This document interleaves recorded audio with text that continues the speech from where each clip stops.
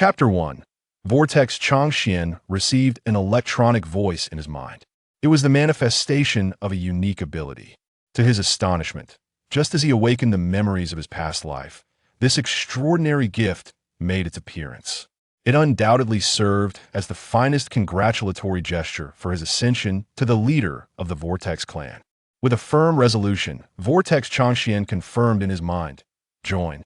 In an instant, he found himself enveloped in a golden realm. Welcome to the interdimensional chat group. You have been selected as the leader of this group. Please continue to develop its features to earn various rewards. These include, but are not limited to, the reincarnation eye, teleportation, 80 gods airstrike, absorption techniques, immortality, and more. Vortex Chōgen was overwhelmed with excitement at the prospect of these rewards, yearning to claim them all. However, he soon realized that he was the sole member present in this chat group. Were the other participants? Just as Vortex Chōgen pondered this mystery, a system notification echoed. Ding! Please wait. The members are currently being invited. Member Senju Hashirama from the first year of Konoha. Invitation in progress. Member Senju Tobirama, the Second Hokage. Invitation in progress. Member Minato Namikaze during the Third Shinobi World War. Invitation in progress.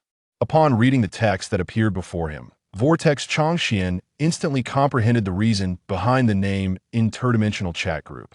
The members were characters hailing from different timelines. This is indeed intriguing. Let's first enhance the fundamental functionalities of this chat group. In the first year of the Hidden Leaf Village, within the residence of the Senju clan, the not yet Hokage, Hashirama Senju, was engaged in conversation with his younger brother, Tobirama Senju. I wish to appoint Madara as the first Hokage. This is. However, before he could finish his sentence, Tobirama anxiously interjected. Brother, I cannot agree to this.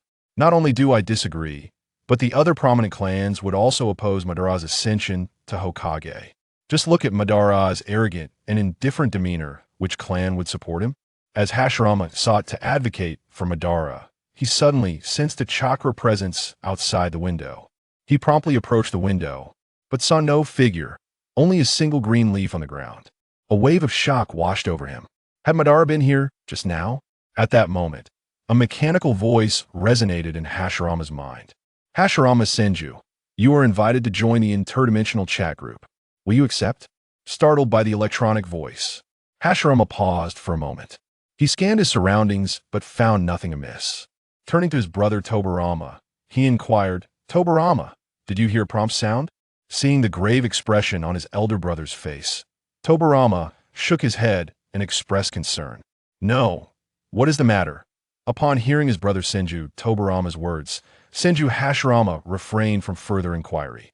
At that moment, an electronic voice resonated within his mind once more. Regardless of what lay within, he resolved to investigate. Should anything appear amiss, he would withdraw. Join. The year was 37 in the era of Konoha. The second Hokage, Senju Tobirama, accompanied by 6 disciples, was en route to the Hidden Cloud Village to negotiate an alliance with the Second Hokage. Let's depart.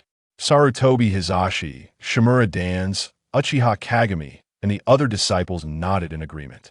Senju Tobirama gazed proudly at his 6 students, his heart swelling with admiration.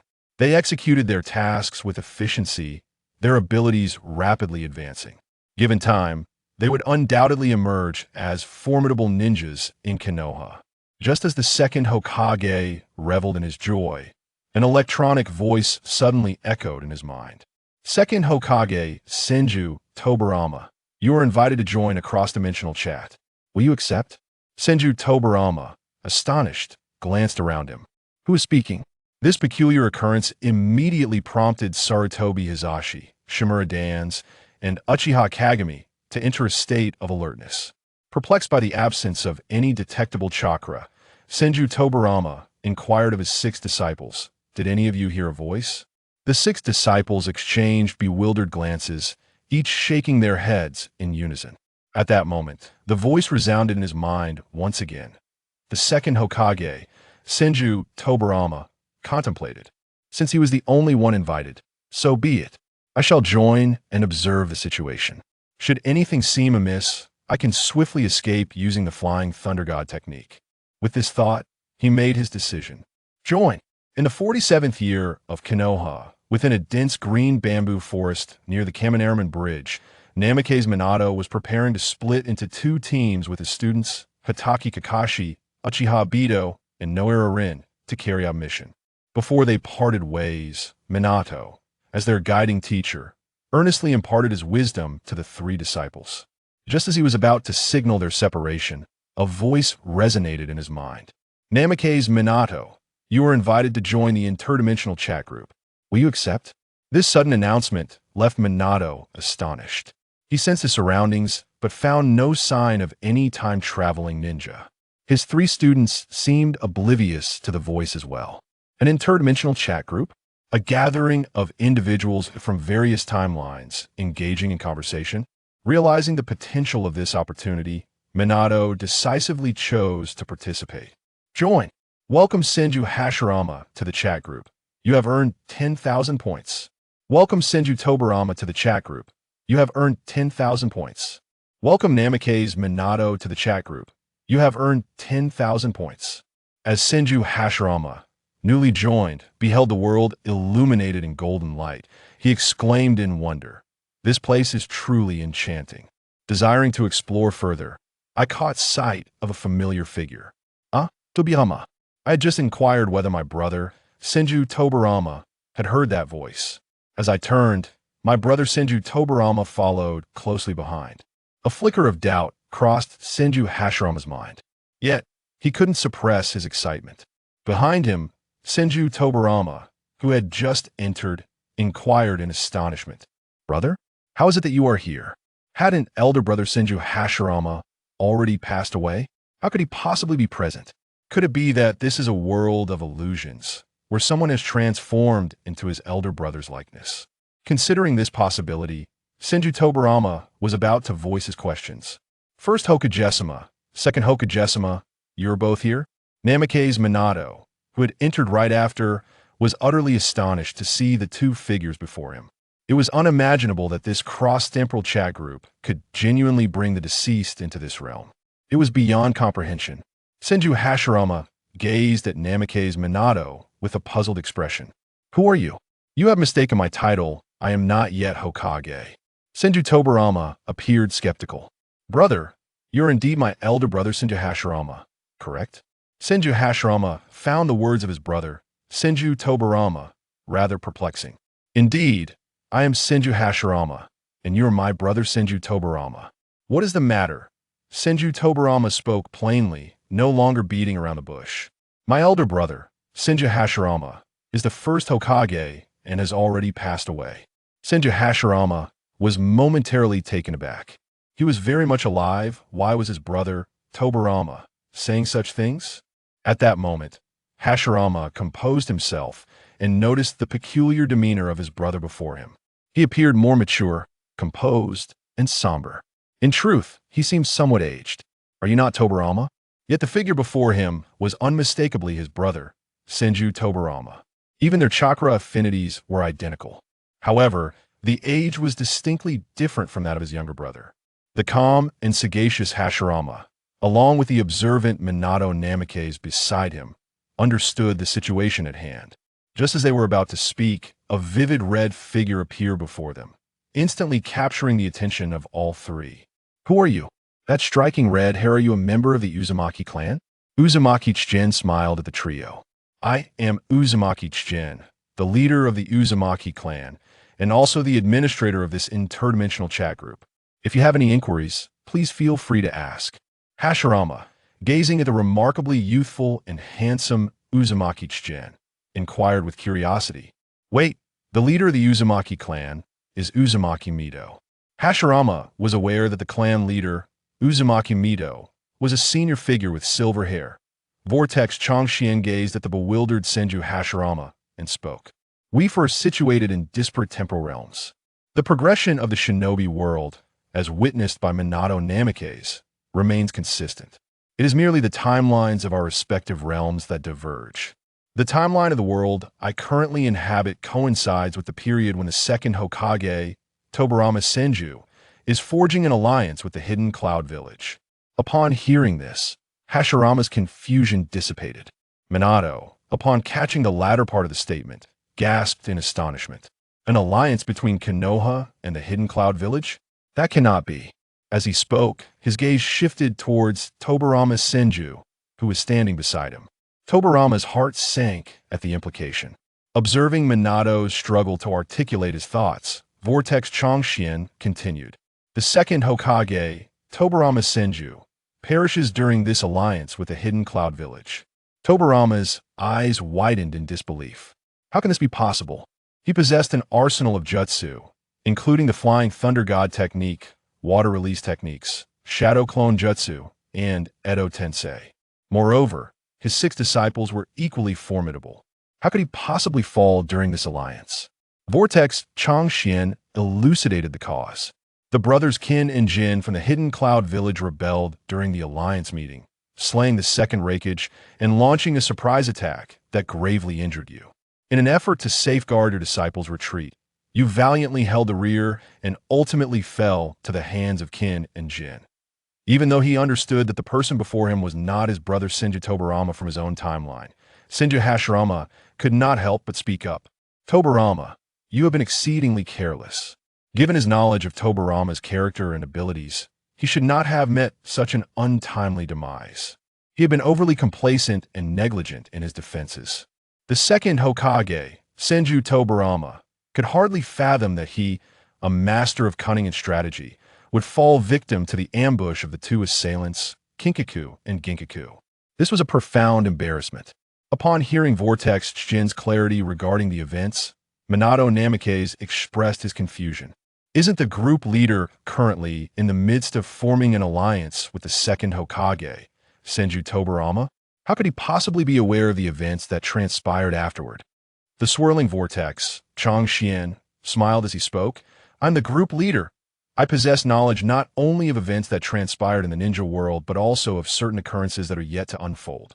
Bofeng Shui Min, taken aback, boldly inquired, Leader, I currently find myself in the timeline of the Third Great Ninja War, escorting my 3 disciples to complete a mission at the Kamikaze Bridge. Surely, it will proceed smoothly. Before Senju Hashirama could fully regain his composure, upon hearing Bofeng Shui Min's words, he placed a hand on his forehead. Another war? Why can we never escape it? The swirling Vortex, Chōgen, replied directly, You have performed admirably in your mission to support the front lines and will soon be recommended to become the 4th Hokage. However, your disciples, Uchiha Obito and Nohara Rin, will perish during this mission, and the surviving Kakashi will find himself shrouded in darkness. Bofeng Shui Min felt a flicker of joy at the first part of this revelation. After all, his dream was to become Hokage. Yet, the latter part sent a tremor through his heart. What is happening? This cannot be. The task at Kamikaze Bridge merely required affixing an explosive tag to obliterate it. It was relatively straightforward, devoid of danger. Even if peril arose, Kakashi possessed the Flying Thunder God Kunai, allowing him to teleport to their side for timely rescue. But why would it end this way? The swirling Vortex, Chōgen, spoke with calm detachment. After parting from you, your 3 disciples were ambushed by the Iwagakure Jonin in a bid to save Kakashi. Uchiha Obito was buried under the rubble of a collapsed cave. Later, Nohara Rin met her demise at the hands of Itachi Kakashi. Due to a cursed mark placed on her heart by Uchiha Madara, compounded by the fact that she had been implanted with the 3 tails to protect Konoha. Bofeng Shui Min's mind went blank, ensnared in contemplation. Hearing the key terms, Senju Hashirama and the second Hokage, Senju Tobirama, exchanged shocked glances. Madara, why would he do such a thing? The malevolent Uchiha Madara is still alive. Hashirama, upon hearing Tobirama's words regarding another timeline, was once again taken aback. Tobirama, what do you mean by that? Tobirama, disregarding his elder brother's inquiry, hastily turned to the swirling Vortex, Chōgen. What is the situation with Madara? The one known as Bofeng Shui Min resides in the later timeline of Konoha. If in that timeline the ninja world still has Uchiha Madara alive, it implies that the Madara of this timeline is also lurking somewhere, still breathing. Chōgen elaborated during the battle at the Valley of the End. Uchiha Madara feigned death using the Uchiha clan's secret technique, Izanagi, to obtain Hashirama's cells, seeking to awaken the Rinnegan and achieve the infinite Tsukuyomi. Tobirama and Bofeng, Shuei Min's pupils widened in astonishment. Izanagi, Rinnegan, infinite Tsukuyomi, the swirling vortex, Chōgen, observed their eager expressions and continued. The Rinnegan is the pinnacle of ocular power, mastering 5 chakra natures and a manifestation of both creation and destruction. The infinite Tsukuyomi allows the wielder of the Rinnegan to project their ocular power onto the moon, ensnaring the entire world in illusion. Beads of cold sweat appeared on Tobirama's forehead and palms. If Uchiha Madara, possessing only the Manjiki Sharingan, was beyond his control, how could he possibly contend with Madara if he were to awaken the Rinnegan while lurking in the shadows?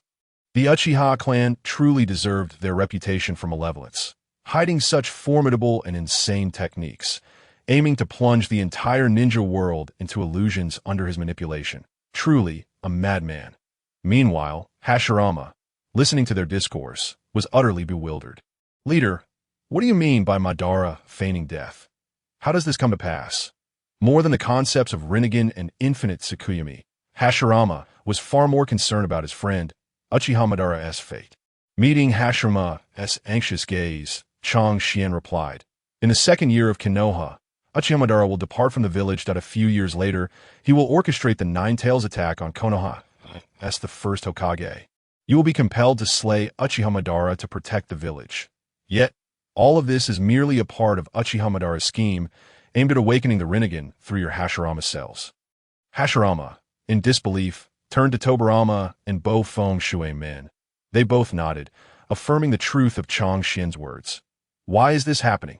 How could I possibly kill Madara?" Hashirama could scarcely believe that he and Madara had come to such a dire conclusion. Their friendship had blossomed from a game of water fetching, mutually enhancing their ninjutsu abilities. Despite belonging to opposing factions, they had always understood one another.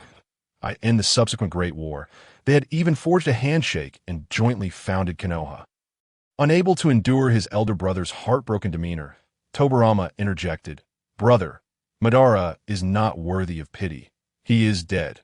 Before he could finish, Hashirama rebuked him. "Tobirama, be silent." He could hardly fathom the notion of killing Madara, his lifelong rival and friend. What on earth had transpired?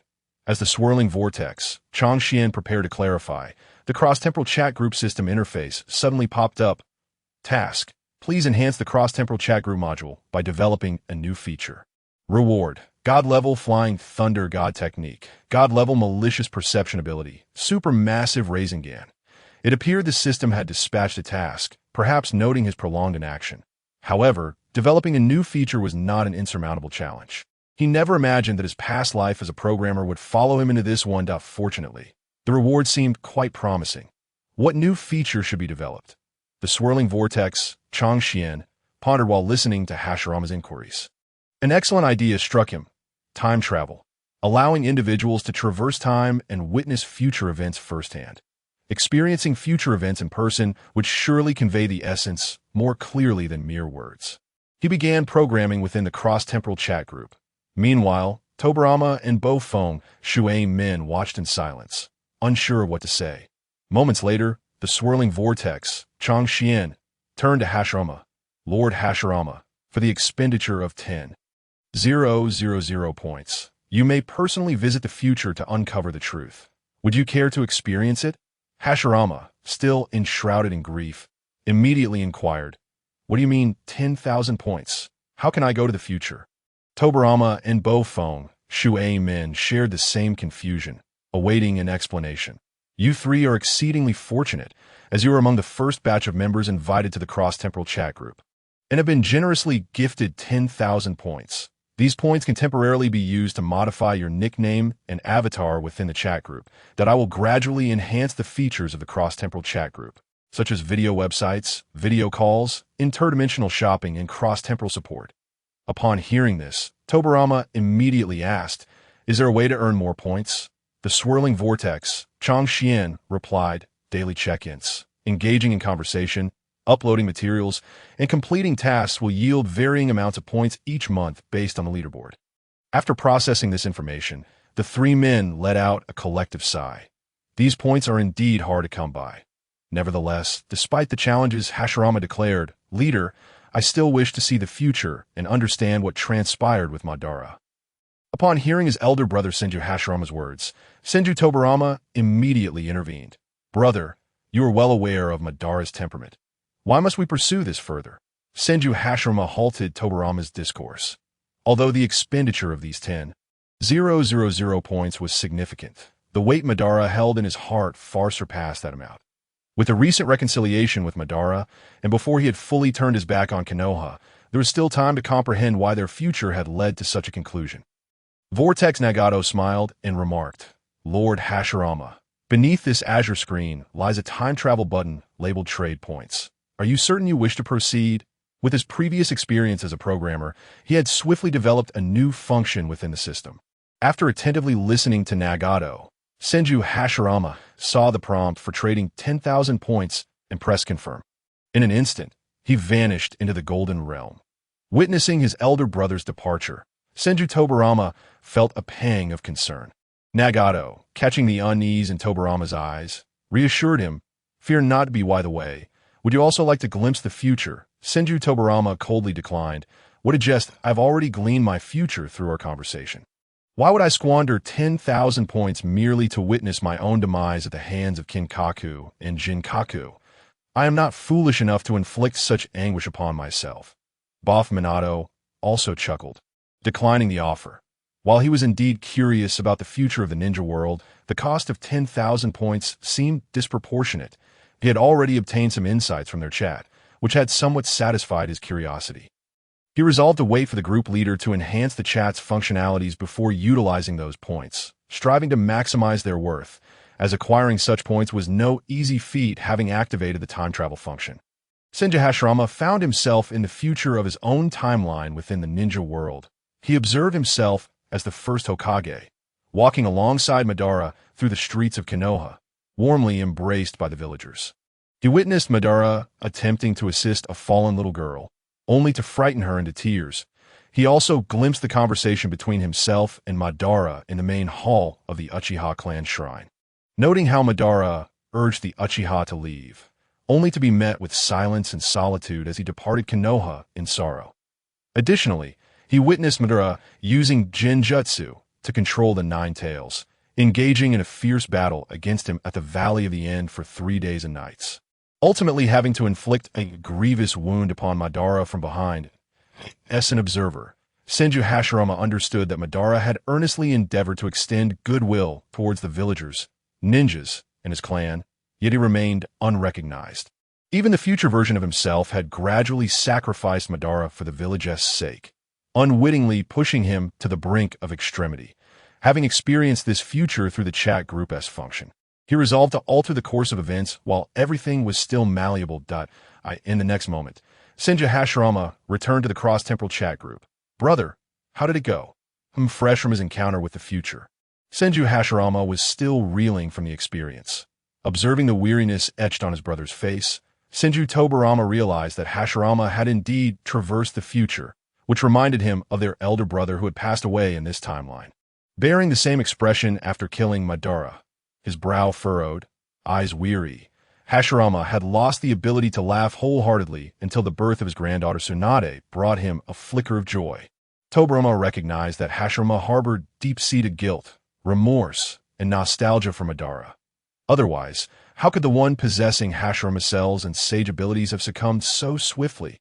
The host successfully developed a new function and received rewards, now stored in the system S repository for immediate access. Vortex Nagato promptly accessed the system's warehouse to review the panel information. God-level flying thunder god technique. Within a radius of 10,000 kilometers, one can teleport to another side by sensing their chakra. God-level malicious intent perception. Within a radius of 10,000 kilometers, one can discern the good and evil of chakra. Nagato clicked to acquire these abilities and suddenly felt an influx of knowledge regarding the flying thunder god technique flooding his mind, alongside a multitude of moral nuances surrounding him. Initially pondering how to command his trusted aides to eliminate the hidden spies and traitors within the Vortex Nation, he now found the god-level malicious intent perception would save time and effort. He promptly set his aides into motion, understanding that securing the interior was paramount before addressing external threats at that moment. The second Hokage, Senju Tobirama, recalled his precarious situation and inquired seriously. "Host, could you elaborate on the method I should employ to deal with Kinkaku and Jinkaku?" Despite his reluctance, he knew that matters of life and death required caution, that he surmised that Kinkaku and Jinkaku must possess formidable abilities. Otherwise, he could not fathom why his life would be jeopardized by them. Vortex Nagato responded, "Kinkaku and Jinkaku have exceptionally unique physiques, possessing not only the chakra of the nine tails, allowing for tailed beast transformation, but also the capability to wield 5 sacred treasures: the H-Rin, the 7-star sword, the red gourd, the banana fan, and the amber bottle. Their abilities are as follows. H-Rin. Upon contact, it compels one to speak their most frequently uttered words. 7-star sword. It severs the opponent's spiritual words. Red gourd. It captures any spoken spiritual words. Keeping the victim silent or uttering similar phrases will result in being sealed within. Banana fan. It can unleash attacks containing 5 elemental transformations. Amber bottle. If one calls out a name and receives a response, it can seal the enemy. These 5 treasures are designed for synergistic use." Nagato candidly shared this intelligence. Upon absorbing this information, Senju Tobirama felt a cold sweat break out on his forehead. Already injured from an ambush, the lack of prior knowledge about Kinkaku and Jinkaku made his fate all too understandable. Clearly, the impending alliance with the Cloud Village required utmost caution. Noticing Tobirama's expression, Nagato jested, "Indeed, Lord Tobirama must take heed. Otherwise, we may lose a member of our chat group." Although Senju Hashirama felt a tumult of emotions within, he addressed his younger brother, "Tobirama, you must be vigilant. While you may not be my biological brother in this timeline, I still wish for your survival." The second Hokage replied, "Rest assured, not only will I survive this time, but I shall also ensure that Kinkaku and Jinkaku pay dearly." Senju Hashirama, observing his brother with arms crossed, asked, "Tobirama, do you have a strategy?" The second Hokage nodded, stating, "We will proceed with the original plan to ally with the Cloud Village. Once Kinkaku and Jinkaku strike down the Raikage, we shall then eliminate them." Senju Hashirama gazed upon his once astute and sagacious younger brother, Senju Tobirama, choosing to remain silent. In his heart, he had already contemplated the changes and outcomes involving Madara. Namikaze Minato, the second Hokage, Senju Tobirama's esteemed colleague, dared not question this approach, that he too was determined to protect his 3 disciples diligently. Uzumaki Chōgen observed that the 3 members were deep in thought and remarked, "If you have pressing matters, you may opt for one of the various modes available in the cross-temporal chat group. There's the real-time communication mode, consciousness mode, voice mode, written mode, do not disturb mode, and concealment mode." Upon finishing, the 3 members expressed interest and clicked on the 3 small dots in the upper right corner of the virtual page. There, they found information on group members, chat group names, announcements, remarks, and chat modes. Each mode's functionalities were then explored in detail. The real-time communication mode, akin to their present situation, immersing them in a golden world where they could converse. The consciousness mode, their bodies remained in their own ninja world, while their consciousness connected to the chat group. The voice mode, both their bodies and consciousness resided in their respective ninja realms, communicating with group members via voice. The 3 members were exceedingly pleased with the ability to switch between these chat modes at any time and place, recognizing the importance of their own temporal affairs, which prevented them from being perpetually present in the cross-temporal chat group. Nevertheless, they were reluctant to miss any information from it. These various modes provided them with a greater freedom of choice. Quite splendid indeed. Soon, each of the 3 members selected the chat mode that suited them best for logging into the cross-temporal chat group. Receiving praise, Uzumaki Chōgen declared, "All right, I shall go support Lord Second Hokage Tobirama. I hope I arrive in time." With that, his figure vanished from the Golden World. Returning to the position of leader of the Uzumaki clan, Uzumaki Chōgen activated the consciousness mode. By the way, should you require anything, feel free to call for me. I will respond promptly. After seeing Uzumaki Chōgen's figure disappear, The three members soon heard his voice again. Senju Hashirama then addressed his brother Senju Tobirama and Namikaze Minato, saying, "Tobirama, Minato, I too shall take my leave." Both Senju Tobirama and Namikaze Minato nodded, and the latter two also switched modes to log into the cross-temporal chat group in the first year of Konoha Core. Senju Hashirama slowly opened his eyes to behold the surrounding scenery. "I have returned." The youthful Senju Tobirama, witnessing his elder brother's appearance, restrained his anger and exclaimed, "Brother, why did you suddenly vanish and then reappear? Do you realize that your actions have thrown Konoha into chaos, potentially reigniting war in the ninja world?" Senju Hashirama regarded his slightly younger and impetuous brother, Senju Tobirama, and was reminded of another version of Tobirama from a different timeline, one who was composed and calm. Despite sharing the same visage, the passage of time had undeniably left its mark. "While I was absent, was there not Madara?" Senju Tobirama unabashedly retorted to his elder brother, "As long as that fellow Madara does not stir up trouble, he is not to be relied upon to uphold peace in the ninja world." "What transpired earlier with you, brother?" Senju Hashirama recounted his experiences of joining the cross-temporal chat group and encountering another version of Senju Tobirama. Witnessing the future, "Brother, have you been controlled by someone?" Senju Tobirama expressed his doubts, though internally he dismissed the notion. Senju Hashirama, the god of shinobi, faced no rival in the ninja world. Such trivial genjutsu could not possibly ensnare his elder brother. Furthermore, the future that Hashirama described concerning Madara, along with the events following Tobirama's ascension as Second Hokage, aligned with Tobirama's understanding of Madara's character, leading him to believe such an outcome was indeed plausible. Yet, why would his future self perish at the hands of the likes of Kin and Jin, mere jesters? Should Madara ever learn of this, he would be ridiculed for eternity. The future version of himself truly seemed inept.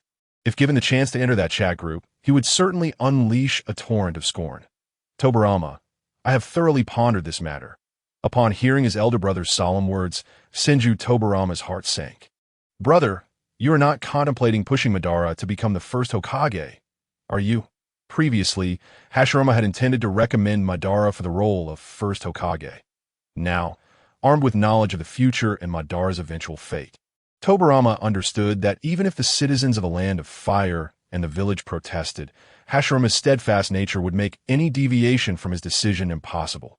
With a sigh, Senju Tobirama recognized that since his brother had made up his mind, he must strive to negotiate further. "Brother, since you are so insistent on promoting Madara as the first Hokage, the matter of Hokage's authority must be deliberated further, with Madara's singular focus on martial prowess. What does he know of governing a village? Thus, decisions regarding the village and communication with the Land of Fire, among other critical matters, must not be entrusted to Madara, nor to any members of the Uchiha clan." Senju Hashirama, observing his brother's willingness to concede a point while still strategizing, felt somewhat reassured. "Tobirama, you must immediately convene a village meeting to propose Madara as the first Hokage and draft the terms of authority distribution. I will seek out Madara." When significant matters arose, Senju Hashirama's mind became acutely alert. He recalled that his discord with Madara had gradually accumulated through conversations such as this. He resolved to find Madara and clear the air.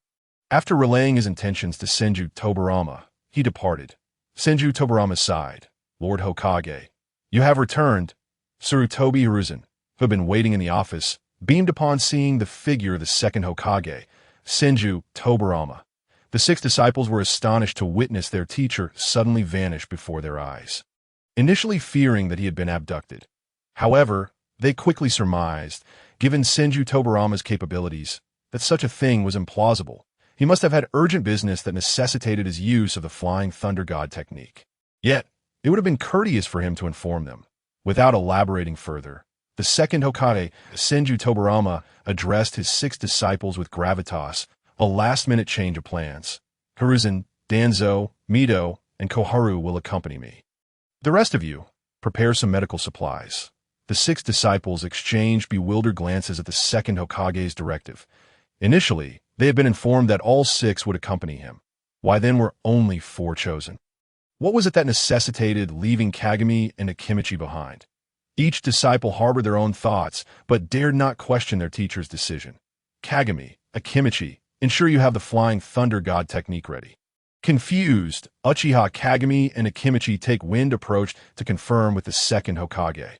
You are to select several trusted Jonin and elite Jonin from your clans and depart immediately for the land of whirlpools, concealing your whereabouts as you approach the designated alliance location. This operation must remain known only to you two. Proceed with utmost caution. Upon receiving the Second Hokage's instructions, Uchiha Kagami and Akimichi take wind steeled themselves for action. Prepared with supplies, Sarutobi Hiruzen and Shimura Danzo awaited outside the Hokage building, where they encountered Uchiha Kagami and Akimichi take wind. They subtly inquired about the reason for their exclusion from the alliance mission. Curious about the task that warranted the Second Hokage's decision to leave them behind, TSA mission.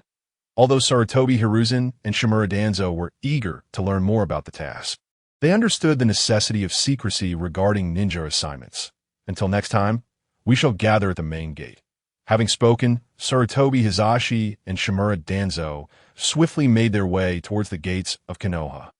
Uchiha Kagami and Akimichi Torafu also parted ways, heading towards their respective clans. After using the Flying Thunder God technique to return to the Senju clan's territory, the Second Hokage, Senju Tobirama, recounted the events to Lady Uzumaki Mido. Sister-in-law, I have arranged for Kagami and Torafu to take a detour through the land of whirlpools to assist me, so do not worry too much. Uzumaki Mido looked at the Second Hokage with concern, reiterating her caution. You must act with utmost care and protect yourself. You may rest assured about Konoha for the time being.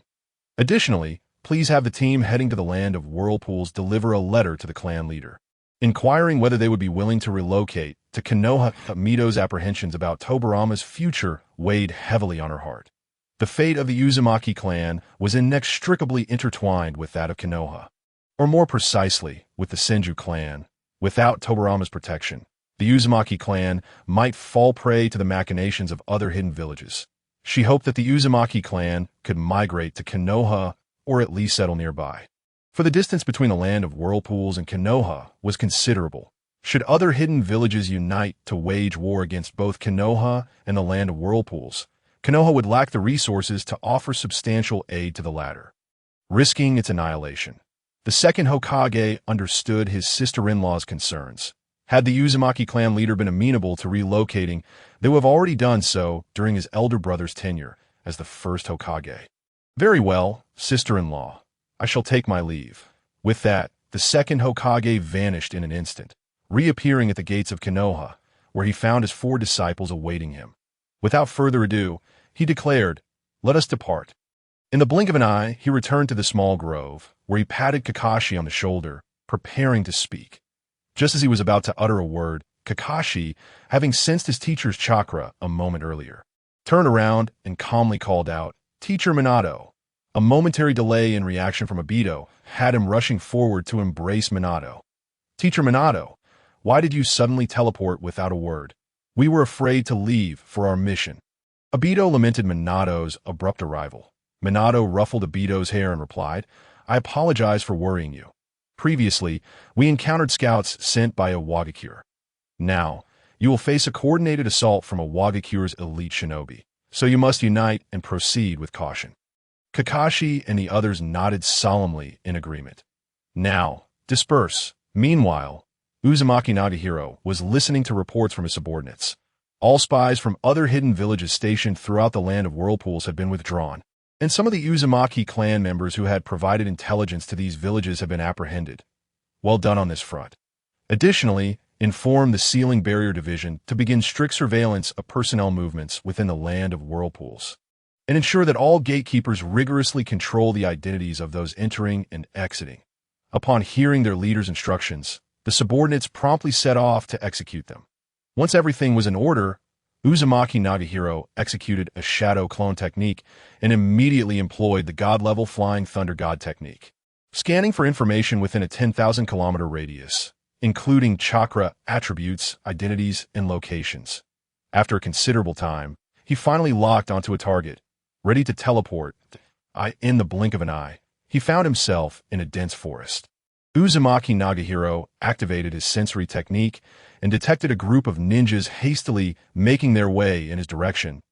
In the distance, he observed a section of the forest laid to waste, permeated by the acrid stench of burning and blood.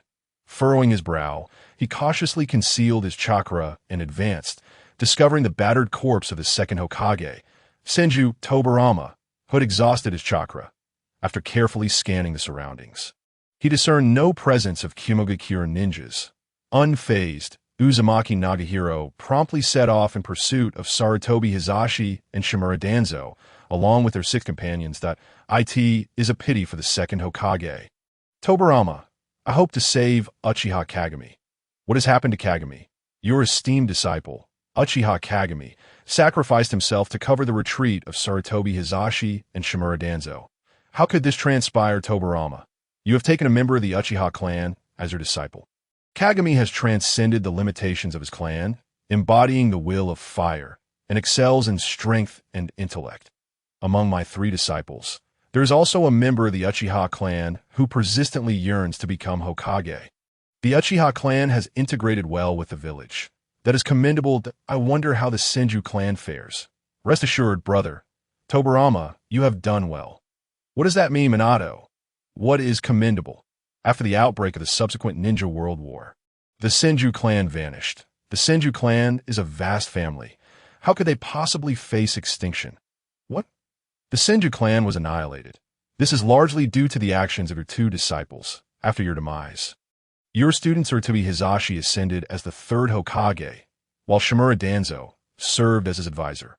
All perilous missions were entrusted to the Senju clan, and those Senju members who integrated into civilian life were caught and subjected to experimentation on Hashirama cells, making their extinction unsurprising. How dare they do such a thing? How could this be? Regrettably, I was unable to save Uchiha Kagami. It is truly a shame.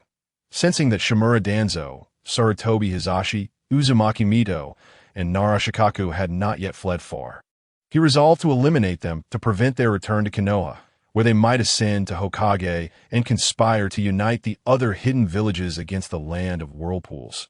Will the Land of Whirlpools also meet its demise? Originally, the course of history dictated that shortly after the second Hokage, Senju Tobirama's death, the Land of Whirlpools would be besieged and obliterated by a coalition of hidden villages, including Kimogakure, Iwagakure, and Kirigakure. Now that I have succeeded the previous Uzumaki clan leader, I must eliminate certain threats to protect the Land of Whirlpools. Hizashi and Danzo are complicit in the destruction of the Land of Whirlpools. Moreover, these 4 individuals are also implicated in the downfall of the Uchiha clan. They are truly relentless in their pursuit of power, status, and resources. What? The Uchiha clan has also been annihilated. Hizashi and Danzo have conspired to eradicate the Uchiha clan. As of now, the 3rd Hokage maintains a relatively amicable relationship with the Uchiha clan. How could he possibly seek their destruction? Second Hokage. In a certain sense, these 4 have been influenced by you, always on guard against the Uchiha clan, which has led to an increasingly strained relationship between the Uchiha and the village. The higher-ups have been indifferent to alleviating tensions, forcing the Uchiha clan to consider a coup. Tobirama, I have long maintained that we should not be overly brother. Be quiet.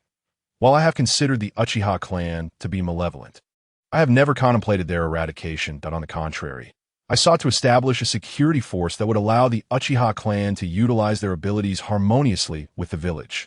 Who could have foreseen that Hizashi and Danzo would act in such a manner? Minato, the 3rd Shinobi World War will require the Uchiha clan support. Although you later became Hokage and sought to mend a relationship between the Uchiha clan and the village, regrettably, you met an untimely demise, sacrificing yourself to protect the village while sealing the Nine Tails. What? Dying while sealing the Nine Tails. Can tailed beasts truly kill? Brother, not everyone can handle tailed beasts as you do. What? I will soon die after becoming Hokage while sealing the Nine Tails. Indeed, I have detected Danzo. I must act swiftly. The first year of Konoha. Senju Hashirama approached the riverbank and spotted Madara's skipping stones. Dismissing thoughts of the conversation in the chat group, he earnestly addressed Madara. Madara, you heard my earlier conversation with Tobirama, did you not? Madara swiftly hurled a stone across the river, causing it to bounce repeatedly upon the water's surface. Indeed, he affirmed, as his inner suspicions were validated. Senju Hashirama earnestly addressed Uchiha Madara, stating, "Madara, I've already recommended you as the first Hokage."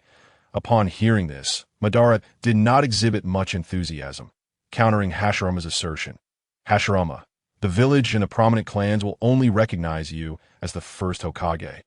And when the time comes, Senju Hashirama hastily interjected, "No, Madara, please allow me to finish. I have instructed Tobirama to notify the various clans to convene. This time, I will ardently support your candidacy for the position of first Hokage. But when it comes to managing the village and making decisions," he elaborated on Tobirama's proposal to divide the Hokage's powers. "I only ask that you do not leave Konoha and that we work together to safeguard it." Observing that Uchiha Madara remained unmoved, Hashirama continued, "You also wish to protect the Uchiha clan, do you not?" He understood Madara's commitment to his younger brother, Uchiha Izumi, and his deep-seated feelings for the Uchiha clan. Madara, gazing at his friend Hashirama's earnest and resolute demeanor, remarked, "Hashirama, how is it that your thoughts have shifted so dramatically?" Madara had indeed developed some ideas after overhearing Hashirama's conversation with the odious Tobirama. Yet they had merely begun to take root. However, Hashirama's sudden approach and his impassioned words instantly extinguished those nascent thoughts, leaving Madara somewhat at a loss. Hashirama, resting his chin on his hand, casually noted Madara's peculiar thought process. "It is this. I have been added to a group chat called Cross-Time Chat. Within this group, there exists a leader who possesses knowledge of the future of the ninja world, as well as Tobirama. The second Hokage from the time of the ninja world, and the civilian ninja Minato Namikaze from the Third Ninja World War." Madara seized upon this crucial detail, inquiring, "Hashirama, do you know that I will leave Konoha in the future? Which is why you want me to become the first Hokage?" Senju Hashirama nodded affirmatively. "Indeed, not only will you leave Konoha alone, but in a few years, you will capture the Nine Tails and attack the village, leading to your demise at my hands." Madara scoffed at this assertion. "What nonsense! I would be killed by you." Understanding himself, he knew that if he were to die by Hashirama's hand, it would surely be for some ulterior motive. As if confirming his suspicions, Hashirama elaborated, "You won't truly be dead. Rather, it will be a feigned death to acquire my cells in order to awaken the Rinnegan." It was indeed something Madara would consider. How could he possibly be unable to defeat Hashirama? Madara pondered. "Hashirama, could you possibly invite me into this chat group as well?" Hashirama scratched his head awkwardly and replied, "Madara, I'm sorry, but the group currently lacks that functionality. I will inquire with the leader later. However, I fear that when the invitation feature is available, it may require points to utilize, and I have already exhausted my points. I need to accumulate them diligently." Madara was convinced that Hashirama would not fabricate such an elaborate lie to deceive him. That it seemed this chat group was indeed genuine. Yet, why was it that only Hashirama had received an invitation? Why was he not as fortunate? Observing Madara's furrowed brow deep in thought, Hashirama reassured him, "Do not worry. I will accumulate points diligently, and once the feature is available, I will bring you in." Madara pressed Hashirama to clarify the meaning of these points. Hashirama recounted the rules and benefits of the chat group, as explained by Uzumaki Sage Jin. A faint smile began to emerge on Madara's face. It is possible that in the future, this chat group may allow the purchase of the Rinnegan or resurrection techniques with points. Hashirama, you must ensure to invite me in." At that moment, Senju Tobirama appeared beside his elder brother, Hashirama, using the body flicker technique. "Brother, the clan heads from various families have already gathered in the Hokage conference hall and are waiting for you." Hashirama nodded and turned to Madara. "Madara, let us go." Meanwhile, the second Hokage, Senju Tobirama, was filled with unbridled fury as he journeyed towards the village hidden in the clouds. Among his 6 disciples, he had favored Hisashi, Danzo, Minato, and Konoha, harboring great expectations for them. However, he could not have anticipated that in the future, both the Senju and Uchiha clans would fall victim to their hands.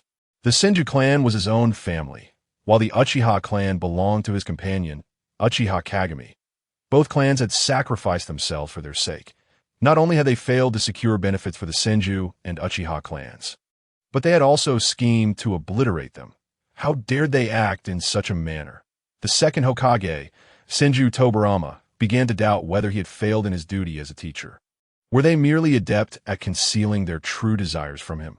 The sensitive and contemplative Azashi sensed an unusual emotion on the face of his teacher, the second Hokage, but did not dare approach him out of concern. After all, his teacher's insight was astute.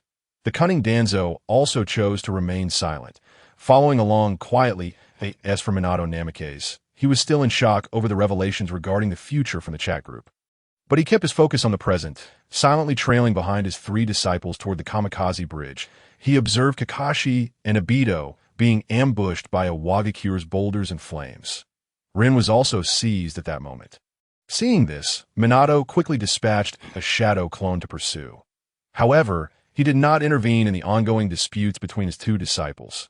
Moments later, upon seeing Obito leave alone while Kakashi fell into contemplation, Minato followed closely behind Obito with a stern expression. Just as he was about to assist Obito, who was in peril from a Wagakure's boulders, Kakashi emerged to save him.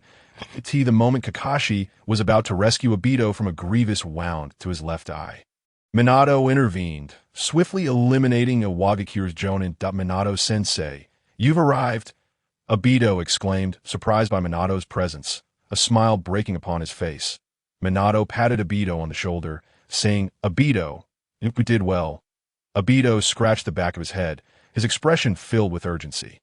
Minato-sensei, we must hurry to save Rin. Minato replied earnestly, do not worry, Rin is safe. Within moments, Minato's shadow clone returned with Rin in tow. Obito rushed forward, concerned. Rin, are you all right? Are you hurt? Rin smiled and shook her head. At that moment, Minato, with a grave expression, addressed his three disciples. All right, let us proceed to destroy the Kamikaze Bridge.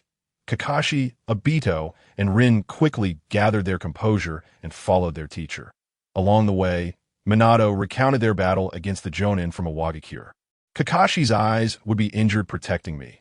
Would I end up saving Kakashi only for him to perish beneath the boulders? Obito stared at Kakashi, astonished. Would you sacrifice your life to save me? Kakashi gazed at Obito in disbelief. The two exchanged glances, their eyes reflecting profound shock. Minato, having learned from his shadow clone that Rin was captured in a cave, had already connected the dots with the future revealed in the chat group. This compelled him to believe that somewhere within the ninja world, the legendary figure, Uchiha Madara, was lurking, even targeting his disciples to exploit them against Konoha. A chill ran down Minato's spine as Uzumaki Sage-jin detected the presence of Danzo ahead and hastened cautiously towards him. Meanwhile, Danzo Shimura, in a state of frantic escape, sensed a faint chakra behind him and quickly concealed himself. Damn, that a Wagakure! Vortex Nagahira swiftly retrieved several shuriken from his ninja pouch and hurled them towards the location where Danzo was concealed. Hidden in the shadows, Danzo sensed the imminent threat and quickly maneuvered through the forest. Having long marked the shuriken, Vortex Nagahira instantly teleported behind Danzo. Rasengan. The fully formed Rasengan surged towards Danzo's back. Already injured in one eye and significantly depleted of chakra from an earlier confrontation with the Cloud Village's elite, Danzo could not evade the tremendous force of the attack. He immediately coughed up blood and collapsed to the ground. Struggling, he lifted his head to gaze upon the figure of his assailant. It was not a ninja from the Cloud Village, but a member of the Vortex Clan. How could this be? Vortex Nagahira seized the shuriken and carelessly ended Danzo's life. Sensing the whereabouts of Sarutobi Hiruzen and his companions, he swiftly appeared behind Mido Gate and had a Rasengan launched directly at Mido Gate-on's heart. Sarutobi Hiruzen, Tsurun Kaharu, and Akimichi Torif, who were sprinting ahead, had yet to engage in battle when they witnessed their friend Mido Gate fall. They turned in shock towards the assailant, exclaiming, "You are from the Vortex Clan. Why do you attack a ninja from our allied Hidden Leaf Village?" The long red hair was a distinctive emblem of the Vortex Clan. It is to protect the Vortex country. This statement left Sarutobi Hiruzen and Tsurin Koharu bewildered as allies of the Vortex country. The Hidden Leaf Village had never harmed them, nor had they ever harmed a ninja from the Vortex. How could this ninja imply that they had committed egregious acts against the Vortex? Tsurunkuru interjected defensively. Vortex Clan member, your actions will harm the alliance between the Vortex country and the Hidden Leaf Village. Can you bear the responsibility for that? Vortex Nagahira smirked. You won't have a chance to see. Another Rasengan flew towards Tsurunkuru. Sarutobi Hiruzen, witnessing his comrade Tsurunkuru under attack, raised his Rui stick to shield her .6 chakra chains materialized, spiraling around Sarutobi Hiruzen and lunging towards Tsurunkuru. Akimichi Torif attempted to restrain the chains with a multiplication technique, but it proved futile that he had already expended a significant amount of chakra during his battle with the Cloud Village's Golden Horn Brigade. And after continuously rushing without rest, his chakra reserves were nearly exhausted. Having witnessed two friends fall before his eyes within a single day, Sarutobi Hiruzen seethed with anger. You Vortex Clan? I, Sarutobi, will not let you go today. With that, he summoned the Monkey King, Inma. Vortex Nagahira, employing the Flying Thunder God technique, deftly evaded the attacks from Sarutobi Hiruzen and Inma. Meanwhile, Akimichi Torif observed that Sarutobi Hiruzen's chakra was rapidly depleting and feared he could not hold out much longer. Indeed, the next moment, the summoned beast, the Monkey King Inma, vanished. Sarutobi Hiruzen stared in shock at the member of the Vortex Clan. Not only did he wield the Flying Thunder God technique of the Second Hokage, but he also possessed an incredibly lethal technique. This realization sent tremors through his heart. Akimichi Torif recognized that his friend Sarutobi Hiruzen was no match for the opponent, making a decisive choice. He used the multiplication technique once again to position himself in front of Sarutobi Hiruzen. Hiruzen, you must flee quickly. I will hold him back. Sarutobi Hiruzen glanced at Akimichi Torif, hesitated for a moment, and then turned to escape. He could not perish here that he bore the heavy burden of the Second Hokage's legacy and was tasked with the future of the Hidden Leaf Village.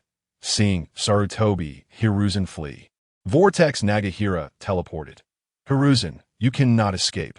Sarutobi Hiruzen realized at once that he had been marked by the Flying Thunder God. Once marked, one could never evade the pursuit. Fire release. Fire Dragon Flame Bullet. Vortex Nagahira teleported to a distant tree. Seizing the opportunity, Sarutobi Hiruzen hastily made his escape, feeling an internal apology towards Akimichi Torif.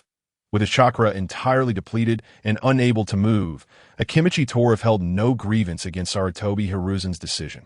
In fact, he supported it as a ninja, a comrade, and a friend. He wished for the other's survival, that he felt a twinge of sorrow for his inability to protect.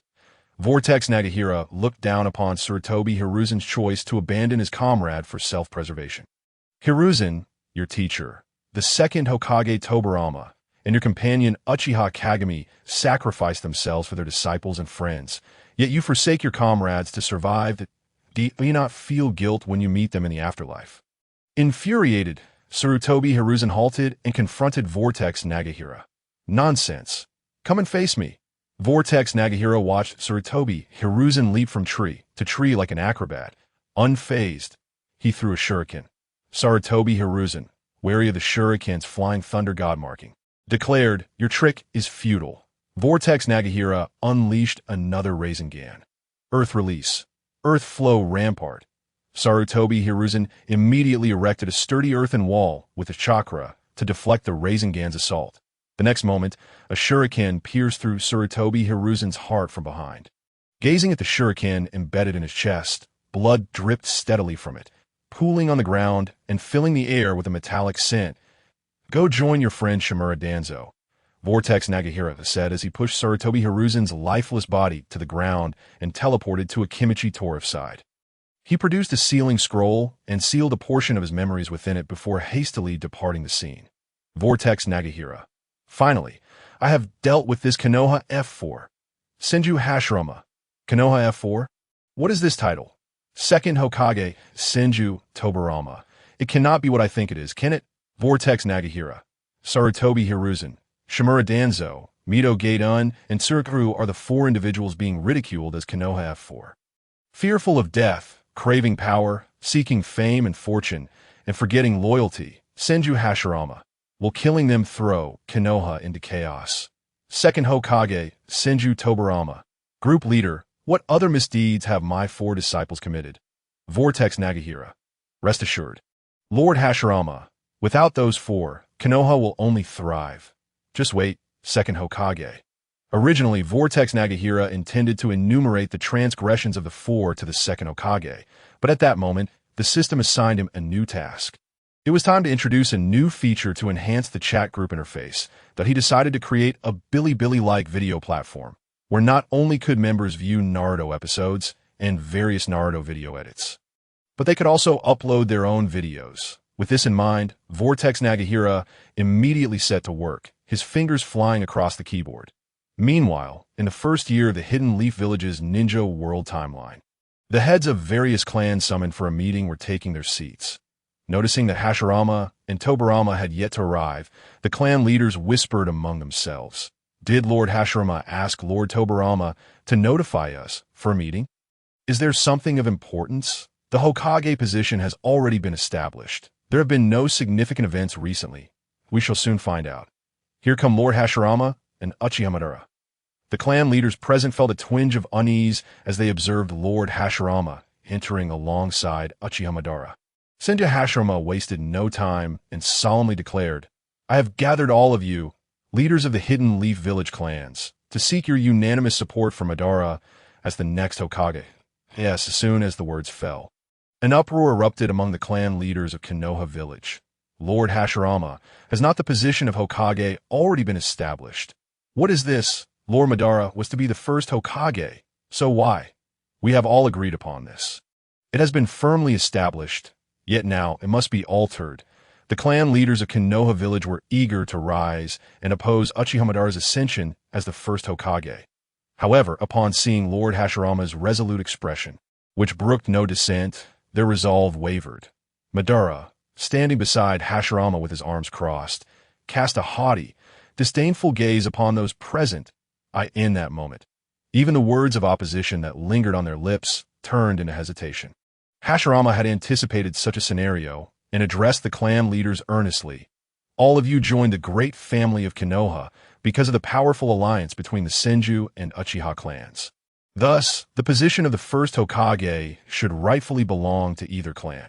The clan leaders could no longer suppress their feelings and rose to voice their concerns. It is one thing for Lord Madara to be the first Hokage.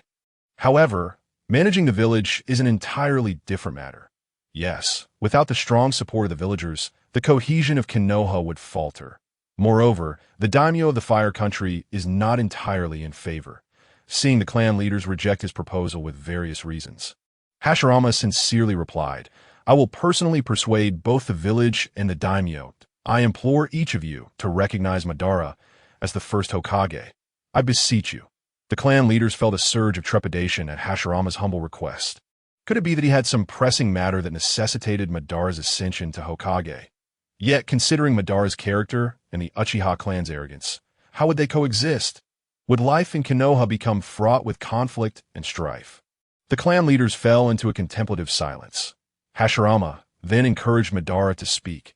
Uchiha Madara surveyed the assembly of clan leaders and stated, agree or disagree, you tell me. Such a simple phrase carried an undercurrent of menace. Hashirama covered his face in dismay, thinking he should not have allowed Madara to speak.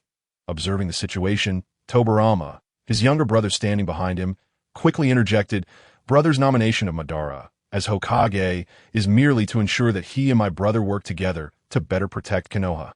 Managing the village requires the collective insights of all the clan leaders. That Tobirama's words illuminated the understanding among the clan leaders. They realized that Hashirama would collaborate with Madara in governing the village, and the decisions regarding the village would not rest solely upon Madara's shoulders, but would involve their collective agreement before execution. This arrangement would help avert the risk of Madara wielding absolute power. Very well. Since Lord Hashirama has so firmly endorsed Madara as Hokage, it would be futile to argue further. They conceded, albeit reluctantly, that I also agree. Agreed. Passed. Hashirama then noticed the clan leaders displaying mixed emotions as they expressed their reluctant agreement and chose to overlook it. Since the clan leaders acknowledged Madara, he would indeed become Konoha's first Hokage. The clan leaders, feeling compelled to acquiesce, nodded in acceptance. Madara, observing their swift acquiescence, felt a surge of joy within. He, Madara, would ascend as the first Hokage. Now, let us see what the old fogies of the Uchiha clan will grumble about next. Haha. Subsequently, discussions regarding the Hokage's duties commenced as Tobirama began to elaborate on the matters at hand. Hashirama listened intently, while Madara felt a throbbing headache, his forehead pulsing with tension. The clan leaders took turns voicing their opinions. When the meeting finally adjourned, only Hashirama and Madara remained. Hashirama, governing the village is more exhausting than being on the battlefield. Madara lamented, contemplating the prospect of becoming Hokage, which would entail endless hours in the Hokage office, reviewing documents, receiving reports from subordinates, and attending various functions. It was intolerable. He truly loathed such responsibilities. That little Tobirama was quite adept in this regard, capable of persuading the clan leaders and balancing the interests, powers, and resources of the families. Perhaps it would be prudent to delegate these mundane Hokage duties to him. If only Izuno were still alive. He could have assisted him splendidly. Hashirama patted Madara on the shoulder, reassuring him, "Fear not, I shall be by your side." This time, he was determined to steadfastly guard Madara. After a long journey, Tobirama, the second Hokage, finally arrived at the alliance meeting point with his 4 disciples. The second Raikage of Kimogakure warmly welcomed him. Let us take a moment to rest, and tomorrow we shall engage in discussions to finalize the alliance agreement, Tobirama said, casting a glance at the second Raikage, noting the 2 figures behind him, Kin and Jin. Both bore horns atop their heads and had 3 whisker-like markings on their cheeks. Kin had long yellow hair and the character tattooed on his arm, while Jin sported gray hair with the character inked on his arm. Remembering how his life had nearly ended at the hands of these 2, Tobirama felt a chill run down his spine, though he maintained a cordial facade as he exchanged pleasantries with the second Raikage. Afterward, he led his disciples to their lodging for the alliance discussions. Vortex Chōgen, upon discovering the launch of the Bilibili video site, felt a wave of relief wash over him. This endeavor had taken nearly 3 days to complete. Logging into the site, he was greeted by the familiar interface reminiscent of his past life. As if he were once again in the real world, he began to search for various content. Senju Hashirama, Uchiha Madara, Senju Tobirama, videos showcasing the might of the god of shinobi, classic quotes from Madara. And all of Tobirama's highlights played one after another, captivating him endlessly. Clan leader, news has arrived from Konoha village. The second Hokage, Senju Tobirama, has died. Abruptly pulled from his reverie, Vortex Chōgen exited the Bilibili site and donned a serious expression to address his subordinates. Understood. Arrange for a dozen Jounin to accompany me to Konoha village tomorrow. Additionally, summon the elite Jounin. I have tasks to assign them. Upon receiving orders, the subordinate promptly set out to execute them.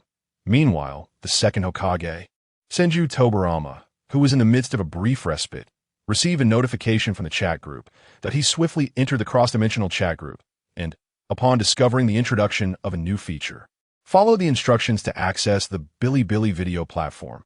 Upon opening the site, he was greeted with a series of beginner's guidance steps. The astute second Hokage diligently followed the instructions, completing each step methodically. In no time, he had mastered the fundamental operations. He then entered keywords such as Konoha F4 into the search bar, and a plethora of related videos sprang forth before him. Without hesitation, he selected the top-ranking video and clicked to view it. A payment page requesting 100 points popped up. Once again, points were required. Watching a video necessitated spending points, which left the second Hokage feeling somewhat reluctant. Yet upon reflection, he realized that spending just 100 points was a trivial matter. Given his balance of 10,000 points, weighing his options, he pressed the payment button. Soon after, the video commenced, revealing a covert discussion between the third Hokage, Sarutobi Hiruzen, and his advisor, Shimura Danzo, plotting against the Senju clan. Separated from Madara, Senju Hashirama also entered the cross-dimensional chat and fortuitously observed his younger brother, Senju Tobirama, fixated on a screen. Aware of the Bilibili platform through the message from the group leader, Uzumaki Gen, he regrettably realized he had exhausted his points. Although he could find the content, he was unable to view it, which was a form of torment. Thus, he refrained from engaging with the platform. Fortunately, he could still watch videos shared by others, which was a consolation. However, upon viewing the content, his anger surged. What? A 12-year-old boy died on the battlefield due to an explosive tag, and his body was left hollowed out? The second Hokage, Senju Tobirama, wore an expression of fury, even hesitant to confront his elder brother, Senju Hashirama, about it. This boy was his grandson, Hashirama. Hashirama's aspiration in founding Konoha was to ensure that children would not have to endure the horrors of war. One of his purposes in establishing the Ninja Academy was to fulfill this very wish. Sarutobi Hiruzen and Shimura Danzo's ruthless intention to eliminate the Senju clan's influence over the Hokage position was indeed heartless. The second Hokage pounded the ground in anger.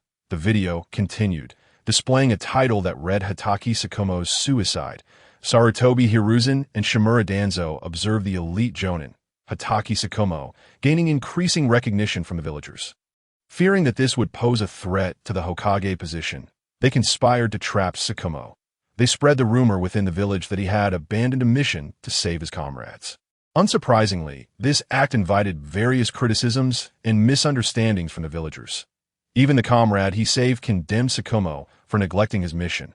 Ultimately, under the immense psychological pressure, Hatake Tsukumo chose to take his own life. The late-arriving Namikaze Minato, upon witnessing this video, felt a profound sense of sorrow that Tsukumo-senpai was truly a formidable ninja. It was such a pity. Minato was not oblivious to the political implications of Tsukumo's suicide. After all, Sarutobi Hiruzen was the third Hokage in his timeline and also his mentor. Thus, Minato refrained from passing judgment. Senju Hashirama too felt a sense of regret regarding this ninja. Tobirama, your two disciples are exceedingly narrow-minded. Instead of nurturing talent, they suppress it, resulting in a loss of an elite ninja. The second Hokage was rendered speechless as he continued to watch the video. This time, it depicted Konoha ninjas being sent to their demise. Namikaze Minato stepped forward to scrutinize the video closely, exclaiming, "This is Hyuga Hayashi's twin brother, Hyuga Hizashi. How could he be sent to his death?" Minato gazed in astonishment at the future events foretold in the video. Unwilling to miss a moment, ninjas from Kyungakure arrived in Konoha to discuss an alliance, but that very night infiltrated the Hyuga clan's territory with the intent to abduct the clan's heiress, Hinata Hyuga. Upon discovering this, Hyuga Hayashi inadvertently killed the intruder. Hyuga Hayashi immediately reported the incident to the third Hokage, Sarutobi Hiruzen, seeking justice, only to be rebuffed by the Kyungakure ninjas. Not only did Sarutobi Hiruzen fail to advocate for the Hyuga clan, but he also demanded that they surrender their leader to appease Kyungakure and avoid conflict. Unable to bear the sacrifice of his twin brother and the loss of the Hyuga clan's Byakugan to Kyungakure, Hizashi knocked out his brother and offered his life in exchange. Senju Hashirama's anger flared as he exclaimed, "When did Konoha's ninjas become so cowardly, willing to surrender comrades rather than face death?" The second Hokage's face flushed with shame. This was clearly the wrongdoing of the Kyungakure ninjas. Konoha was the victim in this scenario. The power dynamics between Konoha and Kyungakure were nearly equal. If one were to truly compare, Konoha's overall strength surpassed that of Kyungakure. Why should they capitulate to Kyungakure? Had Sarutobi Hiruzen and the others forgotten that their teacher perished at the hands of Kyungakure ninjas? New grievances and old grudges. How could they forget so quickly? Namikaze Minato mournfully remarked, "If I'm still alive in that future, I would not allow Kyungakure to dare execute such schemes." The video progressed once more, showcasing Uchiha Kagami collapsing, clinging to his last breath as he entrusted his Sharingan to his friend and comrade, Shimura Danzo. Yet upon acquiring Kagami's Sharingan, Danzo, mesmerized by its power, returned to Konoha without handing it over to his clan, choosing instead to hoard it for himself. The second Hokage remarked, "Danzo dares to covet Kagami's Sharingan, yet he does not fear the consequences of holding it."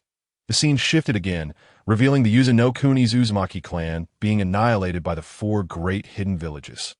Having previously heard the group leader, Uzumaki Jin, mention this, Senju Hashirama was left astounded upon witnessing the massacre in the video. Only a handful of Senju ninjas were dispatched to intervene, while the Umbu operatives covertly returned with only a small girl from the Uzumaki clan to Konoha. The second Hokage speculated that Sarutobi Hiruzen, Shimura Danzo, Mito Kazumi, and Nara Shikaku orchestrated this. Firstly, it served to weaken the elite ninjas of the Senju clan by using a knife to kill from the shadows.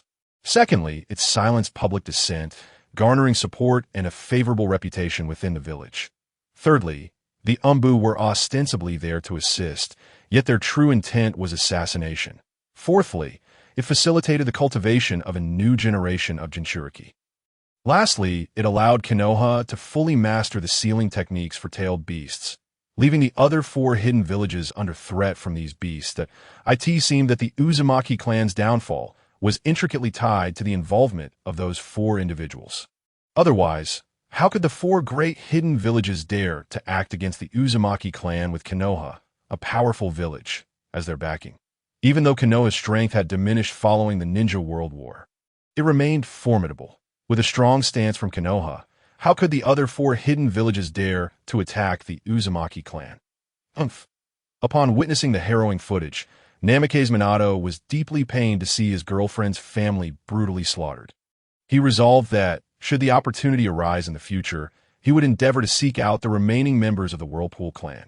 The scene shifted to the battleground of the Third Shinobi War, where Shimura Danzo was fiercely engaged in combat.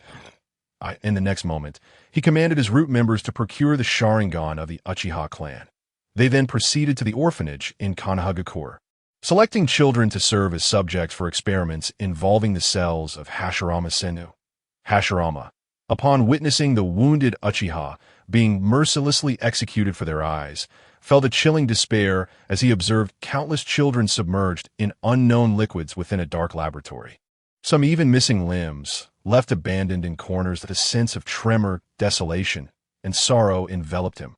The second Hokage, Tobirama Senju, found himself unfamiliar with the instruments in the laboratory, yet he could perceive the cruelty within. He cursed Shimura Danzo for using the children of Konohagakure as test subjects. A truly detestable ACT. Minato absorbed the video's content. Memories surfaced of a past mission where he had heard whispers of Uchiha clan members mysteriously vanishing from the village. Their eyes extracted post-mortem. It was clear that Danzo had instigated these dark deeds through his root operatives. The footage transitioned once more, revealing Danzo ambushing Uchiha Shursui and gouging out one of his eyes. In a desperate bid to maintain harmony between the Uchiha clan and the village, Shursui ultimately took his own life by leaping from a cliff. Driven mad by the desire for a single pair of eyes, he had betrayed his comrades. Hashirama was utterly astounded that such darkness still plagued the village in the future, betraying kin for power. This Uchiha must surely be a descendant of Kagami. Tobirama noted the striking resemblance between Shursui and Kagami. Realizing that Kagami's lineage was equally remarkable, that he resolved that this time he would ensure Kagami lived on. The young Uchiha, already displaying exceptional talent at such a tender age, was indeed a rare genius. Minato had heard of Shursui, never anticipating that he would meet such a tragic fate in the future. Danzo's malevolence was infuriating.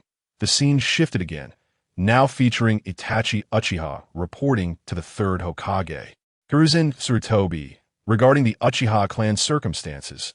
Danzo summoned Itachi, threatening him with the safety of his younger brother, Sasuke, to compel him into the genocide of his own clan. As Itachi stood amidst the village, he was forced into an alliance with a masked man to annihilate the Uchiha as Hokage. Hiruzen had never sought to mediate the discord between the Uchiha and the village, instead fearing the power of other clans. With an advisor like Danzo, who was terrified of the Uchiha's strength and their coveted Sharingan, the entire clan faced annihilation. Witnessing the complete eradication of the Uchiha clan, Hashirama felt a profound rage towards these 4 individuals. At that moment, he committed their names to memory. The Senju and Uchiha clans had not perished on the battlefield, but had been undone by treachery and conspiracy. He felt a deep sense of shame towards both the Senju and Uchiha clans and began to question the Senju's integration into the civilian population. It was a grievous error. Hashirama was engulfed in remorse, his spirit no longer inclined to continue watching the remaining footage. Tobirama, you have truly taken on 4 excellent disciples, he thought bitterly, recalling his brother's scorn. Hiruzen and his companions appeared foolish, myopic, and duplicitous. The Uchiha possessed great potential, yet they failed to nurture it, resorting instead to the extermination of the entire clan. A self-inflicted wound. Surely, these were not spies sent by other hidden villages to weaken Konohagakure's might. Beside him, Minato could scarcely believe that Itachi would commit such an atrocity as to slay his own clan. He and Fugaku Uchiha shared a camaraderie akin to friendship, as his girlfriend was also close with Fugaku's wife. Thus, they had crossed paths and Minato had met Itachi, the eldest son of the Uchiha clan leader. To think he would personally execute his parents and kin, such a heart-wrenching reality. Minato felt an overwhelming urge to slay Danzo himself. Through this video, he had gleaned the full extent of the Uchiha clan's genocide and vowed to prevent such a tragedy from ever occurring in his timeline. The second Hokage, Tobirama Senju, paid no heed to his elder brother Hashirama's withdrawal from the interdimensional chat group, continuing to watch the footage that depicted the Nine Tails attacking Konohagakure. Would he, in the future, meet his demise during this conflict? The group leader had previously stated that Minato would perish here. But how was this sacrifice linked to the third Hokage, Hiruzen, Tsurutobi, and Danzo? As Minato continued to watch, the answer soon became clear. Upon hearing of the Nine Tails assault, Hiruzen arrived late to the scene. By the time he reached Minato, the latter had already set up barriers and was casting the dead demon consuming seal. Meanwhile, Danzo hid away in the rear, forbidding the Uchiha clan from providing assistance. Mito Kazuma and Tsunade Senju were conspicuously absent. Tobirama's forehead pulsed with irritation. The village was under siege by the Nine Tails, yet these four displayed such cowardice. Minato had previously struggled to comprehend why he would fall to the Nine Tails, but now it dawned on him that he had been the sole defender, fighting valiantly against the beast. Nevertheless, such was the duty of a Hokage. Dying to protect the village was a sacrifice he would not regret, though he felt remorse for his wife and their newborn child. Yet he held faith that Hiruzen would care for his child should he perish. However, as the scene shifted, regret washed over him. The footage revealed a 3-year-old child being scolded by a shopkeeper, called a demon fox, and refused service. This small child struggled daily to find enough to eat. Dressed in tattered clothing, and had to fish for sustenance, he appeared frail and undernourished compared to his peers. Tobirama noticed the child bore a striking resemblance to Minato, connecting this with previous footage. He surmised that this child must be Minato's son. The child of the Hokage, the Jinchuriki of the Nine Tails, ought to be treated with dignity. Hiruzen seemed intent on cultivating a bond with this Jinchuriki child to solidify his position as Hokage. How regressive, seeing the dire state of his future son.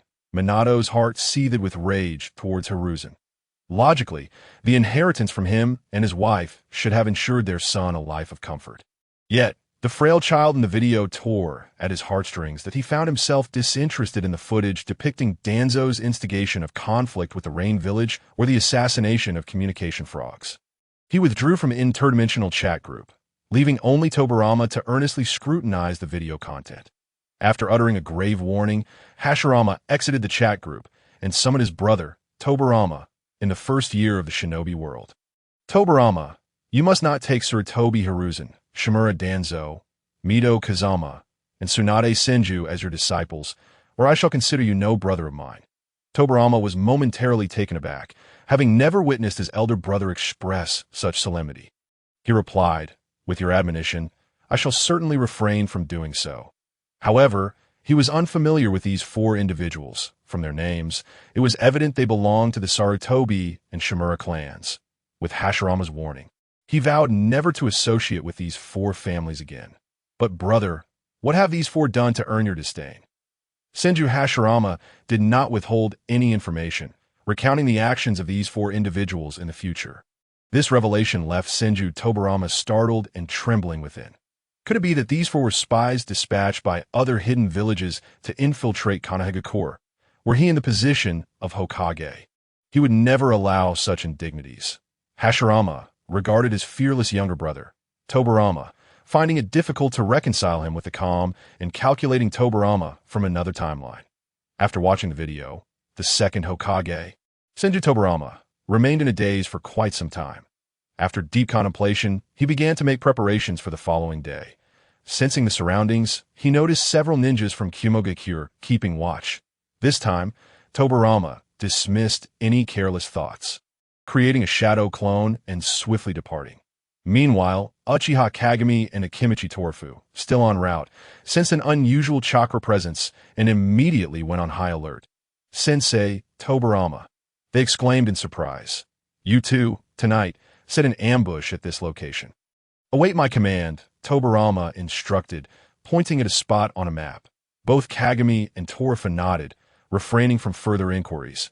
After making adjustments to their arrangements, Tobirama instantly returned to his resting place. The Kumogakure ninjas, who were ostensibly there for protection, sensed a slight anomaly in the chakra, but did not pay it much mind. Tobirama began to gather his strength. Leading his 3 disciples, he successfully detonated the Kamizakuri bridge, only to be ambushed by ninjas from Kirigakure. Filled with rage, Minato Namikaze swiftly eliminated the attacking ninjas. Kakashi noticed that his teacher seemed somewhat uncharacteristically impulsive, momentarily distracted. Seizing the opportunity, a Kirigakure ninja aimed to strike at Kakashi. Recognizing the danger, Obito threw a kunai to intercept the assailant. "Kakashi, I'm here to save you," Obito declared, only to be met with an immediate counterattack from another Kirigakure ninja. Kakashi, realizing time was of the essence, pushed Obito aside to take the blow himself. "Kakashi," Obito cried, witnessing his friend impaled by the ninja's blade while trying to protect him. Enraged, Obito retaliated, ending the life of the assailant. As he helped the wounded Kakashi, a surge of emotion flooded his mind, and his gaze turned fierce. Minato, who had been guarding Rin, noticed the precarious situation of his 2 disciples. Utilizing the Flying Thunder God technique alongside Rasengan, he swiftly dispatched all the attacking Kirigakure ninjas. He then charged over to Kakashi and Obito's side with Rin in tow. "Rin, tend to Kakashi," he instructed, and she nodded in compliance. Minato shielded Kakashi and Rin, turning to Obito. "Obito, stay here and protect them." This time, Obito set aside his banter, remaining vigilant of their surroundings. As Minato continued to eliminate the Kirigakure ninjas, he kept a watchful eye on his disciples.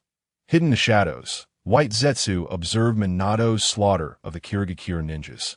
"Isn't this golden flash supposed to be on the battlefield? Why is he here?" White Zetsu pondered, unable to comprehend where the plan had gone awry. Utilizing his dandelion technique, he burrowed into the earth and departed the scene. At the mountain graveyard, White Zetsu reported back to Uchiha Obito. "Obito, it's a failure." The aged Uchiha Obito found it hard to believe. "What happened?"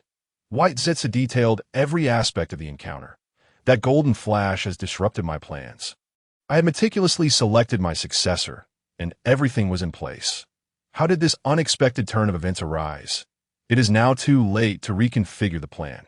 After vanquishing the attacking Kirigakure ninjas, Minato finally breathed a slight sigh of relief. He glanced at his 3 disciples, all of whom had only sustained minor injuries, granting him a moment of solace. "Group leader, I thank you for revealing the future, allowing me to save my disciples. You should be grateful for your own choices. It was you who prioritized saving your disciples." Uzumaki Seiichijin replied, "I have no regrets about this decision," Minato asserted. "The village and my disciples. Minato, your choice was to prioritize saving your disciples." Hashirama affirmed that, "I apologize, Lord Hashirama. I may have disappointed you." Minato responded, "Tobirama, you are too detached. Ending the war sooner would save countless ninjas' lives and spare numerous families from grief." Hashirama interjected, "Tobirama, you are overly cold-hearted," the second Hokage retorted. "Brother, you are too soft-hearted.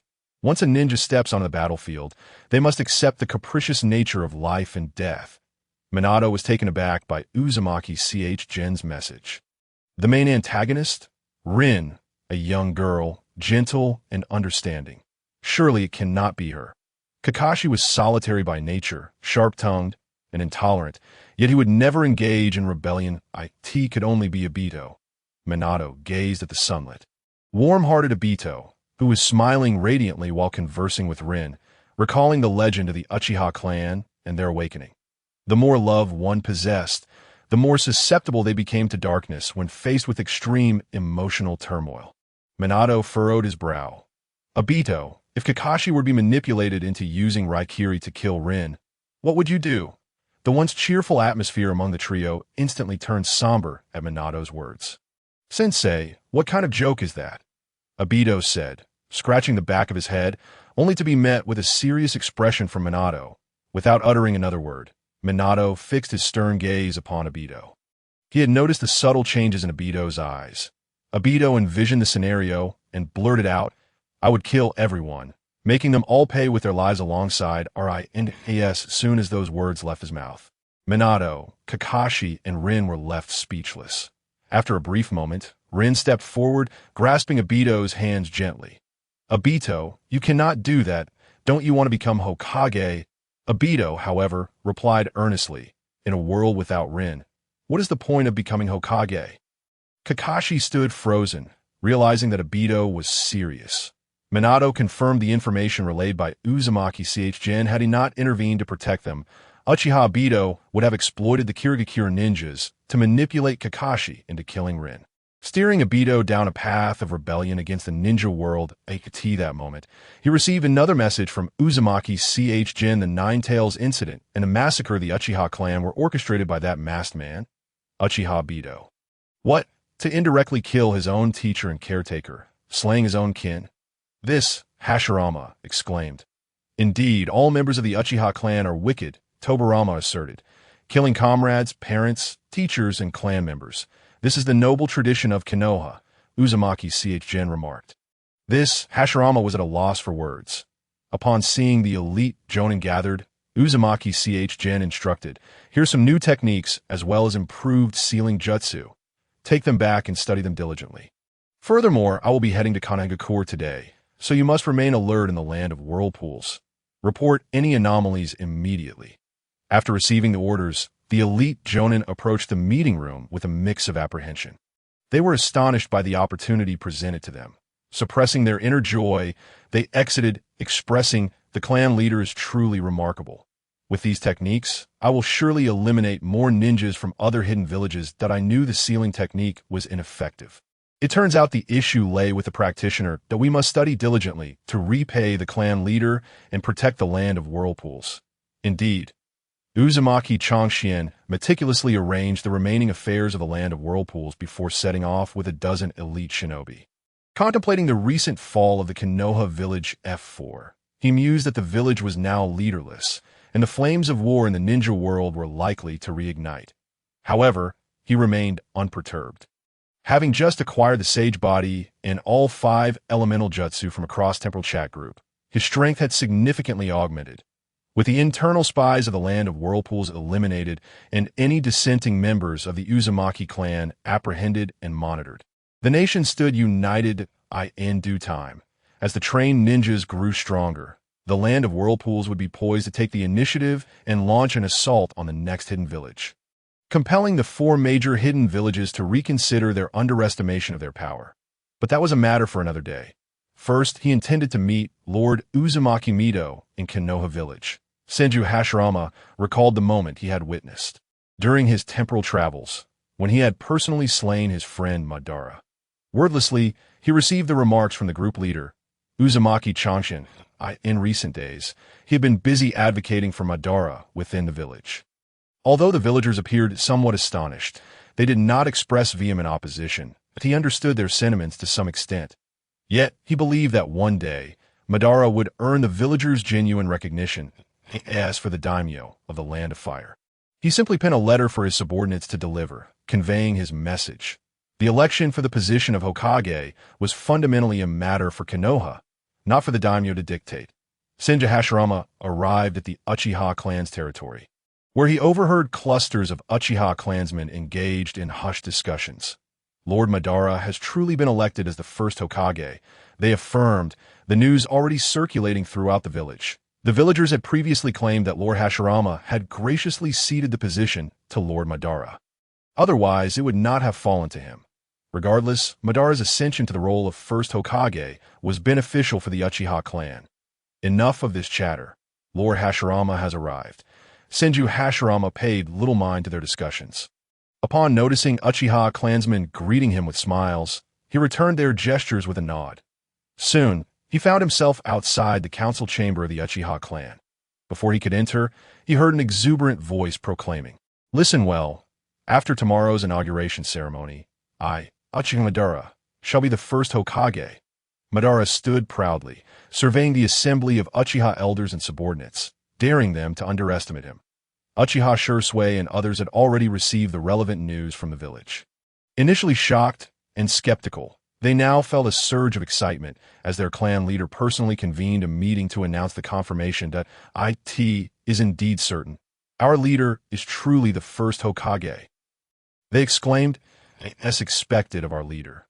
The Uchiha have always been one of the founding families of Konoha. It is only right that the Hokage position be held by our clan leader. This is indeed a momentous occasion for the Uchiha clan. We must celebrate." Enthusiasm bubbled over, and they became somewhat incoherent in their excitement. They had previously believed their leader would be forever distanced from the Hokage title, especially when compared to the gentle, amiable, and powerful Lord Hashirama. Madara, however, had unexpectedly been nominated as the first Hokage. Observing the joy and pride of the Uchiha clan, Madara sensed a tinge of admiration from his family. At that moment, he noticed the chakra of his friend Hashirama. He dismissed the Uchiha assembly and stepped outside to see Hashirama's figure. "Hashirama, what brings you here?" The Uchiha clansmen were astonished to see their leader conversing animatedly with Lord Hashirama. Was this truly the cold, aloof Uchiha Madara they knew? Despite their shock, the intensity of Madara's gaze compelled them to retreat hastily. Hashirama looked at Madara and explained, "I came to take you to get the ceremonial robe, preparing for the artisans to carve your likeness." Upon hearing this, Madara felt a flicker of concern.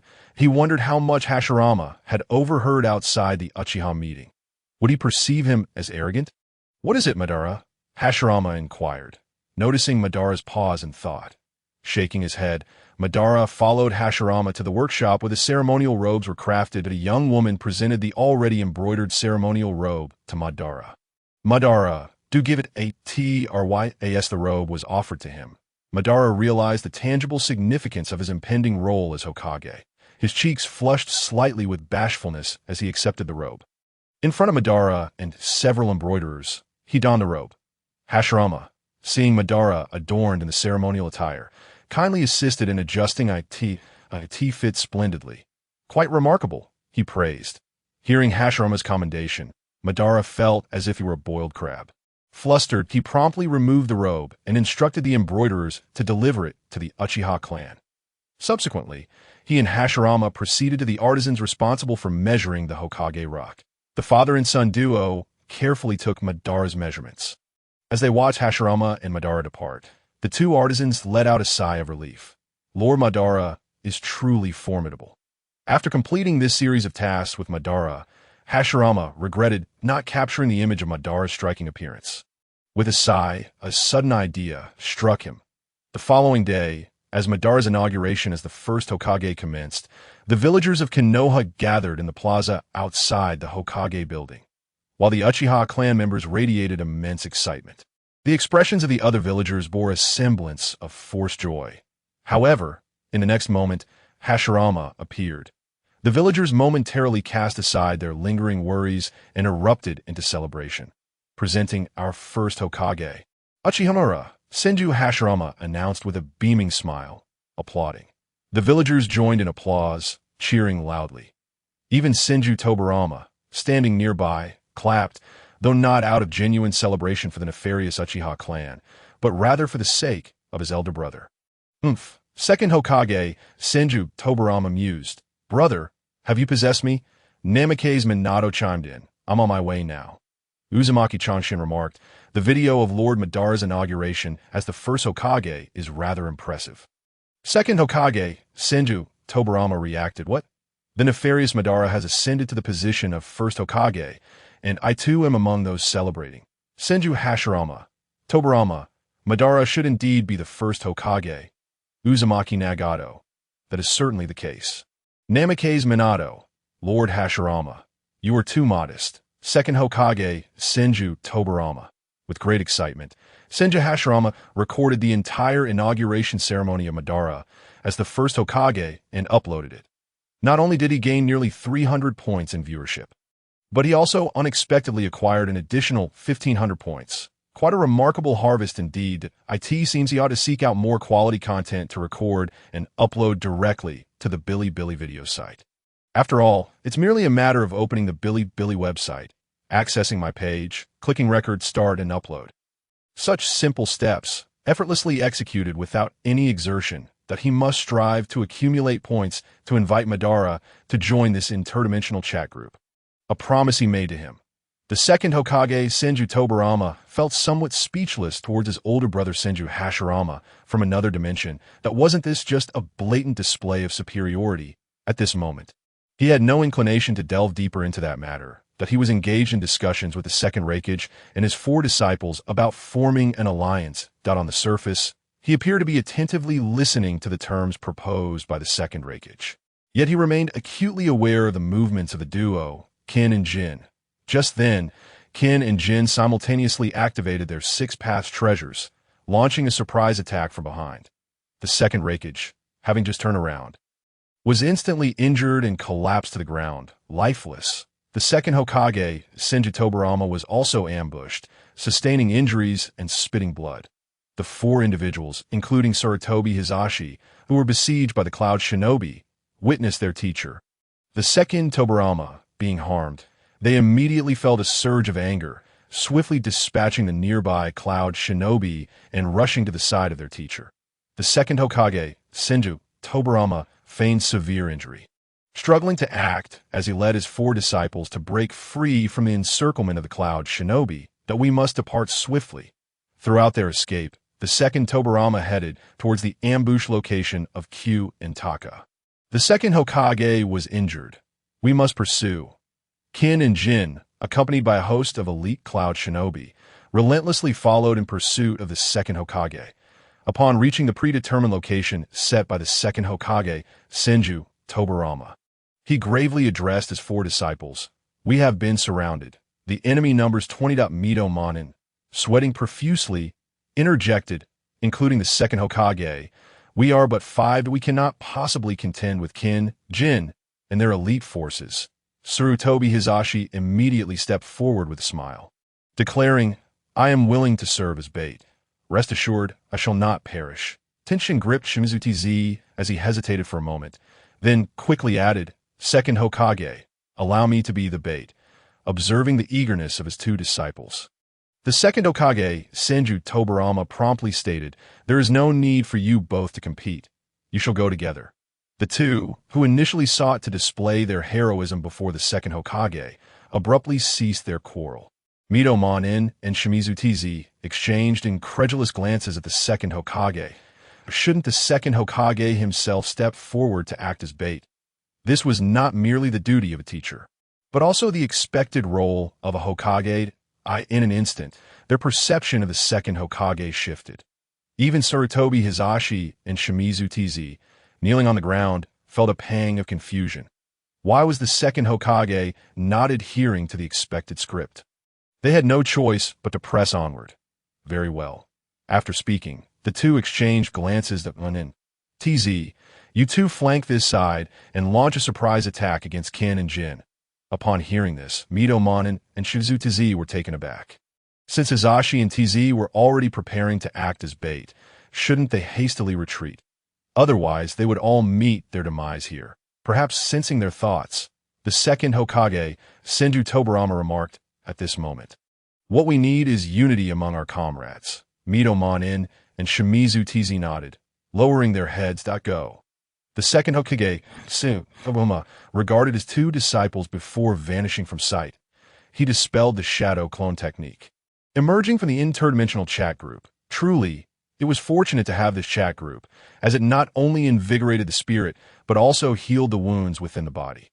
The second Hokage, Senju Tobirama, sensed the positions of his 4 disciples and the Cloud Shinobi and utilized the Flying Thunder God technique to teleport beside Q and Taka. Second Hokage. The second Hokage, Senju Tobirama, nodded. Q, take them to assault Kin and Jin's elite forces. Taka remained by my side. Akimichi Q acknowledged and swiftly led the Akimichi clan and Uchiha clan loyalists onward. Taka stood guard before the second Hokage, attentively listening to his orders.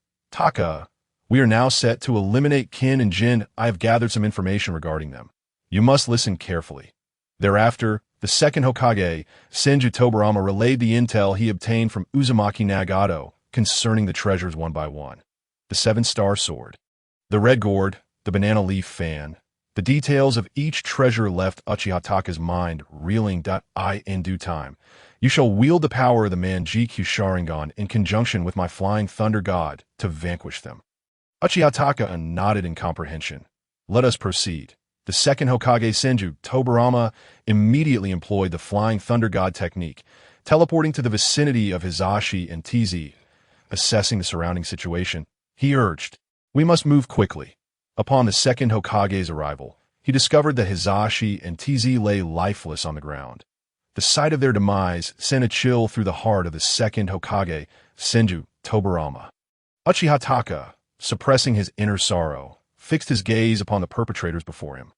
Kin and Jin, upon spotting the second Hokage, Senju Tobirama, taunted, "We thought the second Hokage had abandoned his disciples to flee." As they spoke, they wielded the banana leaf fan towards the second Hokage and Uchiha Taka. Having received prior intelligence, the second Hokage, Senju Tobirama, teleported alongside Taka.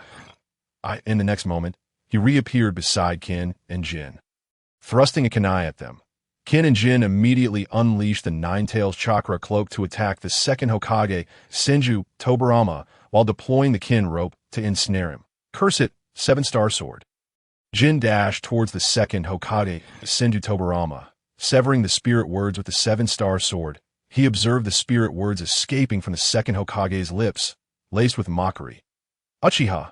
It was unexpected that the term frequently uttered by the second Hokage would be Uchiha, and he had even brought an Uchiha clansman as a bodyguard, truly a sign of affection. The second Hokage, Senju Tobirama, filled with fury, retorted, "Enough with your prattle. Today marks the end for both of you." Kin regarded the second Hokage, asserting, "Second Hokage, you speak boldly. You may not even survive this encounter." As he spoke, he wielded the banana leaf fan against the second Hokage. Observing this, Jin unleashed the power of the Nine-Tails to assault Uchiha Taka. "You, of the Uchiha clan, have become a disciple of the nefarious second Hokage." How peculiar! The second Hokage noticed Jin attacking Taka and instantly appeared beside him. "Second Hokage, did you not detest the Uchiha? Why then do you vow to protect them?" The second Hokage, Senju Tobirama, gazed at Kin and Jin fighting side by side, declaring, "You are mistaken. The Uchiha." The moment those words escaped his lips, the second Hokage's form became uncontrollable. Jin, clutching the red gourd, exclaimed with excitement, "Second Hokage, you have fallen into our trap." Beside him, Uchiha Taka, beads of cold sweat forming on his forehead, queried, "What is happening? What trap?"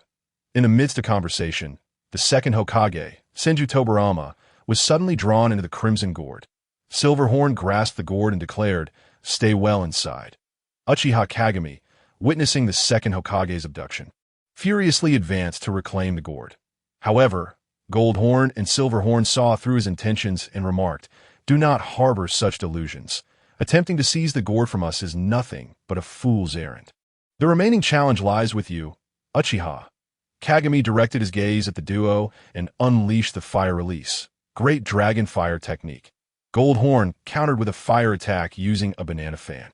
"Such trivial ninjutsu barely tickles us," the two jested, finding the encounter rather tedious. They resolved to employ the same trick again, attempting to ensnare Kagami with the golden rope. Just then, a swift figure appeared, severing Goldhorn's right arm and kicking it towards Silverhorn. "Alas, I've been ensnared," Silverhorn exclaimed, cold sweat beading on his forehead. In a sudden turn, the second Hokage swiftly seized the 7-star sword, severing Silverhorn's spiritual connection. "Curse it, 7-star sword." Kagami promptly snatched the crimson gourd and positioned himself behind the second Hokage. "Absorb it, crimson gourd." Seeing his impending doom, Silverhorn cried out in desperation, "Save me, Goldhorn!" But scarcely had he uttered the words when he was sealed within the gourd. Witnessing his brother's plight, Goldhorn succumbed to fury, manifesting the Nine-Tails mode. Enveloped in crimson chakra, in a fit of rage, he lashed out with a tail of Nine-Tails chakra towards the second Hokage, Senju Tobirama, however, swiftly teleported away with Kagami. Amidst the rapid movements, Kagami seized the opportunity to control the tailed beast-formed Goldhorn.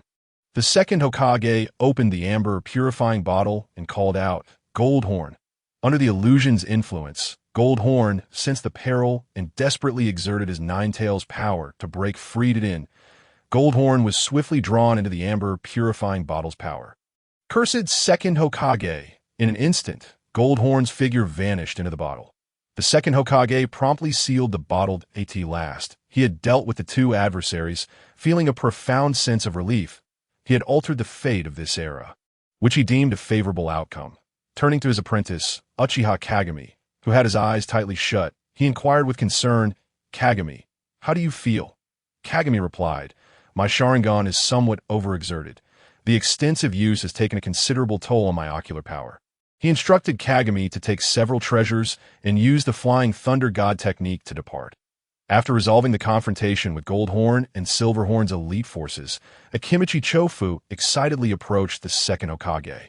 Exclaiming, "Second Hokage!"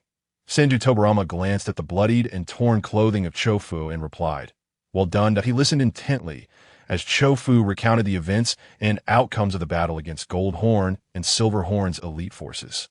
Nodding, the second Hokage acknowledged, "Considering our losses against Goldhorn and Silverhorn's elite, emerging victorious is a commendable result. And what of Monzen and Kamachi?" Chofu shook his head that I have not seen them.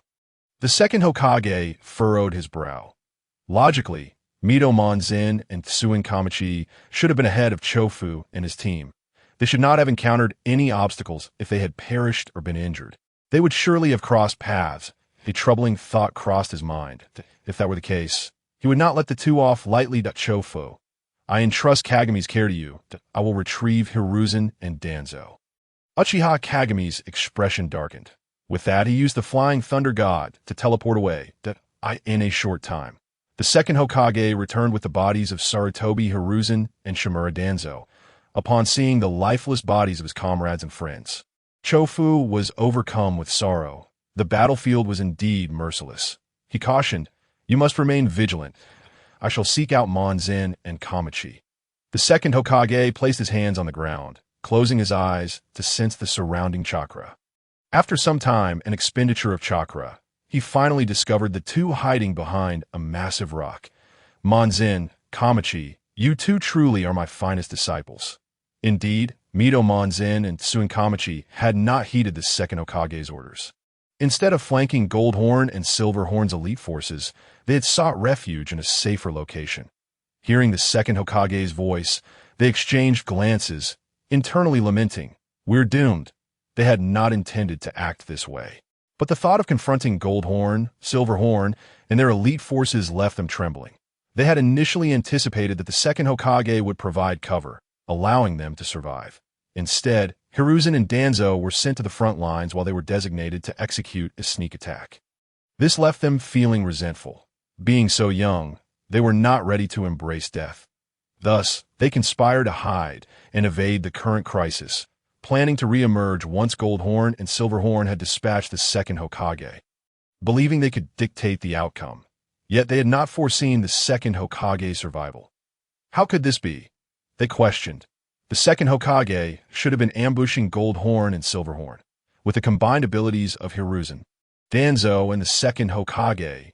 Defeating Goldhorn, Silverhorn, and their 20 elite shinobi should have been impossible. If the second Hokage had returned to summon reinforcements, given his injuries and depleted chakra, it would have been unfeasible and too late. Moreover, the second Hokage would never abandon his disciples to seek aid. How then was he still alive? The second Hokage, Senju Tobirama, regarded his two apprentices with icy disdain, truly seeing their true nature for the first time. He chose to disregard them and swiftly utilized the Flying Thunder God technique to depart. In a mere moment, the second Hokage returned to his disciples, Kagami and Chofu. Kagami, Chofu, prepare the team to return to Konoha. After a brief respite, Uchiha Kagami, having regained some chakra, inquired, Second Hokage, what of Monzen and Kamachi? At this, the Second Hokage's anger surged, and he retorted, those two cowardly fools are still alive. Do not concern yourselves with them any longer. Although his original plan had been for Monzen and Kamachi to die gloriously in battle, he was taken aback by their cowardice. If all four of them had survived, it would have played out just as the video depicted. Senju Tobirama, known for his brilliance and calm wisdom, had indeed erred in selecting his disciples. Fortunately, he still had Kagami and Chofu as promising apprentices. Uchiha Kagami and Akimichi Chofu exchanged glances, choosing not to inquire further. Throughout their journey, the Second Hokage led his team cautiously back to Konoha, unrelenting and weary. You should all return and rest well. Uchiha Kagami and Akimichi Torufa hurried back to their respective clan stronghold. Accompanied by their clan members, the Second Hokage, Senju Tobirama, instructed the Senju clan to transport these powerful artifacts to the residence of Lord Uzumaki Mido's sister-in-law. Upon learning of the Second Hokage's return, Uzumaki Mido awaited him in the main hall. Tobirama recounted the entire ordeal to her without omitting a single detail. Mido listened with bated breath, her heart racing. Tobirama, please entrust these artifacts to your sister-in-law for secure sealing and safeguarding. With the second Raikage deceased, we must prepare for any potential threats that may once again target our village of Konoha. Tobirama nodded in agreement. Meanwhile, Namikaze Minato arrived at the battlefield of the Third Shinobi World War with his 3 disciples. Although the war was nearing its conclusion, a small faction of enemies remained, stubbornly holding their ground. The moment Minato appeared, he plunged into the fray, swiftly eliminating foes. Kakashi and Obito ceased their reckless behavior and began to coordinate their efforts. Noara Rin commenced her efforts to assist the wounded Leaf Ninjas. Narashikaku, alongside Yamanaka and Noichi and Akimichi Choza, rushed to Minato's side for support upon spotting him. Forgive us, Narashikaku said, shaking his head. No need for apologies. Your arrival is timely, Minato reassured them. Previously, he had dispatched shadow clones to provide assistance, saving many lives. Now, with his presence on the battlefield, the tide would surely turn against the enemy. Indeed, the opposition soon began to retreat. Minato instructed Kakashi and Obito to remain vigilant behind him, observing the enemy's movements. Soon he spotted Uchiha Fugaku, accompanied by his son, advancing onto the battlefield. Reflecting on the future of the Uchiha clan mentioned in their cross-dimensional chat group, he approached Fugaku with a gentle demeanor. Uchiha clan leader, have you noticed anything unusual? Minato inquired. Fugaku shook his head in response. Then, I shall take my leave for now. Possessing the Sharingan, Uchiha Fugaku immediately discerned the slight movements of Minato's lips. Observing his father's contemplative expression, Uchiha Itachi asked, Father, what troubles you? Fugaku did not respond, instead issuing orders. Tonight, ensure the Uchiha clan maintains vigilant watch. Itachi, perplexed by his father's directive, simply followed silently behind him. Later that night, Minato utilized the Flying Thunder God technique to arrive at Uchiha Fugaku's tent, where Fugaku had been awaiting his arrival. That I was wondering why Lord Minato summoned me so suddenly, Fugaku remarked, noting Minato's dark attire. Their interactions had never been particularly intimate, so this secretive meeting raised his suspicions. What do you think of the Uchiha clan's current situation within Konoha? Minato asked, getting straight to the point, having saved his 3 disciples. He had missed the opportunity to shine in this war, and securing the position of Hokage would not be without its challenges. He anticipated that Danzo, the Hokage's advisor, would obstruct him from behind the scenes. Preparations were essential to ensure he could claim the Hokage title. Otherwise, the tribulations faced by his future wife and children would inevitably resurface. Presently, he was merely a Genin, without a clan, allies, or power, left vulnerable and unable to act. As the leader of the Uchiha clan, Fugaku was undoubtedly aware of the precarious position his clan occupied within the village, likely far worse than Minato's own plight. Thus, forging an alliance with the Uchiha clan and enlisting Fugaku's support would be considerably advantageous. What is your intention, Lord Minato? Fugaku queried, his brow furrowed in displeasure. Despite their acquaintanceship, he felt that the Uchiha clan's internal matters did not warrant outside interference. Sensing Fugaku's rising wariness, Minato took the initiative to clarify. I wish to propose a collaboration between us, or rather, between you and the Uchiha clan. Minato proceeded to elucidate his aspirations of becoming Hokage, as well as the current predicaments faced by the Uchiha clan. He asserted that collaborating with him would present the most viable path to salvation for their clan. Fugaku gazed at Minato in astonishment. The usually calm and gentle demeanor of Minato now revealed an ambitious and calculating side he had never witnessed before. Nevertheless, Minato's words rang true concerning the Uchiha's dire situation. After the third Hokage assumed office and Danzo became his advisor, they had systematically marginalized the Uchiha clan within Konoha. Resentment had begun to brew among the Uchiha toward both the village and its leadership. Though Fugaku had managed to suppress this unrest for the time being, he knew there would come a moment when it would be beyond his control. What would become of the Uchiha clan? Now, with Minato's proposition for collaboration, it indeed seemed like a favorable choice. After all, Minato was Jiraiya's disciple and the third Hokage's grand student. Should the third Hokage step down, Minato stood a significant chance of becoming the fourth Hokage. Such an investment would undoubtedly yield substantial returns. However, Fugaku found himself puzzled as to why Minato had chosen to approach him and the Uchiha clan. That wouldn't the Hyuga clan, the Inuzuka clan, or the Yamanaka clan be more advantageous allies? After all, the Uchiha clan was largely despised by the villagers and targeted by the higher dash-ups. That it was unlikely that they would support Minato's bid for Hokage. Rather, they might even conspire to exclude him from consideration should they discover his association with the Uchiha. Minato perceived Fugaku's inner turmoil and responded, "It is precisely due to the strength of the Uchiha clan." Fugaku paused momentarily, then his expression brightened. Regardless of the underlying motives, collaborating with Minato would undoubtedly benefit both him and the Uchiha clan. "Very well, I agree to collaborate with you. Lord Minato, what do you require from the Uchiha clan?" Minato shook his head. "For now, nothing is needed. The Uchiha clan leader should prioritize safeguarding your people, and we can discuss further matters later."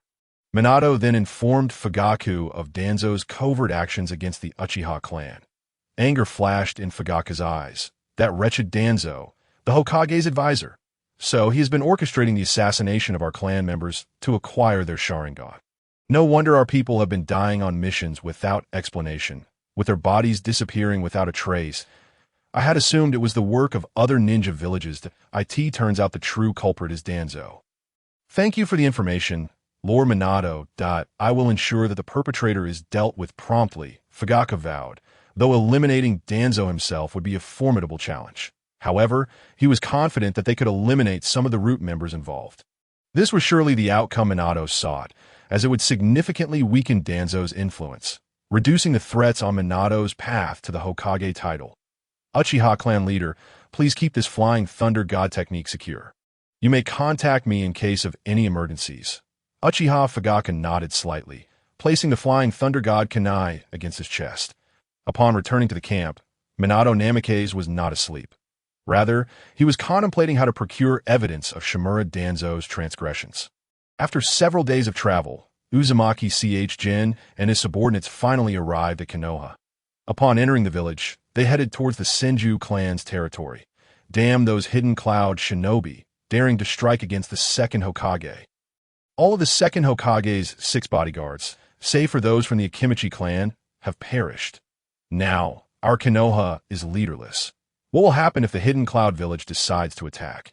It is rumored that both the Sarutobi and Shimura clans are petitioning Lord Mito for war against the Hidden Cloud. Engaging in battle with the Hidden Cloud, however, is fraught with challenges in securing a comprehensive victory. Otherwise, the second Hokage would not have forged an alliance with them. Let's not forget, both the rock and sand villages are watching us closely. At this moment, who will ascend to the position of Hokage?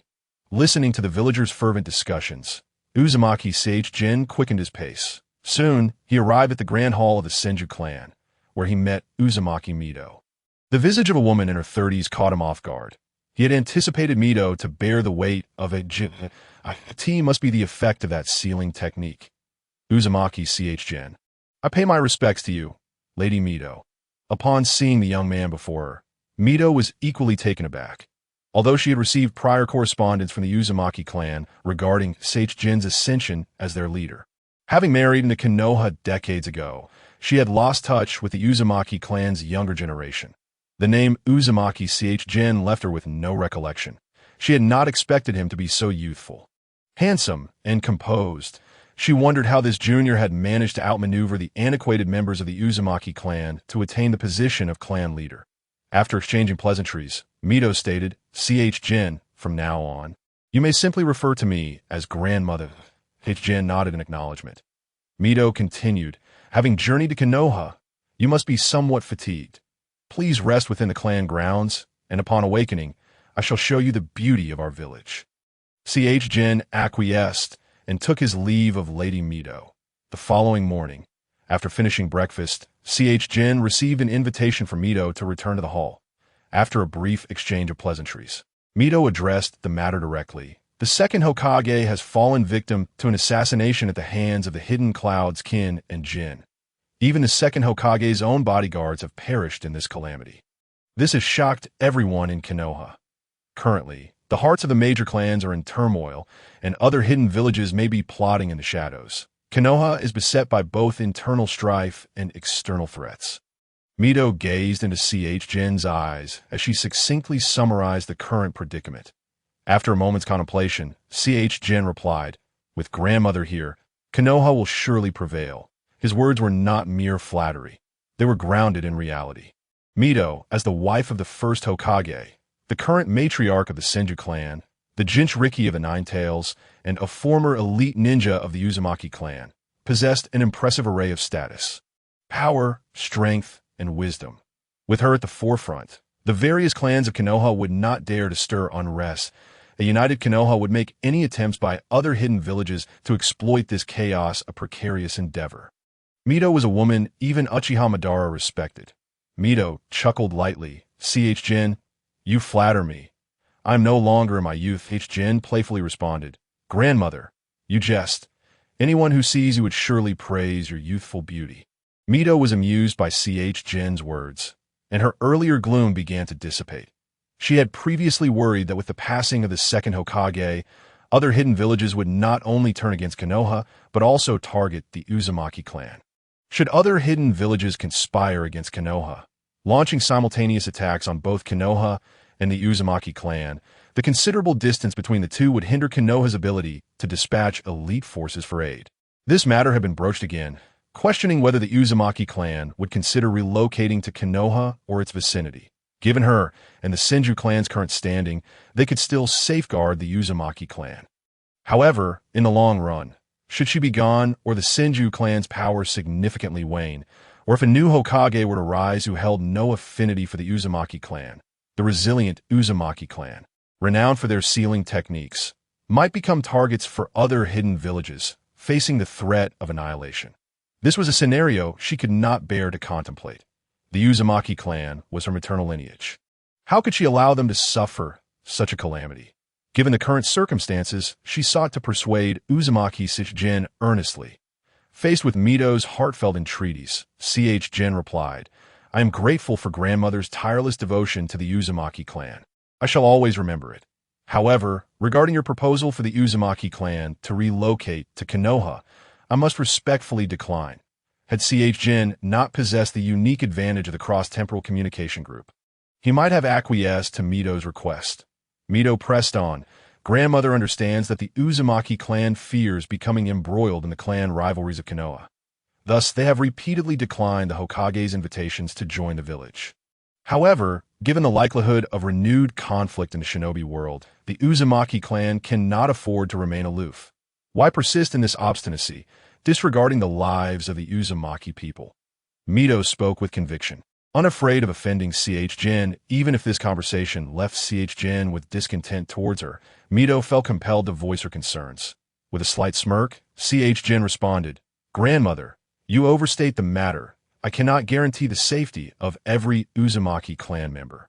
But I assure you, I will do everything in my power to prevent the annihilation of our clan." His declaration was resolute. Just as Mito was contemplating her next words, a commotion erupted outside the Senju clan's grounds. Members of the Senju clan entered to report to Lady Mito. Lady Mito, the Sarutobi and Shimura clans have returned, demanding an explanation. Given the uproar outside, Mito could no longer indulge in idle conversation with Chen.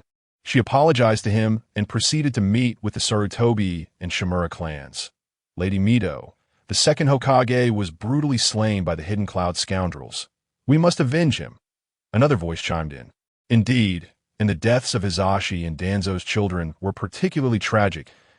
We cannot let those brutes from the Hidden Cloud escape retribution. The Sarutobi and Shimura clans expressed their outrage to Mito. They had believed that accompanying the second Hokage to forge an alliance with the Hidden Cloud would elevate their status, only to find that their journey had ended in tragedy had they returned alive. Perhaps one of them might have become the next Hokage. The loss of their most talented descendants left them seething with dissatisfaction, yearning for Konoha to dispatch elite shinobi to eradicate the Hidden Cloud's forces and assuage their anger. Mito regarded the Sarutobi and Shimura clansmen, raising her voice. We will thoroughly discuss the matter of our alliance with the Hidden Cloud with the various clans. Please, exercise patience for a while longer.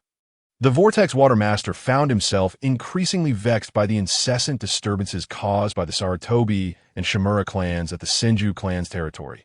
However, he ultimately managed to suppress his irritation, understanding that the two clans were mourning the loss of two exceptional youths.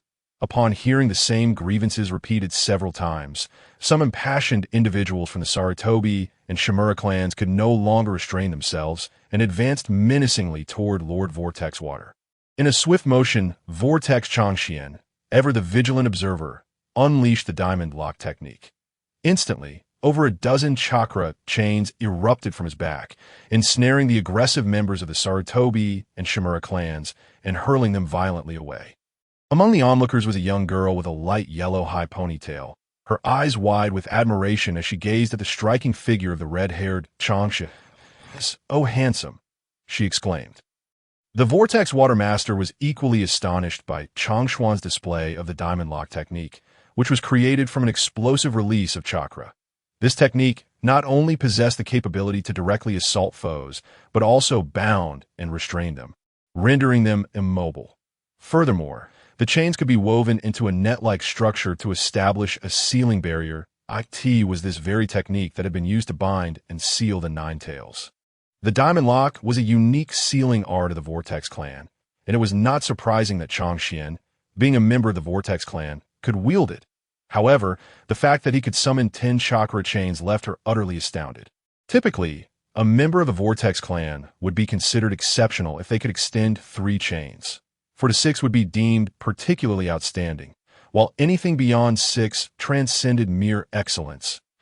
To manipulate 10 chakra chains at such a young age spoke volumes about Chōgen's extraordinary chakra capacity. Meanwhile, the more radical ninjas from the Sarutobi and Shimura clans, witnessing their clansmen being bullied by an outsider from the Vortex Clan, dismissed Chōgen's earlier display of power. The pent-up frustration that they had been holding back surged forth.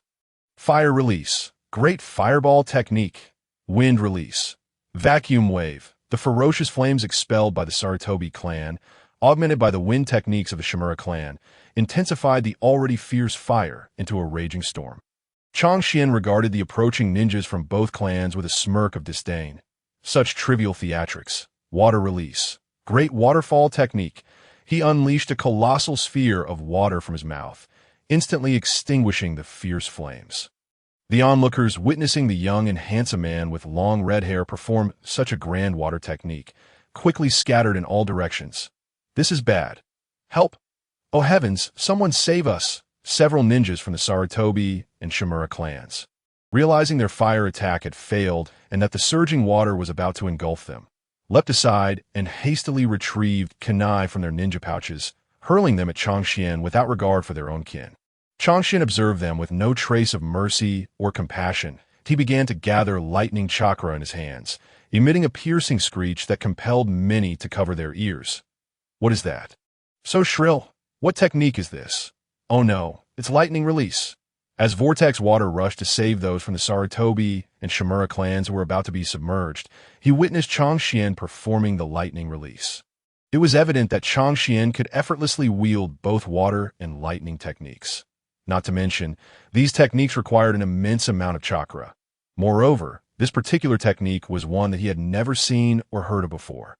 The Vortex Clan had birthed a ninja of such prodigious talent in ninjutsu, and a wonder Changxian had the confidence to refuse him earlier.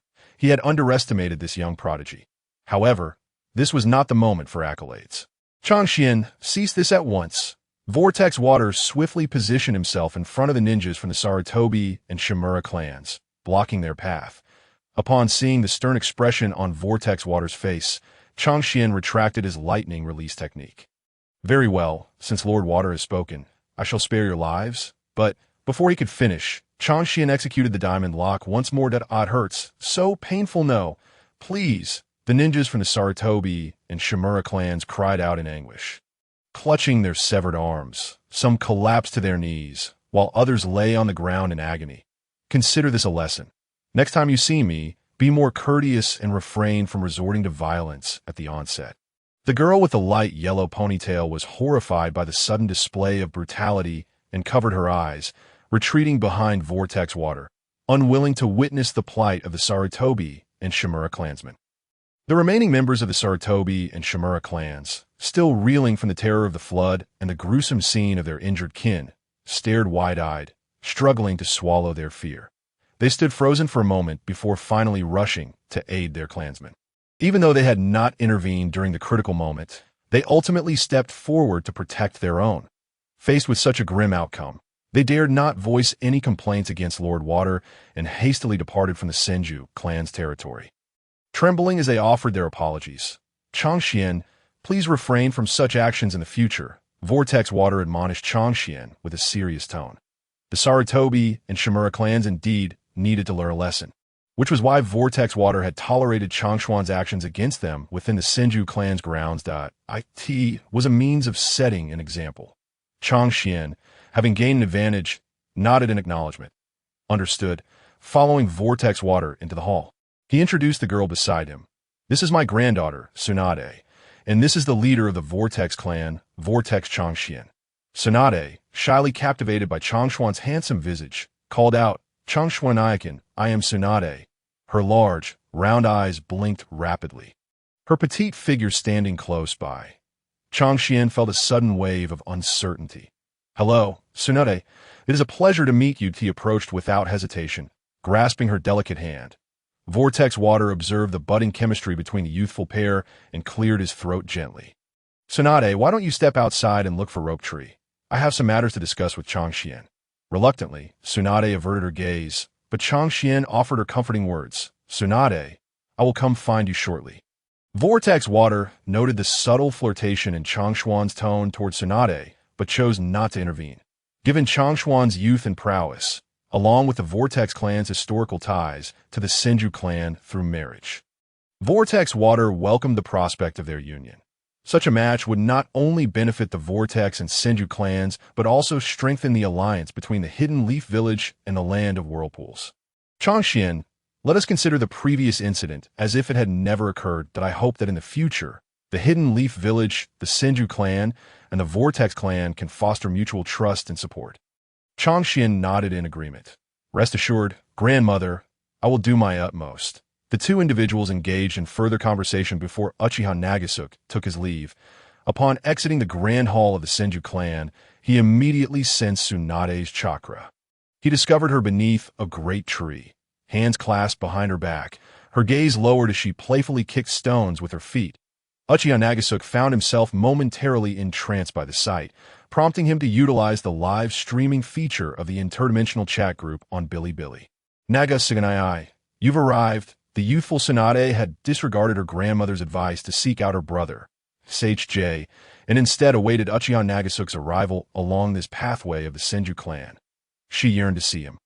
Uchiha Nagasuk approached her gently, teasingly brushing his finger against her nose. Tsunade, I apologize for making you wait. Tsunade shook her head, a bashful smile gracing her youthful features. Uchiha Nagasuk plucked a leaf from her hair and took one of her hands. placing the leaf delicately within her palm. Unable to contain her shyness in the presence of such tenderness from Uchiha Nagasuke, Tsunade shyly confessed, "Nagasuke and I like you and wish to be your girlfriend." A subtle smile graced Uchiha Nagasuke's lips as he responded, "Tsunade, if you are willing to accept that I may have more than one girlfriend, then that is perfectly acceptable." Captivated by his handsome visage, Tsunade found herself unable to utter a refusal. "Nagasuke, I am willing." Uchiha Nagasuke opened his arms and embraced Tsunade, planting a gentle kiss upon her lips. Meanwhile, within the various clan territories of Konoha, news of Uchiha Nagasuke's decisive actions against several members of the Sarutobi and Uchiha clan spread like wildfire among the ninja factions. The leaders and elders of the major clans convened to discuss the implications of Uchiha Nagasuke's audacity as the head of the Uzumaki clan to strike against Konohagakure's own ninjas. What does this mean? The Uzumaki clan is merely an allied village. What right does their leader have to act against the Sarutobi and Uchiha clans? They questioned, as both clans were among the founding families of Konohagakure, and Uchiha Nagasuke's actions were perceived as an affront to their dignity. "Let's not forget that Lord Mito was present and did not intervene," someone suggested. Could it be that Lord Mito is turning a blind eye to Uchiha Nagasuke because of his maternal ties? "You are short-sighted, you truly believe Lord Mito is so indiscriminate in his judgments?" another retorted.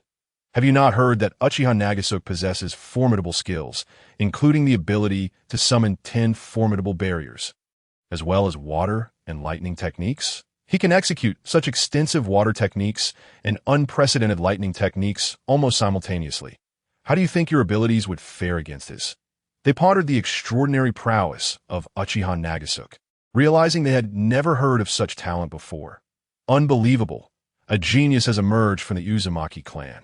The leaders of Konohagakure's clans expressed little sympathy for the fallen ninjas of the Sarutobi and Uchiha clans, deeming their fate a result of their own overconfidence. Instead, they discussed the promising future of Uchiha Nagasuke, the young and striking leader of the Uzumaki clan, noting his potential to bolster the somewhat waning Senju clan's influence in Konohagakure, which could signify the Senju clan's continued dominance. However, this was not seen as favorable news for the other clans of Konohagakure. Just as they contemplated how to secure their own interests, they received word that Lord Mito urgently summoned them for a meeting. The leaders of Konohagakure's clans promptly gathered their affairs and made their way to the Senju clan territory in the era of the 5th Hokage. Tsunade, who had just assumed her role, was preoccupied with a mountain of paperwork. Her expression one of frustration. Suddenly, a digital notification echoed in her mind. "Tsunade, you are invited to join the interdimensional chat group. Would you like to join?" An irate Tsunade rose, slamming her hand onto the Hokage's desk as she shouted. "Who dares to speak?" Furrowing her brow, she sensed no unusual presence around her. The shadowy ANBU members lurking nearby immediately positioned themselves protectively in front of Tsunade, scanning their surroundings. "Tsunade, you are invited to join the interdimensional chat group. Would you like to join?" After a moment of contemplation, Tsunade considered the emotionless digital voice devoid of chakra fluctuations. "What is this interdimensional chat group? Why would they invite me?" After the third inquiry, Tsunade decisively replied, "Join." Following her response, she found herself enveloped in a golden environment and a voice resonated in her ears. "Welcome, Tsunade, to the chat group. You have earned 7,000 points." Confused, Tsunade gazed at the electronic screen before her. Meanwhile, the second Hokage, Senju Tobirama, who was handling affairs in Konohagakure, was taken aback by the information from the interdimensional chat group.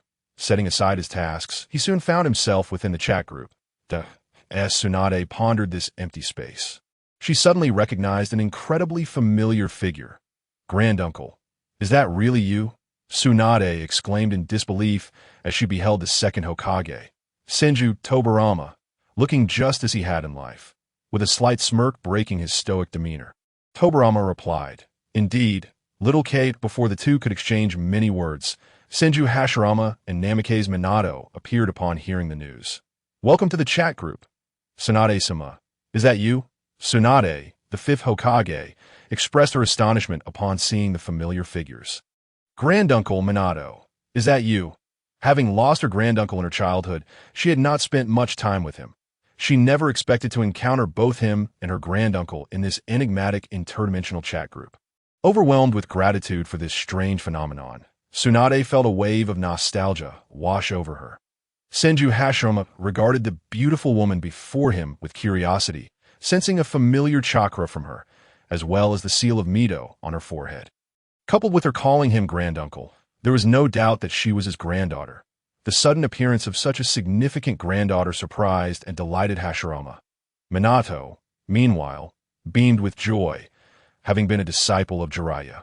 And with Tsunade being one of his peers, he had often met her and was familiar with her. "You are my granddaughter. What is your name?" Hashirama greeted warmly. Tsunade, however, was momentarily taken aback. Her granduncle did not recognize her. What could this mean? The second Hokage, Senju Tobirama, interjected, "Little K, it is important to note that I am not the Tobirama of your timeline, but rather the Tobirama from another timeline." He gestured toward his elder brother. Senju Hashirama M.Y. brother is also from a different timeline, existing in the timeline of the founding year of Konoha Corps. Hashirama added, "Ahem, Little K, is it? We just held the inauguration ceremony for the first Hokage. You should check out Billy when you have the chance." Tsunade, gazing at her jovial granduncle, felt a wave of nostalgia wash over her as memories of her childhood surfaced. "Granduncle, Billy, you say? I will look into it." She had never witnessed his inauguration ceremony and intended to inquire about this Billy later. Senju Tobirama, noticing his brother's enthusiasm about Uchiha Madara's inauguration, could hardly contain his disdain. "Brother, please do not interrupt my explanation." Kinshur Hashirama, overwhelmed by frustration, lowered his head. The second Hokage, Tobirama Senju, proceeded to introduce Tsunade. Minato Namikaze resides in the timeline of the Third Great Ninja War. Now, little Gung, which era do you find yourself in? Upon observing Tsunade's youthful appearance, Tobirama comprehended that she must have employed the effects of the Yin seal. Yet, despite maintaining her visage with this technique, the marks of time still lingered on her face. Unmistakably evident, it could be inferred that Tsunade hailed from at least 2 to 3 decades into the future of the Konoha ninja world. Tsunade, astonished by her great-uncle Tobirama's words, struggled to digest the information presented. Great-uncle Hashirama Senju is the founding Hokage of Konoha, and you, Tobirama, are the second Hokage.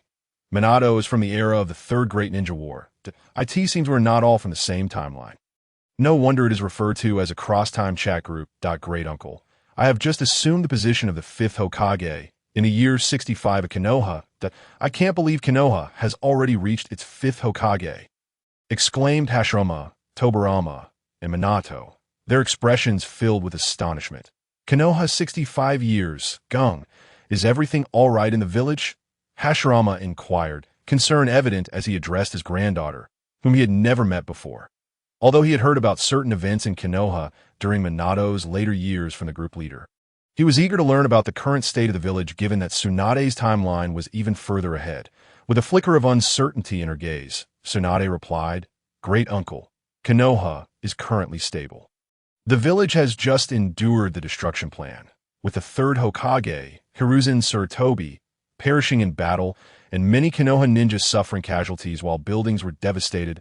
I have only just taken office and am overwhelmed with the backlog of affairs." Hashirama nodded, somewhat reassured.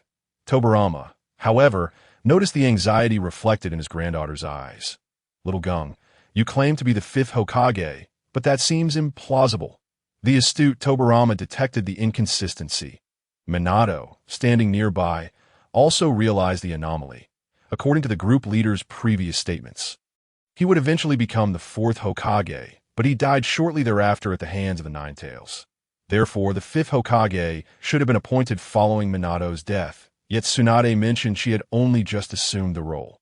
Could it be that the timeline of the fifth Hokage Tsunade differs from what the group leader has indicated? Confounded, Tsunade responded to Tobirama's inquiry. "The third Hokage, Hiruzen Tsurutobi, has just passed away, and I have taken office as the fifth Hokage. Is there a problem with that?" Upon hearing this, even Hashirama was taken aback. If Tsunade's timeline aligned with what had been previously described by the group leader, then after Minato's death, the fifth Hokage should have been appointed immediately. Why then, had the fifth Hokage only assumed office 65 years into Konoha's history, following the third Hokage's demise? Tobirama queried. Which two clans founded Konoha? Tsunade smirked, casting a bemused glance at her great-uncle. The Senju clan and the Uchiha clan. Ignoring the look from his granddaughter, Tobirama continued. Is the second Hokage in your timeline still Tobirama Senju? Did he perish at the hands of the Golden and Silver brothers? Tsunade, surprised, glanced at the alternate timeline's second Hokage. Tobirama Senju. Yes. How does great-uncle know your future outcome? Tobirama simply replied. The group leader mentioned it. Now answer my question. Minato Namikaze is the fourth Hokage, correct? Did he die at the hands of the Nine-Tails? Tsunade took note of this crucial point from the group leader. Great-uncle. Everything you said is accurate, but what exactly is happening? After Tobirama finished questioning, he clarified that this timeline of Tsunade as the fifth Hokage indeed coincided with the ongoing ninja world they were experiencing. The problem now lay with the third Hokage, Hiruzen Tsurtobi. This indicated that after Minato's demise, the third Hokage had once again seized control of the Hokage position. It seemed that his apprentice, Hiruzen Tsurtobi, was indeed quite fond of the authority of the Hokage. Minato quickly grasped the situation. The third Hokage, Hiruzen Tsurtobi, was far too attached to the Hokage position. The group leader Nagato had not been unjust in his description of the third Hokage. Hashirama stated decisively, after the fourth Hokage's death, the fifth Hokage should have been appointed immediately. The third Hokage had already stepped down. How could he reclaim the Hokage title? Had he not seen the previous content in the Billy video? He would not have contested the third Hokage's return to power. However, the third Hokage had caused the demise of numerous capable, resourceful, and esteemed individuals within the village, significantly weakening Konoha's strength.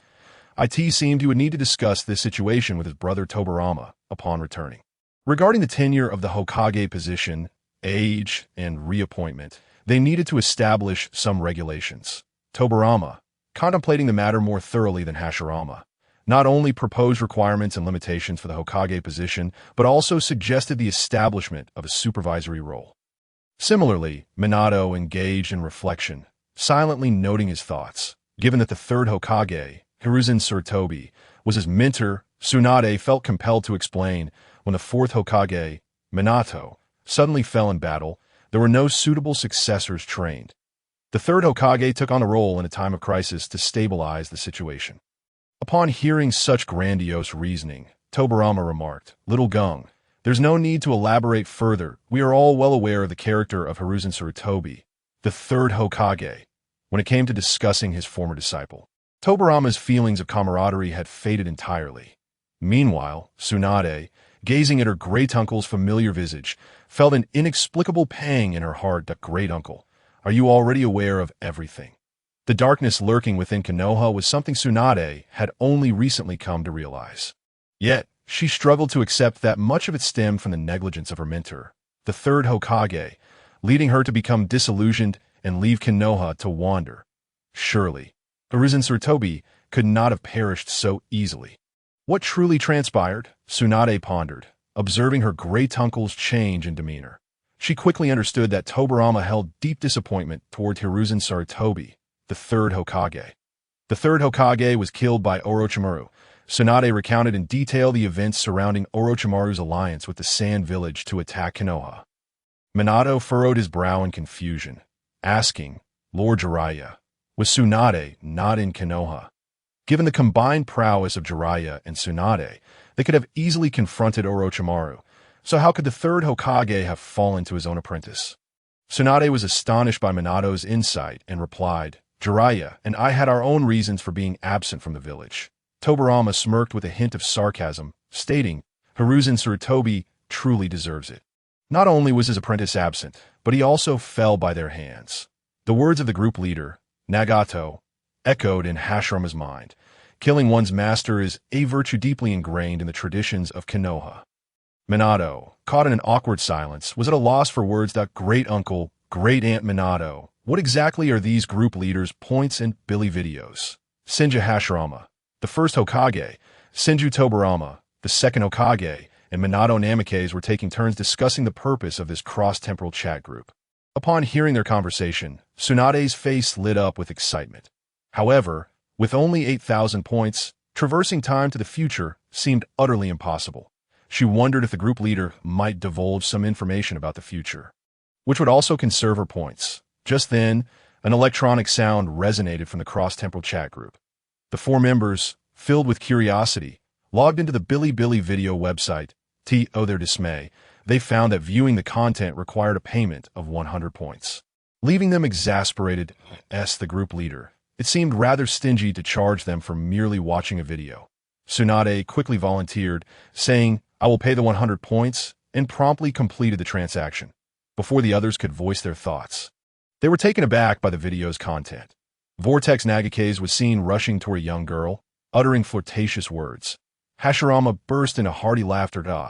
This young lad is truly delightful. Meanwhile, Tobirama's expression turned grim. He had expected the group leader to share knowledge related to ninjutsu or insights about the future, but instead, they were confronted with unsightly scenes. How dull, Minato remarked with a hint of amusement. The group leader's romantic escapades were indeed entertaining. However, wasn't it a tad inappropriate? Minato reminisced about his first meeting, acquaintance, and romance with his girlfriend, Vortex Kushina, and his heart swelled with sweetness. Yet, watching the group leader's nonchalant views on love left him somewhat disapproving. But this was the group leader's perspective on romance, and he had no authority to interfere. In stark contrast to the calm and composed demeanor of Hashirama, Tobirama, and Minato, Tsunade was ablaze with fury. That long-haired brat is the group leader. He can't possibly be a rogue, can he? Tsunade's ire was fueled by the realization that the other protagonist in the video was her younger self. Even though she understood that this was an alternate version of herself, and not the person she truly was, witnessing her youthful self leaning against that long-haired boy with a bashful expression ignited her rage. Am I really so infatuated like that? Was I such a lovesick fool? Hashirama, witnessing his granddaughter's explosive temper, broke into a cold sweat. Haha, Xiaojing. Indeed, this is the group leader, and the timeline he inhabits is during your great-grandfather's era. Tobirama did not mince words. Xiaojing, mind your speech, Minato interjected, and oh wonder the group leader has yet to appear. It seems he's on a date. Hashirama, Tobirama, and Minato exchanged glances before departing the cross-temporal chat group. After watching the entire video and understanding the regulations of the Bilibili website, Tsunade angrily reported the video, hoping it would be taken down permanently.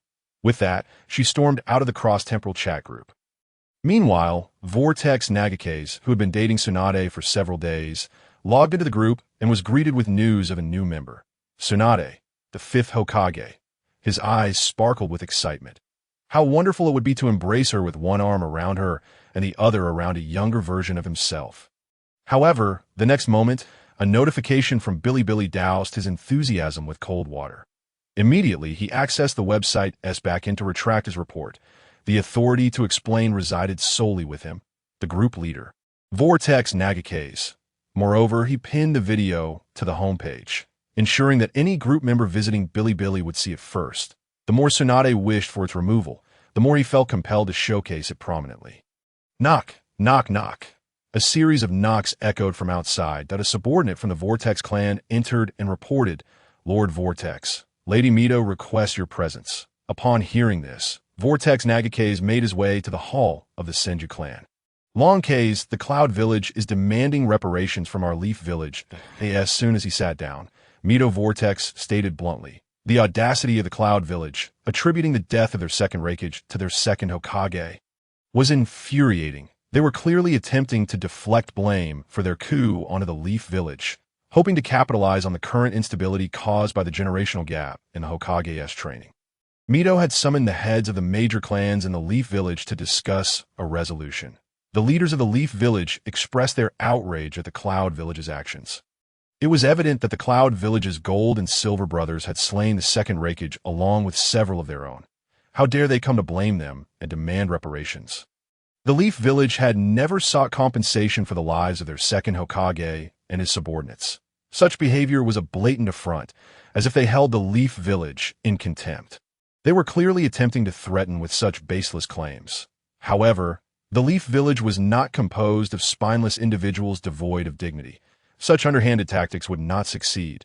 They had no intention of accepting reparations. Did they wish for war? If so, let it come.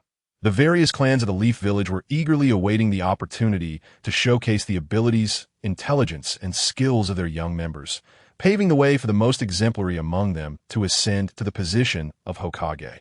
The Leaf Village had already severed ties with the Cloud Village, and war was imminent. You must return to the Vortex country and ensure the safety of the Vortex Clan, Mito urged. Vortex Nagakes was momentarily at a loss for words.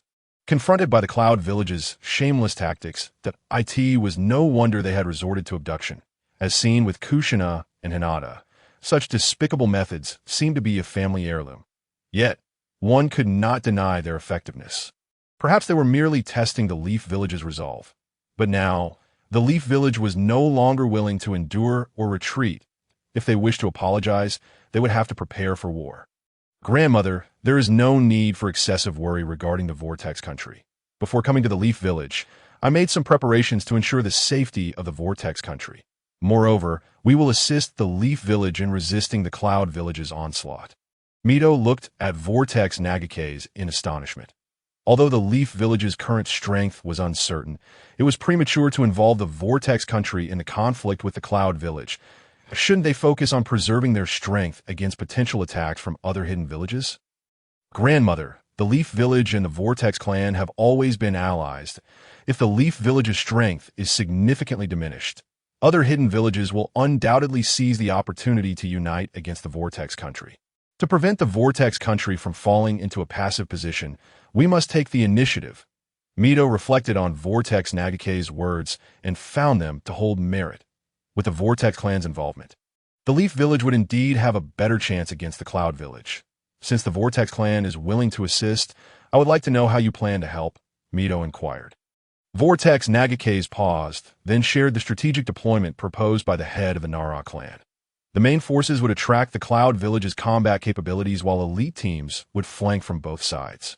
Of course, they also retained some elite units in the Leaf Village to remain vigilant against potential raids from other hidden villages.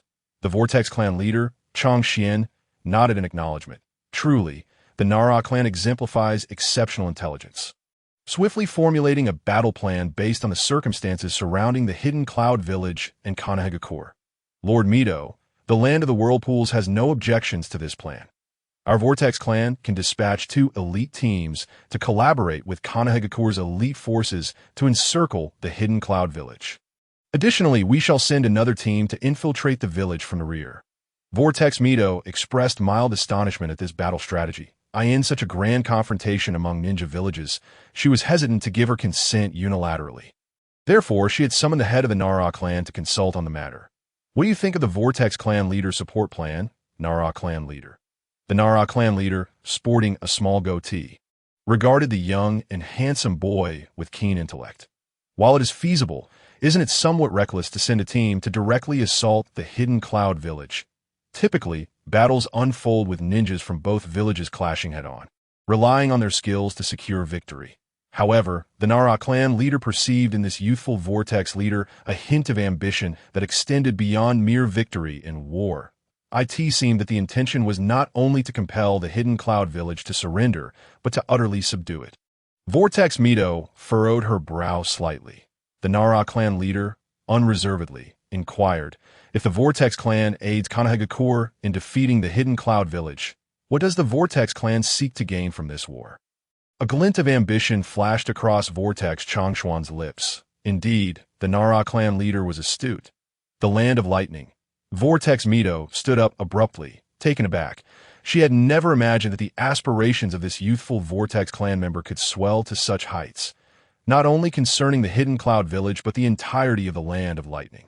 Vortex Clan leader, you. Vortex Mito's hands trembled uncontrollably, her lips quivering as she struggled to articulate her thoughts, but ultimately fell silent.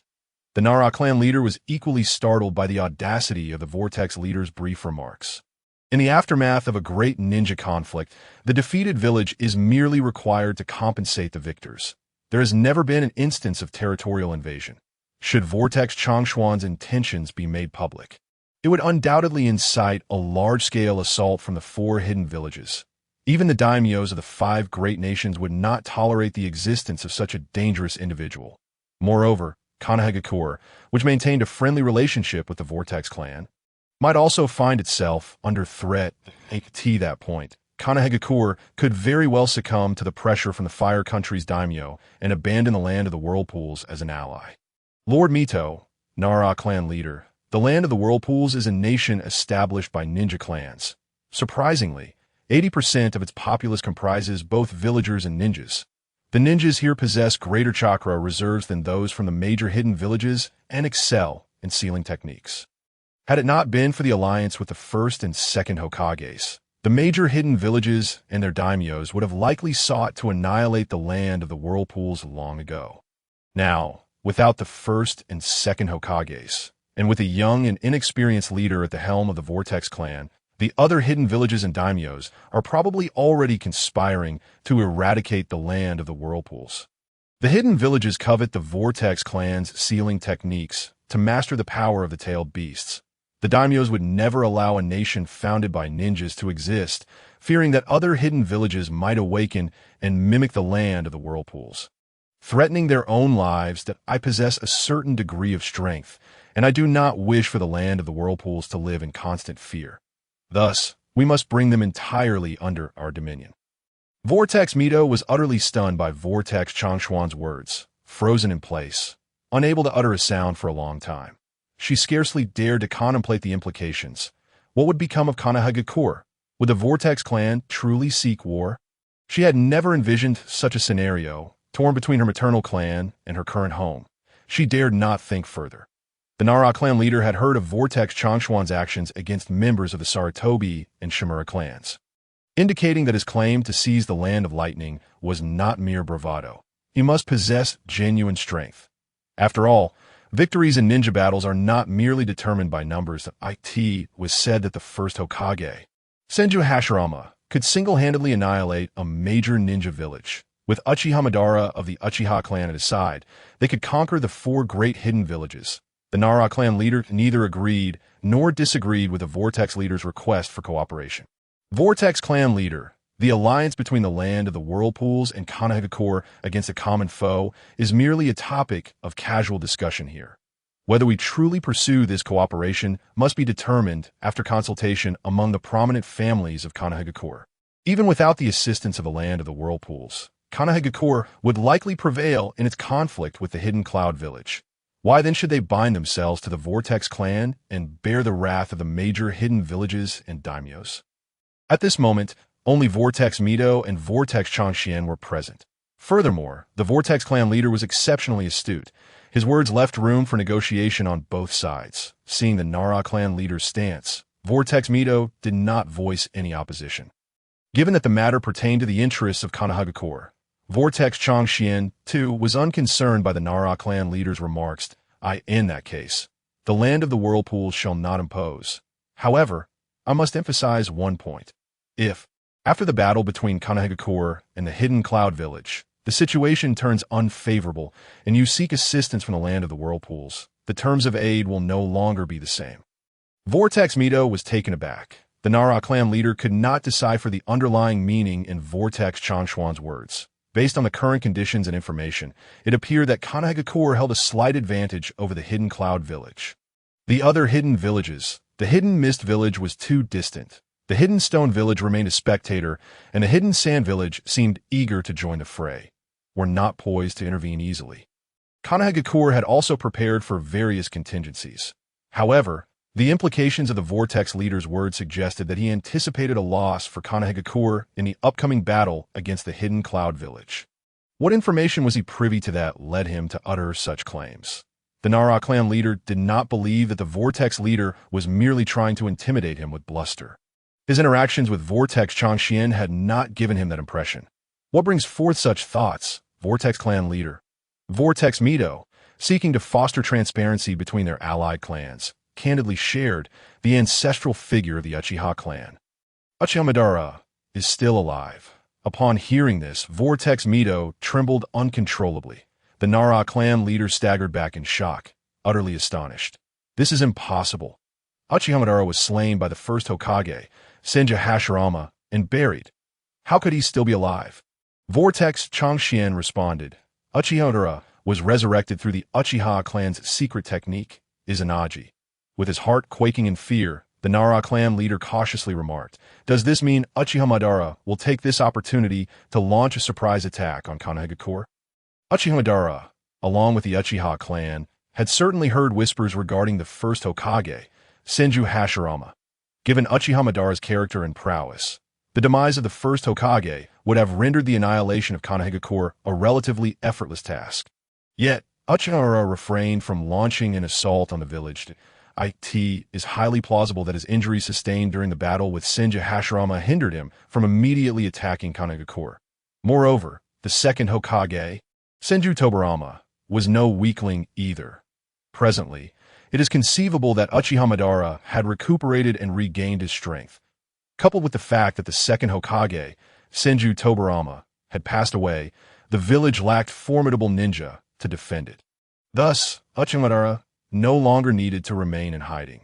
Seizing the opportunity, while Konoha dispatched a plethora of elite ninjas to combat the hidden cloud village, to orchestrate the village's downfall. At that juncture, even if Konoha did not send its elite ninjas to confront the hidden cloud village, they would still not stand a chance against Uchiha Madara.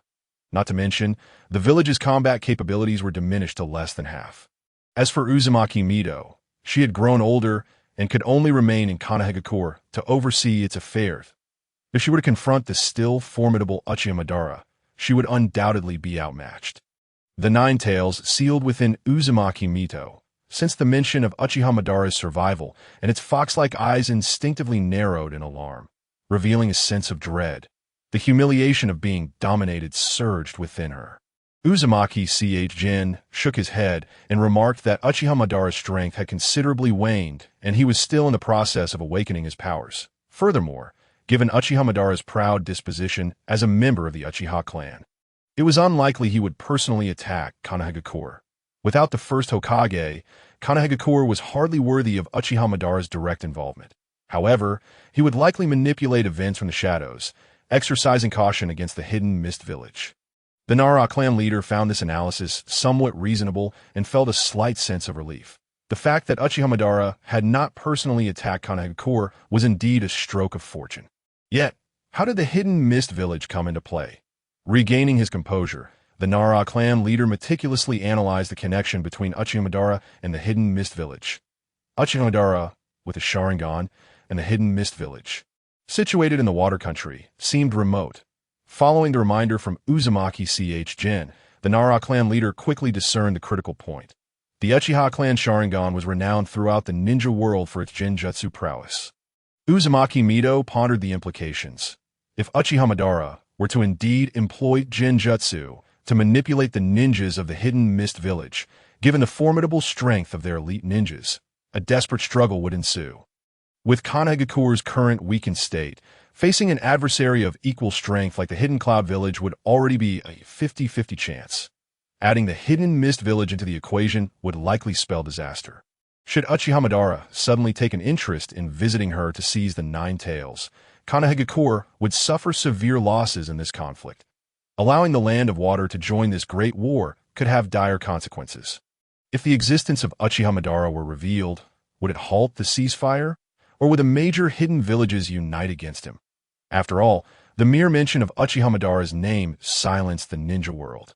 Yet at present, they were merely relying on Uzumaki Chōgen's words without solid evidence to substantiate Uchiha Madara's survival. Whether the other hidden villages would cease hostilities remained uncertain. However, the families of Konoha, especially the Uchiha clan, would likely descend into chaos upon hearing this news. With war looming against the Hidden Cloud Village, instability and morale before battle was a taboo. The revelation of Uchiha Madara's survival would be kept under wraps for the time being, and a trusted intel team would be dispatched for reconnaissance. Currently, their focus must remain on the impending clash with the Hidden Cloud Village. Uzumaki Chōgen expressed gratitude for the support from the Uzumaki clan, which would be immensely appreciated by Konoha.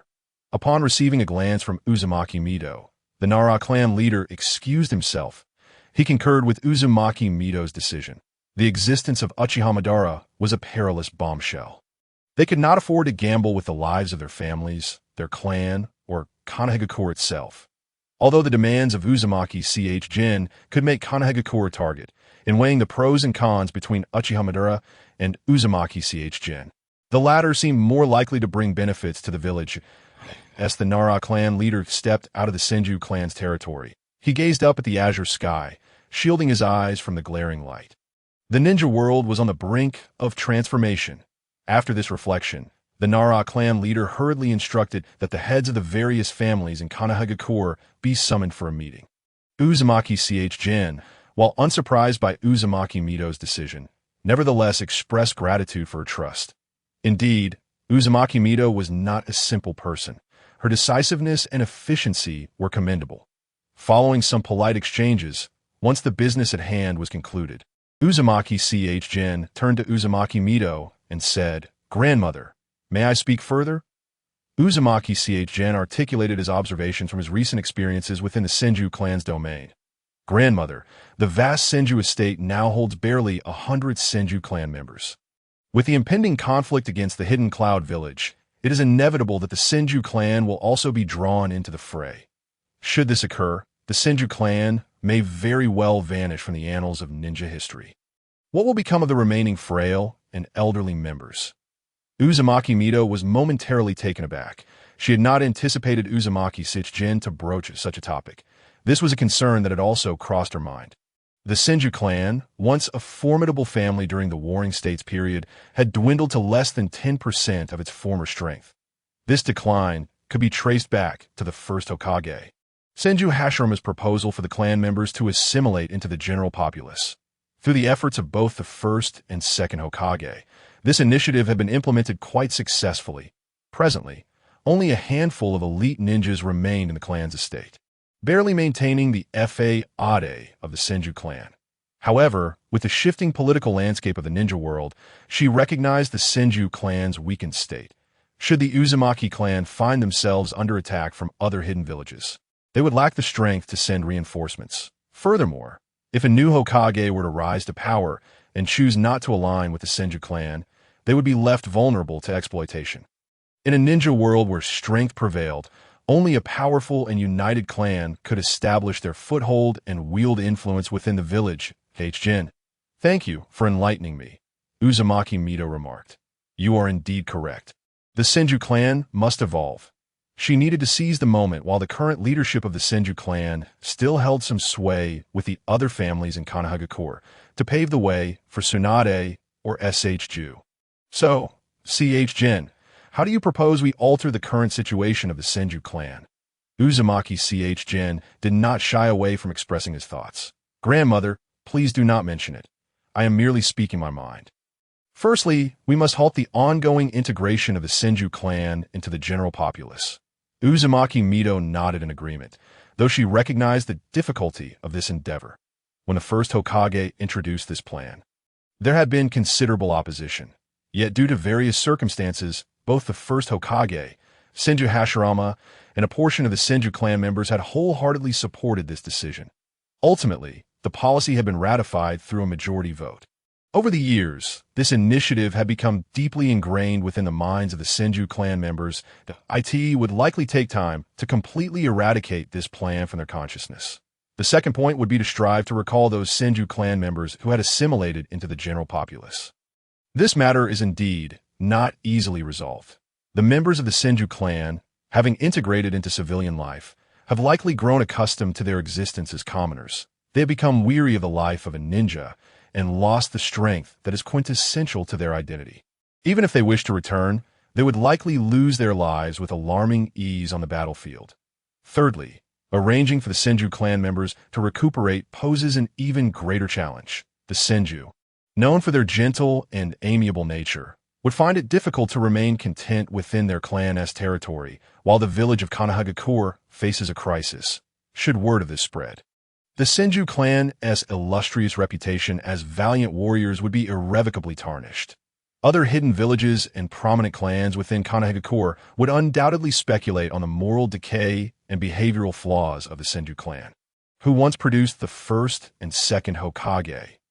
Uzumaki Mito conveyed these challenges to Uzumaki Nagahiro, who responded with a smile, suggesting the cessation of the plan to integrate into civilian life, WY clearly communicating the current circumstances to the Senju clan members. They would gradually come to understand with the passage of time. There is no need to summon back those ninjas who have fully assimilated into civilian life. Instead, rewards such as gold, silver, and housing could be offered to incentivize their return, should their descendants express a desire to do so. Some ninjas would fight on the battlefield for the glory of the Senju clan, while others would remain to guard their homeland, each fulfilling their own duties without any blemish on their character. Uzumaki Mito found some merit in this reasoning. Uzumaki Nagahiro chose not to impose his thoughts on Mito, allowing him to make his own decisions. Grandmother, Nagahiro has been in Konoha for some time now, and today I shall bid you farewell. Uzumaki Mito spoke briefly, offering no insistence to stay. After all, Nagahiro is the leader of the Uzumaki clan, and given the current turmoil in the ninja world, it is prudent for him to remain at the helm to provide reassurance to the villagers of the land of whirlpools. Upon exiting the hall of the Senju clan, Uzumaki Nagahiro encountered Tsunade, who wore a youthful expression. I shall return to Konoha to see you again. With that, he pressed a kiss to her forehead and instantly transported himself to the entrance of Konoha, clenching his fists and with his eyes closed. He sensed the departure of those nearby. A tear escaping as a pang of sorrow filled his heart. Leader, upon seeing a group of Uzumaki subordinates, Uzumaki Nagahiro nodded. Let us depart. We must return to the Uzumaki clan at once. For the sake of his subordinates, Nagahiro refrained from using instant teleportation, instead leading them on a long and arduous journey.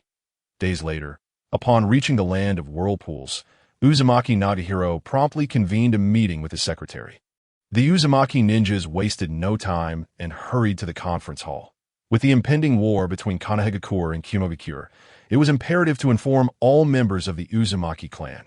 Furthermore, Konoha would dispatch 3 elite ninja teams for support. You are to make the necessary arrangements and submit the list of reinforcements before this afternoon. The elders and department heads of the Uzumaki clan were immediately roused by this news, igniting a fervor of discussion. The newly appointed third Raikage of Kumogakure seems intent on establishing his reputation through this conflict, does he not? The information provided by the clan leader has been thoroughly grasped by the clan members, and this is indeed an opportunity to showcase their prowess on the front lines that is sending only 3 elite teams not rather insufficient. Listening to the various opinions, Uzumaki Nagahiro interjected, regardless of the reasons. We must prepare comprehensively for the upcoming battle. Not only must we demonstrate the strength of the land of whirlpools in this conflict, but we must also secure our stronghold. With that, he urged them to take action. The elders and leaders, inspired by his words, felt a surge of enthusiasm. Since the establishment of their nation, the Uzumaki clan has relied on Konoha for stability. Now, however, the newly appointed clan leader, Uzumaki Nagahiro, has broken from the tradition of previous leaders who preferred to remain in their territories. This time, he has taken the initiative to offer support to Konoha. Some ambitious members of the Uzumaki clan gazed at Nagahiro with fervent admiration, understanding that survival in the ninja world does not come from passivity, but from taking decisive action. Indeed, leader, they responded, their pace quickening with urgency. With a sigh of relief, Uzumaki Nagahiro realized it was time to prepare for war against Kumogakure, having not logged into this cross-temporal chat group for some time. He was met with a flurry of responses upon his return. Senju Hashirama, another war. Why can't we achieve peace? Second Hokage, Senju Tobirama. That accursed Kumogakure dares to wage war against Konoha. Namikaze Minato. Fifth Hokage Tsunade. What's the situation? Uzumaki Nagahiro recounted the shameless behavior of Kumogakure in the chat. Senju Hashirama. This tactic seems familiar. Second Hokage, Senju Tobirama. Is Kumogakure truly so shameless as to treat such despicable conduct as a family legacy? Namikaze Minato. Kumogakure is truly. Fifth Hokage Tsunade. Kumogakure is despicable. Previously, Kushina and a young girl from the Hyuga clan fell victim to their underhanded methods. Uzumaki Nagahiro. This time, the land of whirlpools must also join in. We shall seize the entire land of lightning. Senju Hashirama. What do you mean by seizing the land of lightning? Second Hokage Senju Tobirama. Seizing. Is the group leader aiming for the unification of the ninja world? Namikaze Minato. Given the current strength of the land of whirlpools, seizing the land of lightning should be quite challenging. Fifth Hokage Tsunade. Other hidden villages will certainly not allow the group leader to succeed. Uzumaki Nagahiro. The land of whirlpools was founded by ninjas and possesses an abundance of chakra. Excelling in sealing techniques, we have long been viewed as a thorn in the side by the major hidden villages and feudal lords. A confrontation is inevitable, so why not take the initiative and seize the upper hand, ensuring they do not underestimate us? Uzumaki Nagahiro. Our goal is the unification of the ninja world. His declaration left the group members stunned. Prompting deep contemplation, Senju Hashirama was taken aback by Nagahiro's ambition. Madara had once sought to conquer the entire ninja world, only to fail due to Hashirama's interference. Yet now, the group leader harbored a similar ambition for unification. He found himself pondering whether such unification would bring peace to the ninja world or merely fulfill the leader's desire for absolute control. The second Hokage, Senju Tobirama, was greatly astonished. Following the betrayal by the Hidden Cloud Village, he began to reorganize Konoha once again. Primarily, he severed the master-disciple relationship between Mito Uzumaki and Konoha's Chunin, Kohoryudatain. He expelled the families of Sarutobi Hiruzen, Shimura Danzo, Mito Uzumaki, and Kohoryudatain from their core positions within the village, ensuring that their clan members would no longer hold significant roles in Konoha. Secondly, he aimed to bestow more influential positions upon other loyal and capable clans within the village, such as the Uchiha and Akimichi clans.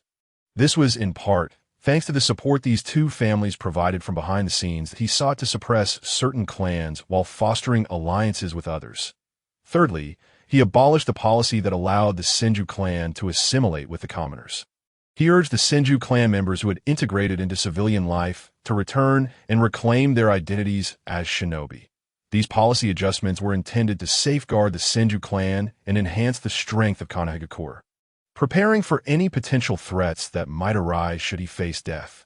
Unexpectedly, the leader of the group, Uzumaki Nagato, had such lofty ambitions, surveying the entirety of the ninja world. Indeed, as Uzumaki Nagato stated, a nation or village that is robust in terms of economy, strength, and resources will inevitably pose a threat to others. Inciting attempts at conquest, but a strategy of isolation cannot genuinely foster peace within a village.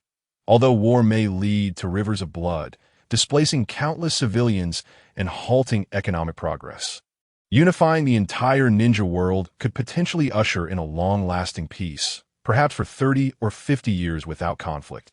Achieving true peace in the shinobi world seemed to necessitate a dialogue with the Uzumaki clan. The Third Great Ninja War ultimately concluded with Konoha emerging victorious. Despite the staggering loss of personnel and resources and the prolonged duration of the conflict, for Namikaze Minato, the survival of his three disciples as they returned safely to the village was a wish fulfilled. Consequently, during the summary and commendation of those who excelled in this war, Minato refrained from accepting any accolades, instead facing reproach from the Hokage's assistant, Shimura Danzo. After a lengthy pause, the third Hokage, Sarutobi Hiruzen, finally interjected, "Enough, Danzo. It was the inclusion of Minato that led to our victory in this war." Minato did not contest this statement, fully aware of the ulterior motives behind Hiruzen and Danzo's collaborative efforts. The ninjas and villagers present began to harbor discontent towards Minato. Why did he not rush to the battlefield sooner? If he had, their husbands and sons might not have perished. What kind of jonin prioritizes the protection of his disciples over that of Konoha? This jonin was far too selfish. Failing to place the village above all else, it was his fault. Otherwise, my husband could still be alive. The third Hokage, Sarutobi Hiruzen, noted the ire of the ninjas and villagers below and felt a flicker of satisfaction. Yet when he glanced at Danzo, a mysterious smile crept across his face. After the meeting concluded, Hiruzen sought out Minato privately. "Minato, you were too impulsive this time. How could you sacrifice the greater good for a small principle? Nevertheless, your final performance was commendable. I will recommend you to the daimyo as the fourth Hokage. Prepare yourself accordingly." Minato acknowledged this, Third Hokage, I was indeed rash. I'm still young and inexperienced in such matters. Konoha needs its third Hokage. Hiruzen looked at his disciple, glowing with pride, and patted him on the shoulder. The Third Great Ninja War had inflicted severe losses on Konoha across all fronts. It was imperative for someone to step forward and take responsibility for this conflict. As the Hokage and Minato's mentor, Hiruzen felt compelled to bear this burden. Moreover, Danzo would not miss the opportunity to usurp power for himself. Hiruzen understood that promoting Minato to Hokage would be ultimately more advantageous. Young and without family, connections, or political acumen, Minato could only rely on Hiruzen. The power within Konoha ultimately still resided in Hiruzen's hands. Once Hiruzen departed, Minato's smile vanished. Upon exiting the Hokage's office, he instantly teleported to the designated meeting place with his 3 disciples. "Minato-sensei," they exclaimed joyfully, some apologetic, while others bore solemn expressions. Minato affectionately ruffled their hair, speaking gently, "You all performed admirably this time." Uchiha Bito stepped forward, clasping Minato's hands. "Minato-sensei, I apologize for the trouble I caused you. I never expected that your actions would influence the outcome of the war and cast doubt upon your character." Minato shook his head, beaming with warmth. "As long as you are all safe. That is what matters most." Hatake Kakashi stood silently, his demeanor cold. "I will train diligently to improve my strength and ensure I can protect myself and Rin next time. And for Minato-sensei's sake, I will also look out for Kakashi." Minato smiled once more before teleporting to the Uchiha clan's territory. "Lord Minato, the Hokage's assistant, Danzo, has spread negative information within Konoha regarding your failure to promptly aid the front line. Should we, the Uchiha clan, intervene to manage the narrative?" Minato gazed into Uchiha Fugaku's fierce eyes and began to comprehend why the Uchiha clan would face annihilation in the future. The Uchiha possessed great strength, but lacked the wisdom to navigate such complexities. The Uchiha clan was already unpopular within Konoha. For them to defend his actions would only incite further resentment from the villagers and possibly raise suspicion among the upper echelons of the village. Thus, it was prudent for the Uchiha to maintain their usual demeanor without intervention. Furthermore, the third Hokage, Sarutobi Hiruzen, would handle any adverse public opinion. The Uchiha clan leader need not concern himself with this matter. Instead, his priority should be to initiate reforms within the Uchiha clan itself. Minato had previously warned Uchiha Fugaku that Danzo would seize the opportunity to undermine the Uchiha clan. Fugaku had taken precautions to safeguard the clan. Even discreetly eliminating some root members, he held Minato's advice in high regard. Yet still questioned, "Lord Minato, what do you mean, and how should we proceed?" After observing the videos from Konoha higher-ups in their cross-temporal chat group, as well as the thoughts expressed by the first Hokage, second Hokage, and leader Uzumaki Nagato, Minato began to contemplate calmly, like the tea present. His strength was not yet formidable, and he held no real power. Concerning Uzumaki Nagato's vision of unifying the shinobi world, he felt a mixture of shock and a dawning understanding. Since the establishment of the various villages, the ninja world had witnessed 3 wars within a mere 50 years, while conflicts among smaller hidden villages had never ceased. Although unifying the shinobi world may not guarantee enduring peace, it could serve as a path closer to achieving tranquility compared to the current state of perpetual strife. Minato knew he must commence this journey from within Konoha. The Uchiha clan would be the starting point for him to grasp power and influence. Foremost, he needed to address the discord within the Uchiha clan, which was currently fragmented and disunited. The Uchiha clan leader first subdued those radical factions, compelling them to submit to your authority. The Uchiha clan's police force will have the radical faction responsible for external matters, while the peace faction will manage internal affairs.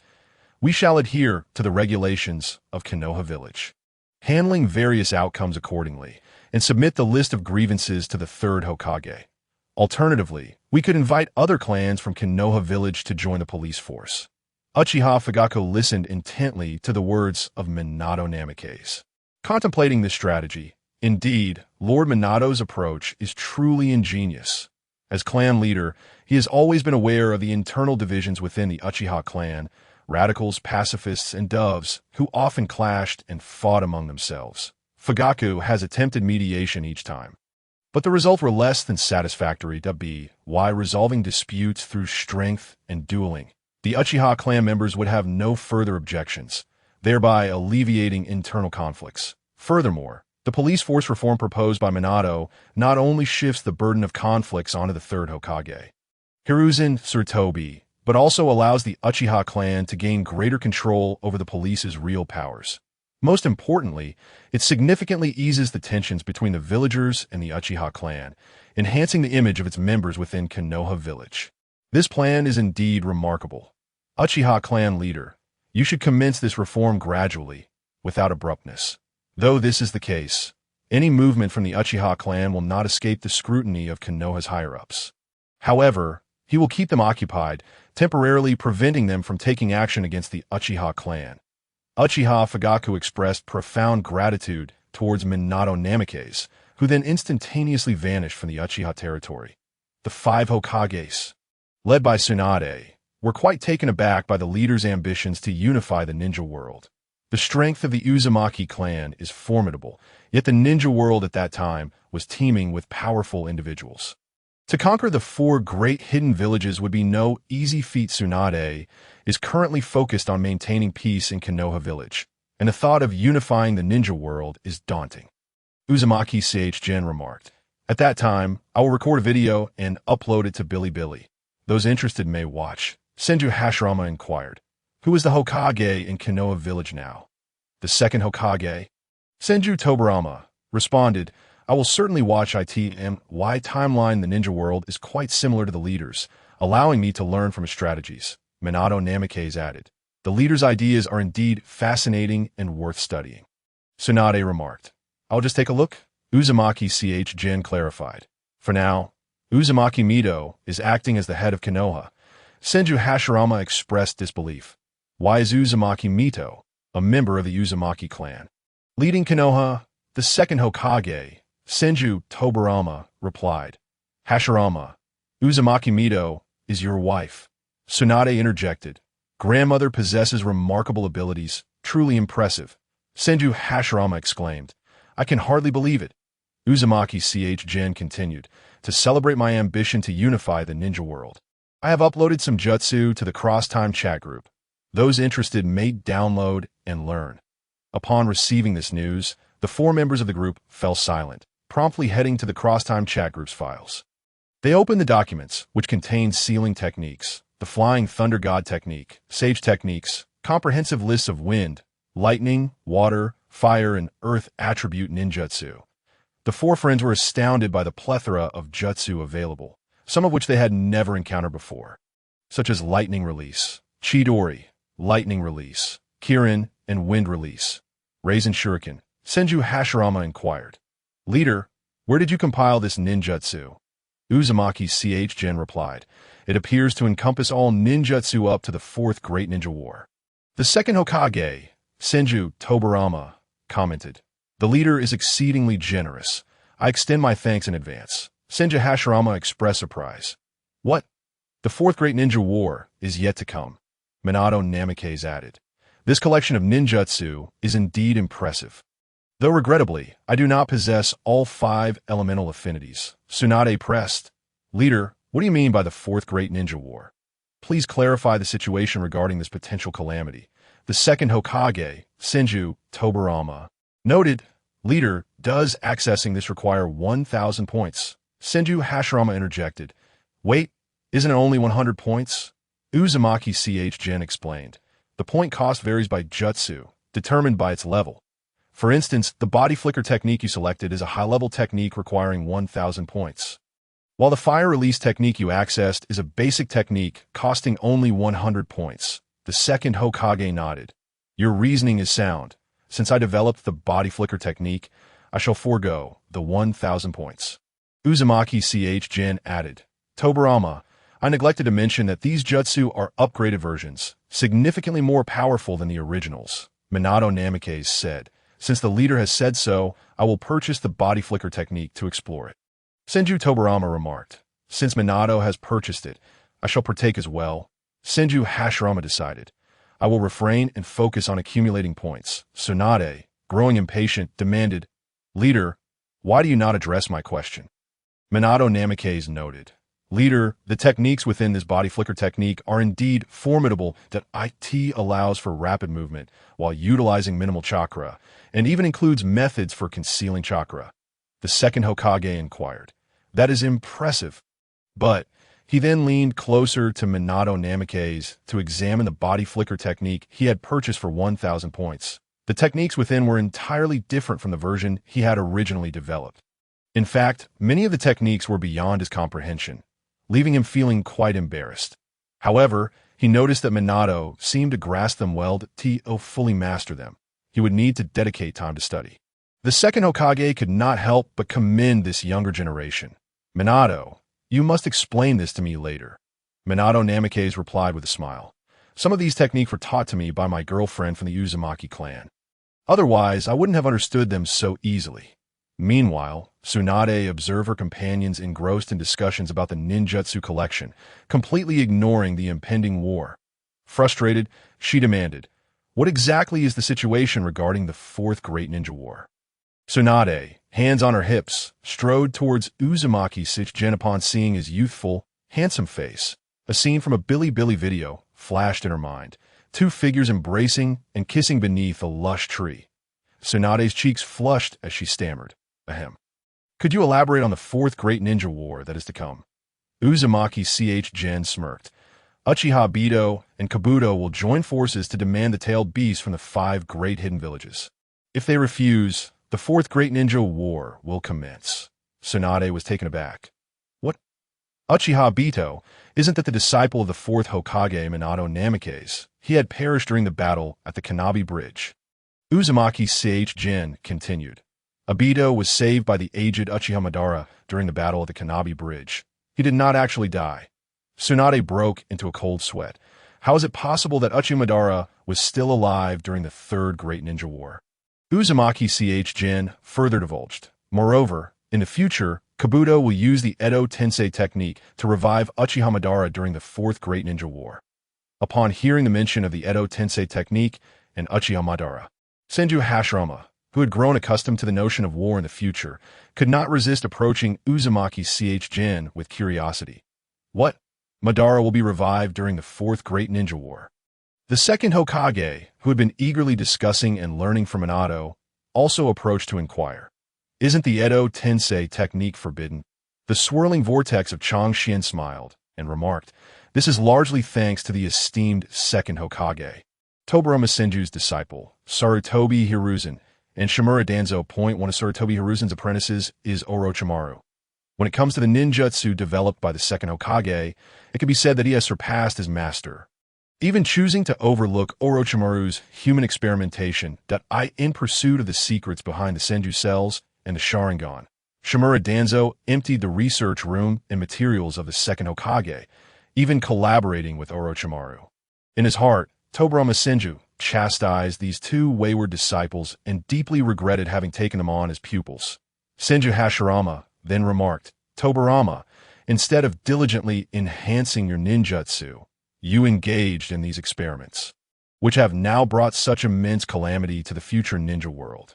During the era of the first Hokage, his younger brother Tobirama was also quite fond of such tricks. He thought that since his brother enjoyed them, and there was no significant commotion, he, as the elder brother, refrained from intervening. Little did he know that after his own demise, his brother Tobirama would spend an inordinate amount of time researching these forbidden techniques. It seems he must provide some guidance to the Tobirama of this timeline.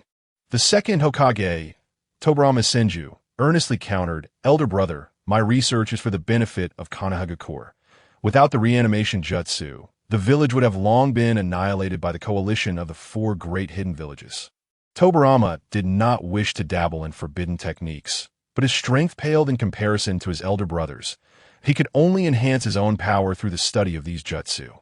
Otherwise, how could he subdue the various clans of Konoha and resist the joint assault of the 4 great hidden villages? Standing to the side, Minato Namikaze diligently gathered intelligence and conducted analyses.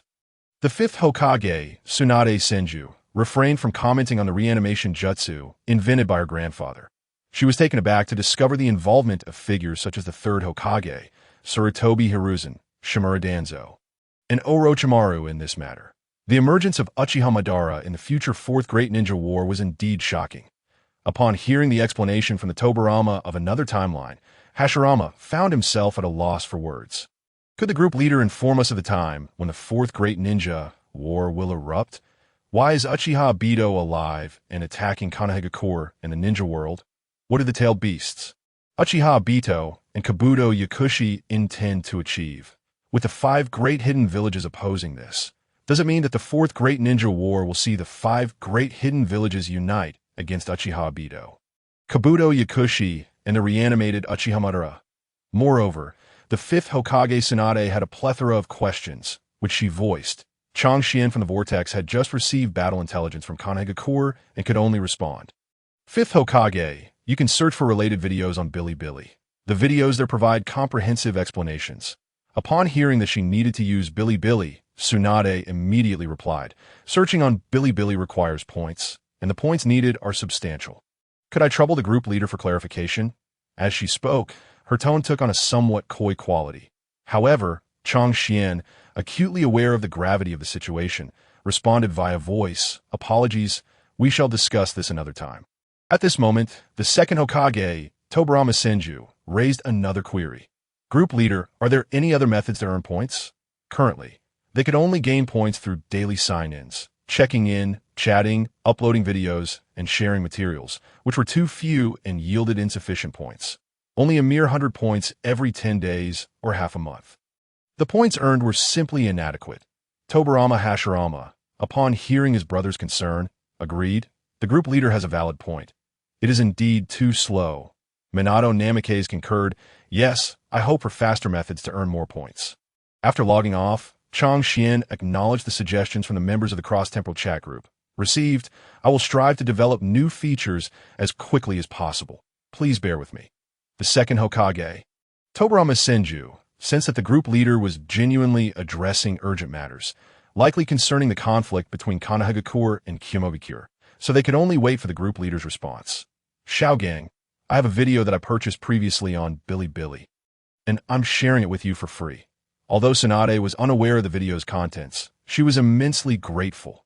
"Thank you, grandfather." Minato also reminded Tsunade, "5th Hokage, you can review our previous chat records. Perhaps some information may prove useful for your current timeline." Tsunade looked at Minato with appreciation.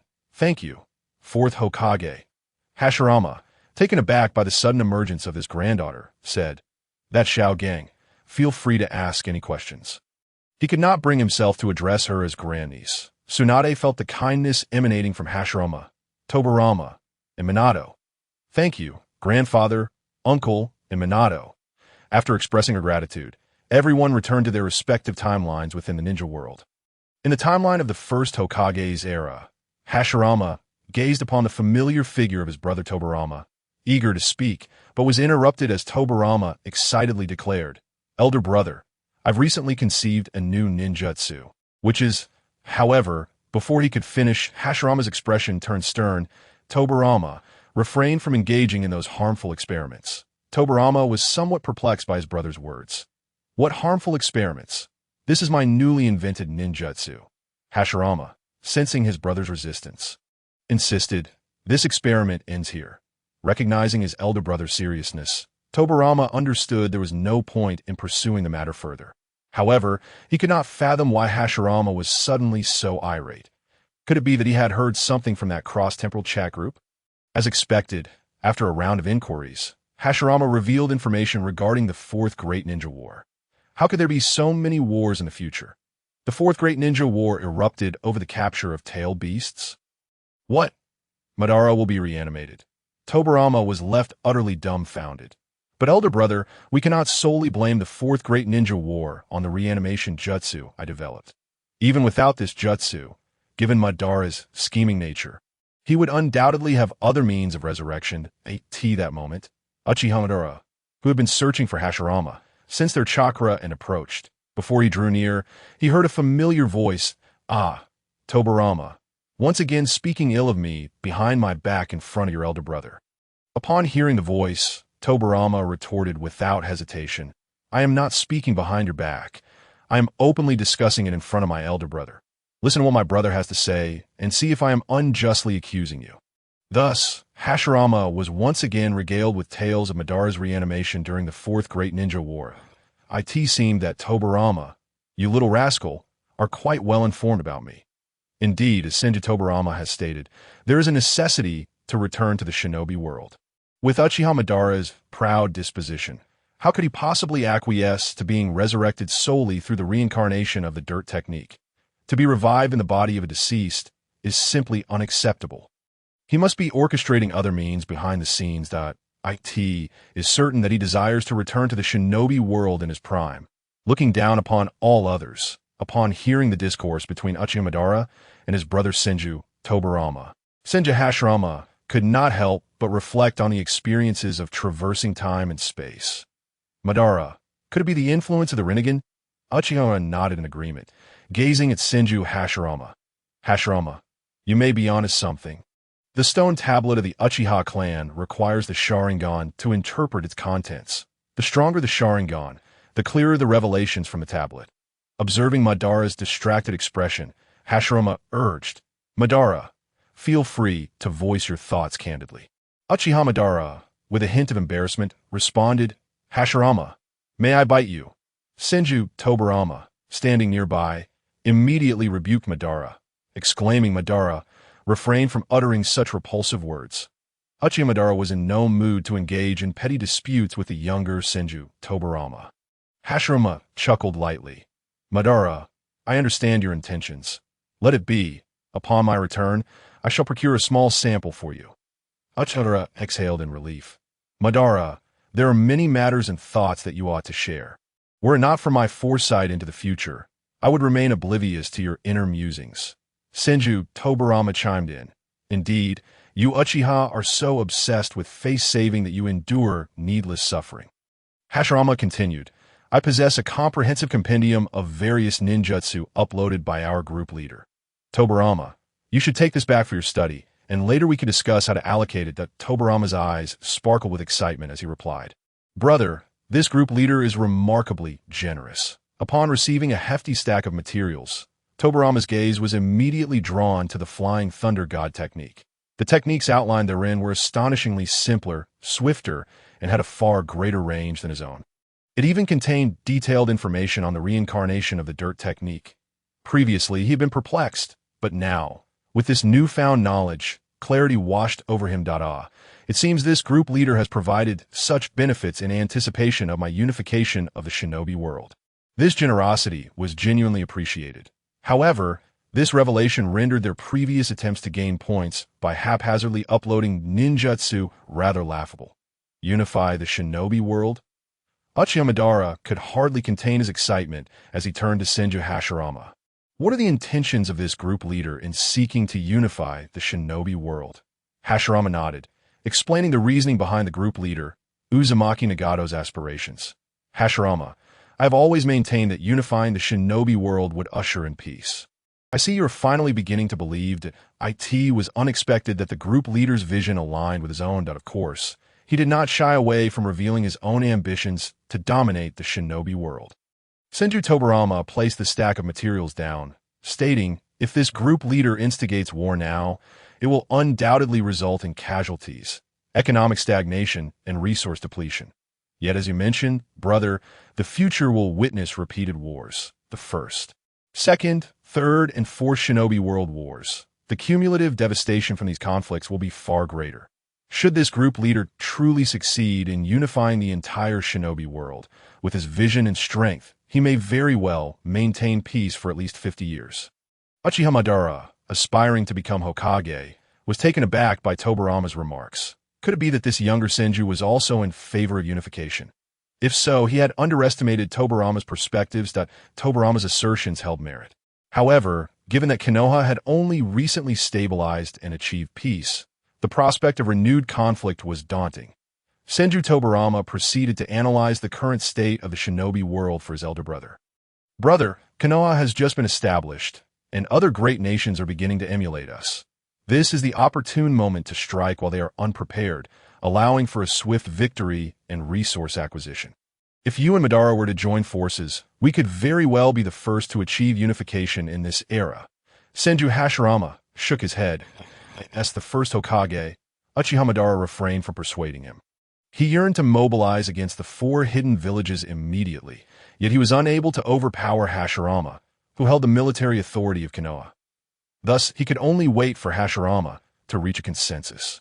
The second Hokage, Senju Tobirama, distributed the ninjutsu compendium to his eager subordinates, instructing them to diligently study and enhance their abilities.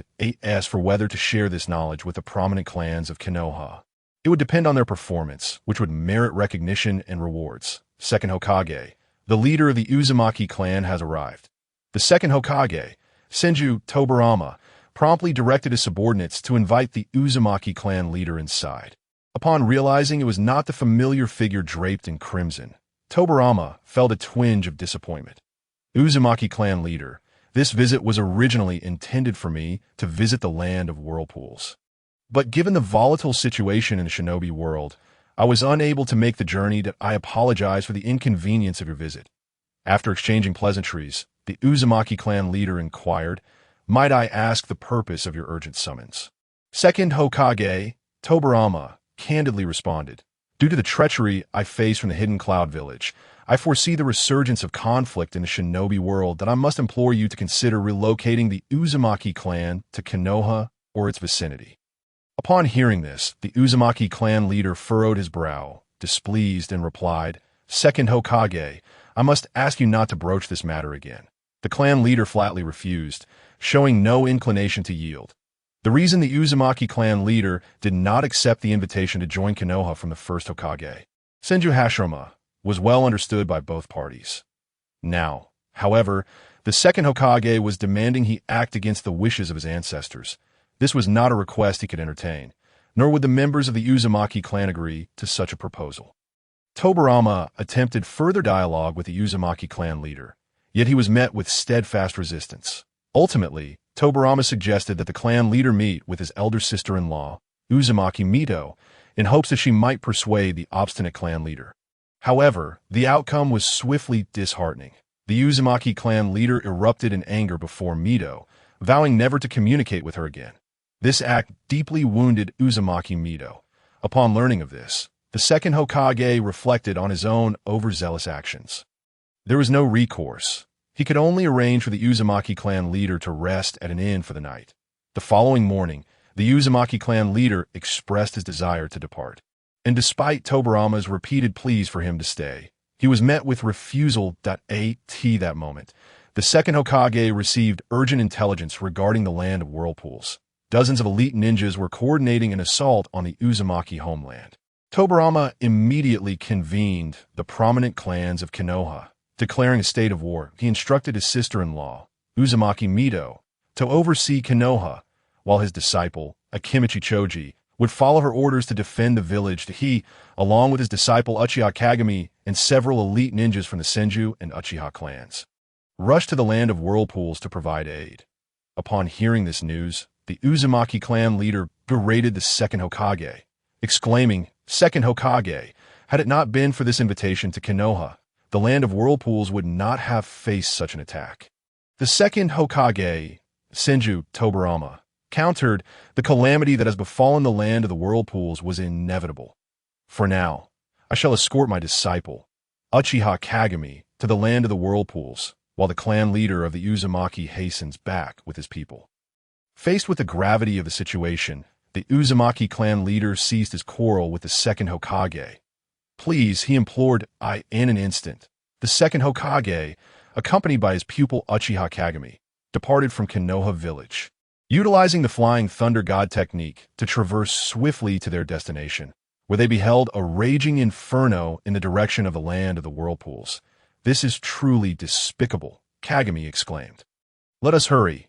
Nodding in agreement, Uchiha Kagami placed a hand upon his teacher's shoulder, being whisked away in an instant. For reasons unbeknownst to him, Kagami sensed that his master's Flying Thunder God technique had become increasingly rapid, with a broader range of teleportation than before. Moreover, he noted that, despite the significant chakra expenditure from repeatedly employing this jutsu, the second Hokage's chakra reserves appeared largely unscathed. The contrast with earlier times was stark. leading him to feel that the Second Hokage had returned from the Cloud Village profoundly changed. Even during the alliance with the Cloud Village, there had been an unusual air about his master. Though Kagami could not pinpoint the source of this strangeness, with Hizashi and Danzo now hailed as heroes of Konoha, the former disciples of Tobirama, Minyan, and Komatsu were no longer under his tutelage. Currently, he and his companion, Kazufu, were highly favored by the Second Hokage. His clan, the Uchiha, was elated, urging him to protect the Second Hokage at all costs. This was a duty he would uphold without hesitation. Even without his family's admonitions, in a mere heartbeat, the Second Hokage and Uchiha Kagami arrived within the borders of the land of the whirlpools. The sight that met their eyes was one of carnage. With the ground soaked in blood and the lifeless bodies of villagers, men, women, and children alike, anger surged within both the Second Hokage and Kagami as they hastened toward the assailants, ninjas from the Hidden Mist village who were perpetrating the slaughter. Fire style, great fireball technique. A colossal fireball surged forth, targeting the murderer in their midst. The ninja quickly responded with water style to counter the blazing attack. Seizing the opportunity, the Second Hokage utilized the Flying Thunder God technique to teleport behind the assailant, striking him down with lethal precision. Observers, recognizing the white-haired ninja as the wielder of the Sharingan and a master of instantaneous movement, gasped in shock. It's the Uchiha clan. It's the Second Hokage. Quick, we must flee. Konoha has come to the aid of the land of the whirlpools. They immediately employed the mist technique, enveloping the area in fog to obscure their escape. However, the Second Hokage would not let them evade justice, swiftly eliminating them with his extraordinary sensory abilities. Kagami, let us move to the next location. Using the Flying Thunder God technique and his sensory prowess, the Second Hokage tracked down the nefarious individuals within the land of the whirlpools. Dispatching them one by one, I will pursue them, Kagami declared, sensing that some ninjas were attempting to flee in various directions. No, Kagami, do not pursue a cornered foe. Our priority is to safeguard the remaining members of the Uzumaki clan. Heeding his master's command, Uchiha Kagami halted his advance. Understood. Thus, Kagami remained vigilant within the vicinity of the Second Hokage, searching for any surviving members of the Uzumaki clan. Kagami, stay here and keep watch while I search. Should any unusual circumstances arise, inject chakra into the Flying Thunder God seal immediately, and remember not to act recklessly. With these instructions, the Second Hokage vanished to locate the remaining survivors. After a thorough search, most of the surviving Uzumaki had been gathered together by the Second Hokage. These wretched ninja have ruthlessly attacked our homeland. We owe our lives to the Second Hokage. Otherwise, we would have perished as well. To be alive is a blessing. But what shall we do now, having lost everything? The Uzumaki clan leader, racing back to the land of the whirlpools, was met with the sight of ruins and corpses scattered across the landscape. His heart heavy with anguish, as the leader of the Uzumaki clan and the sovereign of the land of the whirlpools, he felt a profound sense of failure for not having protected his people in their time of need. He felt he truly deserved death. Unable to face the ancestors of the land of the whirlpools, the Senju clan members, witnessing this devastation, were filled with rage and sorrow. Uzumaki clan leader, we must regroup with the Second Hokage. We cannot linger here. Tears streamed down the faces of elite Uzumaki ninjas. The country they had nurtured, the family they had cherished, had been obliterated overnight. How could they remain indifferent to such a tragedy? Leader, we must unite with the Second Hokage and the surviving Uzumaki. Suppressing his grief, the Uzumaki clan leader set off towards the Second Hokage. Upon reuniting, the surviving members of the Uzumaki clan wept openly, expressing their heartache. Leader, our homeland is gone. Our home is lost. I am now all alone. You must avenge our clan. Why did you take so long to return? The Uzumaki clan leader lamented, confronted by the sorrowful faces of his people. He turned to the Second Hokage, exclaiming, "It is your fault. If you hadn't summoned me to Konoha, the Uzumaki clan would not have met this fate." Uzumaki clan leader, the Second Hokage retorted fiercely, "Had you remained in your homeland, you would likely be a corpse by now." The Uzumaki clan leader responded, "To die fighting for the protection of my homeland and my people would be a noble death. Once more, the second Hokage rebuked him. You are indeed growing old. If you perish, only those who seek to destroy the land of the whirlpools would benefit. Who would protect the remaining members of the Uzumaki clan, the clan leader's elite guards? Aware of the dire circumstances, urged him, Leader, the second Hokage speaks wisely. Though the land of the whirlpools has fallen, as long as the Uzumaki clan survives, we can restore our nation. The second Hokage affirmed. Indeed, we cannot linger here any longer. The Uzumaki clan leader must lead his people back to Konoha and the Senju territory to find refuge. We could devise our next steps from there. Understanding the gravity of the situation, the Uzumaki clan leader nodded in agreement with the second Hokage's plan. He instructed some subordinates to comfort the surviving Uzumaki members while he and others buried their fallen kin.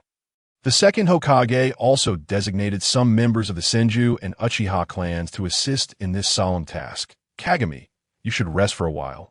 I will keep watch here. Uchiha Kagami, no longer eager to overexert himself, complied and sought rest.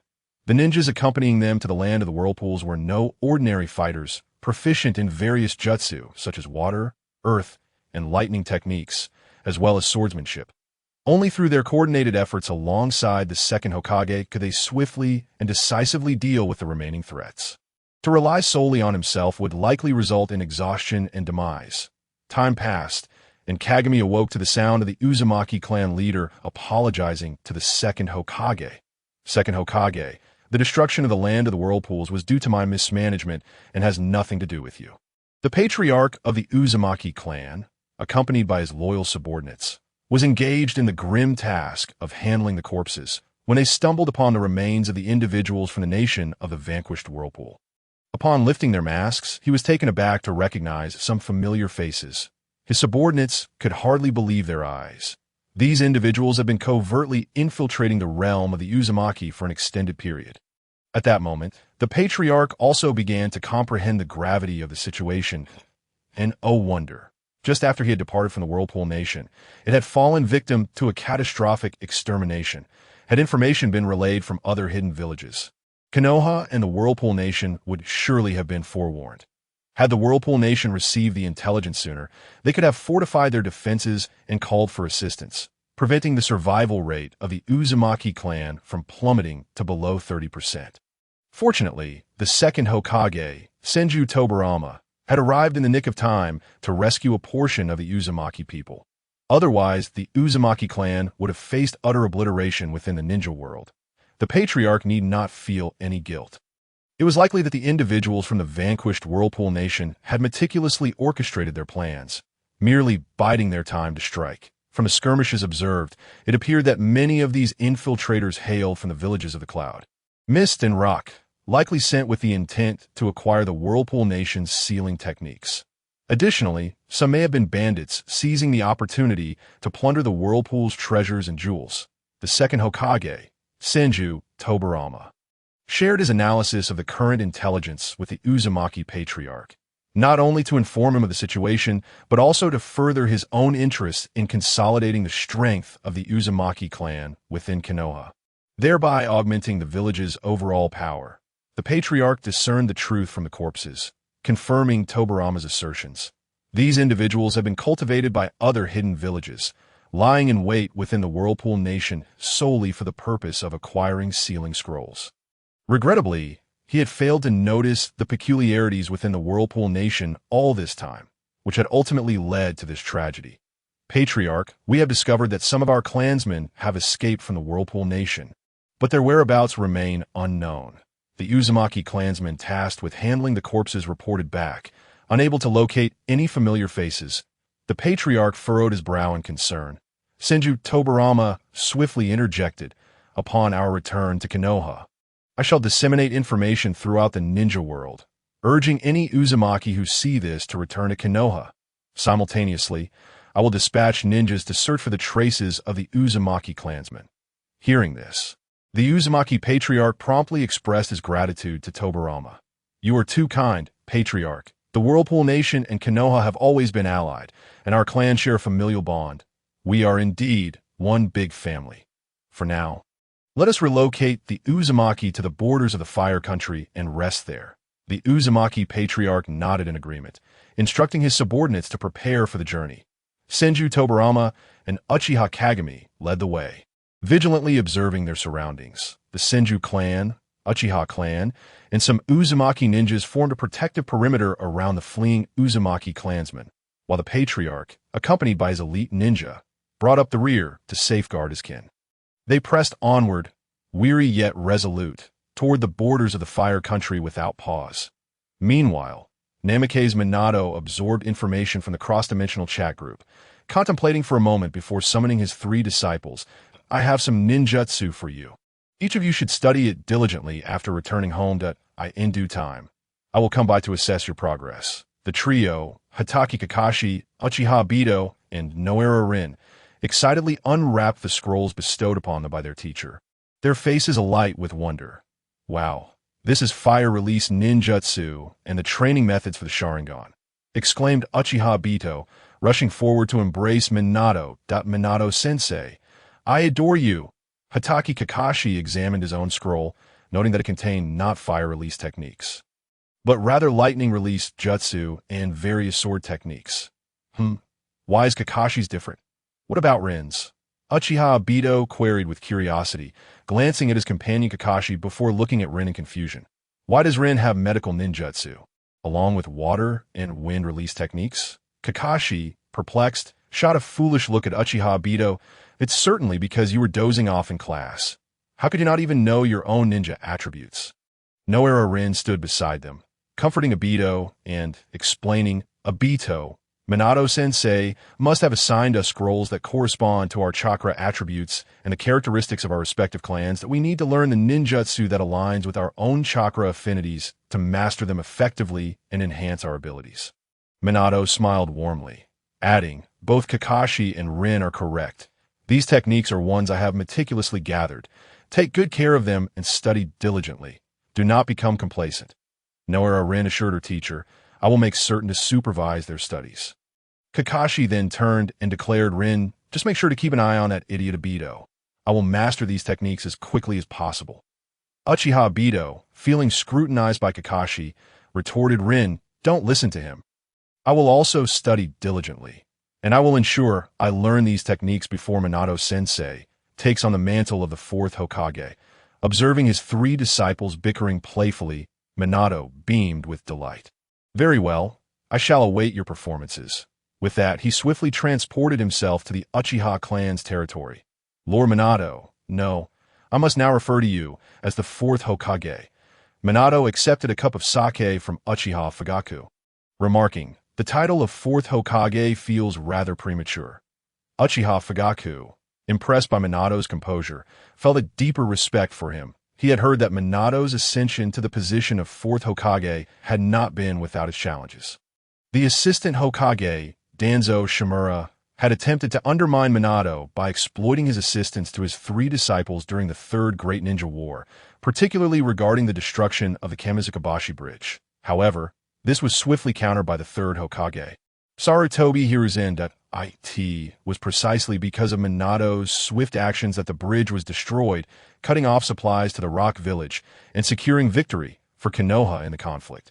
Danzo Shimura further targeted Minato's youth, lack of familial connections, and political acumen as points of attack, aiming to promote his own disciple, Orochimaru, as the 4th Hokage. However, the 3rd Hokage, Sarutobi Hiruzen, opposed this notion, sincerely expressing to the daimyo of the Fire Country that Orochimaru's dark and malevolent nature rendered him unfit for the role of Hokage. In contrast, Minato, though young, had earned the title of Yellow Flash through his mastery of the Flying Thunder God technique, instilling fear throughout the ninja world. Not only did he garner accolade from ninjas within Konoha, but other hidden villages also viewed Konoha with increased trepidation due to Minato's presence. Ultimately, Minato was ardently recommended by the 3rd Hokage to become the 4th Hokage. Lord Minato, the methods you provided for the improvement of the Uchiha clan have been initiated. However, we have encountered obstacles from the 3rd Hokage, Sarutobi Hiruzen, and the assistant Hokage, Danzo Shimura. Upon receiving the warning from Namake's Minato, Uchiha Fugaku summoned the radical elements, the doves and the pretenders of peace from his clan to the training ground. Including Uchiha Shursui, he instructed them to express any discontent, grievances, or dissatisfaction in this arena. Otherwise, after today, should anyone within the Uchiha clan harbor ulterior motives, disobey his authority, or engage in underhanded schemes, they should not blame him, the Uchiha clan leader, for invoking the clan's regulations. Soon, the radicals, doves, and pretenders stepped forward to challenge the Uchiha clan leader, only to be subdued by him in the end. Uchiha Fugaku elucidated the matter of reforming the police force. Yet no one showed up for the interviews. Perplexed, he investigated the root of the issue. It turned out that the third Hokage's Umbu and his aide, Danzo Shimura, were secretly demonizing the recruitment of the police force. Namake's Minato handed Uchiha Fugaku a large stack of documents, stating, "Uchiha clan leader, simply fulfill your responsibilities. I have devised a plan to deal with the third Hokage, Tsurutobi Hiruzen, and Danzo Shimura." Uchiha Fugaku, perplexed, accepted the materials handed to him by Minato. Upon glancing at them, his pupils dilated in shock as he looked at Minato. "How did you acquire this information, Lord Minato?" As he flipped through the pages of the documents. Each was vividly illustrated and thoroughly detailed, serving as irrefutable evidence. Minato replied nonchalantly, "There are always ways," he continued. "To strip them of their power, it is essential for two key figures to be present." Uchiha Fugaku directly inquired, "When does Lord Minato plan to take action and expose the crimes of the third Hokage, Tsurutobi Hiruzen, and Danzo Shimura? Such a monumental event will undoubtedly shake the foundations of Konoha. Minato responded, "I anticipate acting after I assume the position of the fourth Hokage at that time. I will reach out to you, Uchiha clan leader. For now, please ensure that the Uchiha clan focuses on their studies." With that, Minato produced another substantial stack of documents. Uchiha Fugaku, bewildered by Minato's actions, was astonished to see a comprehensive compendium of jutsu, featuring techniques such as the Sharingan, lightning release, fire release, and swordsmanship. Many of the techniques listed were unfamiliar to him. Furthermore, if these techniques were mastered, the Uchiha clan would undoubtedly grow more powerful. Lord Minato, can this truly be entrusted to the Uchiha clan? Uchiha Fugaku sincerely found it hard to believe. The second Hokage, Senju Tobirama, and the third Hokage, Tsurutobi Hiruzen, had treated the Uchiha clan as adversaries, constantly fearing a coup d'etat from them. It was unexpected that Namake's Minato would deviate from the norm and seek to foster a relationship with and educate the Uchiha clan. Minato's sincerity towards the Uchiha clan was truly commendable. Henceforth, the Uchiha clan would surely rally behind Lord Minato. With a gentle smile, Namake's Minato said, "In the future, I will need you, Uchiha clan leader, and the Uchiha clan to assist me in managing Konoha." Upon hearing this, Uchiha Fugaku felt a stirring in his heart. After exchanging a few more pleasantries, Minato departed from the Uchiha compound, awaiting the opportune moment. Meanwhile, the fifth Hokage Tsunade received information regarding the impending Fourth Great Ninja War and immediately summoned Jiraiya, the only person she could trust in Konoha at that moment. Upon hearing the summons, Jiraiya arrived with a serious expression, mindful of the presence of the portraits of former Hokages in the office. Once Jiraiya was present, Tsunade instructed the Umbu to stand guard 3 meters away from the Hokage building, prohibiting anyone from approaching. She then spoke with grave seriousness, "Jiraiya, I have received information that the Fourth Great Ninja War may erupt, linked to Uchiha Bido and Uchiha Madara." Jiraiya, taken aback, turned to Tsunade in astonishment. He had been monitoring the movements in the ninja world, yet he had not detected any signs of these two individuals. Furthermore, had they not already perished long ago? He began to doubt the accuracy of Tsunade's intelligence. Sensing Jiraiya's skepticism, Tsunade produced a substantial stack of documents, detailing the crimes of the third Hokage, Tsurutobi Hiruzen, and Danzo Shimura. Under the guidance of Namake's Minato, she had reviewed past records from their cross-temporal chat group and watched a shocking video forwarded by her great-grandfather, revealing the extent of their teacher's involvement in various sinister affairs. The annihilation of the Senju clan, human experimentation in Konoha, the extermination of the Uzumaki clan, the abduction of the Hyuga clan's heiress by the Cloud Village, and the extermination of the Uchiha clan. Previous doubts were now laid bare with undeniable evidence. Jiraiya, confused, took the documents Tsunade handed him. reading names, dates, addresses, and images associated with the assassinations of members of the Senju clan, including the death of Senju Rope. Page after page, the evidence was clear and unequivocal. Initially, Jiraiya had harbored doubts about the documents. Yet the evidence presented, including photographs of Sarutobi Hiruzen discovering Orochimaru's human experiments, was compelling. Jiraiya vividly remembered the moment he pursued Orochimaru after his defection from Konoha, only to be unable to prevent it was only upon hearing of Orochimaru's assassination of the third Hokage that he returned to the village. Where had Tsunade obtained this information? Tsunade revealed that she had been invited into a different timeline, where she encountered the first Hokage, the second Hokage, and Namikaze Minato, disclosing everything. Jiraiya initially considered suggesting that Tsunade was under an illusion, but the thoroughness of the documents in his hands made that implausible. Moreover, Tsunade was not one to concoct such fabrications, which led Jiraiya to begin believing her claims regarding future events. How could Uchiha Obito still be alive? How was Uchiha Madara involved in the forthcoming Fourth Great Ninja War? Tsunade recounted the information she had gathered, detailing how Uchiha Madara had faked his death in the presence of the first Hokage, subsequently rescuing Uchiha Obito and facilitating his revival. The barrage of shocking revelations left Jiraiya momentarily speechless. Tsunade, should we inform the other hidden villages about Uchiha Obito's intention to capture the tailed beasts? If we unite the major hidden villages against him, we could potentially prevent the Fourth Great Ninja War from occurring.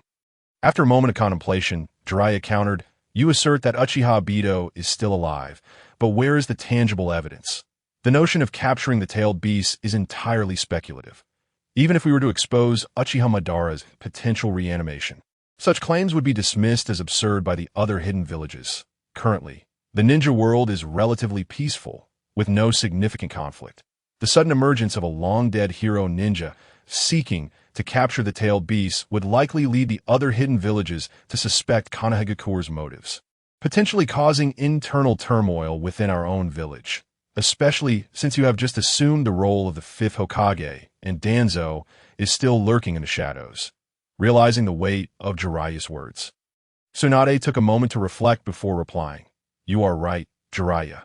For now, we must first eliminate this malignancy from Konohagakure." After speaking, Tsunade angrily slammed her fist onto the Hokage's desk. She needed to send someone to investigate the matter of Uchiha Obito's survival. However, she had just assumed the position of the fifth Hokage, and her authority was still limited, lacking real power. Moreover, two advisors, Mito Kamen and TGSH Core, were closely watching her, an insidious root leader.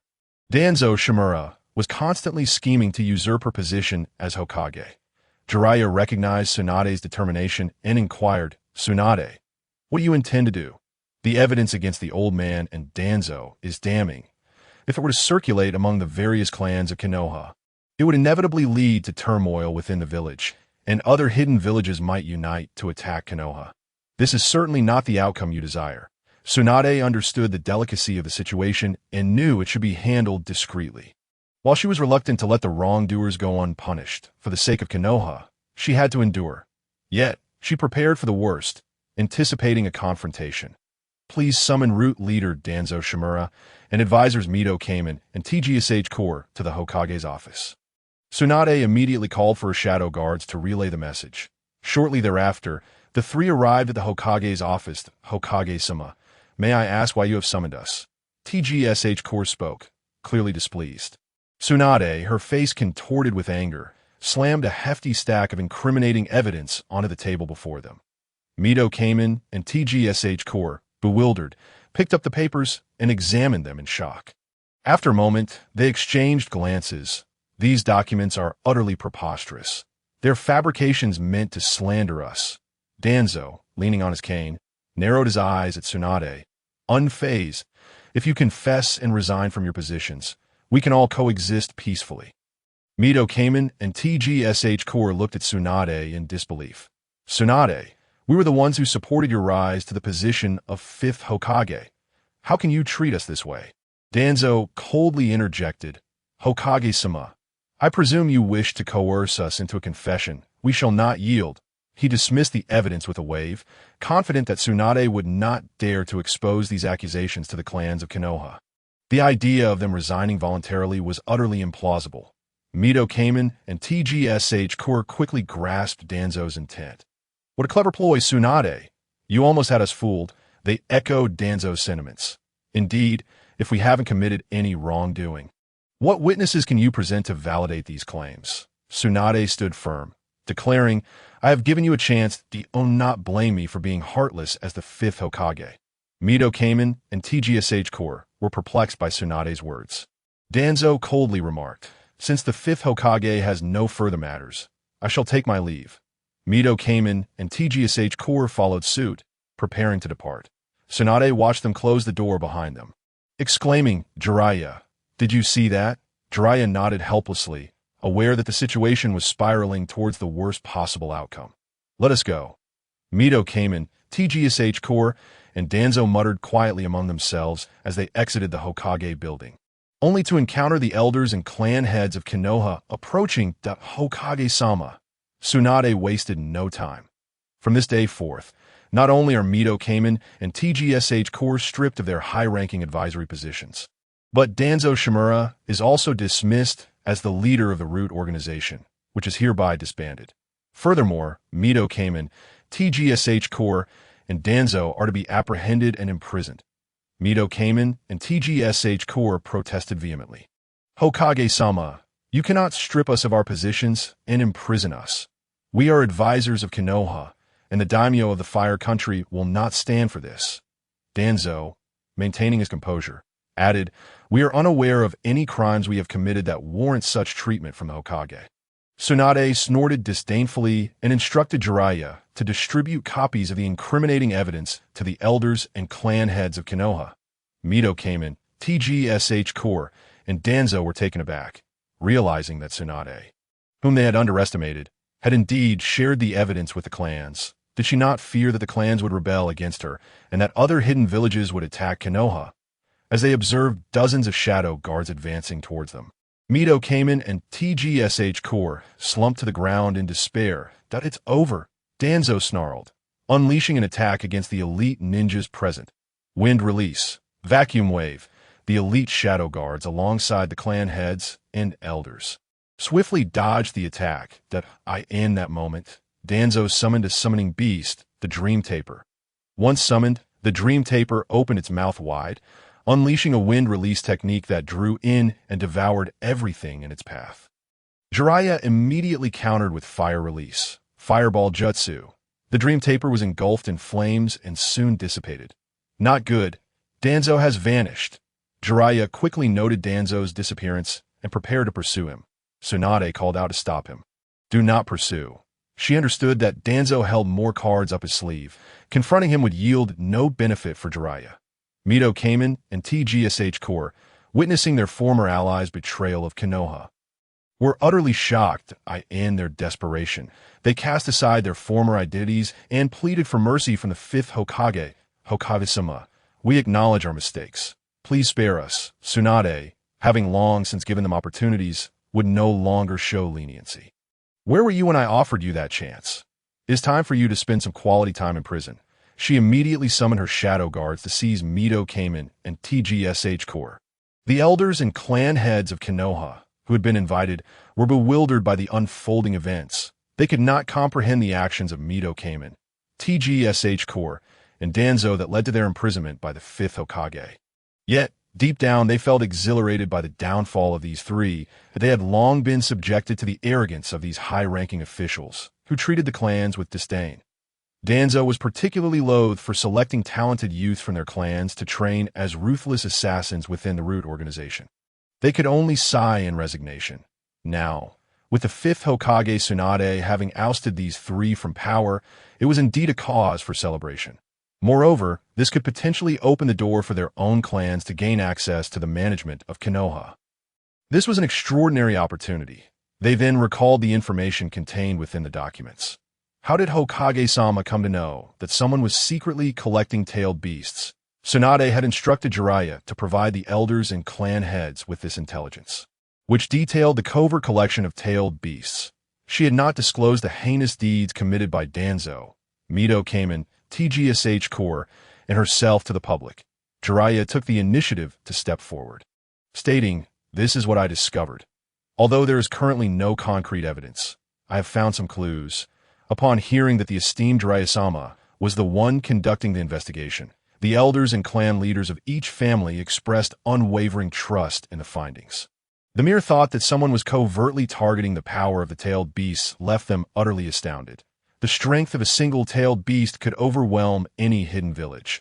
If someone were to gather them all, it would not only spell disaster for Konoha, but would plunge the entire ninja world into chaos, eradicating any semblance of peace. They promptly declared their commitment to safeguard Konoha. Tsunade, after engaging in some pleasantries, added, "I appreciate everyone's efforts. Here is the comprehensive compilation of ninjutsu that I have painstakingly gathered." The clan leaders and elders eagerly accepted their copies, their hearts racing with excitement as they beheld the extensive array of ninjutsu contained within. This was indeed a genuine compendium, and with it, the strength of their clans would undoubtedly ascend to new heights. The fire-style ninjutsu contained techniques that were simply beyond imagination. Our clan predominantly harnesses wind chakra, and until now, we lacked a formidable technique, but now we have it. The leaders of each clan, brimming with exhilaration, felt a profound respect and admiration for the fifth Hokage, Tsunade. She urged them to return promptly and immediately issue a notice regarding the traitorous Nin. Shimura Danzo. Additionally, Jiraiya, please see if you can establish contact with Uchiha Itachi. Acknowledging Tsunade's intentions with a nod, Jiraiya departed the Hokage's office. The bloodshed by the Uchiha clan was already far too great. It was imperative to prevent further tragedies. Upon receiving news from Konoha regarding the war support agreement, Uzumaki Nagato swiftly confirmed the response. Clan leader, here is the list of personnel dispatched to assist Konoha. After glancing over the list, Nagato instructed, "Very well, allocate according to this list. The team leader shall wield this flying thunder god kunai. Should any extraordinary occurrences arise, infuse it with chakra immediately." The leaders of the three teams stepped forward to receive the kunai. "During this support mission, you must prioritize your safety and avoid recklessness," Nagato cautioned. The three leaders nodded in agreement. He continued, "As Konoha goes to war with Kumobikure, other hidden villages will undoubtedly seize this opportunity to strike at our land of whirlpools. As the ruler of the land of whirlpools and the leader of the Uzumaki clan, I will ensure that any who dare approach will return empty-handed." The Uzumaki clan members were invigorated by Nagato's commanding presence and fervent declarations. "Indeed, we shall not betray the trust and nurturing of our clan leader," they proclaimed before taking their leave. Nagato nodded, and life continued in its unremarkable rhythm for a while longer. One fateful night, as darkness enveloped the land, Nagato sensed a surge of formidable chakra emerging from over 10 kilometers away in the land of whirlpools. He promptly sat up in bed and summoned his shadow guards. "Sound the highest alarm of the land of whirlpools. The enemy is upon us." The guards sprang into action at his command.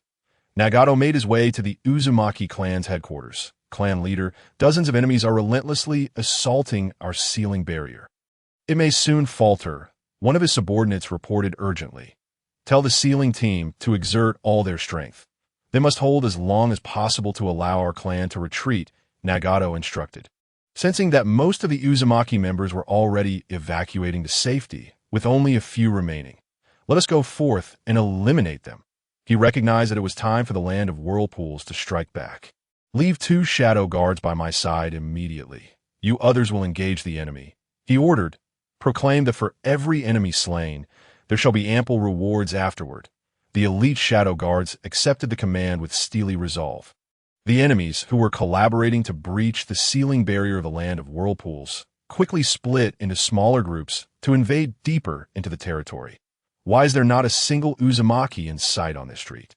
Wasn't this commercial area supposed to be bustling?" one remarked. "Let us not dwell on that. Remember our purpose here. First, let us loot whatever we can." Another responded, "I heard the leader of the Uzumaki clan is just a young lad. It's no wonder their clan is facing extinction. What a fitting end. Indeed, a young and weak leader. It's only natural they meet such a fate. He must be the foolish son of a landlord." Thrust into power, they believed their mission would be effortlessly accomplished.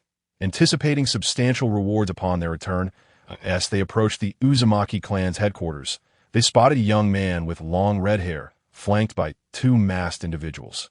The presence of several others in masks instantly revealed the identity of the young leader. Ah, the Uzumaki clan leader. How disrespectful of us. But today marks your demise. They taunted, showing no regard for the young leader. However, in the next heartbeat, the loudest and most exuberant among them fell silent, collapsing to the ground. The remaining assailants, momentarily stunned, surged toward Nagato with renewed aggression.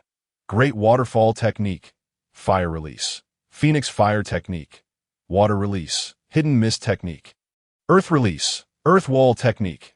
Nagato swiftly employed the body flicker technique, teleporting with his two shadow guards to a new location, instructing them to remain still. Earth release. Decapitation technique, utilizing instantaneous movement in conjunction with this ninjutsu. He ensnared one of the attackers below ground. As the others launched their assaults once more, Nagato executed another body flicker, forming a hand sign resembling a gun. Water iron cannon technique. In the blink of an eye, several foes were dispatched. Purple lightning in yet another instant. More adversaries fell. The timid and weak-willed attackers, witnessing their elite companions drop one by one, felt a chill run down their spines, their sweat pouring as they began to retreat. They could hardly fathom that this youthful and strikingly handsome new leader of the Uzumaki clan possessed mastery over all 5 elemental natures. Not only did he wield them, but he did so with remarkable proficiency. Even the flying thunder god technique, developed by the second Hokage, Senju Tobirama, was effortlessly at his command. Moreover, they sensed that this leader's execution of the flying thunder god was swifter than that of the second Hokage, rendering his movements almost undetectable. How could they hope to strike him accurately? No, they hadn't even had the chance to attack before they succumbed. It was a one-sided slaughter. When had the newly appointed Uzumaki clan leader become so formidable? Why had no word of this spread? Without granting them a moment's respite, Nagato teleported to them, affixing explosive tags. Boom! They were horrified to discover the explosive tags affixed to their bodies and desperately attempted to tear them off. However, their reactions were not swift enough, and their bodies were instantly obliterated into countless pieces. Blood splattered everywhere, a gruesome sight indeed. Hidden in the shadows, 2 covert guards held their leader in even greater esteem. They had not anticipated the masterful integration of the flying thunder god technique with ninjutsu, executed with such finesse by their leader. Although they were tasked with protecting him, the thought of joining the fray filled them with trepidation, fearing they might become a liability, distracting him in battle. What was the true nature of this land of whirlpool, where not a single soul could be seen? They had scoured the premises without uncovering any trace of life. There was no lingering aura of the land of whirlpool as clansmen. If they had fled, they would surely have left some evidence behind. They could not even locate the sealing scrolls of the land of whirlpool. In such a vast territory, devoid of any gold, silver, or jewels, it was truly perplexing. The few dozen intruders who ventured deep into the land of whirlpool had searched through numerous rooms, yet found nothing. This incited a surge of rage within them. Given the situation, it seemed unnecessary to spare the land of whirlpool any further. As they spoke, an idea sparked in their minds. Fire style. Great fireball technique. A massive fireball surged forth, engulfing the surrounding structures. Witnessing the flames reflecting off their masks, the anger of the dozens of enemies was momentarily quelled. Water style. Water burst wave as the flames consumed the buildings. Vortex Nagasumi, leaping into action, immediately gathered chakra in his throat, unleashing a torrent of water that extinguished the inferno. The masked figures, upon witnessing the sudden appearance of 3 individuals with long red hair, wasted no time and swiftly entered battle mode. This time, Vortex Nagasumi showed no mercy. You all shall perish, with the body flicker technique combined with lightning release. Thousand birds, he rapidly reaped the lives of the dozens before him. In less than 3 seconds, the ground was littered with corpses, a crimson sea of blood spreading across the earth. Vortex Nagasumi, accompanied by his 2 covert guards, swiftly swept through the land of whirlpool. Utilizing the Flying Thunder God technique alongside 5 elemental ninjutsu, their enemies stood no chance of retaliation. Soon, some of the assailants began to flee, realizing that reporting the might of the Vortex Clan leader would be more advantageous than attempting to seize the sealing scrolls or treasures. However, the now bloodthirsty Vortex Nagasumi instantly appeared beside them, eliminating them with ruthless efficiency. Even those who attempted to escape were pursued and dealt with one by one, sensing that no enemies remained within the borders of the land of Whirlpool. He commanded, "Deliver these corpses to the intelligence center." Upon hearing Vortex Nagasumi's order, the covert guards sprang into action. For the entire night, they had remained on standby, but now they finally had work to do. Vortex Nagasumi arrived at the refuge of the Vortex clansmen, observing their frightened and anxious faces. "Fear not, my clansmen. All is well." As they embraced one another, the jittery Vortex clansmen looked up to see their leader. Vortex Nagasumi, a wave of relief washed over them, and they began to smile, some even rising to exclaim, "The leader has arrived. Is it safe outside now? Truly, our leader has saved us with such a powerful leader. Who would dare to threaten the land of Whirlpool?" They felt immense pride in having such a formidable leader as Vortex Nagasumi. Initially, they had been puzzled by his insistence on digging tunnels beneath their homes. But it was all for their safety. Undoubtedly, this strategy proved effective. Upon hearing the 9 alarm bells, they swiftly executed their rehearsed plan, retreating into the underground passage with remarkable speed. This tunnel led to a secluded mountain within the land of Whirlpool. They soon realized that their leader had previously arranged for the tunnels to be excavated. The network of tunnels sprawled beneath the entire land of Whirlpool, prepared for any eventuality. Even if one was discovered, it could be sealed off instantly, preventing the enemy from locating their refuge. Moreover, Vortex Nagasumi had cast sealing techniques over the mountain, ensuring that those unversed in advanced sealing arts would remain oblivious to their hiding place. Within this mountain, ample supplies of food and water were stored. Even if the entire Vortex populace had to hide there for a month or more, they would not fear for their survival. Once they were safely concealed, Vortex Nagasumi would lead the elite ninjas in a counteroffensive. His presence there indicated that the enemies outside had been dealt with. Excitedly, they assisted one another as they made their way back to their homes. Relieved to find their houses intact and their belongings largely unscathed, joyfully, families began to prepare for a celebration. In a remote shadow beneath a large tree, a dark figure observed this scene in shock. "It's over. The plan has failed." After muttering this, the shadow vanished. In the mountain graveyard, a white figure resembling an aloe vera plant reported to Uchiha Madara. "Madara, the leader of the Vortex, Vortex Nagasumi, has killed all the ninjas attacking the land of Whirlpool." "Vortex Nagasumi? Who is this individual?" Uchiha Madara searched his mind for any information about this person, finding none. When had such a powerful ninja emerged in the ninja world, without any news of their existence? Intrigued by the young and capable leader of the Vortex Clan, Madara noted the impressive feat of dispatching dozens of elite ninjas with ease. However, in his eyes, it was still insufficient. He wondered if this Vortex leader would be able to entertain him. After all, since his battle with the first Hokage, Senju Hashirama, he had not encountered anyone who piqued his interest. "Let the land of Whirlpool be for now," he coldly declared. "I have made other arrangements. Go to Black Zetsu and report back with any intelligence promptly." Upon hearing of Uchiha Obito's swift movements, Aloe Vera praised him briefly before vanishing beneath the ground. Uzumaki Nagasuk returned his clan members from their refuge, providing financial assistance to those ninjas who had perished in battle, as well as to families whose homes had been severely damaged and were impoverished. Observing that most of his clansmen were clad in coarse linen garments, dining on plain rice porridge and coarse grains, with only 2 or 3 meals a week featuring meat, Nagasuk reflected on their arduous existence. After careful consideration, he resolved to take action, beginning to devise plans on paper. Textile factories, food processing plants, transportation companies, construction firms, and large supermarkets. He noted everything that came to mind. Overall, Nagasuk outlined a comprehensive plan. However, to fully implement it, substantial financial backing was necessary, and the current financial state of the Uzumaki clan was woefully inadequate. Thus, the plan would need to be postponed for the time being. Nagasuke convened a meeting with the elders and leaders of the Uzumaki clan to discuss the calamity that had befallen the Land of Waves.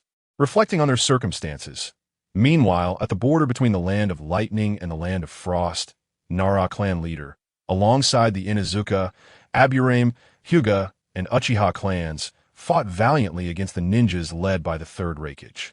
Witnessing the Raikage effortlessly dispatching thousands, Nara realized that Konoha was gradually losing ground in this confrontation. He swiftly organized the Inuzuka, Aburame, and Hyuga leaders, forming a united front against the Raikage. Meatball Tank, 8 trigrams, Air Palm.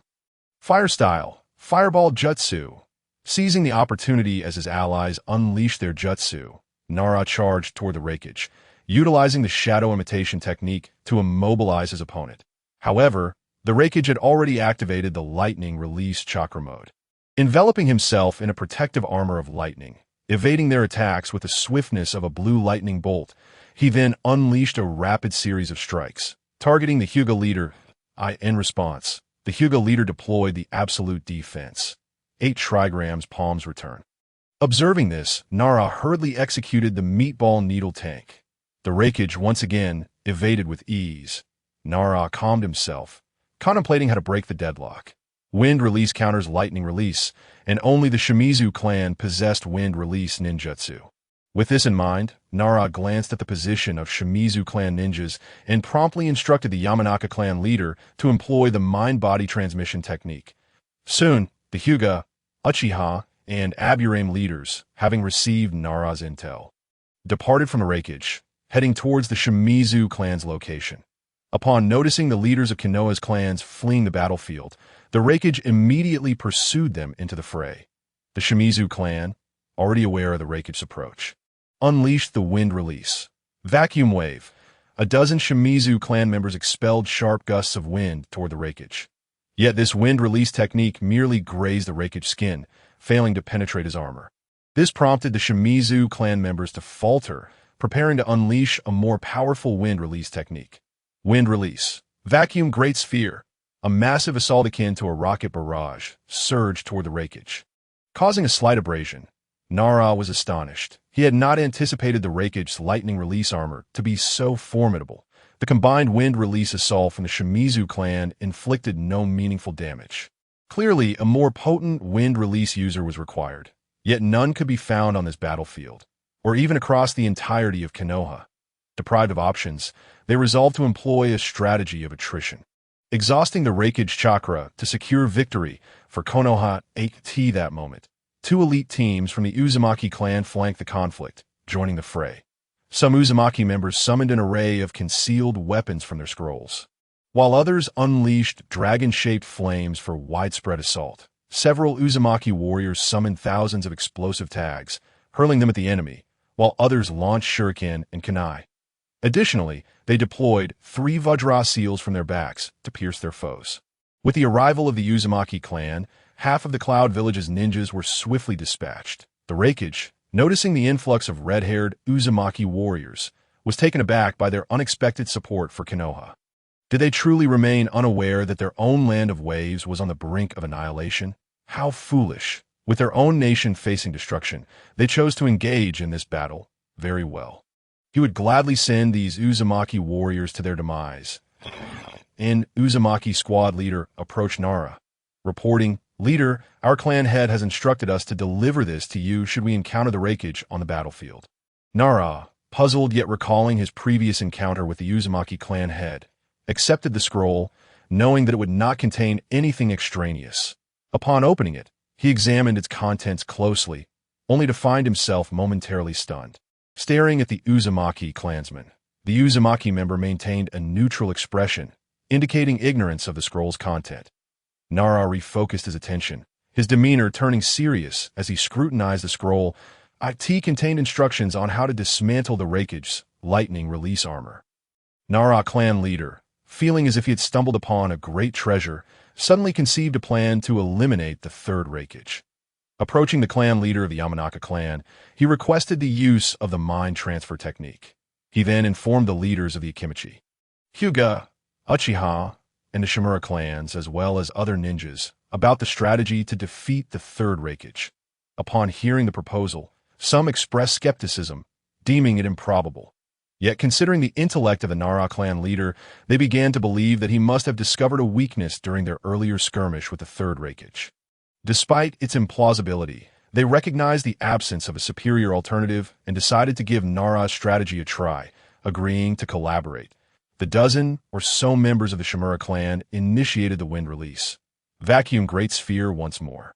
The Third Raikage, infuriated by this wind release, unleashed a powerful technique, intent on swiftly dispatching the ninjas from Konoha. The Nara, Akimichi, and Yamanaka clan leaders combined their respective skills, forming a pose reminiscent of tossing a yo-yo.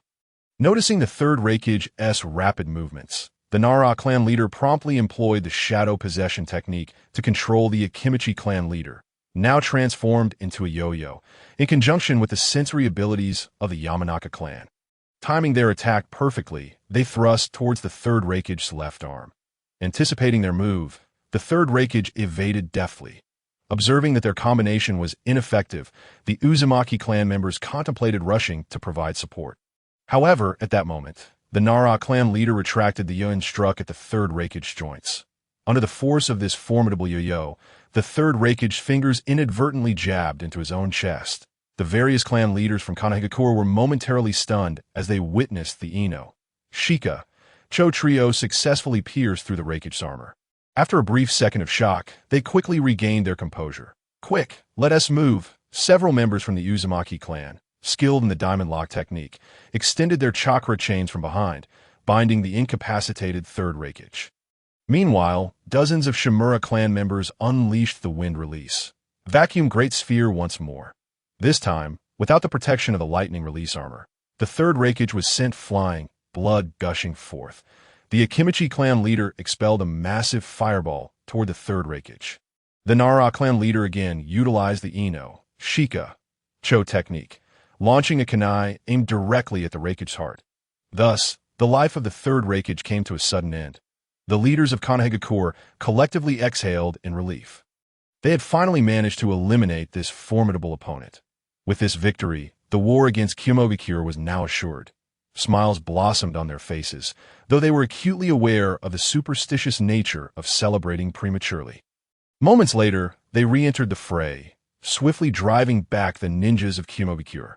After an indeterminate amount of time, Kyomogakure sent a peace delegation. The Nara clan leader tore the peace treaty asunder, making their stance clear. In this battle, you Kyomogakure can only submit a letter of surrender. Otherwise, we shall invade the land of lightning. The envoy from Kyomogakure attempted to negotiate, but the leaders of Konoha remained unwavering. The Kyomogakure leader, resigned, stated, "Very well. We surrender this time.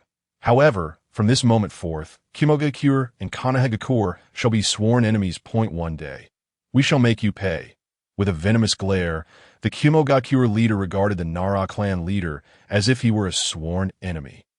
The Nara clan leader, unfazed, insisted on a new surrender document, which included reparations negotiated with Lord Uzumaki Mido.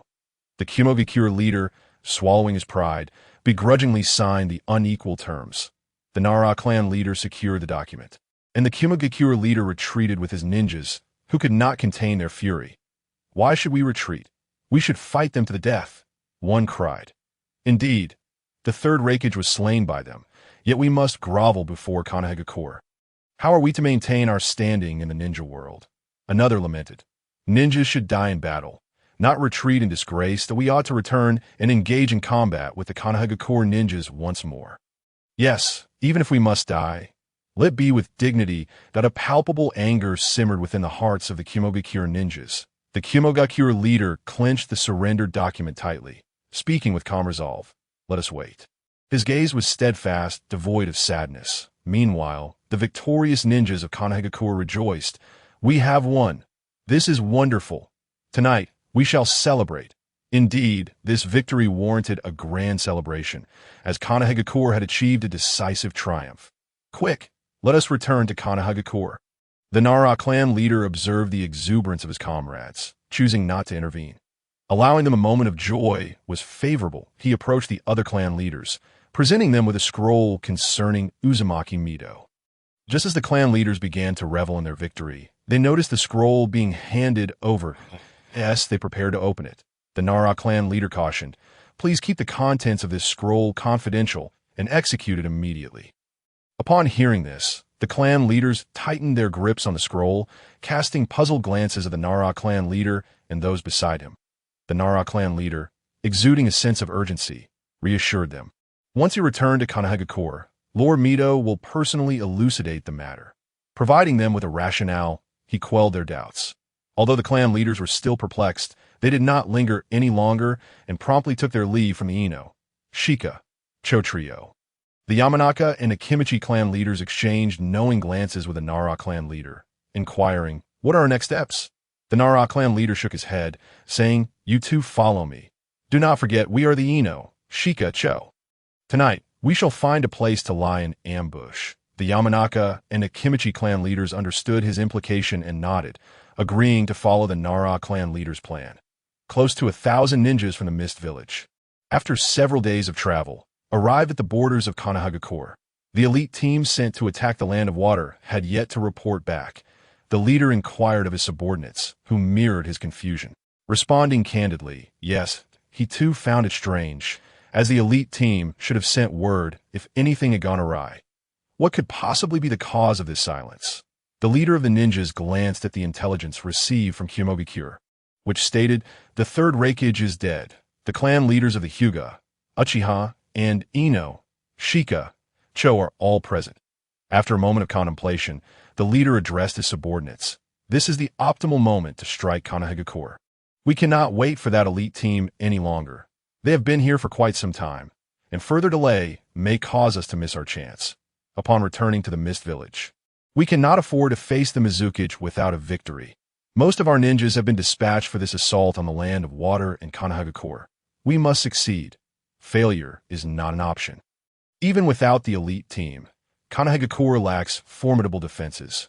With our combined strength, we can seize this opportunity. Let us proceed.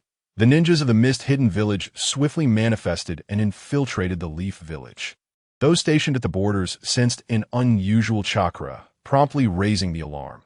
The previously sparse patrols at the border were suddenly swarmed by thousands of defenders. Water style, water column. A water sphere resembling a meteor descended upon the multitude of ninjas. In response, the Senju clan, tasked with guarding the borders under the command of Whirlpool Minato, unleashed their fire techniques. Fire style. Great Fireball technique. Upon recognizing the Mist ninjas' assault on the Leaf Village, the Senju clan was filled with outrage. They had initially believed that Minato was targeting them. Why then were the Hyuga clan, the Uchiha clan, the Ino-Shika trio, and even the majority of the Shimura clan's ninjas dispatched to confront the cloud-hidden village? While only the Senju clan was relegated to guarding the Fire Country's borders, it felt as though they had been cast aside, an indignity they could scarcely endure. They had approached Minato multiple times seeking an explanation, but he merely insisted they follow orders, fueling their frustration further. Little did they know, Minato had anticipated the Mist Village's opportunistic attack on the Leaf Village. The audacity of the Mist Village. They dare to unleash their ferocity. Previously reserved for the Cloud Village, upon us here, breathing forth a torrent of flames, they engulfed the incoming water sphere. The collision of water and fire erupted into a steamy tempest. Water style. Mist technique. Following this, the Mist ninjas exhaled thick fog, enveloping the surroundings in a shroud of mist. The Senju clan members quickly rallied together, employing their fire techniques en masse. Fire style. Fire Dragon Flame Bullet. They aimed to dissipate the dense fog with their searing flames. However, just as they began to disperse the fog, it swiftly reclaimed its territory. This is bad. The Senju clan realized the Mist ninjas sought to drain their chakra and then strike when they were weak. Their anger boiling over.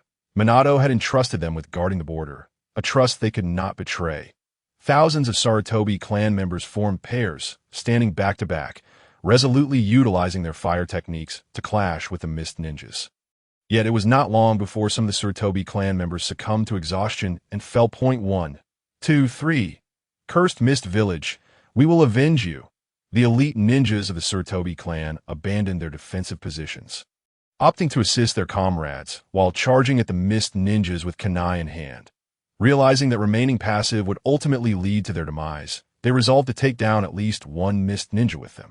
However, faced with the overwhelming numbers and formidable strength of the mist ninjas, the Sarutobi clan soon found themselves in disarray. Just as the remaining Sarutobi members sensed their impending defeat, they spotted a group of armored ninjas with long red hair. In that moment, gratitude filled the hearts of the Sarutobi as they recognized the approaching Whirlpool Clan ninjas coming to their aid. Without uttering a single word, Whirlpool Chōgen surged forward, unleashing his lightning techniques. Lightning style, thousand birds. A cacophony of thunderous chirps erupted as a storm of lightning-fast birds struck down upon the mist ninjas. Many of the mist ninjas were caught off guard by the deafening thunder, falling before they could even react. With a combination of lightning and body flicker techniques, Whirlpool Chōgen swiftly reaped the lives of the mist ninjas across the battlefield, embodying a merciless specter from the depths of hell. The medical ninjutsu-capable members of the Whirlpool clan began to heal the wounded Sarutobi clan members, while the tide of battle, once favoring the Mist Village, dramatically shifted towards the Leaf Village. Some Mist ninjas stood frozen in shock at the power emanating from Whirlpool Chōgen. Their fear palpable. This speed is incredible, such formidable lightning. Yet resolved to overcome their fear and seize victory, the Mist ninjas brandished their weapons and charged at Whirlpool Chōgen. Attack! The remaining Mist ninjas, roused by the call to battle, furiously advanced toward him. A few Sarutobi clan members yearned to join the fray, fighting alongside the Whirlpool clan against the Mist ninjas. However, some elite Whirlpool ninjas advised the Sarutobi to hold back, asserting that their presence would only hinder their efforts. Reluctantly, the Sarutobi clan complied, stepping back. Just as they contemplated further protest, Whirlpool Chōgen unleashed a massive earth technique. Earth style. Hell Swamp. The ground beneath the mist ninjas transformed into a vast swamp. Some quick-thinking ninjas leaped away, only to be struck down by Whirlpool Chōgen's adamantine chains. Most, however, were ensnared by the mire, struggling in vain as they sank deeper. Looking up at the youthful and striking Whirlpool Chōgen, they were met with a barrage of explosive tags. Ah! The cries of despair echoed, one after another. Witnessing such a young and powerful Whirlpool ninja, fear gripped the hearts of some mist ninjas, prompting them to abandon their resistance and flee. Once more, Whirlpool Chōgen activated his earth technique. Earth style, quaking core. The ninjas from the mist felt the very ground tremble beneath them, collapsing to the earth. When they looked up, they realized the ground was sinking. What is happening?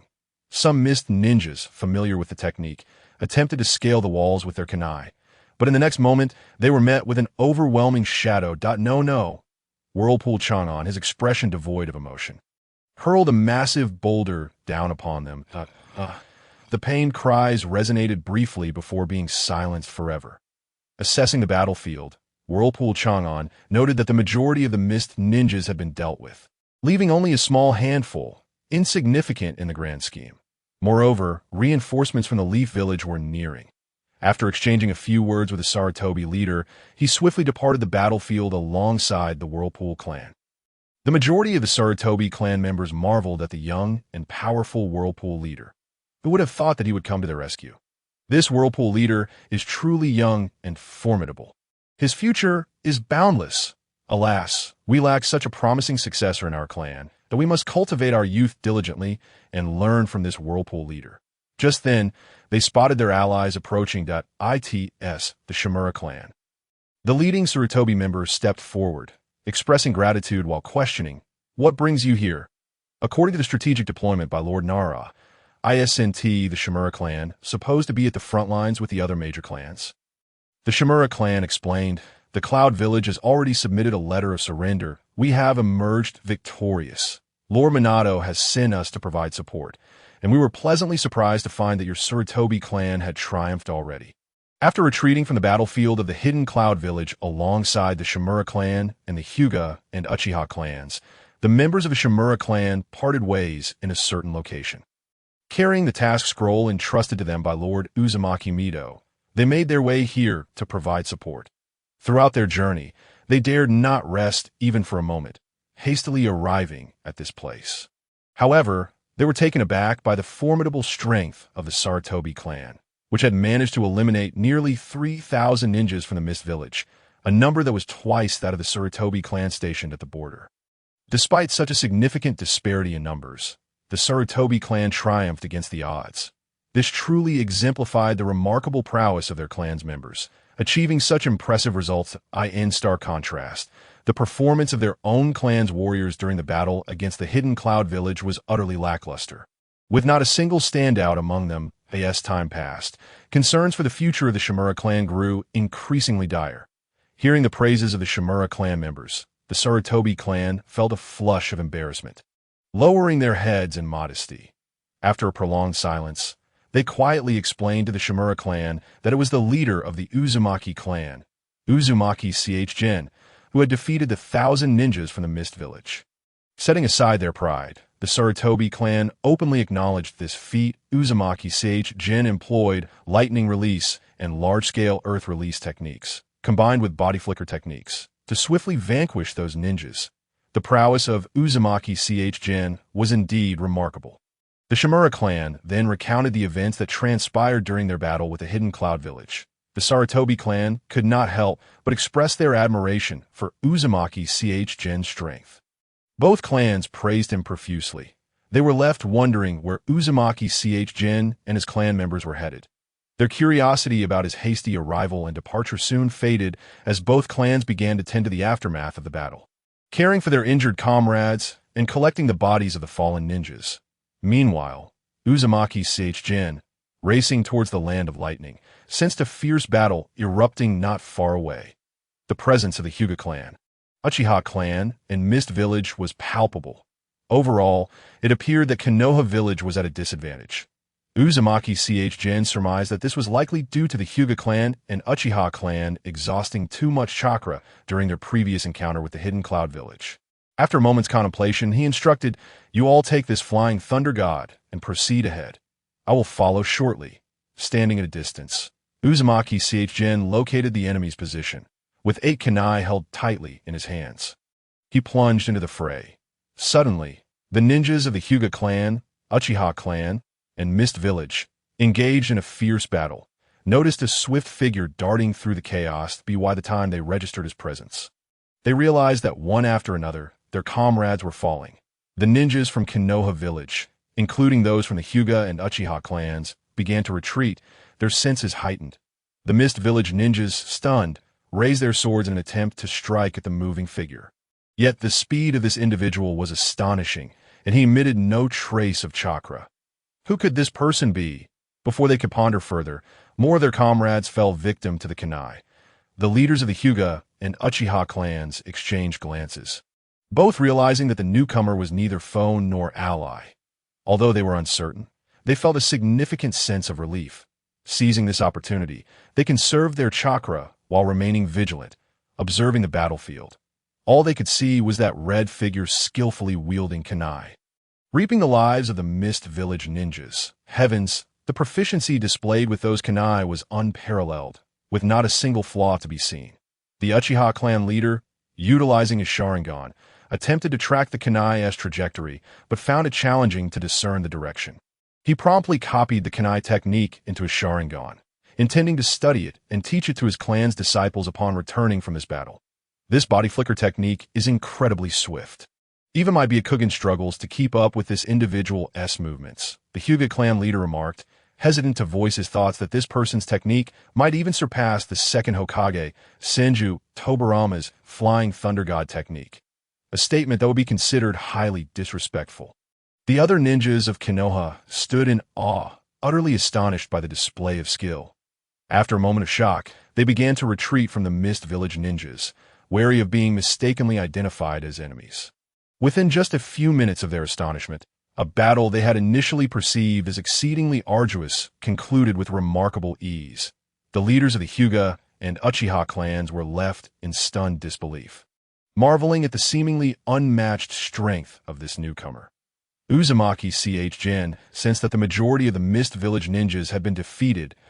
He promptly utilized Body Flicker to appear within 10 meters of the leaders of the Hyuga and Uchiha clans.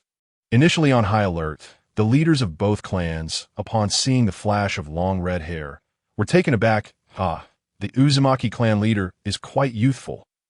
Uzumaki Chōgen introduced himself. I am Uzumaki Chōgen.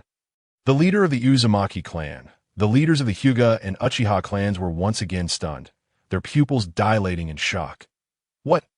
The leader of the Uzumaki clan, the youthful and handsome visage of Uzumaki Chōgen, was in stark contrast to any previous clan leader they had encountered.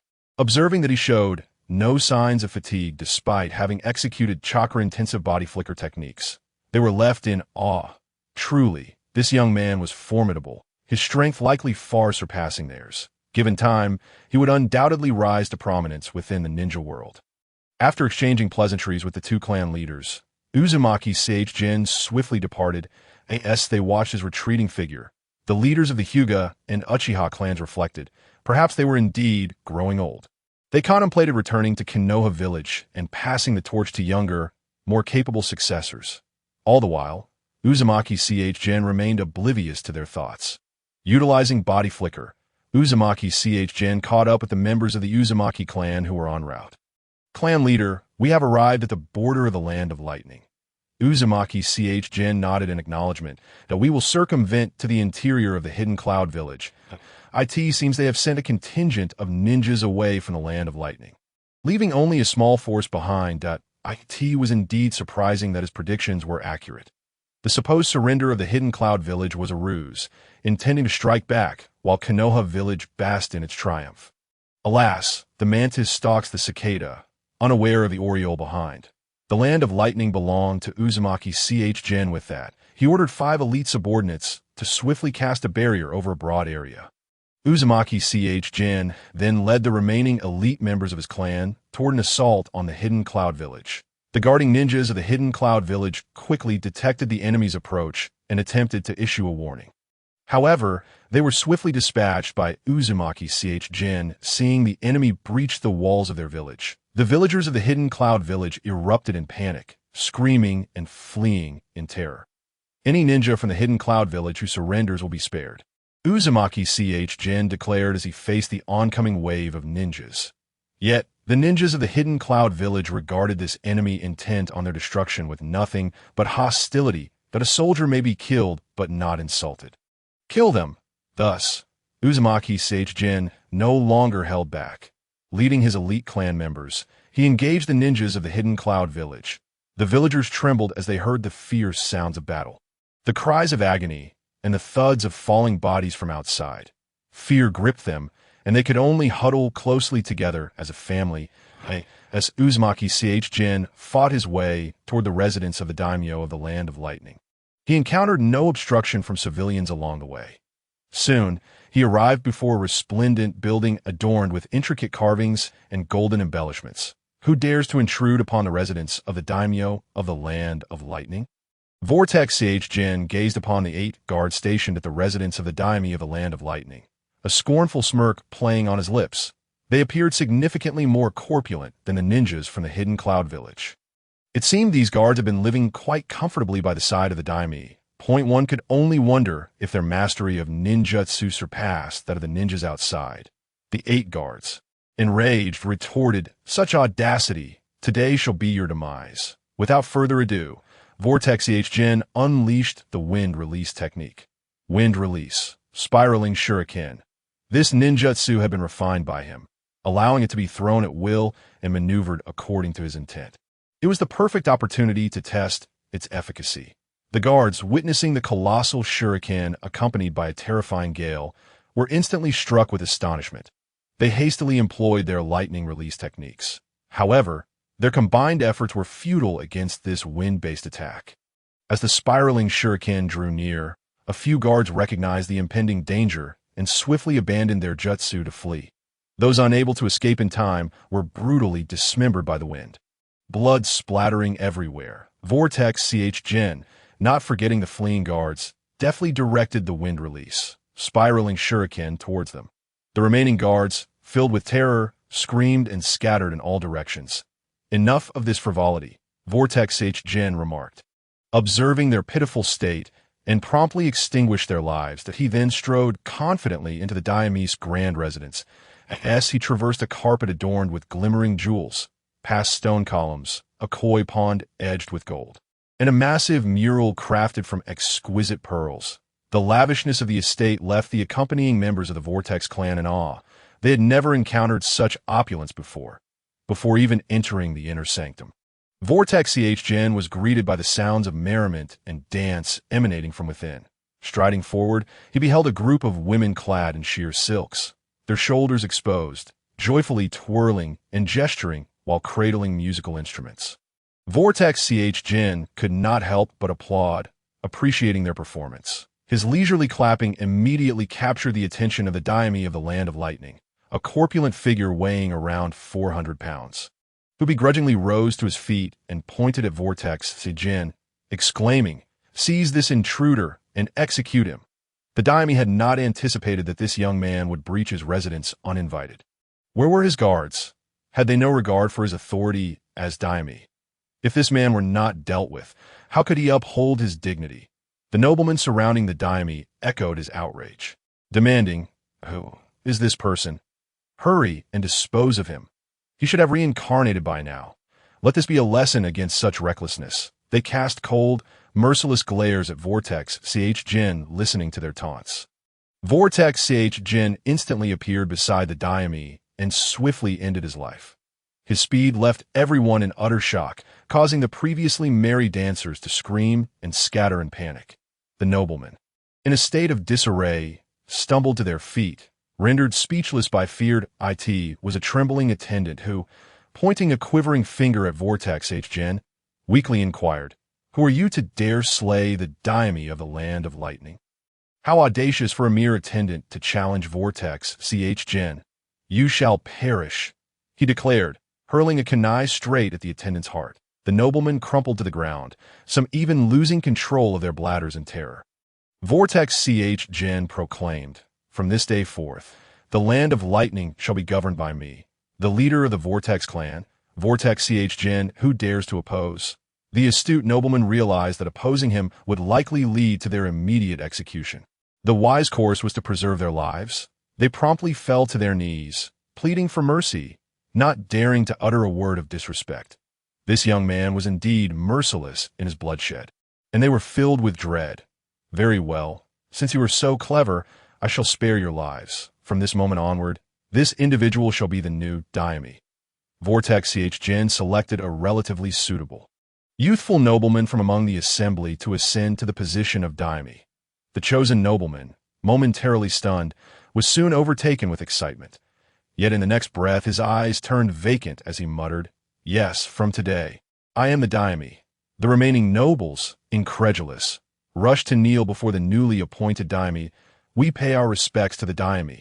Their voices trembled with fear as they bowed in reverence. From this point forward, the new daimyo and Vortex Chōgen would govern together, while the others would simply attend to their respective duties. Vortex Chōgen further selected 2 elite members of the Vortex Clan, skilled in Genjutsu, to remain stationed at the daimyo's estate. After organizing the affairs within the opulent residence, he exited the grand estate, basking in the warmth of the sunlight above. Soon after, a Vortex Clan leader approached with news. "Leader, the treasures, paintings, jewelry, and porcelain from the daimyo's estate have all been secured in scrolls." Vortex Chōgen nodded approvingly at his subordinates. "Well done. Now let us visit the estates of those nobles." The Vortex Clan members responded eagerly, their lips curling into smiles. In less than a short while, the elite Vortex ninjas had filled thousands of scrolls with riches. They departed, thoroughly satisfied. The guards responsible for overseeing the finances of the Land of Lightning soon discovered the theft and promptly reported it. "This is grave, my lord. Our treasury has been plundered, leaving only a scant half-box of gold and silver." The newly appointed daimyo, unfazed, remarked, "It appears that the finances of the Land of Lightning are in dire straits. Effective immediately, we shall reduce the estate's expenditures and strictly control its spending." The attendants and noblemen were left dumbfounded. "What? The daimyo shows no concern. This is highly irregular. Could it be?" The more astute noblemen cast wary glances at the 2 guards standing beside the daimyo. Connecting the dots to the earlier encounter with the young Vortex leader, it was indeed the Vortex Clan that had orchestrated this heist. Despite their suspicions, they were mere noblemen, powerless against the ninjas of the Vortex Clan. After offering a few flattery-laced comments, they took their leave. Once they had distanced themselves from the Daimy's estate, the noblemen began to discuss among themselves. This is truly terrifying. That Vortex leader dared to strike at our Daimy. We must report everything that has transpired here to the other 4 great hidden villages that, if you fear for your life, act swiftly. The young Vortex leader has not only attacked our Daimy, but has also manipulated the appointment of the next Daimy. It seems the entire Land of Lightning is under the shadow of the Vortex Clan. The ninjas of the Hidden Cloud Village had indeed been rendered ineffective as the noblemen raged against the incompetence of the ninjas. A servant rushed in with urgent news. My lords, our estate's gold and silver have all been stolen. Furthermore, the gold leaf from our walls have been stripped away. Even the goldfish from our koi pond have vanished. And your bird cage, my lord, has been emptied of its birds. A multitude of aristocrats listened with unsteady bodies to the reports from their servants. Supported by their aides, they hastened home, only to find their once grand residences in a state of disrepair and riddled with craters. Overwhelmed, one collapsed to the ground. The servants, terrified, hurriedly called for help but hesitated to approach, recalling the abusive treatment they had often received from their masters. Moments later, a loyal sycophant roused the noble from their stupor. How could this place, which I painstakingly adorned, have fallen into such disarray? Such scenes unfolded similarly in the estates of other nobles. Initially dismissive of the reports of theft from the esteemed mansion, their hearts sank when they discovered their own homes had been violated, as if flesh were being torn from their bodies. Cursed Whirlpool Ninjas. Those wretched Whirlpool Ninjas will surely make that clan leader pay dearly for this atrocity. Some cunning nobles believed their vaults were untouched, only to find the doors wide open upon inspection.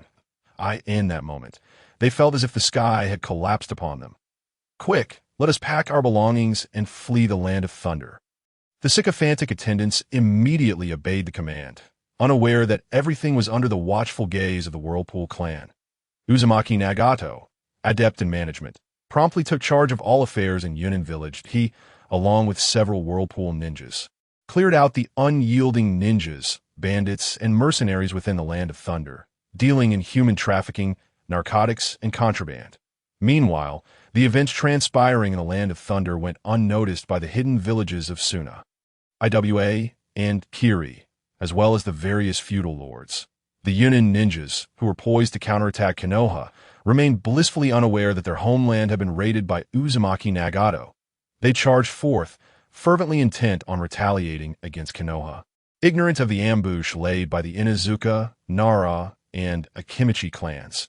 Meatball Needle Battle Car. With immense rotational force and destructive power, they launched an assault on the Yunin ninjas. Caught completely off guard, the Yunin ninjas fell one after another, while some quick-thinking individuals managed to flee. However, they were soon ensnared by a massive net adorned with countless kunai and explosive tags, and a chorus of anguish cries erupted from the Yunin ninjas. Attack! Seeing that the majority of the Yunin ninjas had been dealt with, Nara clan leader commanded the Inuzuka, Nara, and Akimichi clans to commence their offensive. The 3 clan leaders executed their combined techniques once more, aiding their kin in evading enemy assaults and eliminating the stubborn foes. In no time, the battle concluded with a resounding victory for Konoha, represented by the Inuzuka, Nara, and Akimichi clans. Nara clan leader sighed in relief. Gazing toward the Land of Thunder, he pondered the efficacy of Uzumaki Nagato's plans. After toiling for an entire day and night, Uzumaki Nagato finally allowed himself a moment's respite. At last, I could take a breather and reward you all with 10,000 points. Senju Hashirama inquired. Why has the group leader suddenly bestowed 10,000 points? Has the group leader conquered the Land of Thunder? Asked the Second Hokage, Senju Tobirama. Thank you for the 10,000 points, group leader, said Namikaze Minato. Weren't we promised a new section for rapid point accumulation? Chimed in the 5th Hokage, Tsunade. The members exchanged questions, expressions of gratitude, and inquired about Uzumaki Nagato, since Uzumaki Nagato seldom participated in the group chats. They had not been very active in the cross-temporal communication group, Primarily, they lacked common topics of discussion, and each had pressing matters to attend to in their respective shinobi worlds. Uzumaki Nagato apologized.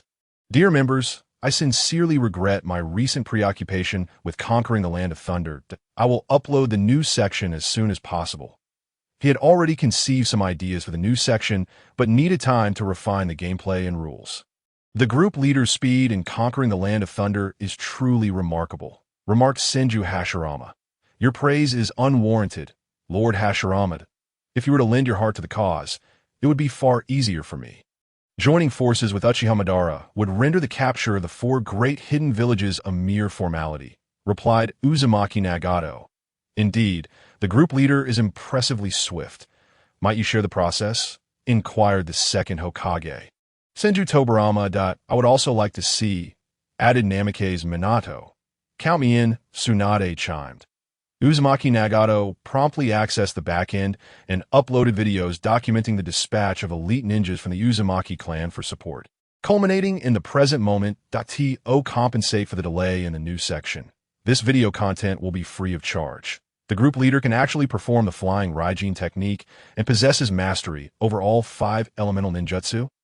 Exclaimed Senju Hashirama. This flying Raijin technique faster than I, its inventor? Queried Senju Tobirama. The group leader exhibits remarkable proficiency in the synergy between flying Raijin and other ninjutsu, remarked Namikaze Minato. This is truly the mark of a genius. The combined might of Hashirama, Tobirama, Minato, and Tsunade was thoroughly astonished by Uzumaki Nagato's prowess in ninjutsu. In this temporal realm, each ninja possessed formidable strength, yet Uzumaki Nagato's command over multiple ninjutsu, coupled with his instantaneous movement and immense chakra, allowed him to swiftly eliminate thousands from the Hidden Mist Village and hundreds from the Hidden Rain Village. While this feat posed little challenge for Hashirama, it proved somewhat daunting for Tobirama. Minato and Tsunade, who either lacked finishing techniques or powerful chakra reserves, they remained in stunned silence. They witnessed operations that transcended their comprehension on the video. What? The group leader has brazenly slain the feudal lord of the Land of Thunder, gasped Hashirama, assassinating the feudal lord and seizing control of the entire Land of Thunder. Tobirama added, Isn't this a bit too audacious? Minato questioned. These lords, who occupy their positions without fulfilling their duties and solely indulge in their own pleasures, have turned a blind eye to the plight of the common folk beneath them, Uzumaki Nagato asserted, juxtaposing the opulent lifestyle of the feudal lord of the Land of Thunder with the dismal living conditions of the common people. This stark contrast delivered a profound impact upon the members of the chat group, yet each member had their own perspective. Indeed, the disparity is substantial, agreed Hashirama, while the lords enjoy a life of luxury. This cannot justify their eradication, Tobirama remarked. The achievements of the lords stem from the toil of their ancestors. Perhaps we, as Hokage, should seek ways to improve the lives of the common folk, Minato suggested. I've long harbored disdain for these lords, who merely point fingers, Tsunade added. What do you mean by that, Tsunade? Hashirama inquired. What authority do the lords possess to dictate the affairs of hidden villages? Shouldn't they merely provide economic support? Tobirama questioned. Are you implying that the lords possess the power to appoint and dismiss the village leaders? Minato asked. Not only do the lords have the authority to appoint and dismiss village leaders, but they also influence the allocation of village resources and economic development, Tsunade explained. What the fifth Hokage states is merely a means for the lords to control the villages.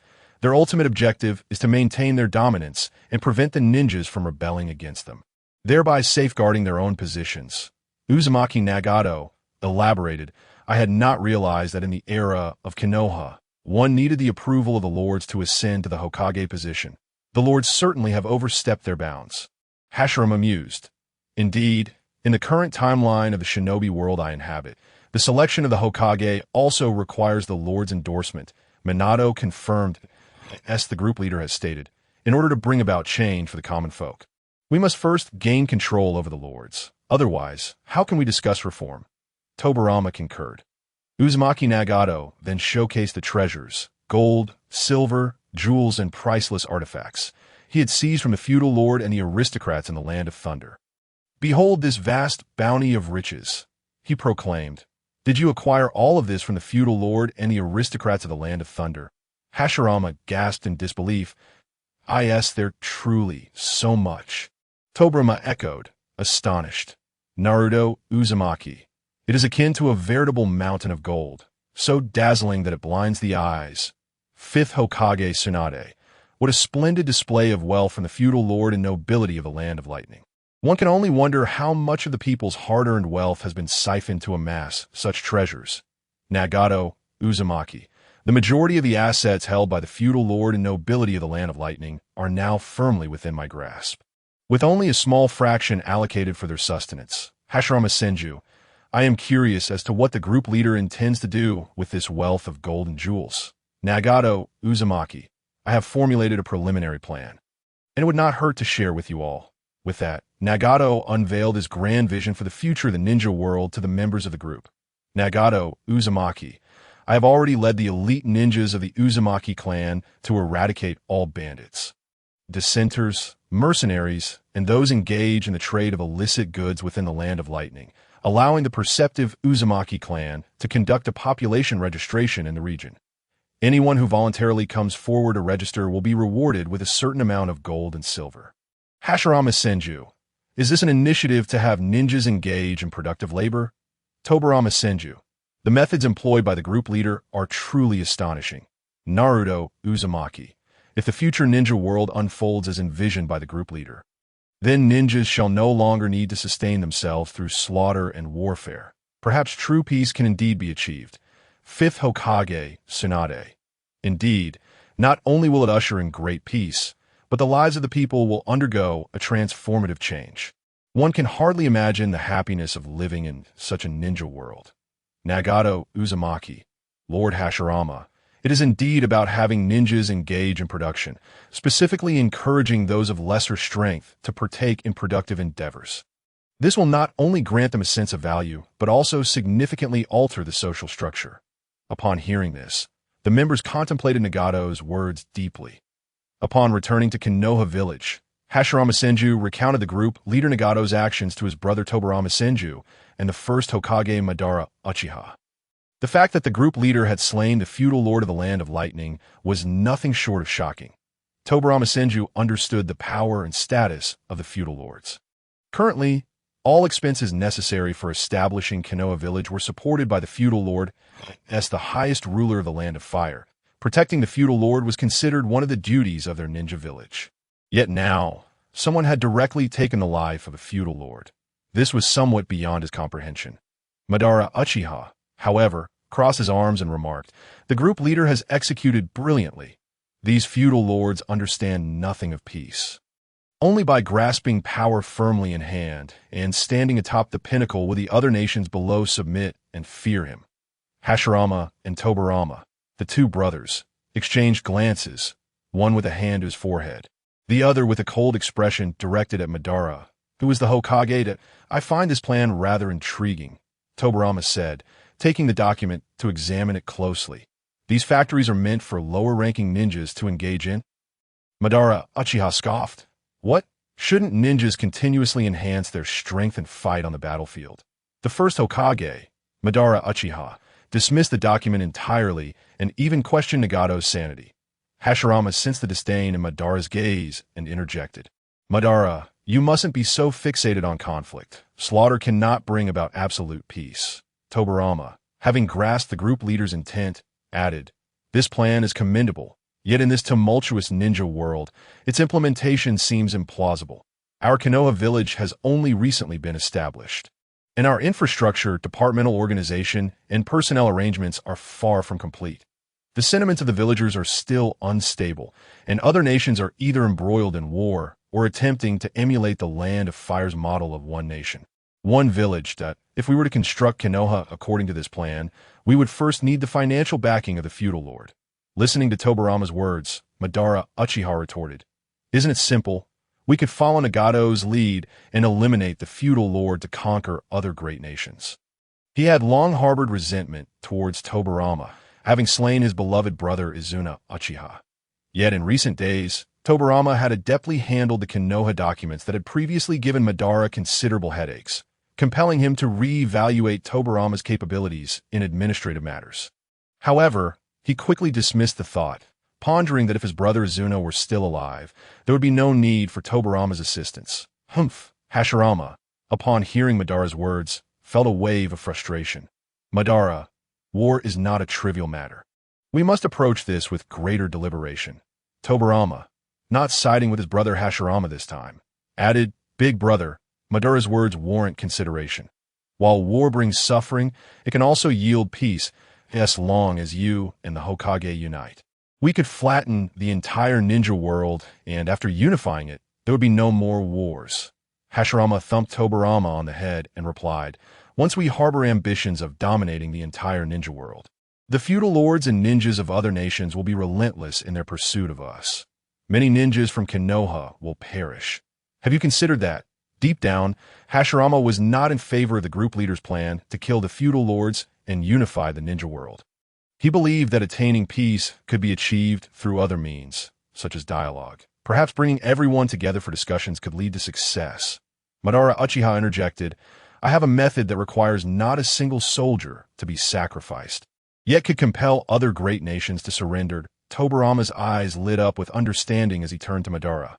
Madara Uchiha did not hide his intentions, stating, The tailed beasts. Tobirama exclaimed, What a brilliant idea. What do you think, big brother? Hashirama glanced between the two. No, that's not feasible. Tobirama was also thoroughly shocked by the group leader's aggressive tactics. Although Konoha had gained strength through the inclusion of the Uzumaki clan, they were still far too weak to openly confront the feudal lords and the 4 hidden villages. Not to mention the lurking presence of Madara Uchiha, he had no desire to provide Madara with an opportunity to seize power. It was prudent to focus on steadily increasing the strength of Konoha's various clans before pursuing unification of the ninja world. The planning could wait. Finally, as the 4th Hokage, Naruto Uzumaki maintained a low profile and refrained from broadcasting his presence in the group. He quietly collected and documented the group leader's intelligence, thoughts, and strategies, patiently awaiting the opportune moment to execute them step by step. He believed that the group leader's methods could genuinely bring peace to the ninja world, an existence devoid of war, where the lives of the common folk would flourish. Such a ninja world was something he aspired to create. However, he had only recently assumed the role of 4th Hokage and had yet to grasp the authority of Konoha, which remained firmly in the hands of the 3rd Hokage. Senju Tobirama, as the 4th Hokage, he had no shadow guards by his side. His immediate priority was to enhance his ninjutsu through the comprehensive techniques shared by the group leader and to find an opportunity to oust the 4 high-ranking officials of Konoha, thereby seizing complete control of the Hokage's power. 5th Hokage Tsunade harbored a strong dislike for the interference of the feudal lord of the Land of Fire. Yet, she was acutely aware of her own limitations and did not dare to challenge the authority and status of the feudal lord. As for the young man from the cross-dimensional chat group, Tsunade admired his methods, but would not enact them herself. She would not instigate a ninja world war. Nevertheless, she found the planning document intriguing and believed that Konoha's transformation could commence from its foundations. Beginning with the development of its economy, she resolved to summon Kakashi Hatake for a thorough discussion. Unbeknownst to the group, Nagato was diligently working to refine the framework. It's done.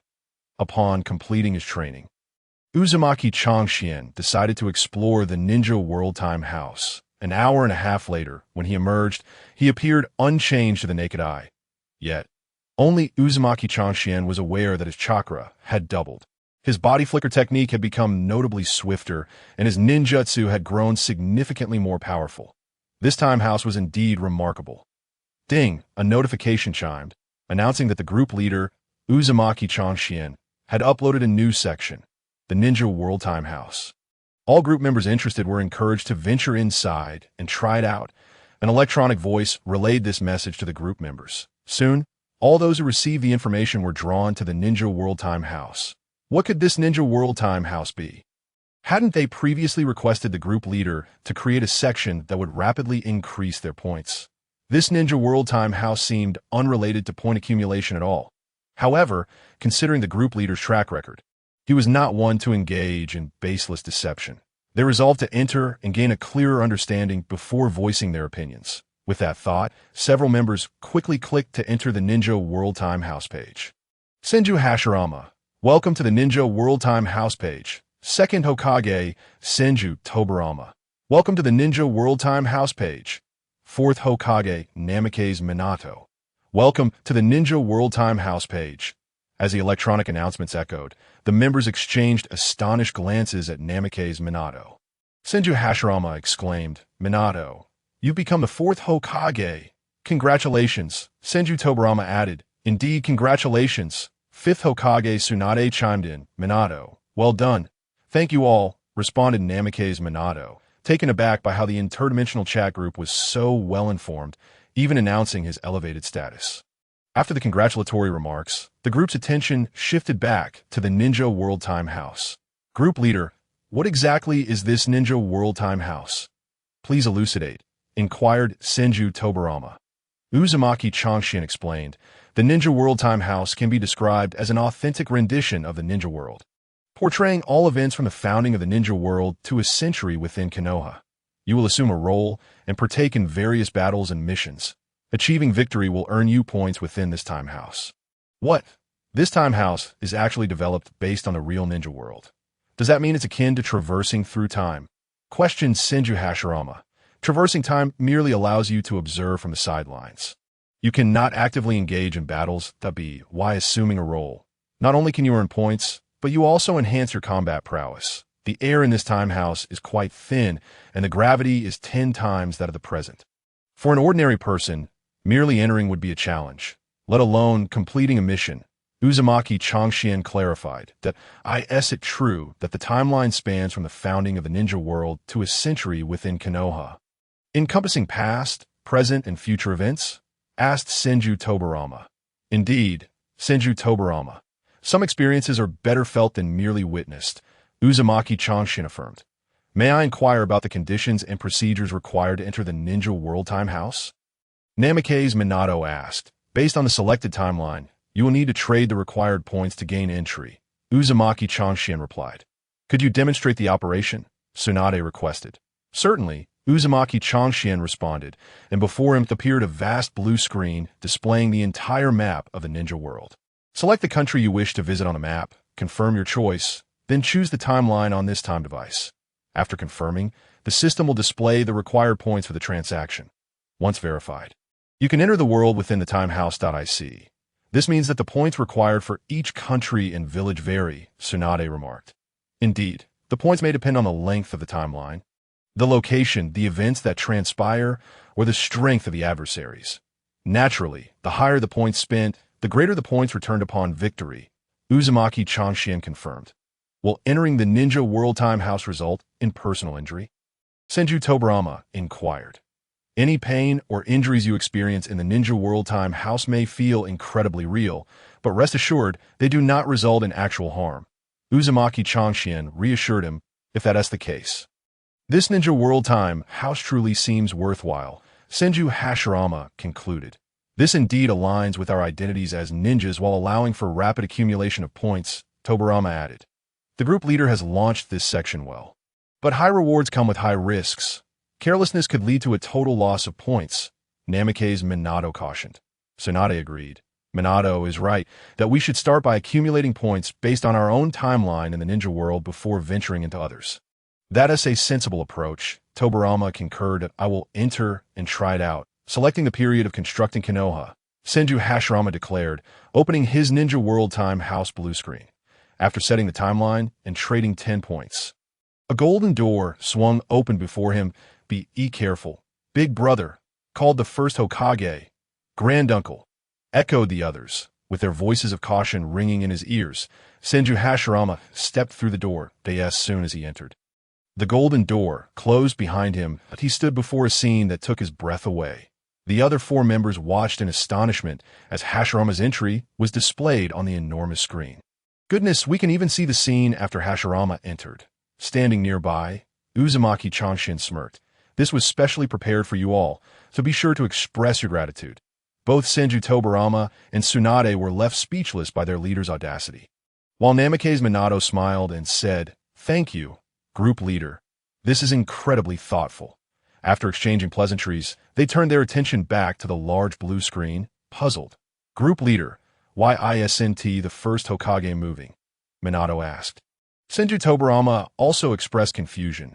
Big brother, why aren't you exploring Konoha village to complete tasks and earn points? Tsunade frowned. Granduncle seems to be struggling to make a tea that moment. Both Tobirama and Namikaze's Minato noticed something amiss. Big brother, it seems like he is having trouble breathing. That's right. The group leader mentioned that the air in the Ninja World Time House is thin, Minato recalled. Uzumaki Changshin's lips curved into a smile. That is correct. You are all unaccustomed to the air and gravity within the Ninja World Time House. Initially, you will find it challenging to adapt. Look at Hashirama's breathing and movement, Minato observed, his brow furrowing. This means that at isn't that he doesn't want to complete the task. He simply can't move. Indeed, Uzumaki Changshin affirmed. Tsunade reflected, if even Granduncle struggles to walk in the Ninja World Time House, then we would be crushed by the gravity and unable to stand. Uzumaki Changshin gazed gently at Tsunade. You are correct. That is indeed the case. Seeing the group leader's expression reminiscent of Jiraiya's lecherous demeanor, Tsunade felt an urge to punch him but restrained herself out of respect for his position. 10 minutes passed. Senju Hashirama returned from the Ninja World Time House to the interdimensional chat group, feeling much more comfortable in familiar air and gravity. After catching his breath, he finally spoke that I apologize, but I was unable to succeed. The second Hokage, Senju Tobirama, the fourth Hokage, Minato Namikaze, and the fifth Hokage, Tsunade Senju, all shook their heads in unison. At the very least, Senju Hashirama, the elder brother, grand uncle, and first Hokage, was still able to stand. They might very well be lying down inside at that moment. The fourth Hokage, Minato Namikaze, posed a question. Group leader, is the completion of the tasks in this Ninja World Time House subject to time constraints? Uzumaki Changshin regarded the fourth Hokage with appreciation and replied, indeed, there are both time limits and life points involved. Should you suffer enemy attacks, your life points will diminish, that if they reach 0, it signifies failure in the task at hand. The system assesses these time limits and life points based on individual combat prowess, task simplicity, and other factors, none of which can be controlled by the individual. The fourth Hokage recalled being announced as the fourth Hokage upon his entry. This immediately dispelled any doubts he had regarding the capabilities of the system. However, this revelation made it clear that successfully acquiring points and enhancing their strength from this Ninja World Time House would not be a simple feat. The second Hokage, Senju Tobirama, and the fifth Hokage, Tsunade, also recognized this. Feeling somewhat disheartened, Senju Hashirama remained unperturbed, wearing a calm expression. Uzumaki Changshin disregarded their concerns and stated, you should enter a few more times to gradually acclimate to the atmosphere and gravity within. I have matters to attend to. With that, Uzumaki Changshin proceeded to the back end of the cross-dimensional chat group and beheld the rewards presented by the system. The rewards this time were astonishingly impressive. Wood Release Secret Technique, Birth of the Tree World, Wood Release, Flowering Tree World, Heavenly Obstruction, Starquake, No Seal Healing, 80 Gods, Air Strike, All-Killing Ashbone, Yin-Yang Release, Sky Dance Technique, Rebirth Eye. Uzumaki Changshin could hardly believe his eyes. The system had bestowed such bountiful ninjutsu upon him. Not only did it include wood release techniques, such as the Birth of the Tree World and the Flowering Tree World, which were among the most powerful in the wood release arsenal, but it also allowed him to effortlessly create a forest and eliminate countless ninjas in an instant. Even the Heavenly Obstruction, Starquake technique was included, a devastating move capable of turning the battlefield into ruins. Reminiscent of Uchiha Madara's catastrophic use of it in the anime, which nearly annihilated the ninjas present. The no-seal ninjutsu rendered him virtually invincible. It was as if he had acquired a life-saving talisman. The additional techniques, including the 80 Gods Air Strike, All-Killing Ashbone, Yin-Yang Release, and the aerial maneuvering technique, Sky Dance, would grant him the ability to soar freely through the skies, far surpassing mere levitation, that he truly needed this power. And to top it off, he had obtained the Rebirth Eye. This was an ultimate ocular technique, even more formidable than the Uchiha clan Sharingan and the Hyuga clan's Byakugan, featuring automatic activation and deactivation. This was rather advantageous, as it would prevent undue attention to the peculiarity of his eyes. As Uzumaki Chōgen scrolled down, elation swelled within him. He clicked confirm. In an instant, he felt an infusion of would-release vitality. Formidable physical prowess and healing ninjutsu coursing through his body. At that moment, he sensed he could effortlessly conquer the entire ninja world. Chief Iwagakure, Kirigakure, and Sunagakure have sent us a warning, demanding our immediate surrender, reported an elite subordinate. His brow furrowed. Before Uzumaki Chōgen could respond, another elite subordinate entered, stating, "Chief, the daimyos of the other 4 great nations have extended invitations to the daimyo of the Land of Lightning." Moments later, yet another subordinate rushed in, exclaiming, "Chief, reports indicate that Iwagakure, Kirigakure, and Sunagakure are preparing an offensive against the Land of Lightning." Rising from his chair, Uzumaki Chōgen declared, "Instruct the daimyo of the Land of Lightning to acquiesce to the demands of the other hidden villages. Additionally, immediately arrange for the villagers of the Land of Whirlpool to retreat to safe fortifications and endure the situation there. Aside from the elite ninjas who will remain in the fortifications, all other ninjas should secretly proceed to this location for ambush." Upon hearing their leader's orders, the Uzumaki clan members promptly complied. The elite subordinates of the Uzumaki clan were acutely aware of their leader's intentions to strike preemptively while the 3 hidden villages had yet to launch a large-scale assault. It appeared their leader harbored grand ambitions. As members of the Uzumaki clan, they felt incredibly fortunate to follow such a powerful and ambitious leader. Contemplating this, their spirits were uplifted and their motivation heightened. Uzumaki Chōgen understood that after taking action against the daimyo of the Land of Lightning, rumors would inevitably spread. After all, many had witnessed the scene at the daimyo's residence. Even if they could silence the noble class, whispers would still circulate that a confrontation with the 3 hidden villages was merely a matter of time, that he instructed those Uzumaki clan members knowledgeable in sealing barriers to secure the Land of Lightning, intending to buy time for the Land of Whirlpool and himself to enhance their strength and arrange for the safe retreat of their clan members. Bring in another group of elites to cleanse the Land of Lightning of any traitors, rogue ninjas, or mercenaries. He had no desire to find himself battling on the front lines while the rear, in the Land of Lightning, was under threat of ambush. Once everything was in place, Uzumaki Chōgen left behind a contingent of capable Uzumaki clan members to guard the Land of Lightning, specifically at the site of Yunin Village. "Chief, rest assured that the Land of Lightning is in our capable hands," assured the leader of the team stationed there. Uzumaki Chōgen looked at the team leader he had promoted and patted him on the shoulder, saying, "If any unusual situations arise, prioritize your safety over the Land of Lightning." He could not be certain whether Uchiha Madara, lurking in the shadows, would strike at the Uzumaki clan. After all, when Uchiha Madara went mad, no one could predict his actions. Upon hearing their leader's words, the Uzumaki clan members felt a deep sense of worth in their lives. The lives of ninjas were often deemed insignificant in the face of missions. Yet since Uzumaki Chōgen had ascended as their leader, he had repeatedly reminded them that their lives took precedence, but if a mission failed, it was of no consequence. They felt immense pride and excitement to have such a leader in Uzumaki Chōgen. "Chief, may you achieve invincible victories in this battle." Meanwhile, with Uzumaki Chōgen's assistance and guidance, the ambushing Inuzuka, Nara, and Akimichi clans executed their techniques with minimal losses, decisively defeating the remaining forces of the Land of Lightning and returning triumphantly to Konoha.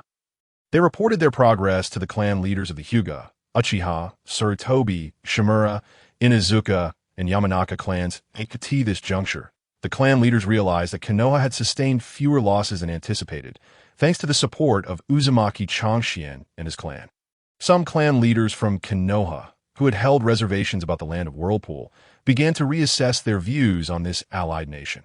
However, just as they were reveling in their victory and expressing gratitude towards the Land of Whirlpool, news spread that the nation, led by Uzumaki Chōgen, had occupied the Land of Lightning.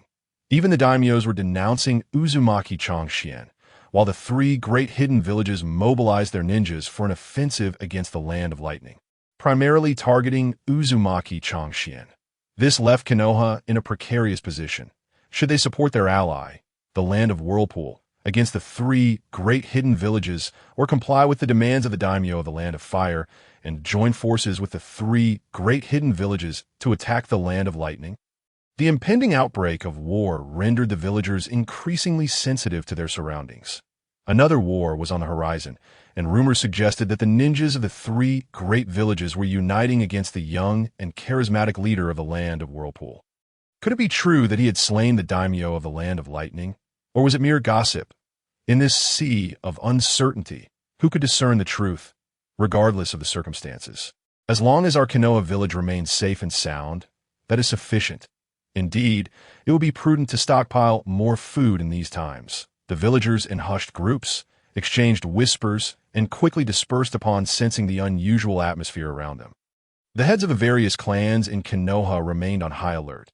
Yet there was no sign of activity from Konoha village. Some restless ninjas and clan leaders from smaller families approached Nara clan leader for information. Nara clan leader simply stated, "We have yet to receive any news." After saying this, he proceeded toward the Senju encampment. The clan leaders of the smaller families and some ninjas were left puzzled by the implications of Nara clan leader's words. Was he hinting at support or an impending attack? The movements within Konoha village were unknown to Vortex Chōgen. Along the way, he concealed the chakra of the Vortex Clan ninjas with a sealing barrier, allowing them to travel unnoticed until they reached the borders of the land of Earth. What lay before them were towering mountains and rocky terrain, causing the elite ninjas of the Vortex Clan to furrow their brows. An attack on the land of Earth would be no easy feat. Upon seeing the formidable mountains and rocks, Vortex Chōgen commanded his clan members to retreat .80 divine air strikes in an instant. Countless powerful fists struck against the hard mountains and rocks. The defending ninjas of Awagakure were suddenly taken aback by the earth-shattering force, their surroundings trembling as rock shattered. They hastily fled into the open ground. Before they could regain their composure, they noticed the sun being obscured by something. Looking up, they were confronted by a massive boulder hovering above them. What is this? They swallowed hard, beads of sweat forming on their foreheads, and instantly crumpled to the ground. Ha. Is this truly something a mere human could accomplish? No, it must be impossible. Look, there is someone up there. They could hardly believe that such a colossal boulder could suddenly appear above Awagakure. The notion that a human could control such a massive rock was utterly unfathomable. That moment, the worldview of the Awagakure ninjas shattered. Then, they noticed a young man with long red hair, suspended in mid-air. Is he responsible for this? He appears far too young to be capable of such feats. He can even float in the air. What on earth is this man? Why is he doing this? Quickly, some of the Awagakure ninjas began to realize that this individual's jutsu prowess must rival that of their Tsuchikage. Given their own strength, they stood no chance against him. Remaining in this place would only lead to certain death. Fleeing was undoubtedly the wisest course of action. But where could they possibly escape to?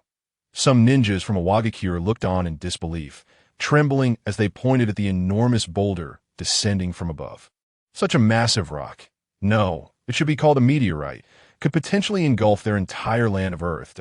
If it were to land on their soil, the ninjas and villagers of Awagakure would be crushed beneath the weight of the rock and debris. Even if they survived, they would be left severely crippled. In that moment, their spirits were extinguished, and they felt no desire to escape. But the next moment, one of the Awagakure ninjas pointed upward and exclaimed, "Look, it's our third Tsuchikage, Lord Inoki. Our Tsuchikage has arrived. We are saved." The crowd of Awagakure ninjas erupted in cheers.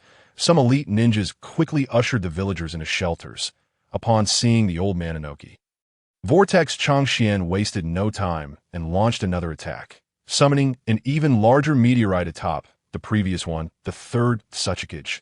Inoki immediately felt the weight of the meteorite above him multiply several times. Realizing the dire situation, he used his earth release techniques to resist. Earth release, ultra-lightweight rock technique. This technique lightened the weight of the falling meteorites. Vortex Chōgen found himself somewhat impressed by the third Tsuchikage. Inoki, the young Tsuchikage, possessed considerable strength. Vortex Chōgen used his sky dance technique to hover nearby, provoking him, struggling under the immense weight of the two massive meteorites, the third Tsuchikage. Inoki, gasped in astonishment and pain. "It was you who did this." Without hesitation, Vortex Chōgen acknowledged. Indeed, it was I, the third Hokage. Inoki gazed at the handsome, youthful figure before him, recognizing him as the leader of the Vortex Clan, Vortex Chōgen, recalling the events that had transpired in the ninja world in recent days. "You are the leader of the Vortex Clan, Vortex Chōgen." Vortex Chōgen chuckled and replied, "Lord Third Hokage, it seems you have quite the memory, recalling the name of a mere youth such as myself."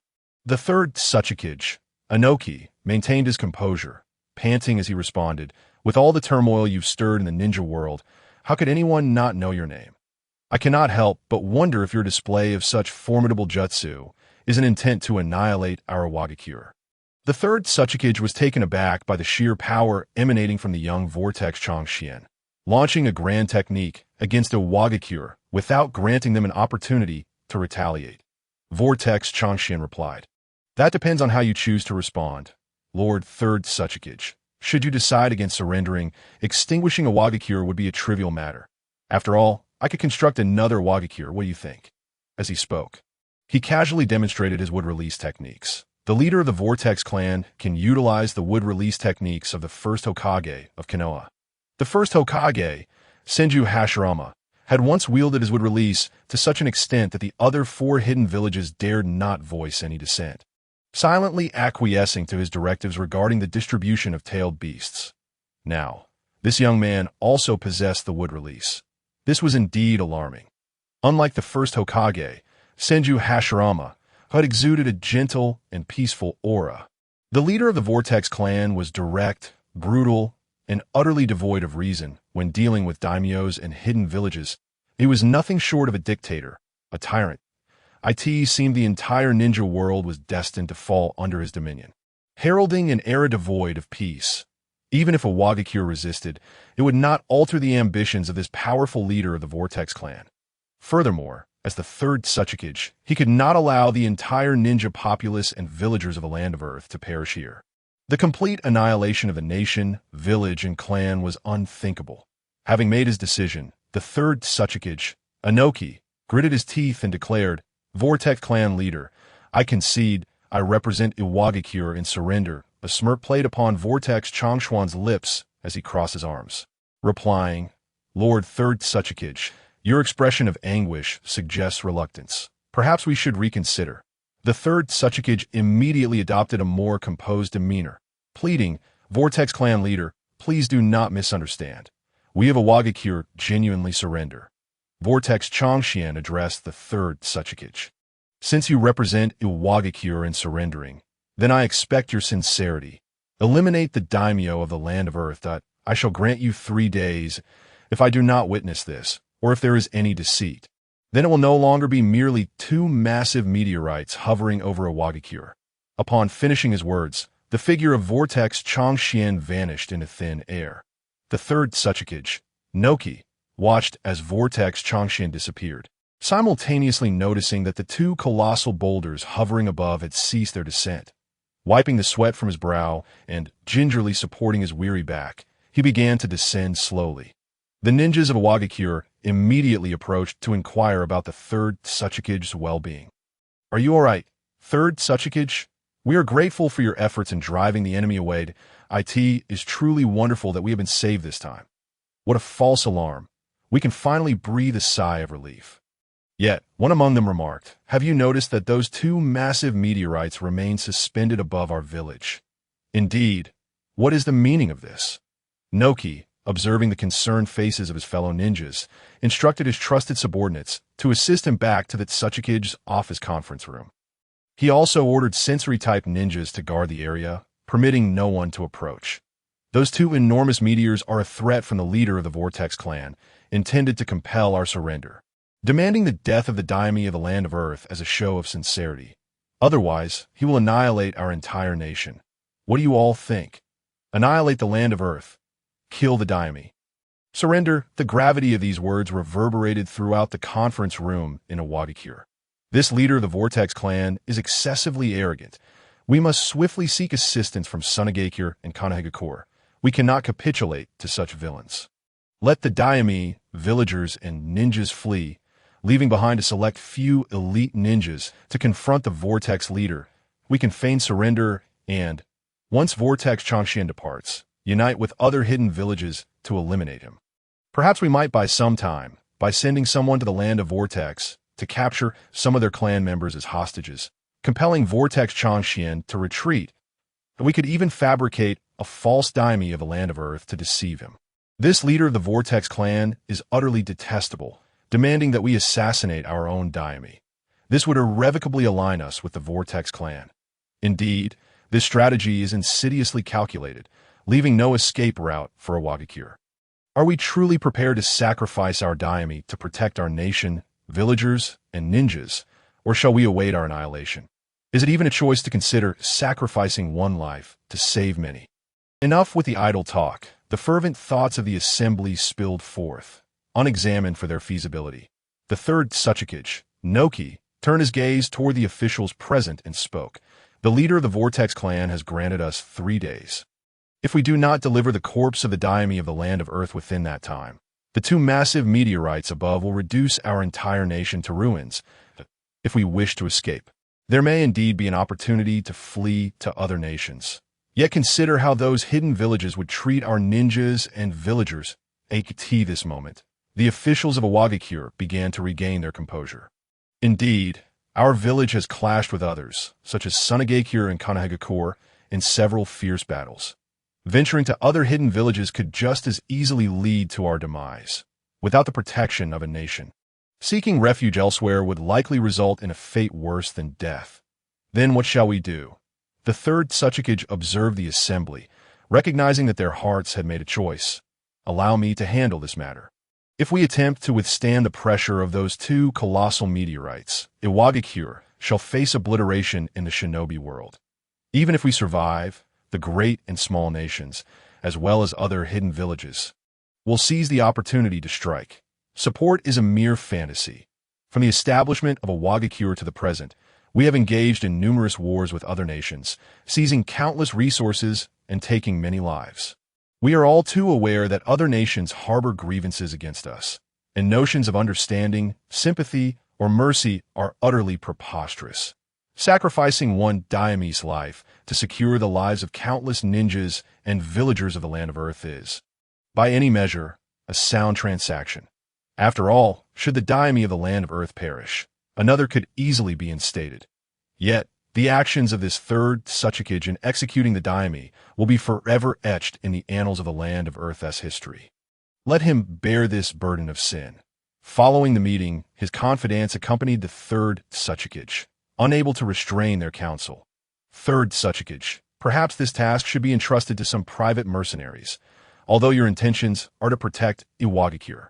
There is no need for your hands to be stained with the daimyo's blood. The third Tsuchikage shook his head. Whether or not I personally execute the daimyo is irrelevant. What matters is that this decision rests upon my shoulders as the third Tsuchikage. There is no escaping accountability. Some hidden operatives from various nations, observing the sudden turmoil within Iwagakure, instinctively chose to flee. They quickly relayed the news to their respective nations and villages, upon receiving intelligence regarding Iwagakure. The hidden villages convened urgent meetings that is it true that 2 massive meteorites have descended upon Iwagakure.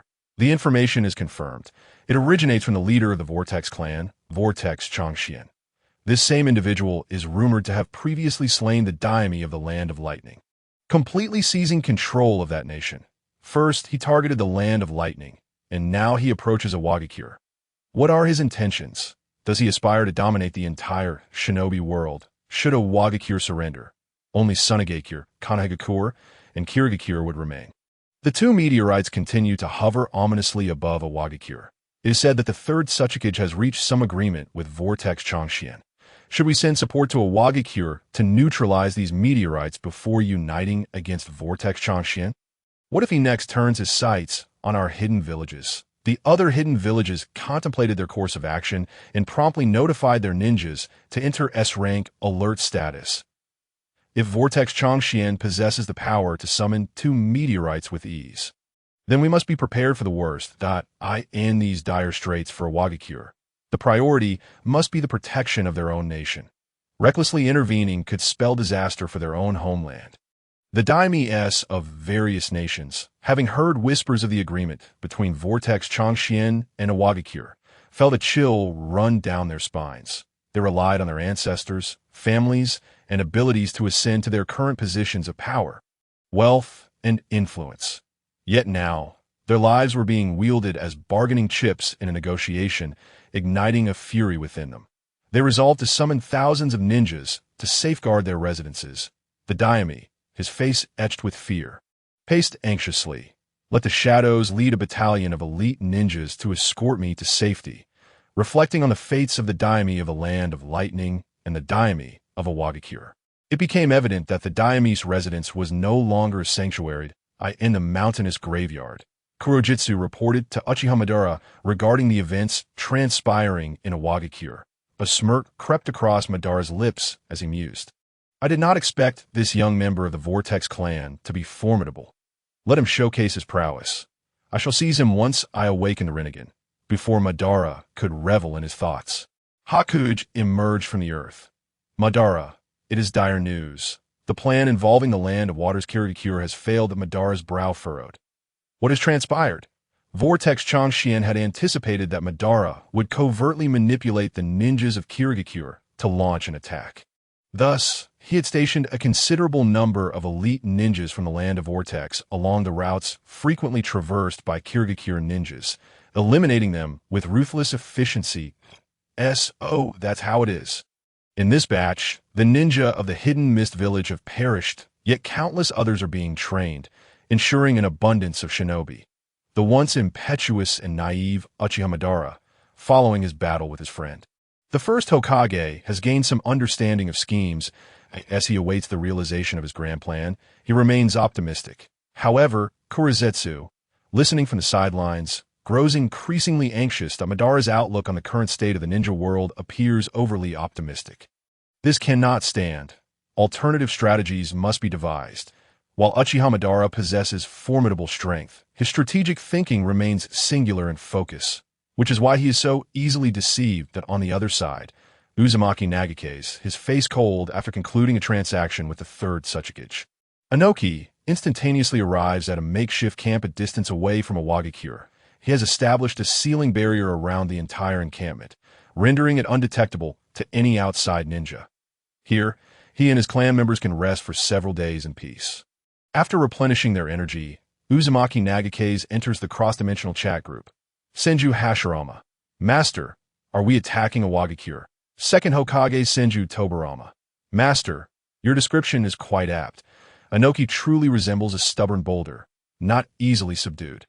Fourth Hokage Namake's Minato. Iwagakure is surrounded by towering mountains and rocks, boasting formidable defenses. However, this also limits their communication with the outside world, rendering them largely self-sufficient. Yet in certain aspects, they remain rather backward. I wonder how you intend to proceed. Master, fifth Hokage Tsunade. That Tsuchikage of Iwagakure must be the third Tsuchikage, Inoki. That old man indeed has a notoriously foul temper.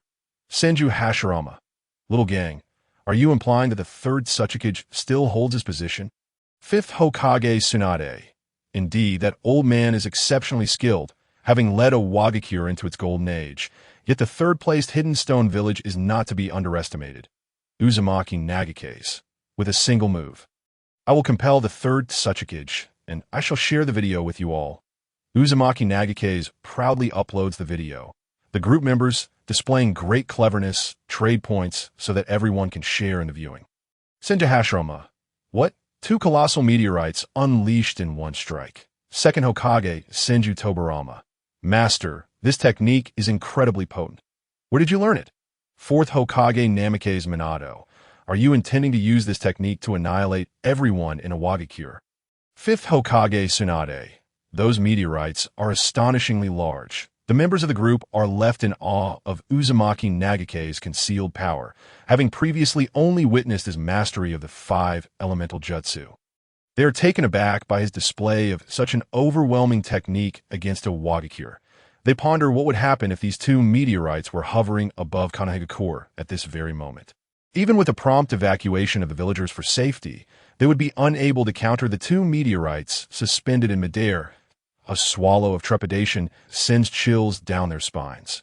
Uzumaki Nagake's, given Inoki's personality. I trust he will make the right choice. Second Hokage Senju Tobirama. The third Hokage is a cunning and treacherous individual. For the sake of the nation and the villagers, he will undoubtedly make sacrifices.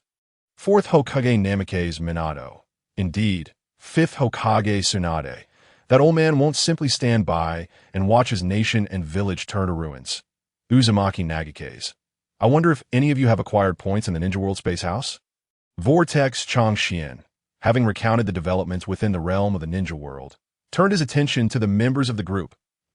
As his words fell, the expressions of the group members were a mixture of joy and concern. Senju Hashirama remarked, "Not bad. There has been significant progress compared to before. This Ninja World Time House truly enhances our strength tremendously. I am grateful to the group leader for his efforts." The second Hokage, Senju Tobirama, added, "Yes, although the improvements are minimal, further diligence is required." The fourth Hokage, Minato Namake's, stated, "The current situation appears satisfactory. During the holidays, we shall surely accrue a wealth of points." The fifth Hokage, Tsunade, encouraged, "Let us continue to strive diligently." Ever since the inception of the Ninja World Time House, Senju Hashirama had immersed himself within its confines.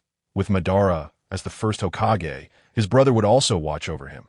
Thus, he seized the opportunity to accumulate points and enhance his abilities. He had now acclimatized to the thin air and gravity of the Ninja World Time House, though he still struggled with rapid movement. Upon returning to his own ninja world, he found that the speed and potency of his jutsu had surpassed their former might. Upon witnessing his surge in power, his friend Madara promptly urged him to invite him into the group, which spurred Senju Hashirama into action. The second Hokage, Senju Tobirama, preoccupied with his own temporal affairs, had not dedicated much time to undertaking missions. Upon learning of his brother's newfound strength, he took a moment to reflect. Currently, the ninja world had not yet erupted into war, and the lurking Uchiha Madara had yet to make a move. His own jutsu prowess remained stagnant. Should the four great hidden villages, along with Uchiha Madara, simultaneously assault Konoha, he would be powerless to defend it.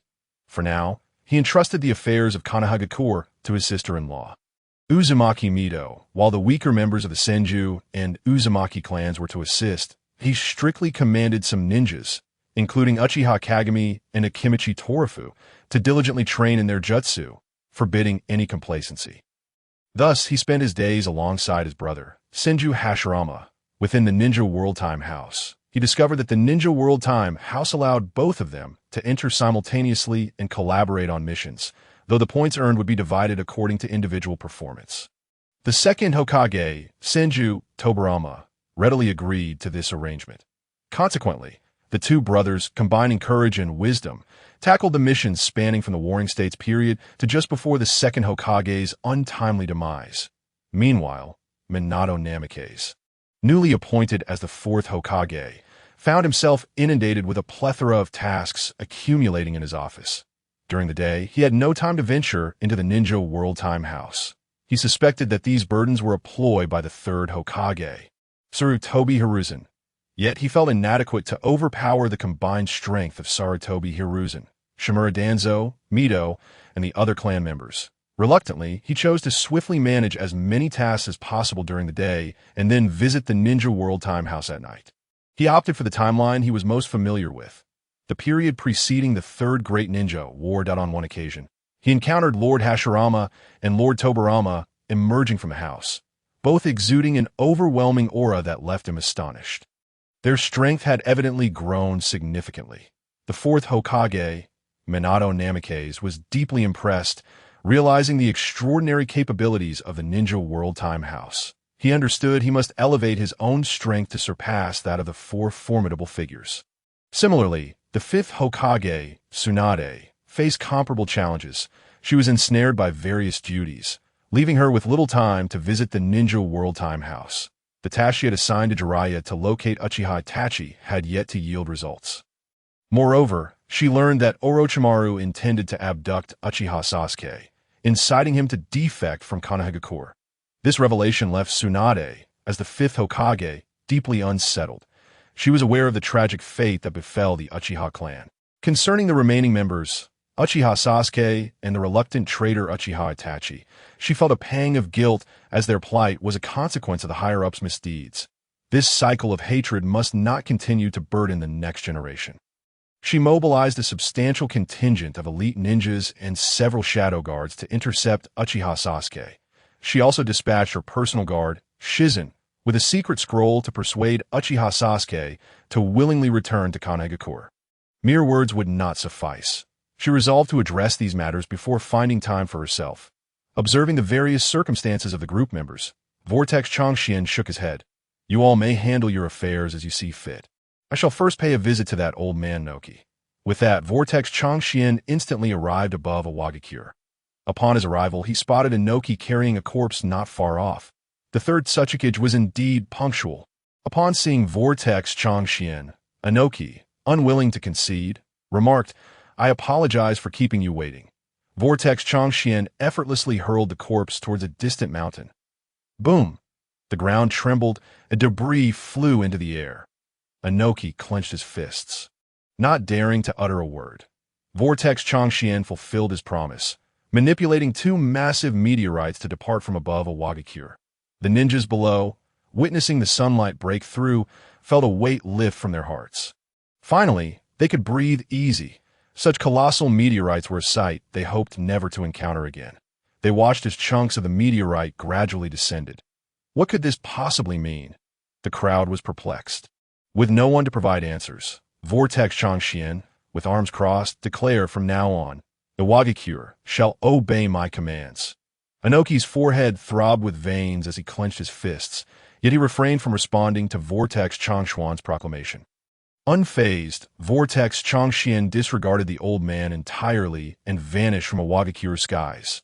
The guards beside Anoki, observing the unyielding expression on his face, anxiously inquired, Third Tsuchikage, the leader of the Vortex Clan has departed. Why do you still remain? Anoki stared vacantly at the colossal meteorite. Offering no reply, he understood that Vortex Chōgen regarded them with utter disdain, treating them with casual indifference. Should a time arise when he demanded something of a Wagakure, and they refused, they would no longer hold any value. After all, they had already been granted an opportunity. Return to the village. Vortex Chōgen swiftly returned to the temporary camp of the Uzumaki clan. Leader, we are ready for departure. Vortex Chōgen surveyed the assembled elite ninjas of the Uzumaki clan and nodded. Let us go. He led the elite ninjas of the Uzumaki clan towards the land of grass. This land of grass, plagued by political corruption, nonetheless housed many ninjas proficient in studying foreign jutsu. Numerous capable ninjas awaited. Vortex Chōgen resolved to eliminate the key figures of the land of grass, along with some of their guards. He also instructed his subordinates to deal with any ninjas who possessed commendable jutsu but lacked integrity. The villagers of the land of grass, witnessing Vortex Chōgen's brutal methods, trembled as they huddled together, begging for mercy. Rest assured, you shall live well in the days to come. Upon leaving the realm of rain-hidden village, Vortex Chōgen found himself drenched as he stepped onto its sodden grounds. This perpetually raining ninja village was not to his liking. Utilizing his sensory techniques and body flicker skill, he swiftly dispatched the leaders of the various factions within the Land of Rain. All without a whisper of disturbance. By the time the subordinates of the Land of Rain took note of the unusual occurrences, the perpetrator, Vortex Chōgen, had already made his way to the borders of the Land of Wind. The sight of swirling yellow sands obscured any view of the Land of Wind itself. Vortex Chōgen instructed his clan to take refuge within a vast cave, although he possessed the means to navigate through the sands with his kin. The relentless journey had taken its toll. Even the most resilient body required a moment to recuperate. The elite ninjas of the Vortex Clan, who had fought alongside him, felt a deep sense of gratitude for their leader's consideration. After a period of rest, they set forth with fervor, eager to accompany Vortex Chōgen on his quest. Meanwhile, the ninjas guarding the borders of the Land of Wind noticed the presence of the Vortex Clan members and promptly reported this intelligence to the daimyo of the Land of Wind and the third Kazekage of Sunagakure. They had already received information from an undercover agent in a Wagakure regarding Vortex Chōgen's impending assault. Consequently, the entire Land of Wind was put on high alert, observing the movements in Sunagakure. Vortex Chōgen ordered his clan to remain vigilant. This incited a wave of discontent among the elite Vortex ninjas who voiced their grievances, saying, "Leader, we have followed you into battle, yet we have not engaged in combat ourselves. You have borne the brunt alone. Indeed, leader, allow us to fight alongside you, so you may witness our growth." Many of the elite Vortex ninjas implored him, but Vortex Chōgen shook his head. "There will come a time for you to showcase your prowess. There is no need to rush. Sunagakure has prepared extensively, laying in wait with an abundance of weapons and ninjas. It is unwise to squander lives merely for the sake of display." He did not wish to waste the potential of those he had nurtured, nor did he want to underestimate the might of his own techniques. With that, he employed the technique of void dance, ascending into the skies above Sunagakure. The ninjas of Sunagakure, who observed the situation through their telescopes, immediately exclaimed, "This is bad. The enemy is approaching from above." The elite ninjas quickly commanded their guards to launch an assault. "Quick, fire!" With those orders, countless shuriken and arrows were unleashed from the sandy walls. However, the enemy soared too high and too swiftly. Sunagakure's counterattack proved utterly ineffective. As the frustration among the ninjas grew, they witnessed a waterfall of sand, relentlessly pursuing the enemy. It was the third Kazekage's magnetic release. Truly, our third Kazekage is formidable. The enemy will regret their incursion into Sunagakure. The power of the Kazekage's magnetic release was indeed unmatched. Yet, in the next moment, the ninjas of Sunagakure were met with a harsh reality. Vortex Chōgen unleashed a colossal water release technique. Water release. Great waterfall technique. A massive orb of water engulfed the incoming magnetic release, diminishing its potency. The torrential downpour not only weakened the Kazekage's attack, but also wreaked havoc upon the homes, ninjas, and villagers below. The third Kazekage swiftly allocated a portion of his chakra to protect the villagers, but he understood that neglecting the battle would lead to dire consequences. Vortex Chōgen, undeterred, launched another water release. This time combining it with lightning release, water release, exploding water colliding wave, Chidori stream. The fusion of these immense jutsu created an unparalleled force of destruction. While the Kazekage desperately utilized magnetic release to counter Vortex Chōgen's might, he had exhausted much of his chakra in safeguarding the villagers. "Lord Kazekage, we shall assist you. Focus on the enemy. We will safeguard our home and its people. We are part of Sunagakure and must stand to protect our land." Countless ninjas from Sunagakure surged forth, employing their respective techniques. Magnetic release, sand gold burial, sand release, sandstorm technique. Although the individual strength of Sunagakure's ninjas was relatively weak, their unity allowed them to raise a thick layer of sand above, preventing the deluge from submerging their homeland. Witnessing the actions of the Sunagakure ninjas, the Kazekage's heart swelled with fury towards Vortex Chōgen.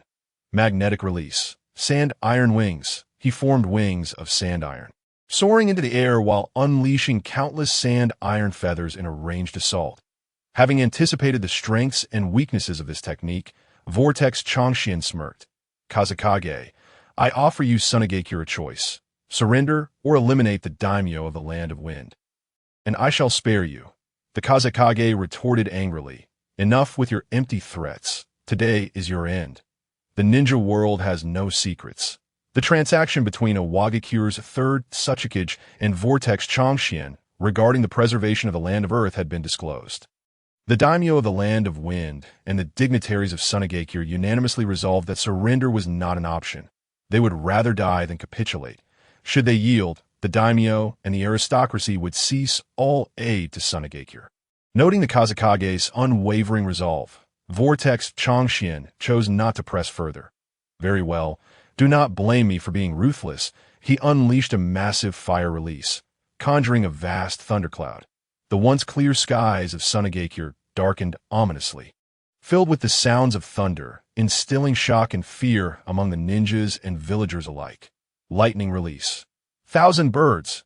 Activating his Rinnegan, Vortex Chōgen directed a bolt of lightning towards the third Kazekage. What is that? The transformation of the lightning into a Qilin shape displayed immense power. This colossal Qilin, resembling an enraged divine beast, roared ferociously. "Quick! Evacuate the ninjas and villagers." Many were left in awe at the sight of this gigantic lightning Chōgen. In the next instant, the roaring beast descended like a bolt of lightning. Some ninjas, caught unawares, were reduced to ashes. The third Kazekage, witnessing the grim fate of his comrades, suppressed his grief and rage, for he understood that if Vortex Chōgen was not eliminated, peace would forever elude the land of wind and Sunagakure. Thus, the Kazekage launched another assault with sand iron feathers, but Vortex Chōgen's speed allowed him to evade the incoming attacks, deftly maneuvering through the air. The continuous evasion and aerial combat drained the Kazekage's chakra rapidly in a fleeting moment of distraction. The lightning Chōgen surged towards him. Damn it! The Kazekage's right arm was singed, and Vortex Chōgen declared, "This game ends now." With that, he aimed at the Kazekage. Bone Reaper, Vortex Chōgen unleashed a barrage of razor-sharp bones from his palm. The Kazekage, summoning every ounce of chakra, activated his magnetic release. Magnetic release. Sand iron wall. In an endeavor to forge a resilient wall capable of withstanding the assault of Uzumaki Chōgen, the third Kazekage was rendered utterly astounded to discover that this magnetic release technique could not counteract the formidable jutsu. It struck directly at his abdomen. The third Kazekage's pupils dilated in shock as he cast his gaze downward, witnessing the disintegration of his own body at the hands of Hashirama. This was dire. The third Kazekage had indeed been pierced. What appeared to be merely a stick was, in fact, far more perilous than it seemed to know. Look closely at the third Kazekage's abdomen. Something was amiss. What is happening? Cracks were manifesting in his body. This was inconceivable. What kind of technique was this? They could scarcely believe the spectacle before their eyes as the third Kazekage's form gradually turned to ashes. Uzumaki Chōgen was astonishingly powerful, capable of summoning two colossal meteorites, soaring through the air and wielding an immense lightning release technique. Even the jutsu that left no remains behind was within his grasp. It was utterly terrifying. Reflecting on this, it was no wonder that the third Tsuchikage of the Earth Country had so readily capitulated. He was indeed a cunning and treacherous old man. Now, Sunagakure had lost its mightiest Kazekage. What could they possibly do now? Meanwhile, the attendants of the Wind Daimyo urgently reported this outcome. In a state of terror, the Wind Daimyo slipped from his throne. "Quick, send someone to communicate with the Uzumaki clan leader, Uzumaki Chōgen, and invite him for a meeting." Upon hearing the Wind Daimyo's command, the attendants dared not delay and rushed out.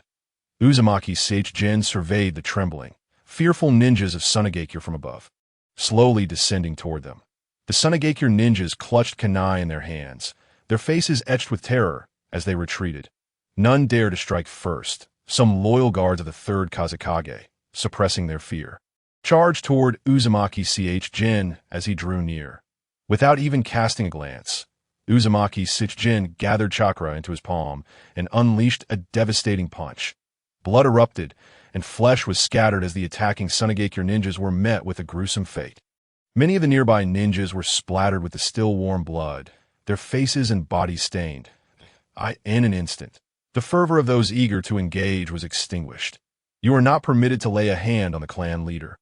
A sharp voice called out from a distance. The Sunagakure ninjas, armed with kunai, turned in unison toward the source of the voice. It was the attendants of the Wind Daimyo. The leading ninja from Sunagakure immediately commanded his comrades to lower their weapons and retreat. Seeing that the Sunagakure ninjas were compliant, the attendants refrained from confrontation. Approaching Uzumaki Chōgen, they spoke with the utmost respect and courtesy. This must be the illustrious clan leader of the Uzumaki. "Uzumaki Chōgen, truly, your reputation precedes you. You are handsome, poised, and remarkably accomplished." The string of compliments flowed without repetition, leaving the Sunagakure ninjas bewildered. However, Uzumaki Chōgen, growing impatient, interjected, "Who are you, and what brings you here?" The head attendant, with a sycophantic smile, replied, "Indeed, the Uzumaki clan leader embodies the straightforwardness of the land of Wind's ruler." Uzumaki Chōgen, irked by the fawning tone, retorted, "Speak plainly." The attendant's expression soured momentarily before he quickly donned a smile and said, "We are emissaries from the Wind Daimyo, wishing to invite you to our residence for a drink." Upon hearing this, Uzumaki Jin contemplated briefly before responding, "Very well, I too wish to meet the Wind Daimyo. Lead the way." Observing the respectful demeanor of the daimyo's attendants toward Uzumaki Jin, the Sunagakure ninjas murmured their discontent. These sycophants were groveling before an enemy who had attacked the Land of Wind. Had they forgotten that the third Kazekage had fallen in battle for their sake? The daimyo, too, seemed to disregard the sacrifice of the third Kazekage.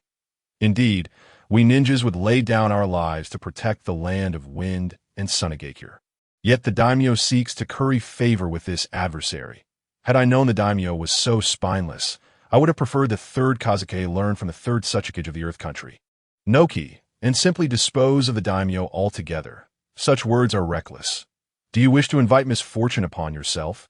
Some ninjas from Sunagakure wore expressions of dejection and dissatisfaction, rooted in place, devoid of ambition. They understood the peril faced by ninjas on the front lines while the upper echelons, the daimyos, were solely concerned with their own lives, showing little regard for the ninjas and villagers of Sunagakure. In that moment, resentment toward the Wind Daimyo began to fester within the hearts of some Sunagakure ninjas. In the face of their village's dire straits, they saw the true face of the Wind Daimyo. Such a leader was unworthy of their heartfelt loyalty and protection. Indeed, among some extreme Sunagakure ninjas, dark thoughts began to take root, hoping for Uzumaki Jin to eliminate the Wind Daimyo. Meanwhile, Uzumaki Jin remained oblivious to the inner turmoil of these Sunagakure ninjas, casually making his way toward the residence of the Wind Daimyo. Although the Land of Wind lay within a realm of sandstorms, it still possessed scenes of exquisite beauty. The residence of the Wind Daimyo, while not as opulent as that of the Land of Lightning, was still adorned with grandeur, resplendent with jewels and greenery. "You are indeed the esteemed clan leader of the Uzumaki, Uzumaki Jin. I have long admired you. Please come and take a seat." Uzumaki Jin, arms crossed, remained stationary, stating, "Wind Daimyo, if you have something to say, do so directly." Another corpulent daimyo, weighing over 200 pounds, indicated that the life of a daimyo was one of indulgence and ease. The Wind Daimyo, encountering such direct rejection for the first time, nonetheless maintained a gentle demeanor. "As long as you, the clan leader, agree, we shall immediately appoint you as the shadow of Sunagakure. You may deal with those ninjas who previously attacked you as you see fit. Furthermore, please accept this gift." The Wind Daimyo clapped his hands, and immediately dozens of attendants brought forth numerous chests. Placing them before Uzumaki Jin. Upon opening the chests, a dazzling array of gold and jewels illuminated the entire residence of the daimyo. Uzumaki Jin regarded the corpulent daimyo and remarked, "Are you attempting to bribe me, the clan leader of the Uzumaki? I never would have imagined that the ninjas and villagers of the Land of Wind lived in such poverty, while you, as the daimyo, can effortlessly present dozens of chests filled with treasures and antiquities. What must the third Kazekage and the ninjas of Sunagakure be feeling?" The Wind Daimyo chuckled awkwardly. "The clan leader is jesting. This is merely an olive branch of friendship." However, Uzumaki Jin was disinclined to engage in further pleasantries. "I cannot afford to be friends with the Wind Daimyo. It would be best for you to abdicate voluntarily." The Wind Daimyo, thoroughly enraged by Uzumaki Jin's words, retorted, "You, Uzumaki Jin, have chosen to reject my hospitality. Come, everyone, seize him." Seeing the Wind Daimyo's blatant refusal to heed his warning, Uzumaki Jin activated his wood-release technique. Wood-release secret technique. Birth of a world of trees. Countless trees burst forth from the ground, instantly fracturing the walls of the Wind Daimyo's residence, ripping the roof apart and entangling the ground with massive roots. "Quickly, stop this." The Lord of the Land of Wind beheld the grand estate he had painstakingly designed and constructed, now usurped by several towering trees. In desperation, he knelt and pleaded with Vortex Chōgen, crying out in anguish. Yet, instead of relenting, Vortex Chōgen harnessed his chakra, urging these trees to flourish even more vigorously. The attendants, witnessing the sudden domination of the estate by these majestic trees, fled in terror scattering in all directions that eye in the distance. The ninjas of Sunagakure, sensing the unusual disturbance beneath their feet, were taken aback as they traced the source of the phenomenon. What kind of wood release technique is this? The ninjas of Sunagakure were astounded, never imagining they would witness such a technique in the land of wind. How could this be possible? It appeared that the wind was emanating from the Lord's estate. Could it be that it was indeed the work of Vortex Chōgen? The thought seemed plausible. If this individual possessed the wood release, then it was truly dire news. Everyone was engulfed in astonishment, unable to fathom that Vortex Chōgen could wield such power. After all, he was a member of the Vortex Clan, which historically had ties through marriage with the Senju clan of Konoha. It was likely that Vortex Chōgen had inherited this wood release ability through his ancestral lineage. Look, the trees conjured by Vortex Chōgen are extending towards us, such robust and magnificent specimens. In an instant, a veritable forest had been created. Surely, the houses beneath Sunagakure will not be crushed. Oh heavens, this is the first time I have ever witnessed such a sight of a forest. Countless towering trees stood before the eyes of the bewildered villagers of Sunagakure, who were in disbelief at the spectacle unfolding before them. Many villagers gaped in astonishment, their eyes wide with shock. After a moment, overcoming their fear, they approached to embrace the towering green trees. They had spent their entire lives in Sunagakure, never having ventured outside, and had never encountered such a dense and magnificent forest. In that moment, their hearts swelled with excitement, elation, and joy. Vortex Chōgen continued to summon trees, urging them to grow and envelop every corner of Sunagakure until the entire village was shrouded in foliage. Satisfied with his masterpiece, Vortex Chōgen surveyed the vibrant scene of Sunagakure. Suddenly, he noticed a young ninja from Sunagakure peering at him with a furtive expression, recognizing the somewhat familiar yet strange face. Vortex Chōgen beckoned. "What is your name?" Rosa, feeling emboldened by the attention, stepped forward. I am Rosa." Containing his trepidation, he met Vortex Chōgen's gaze directly. Vortex Chōgen paused, recalling the identity of this young man. Rosa, was he not the fourth Kazekage from the original tale? It seemed this lad possessed ambition, courage, and cunning. Vortex Chōgen was curious to see if he could indeed rise to the occasion. "Rosa, from now on, you will assist me in managing this land of wind. I believe this information will prove beneficial to you." Rosa could hardly believe his fortune, as if a pie had dropped from the sky. Initially, he had merely sought proximity to Vortex Chōgen for survival. Yet Vortex Chōgen was offering him such a grand opportunity. If Vortex Chōgen intended to rename the land of wind to Wind Province, he would become its ruler. The distinction between the land of wind and Wind Province mattered little to him. He recognized this as a chance to elevate himself to greatness. "Vortex Clan leader, I shall not disappoint your expectations. I will certainly manage Wind Province well," that he exclaimed, excitement evident as he accepted the thick stack of documents handed to him by Vortex Chōgen. "Rosa, I look forward to seeing your results promptly." With that, Vortex Chōgen vanished from Sunagakure, returning to the encampment of the Vortex Clan. "Let us proceed to Konoha," he declared, as his curious subordinates inquired. "Clan leader, do we not need to attend to the land of wind?" Contrary to his previous approach in the land of lightning, where he had sought to eliminate traitors and mercenaries, Vortex Chōgen smirked. "The situation in the land of wind differs. I have already identified a suitable individual to oversee matters there. We shall return later to assess the outcomes, having faith in Rosa's capabilities, ambition, and methods." Vortex Chōgen was confident that he would deliver satisfactory results. Should Rosa prove inadequate, he could simply appoint someone else. With Vortex Chōgen's assurance, his subordinates ceased their inquiries and followed him towards Konoha. Upon arrival at the Senju clan's territory, Vortex Mizuho promptly welcomed Vortex Chōgen upon hearing the gatekeeper's report. "Grandmother, how have you been lately?" Vortex Chōgen inquired with genuine concern. Vortex Mizuho greeted him with a warm smile, and they exchanged pleasantries for a while. "Chōgen, you have swiftly taken control of the land of lightning, the land of earth, and now the land of wind. What are your future plans?" Having anticipated Vortex Chōgen's intentions towards the land of lightning, Vortex Mizuho was astonished to learn that he had conquered 3 nations within a mere month, displaying extraordinary strength. He could summon two colossal meteors from the sky and unleash a wood release technique that enveloped Sunagakure. Moreover, he could petrify his foes upon impact, leaving no trace behind. Such power was truly terrifying. It seemed that even if all the ninjas of Konoha were to attack him simultaneously, they would not even graze the hem of Vortex Chōgen's garments. The speed at which this child was growing was astonishing. That moment, she couldn't help but admire the late Nara clan leader's directive to Vortex Chōgen to refrain from attacking Konoha for 3 years. Take a moment to rest, then perhaps find a suitable time to meet that familiar person. Grandmother, would you care to join me? Vortex Mizuho shook her head. At my age, I shall not hinder your reunion with old friends. Should you encounter any difficulties or wish to undertake something, feel free to consult with a Nara clan leader. They will surely be willing to assist you.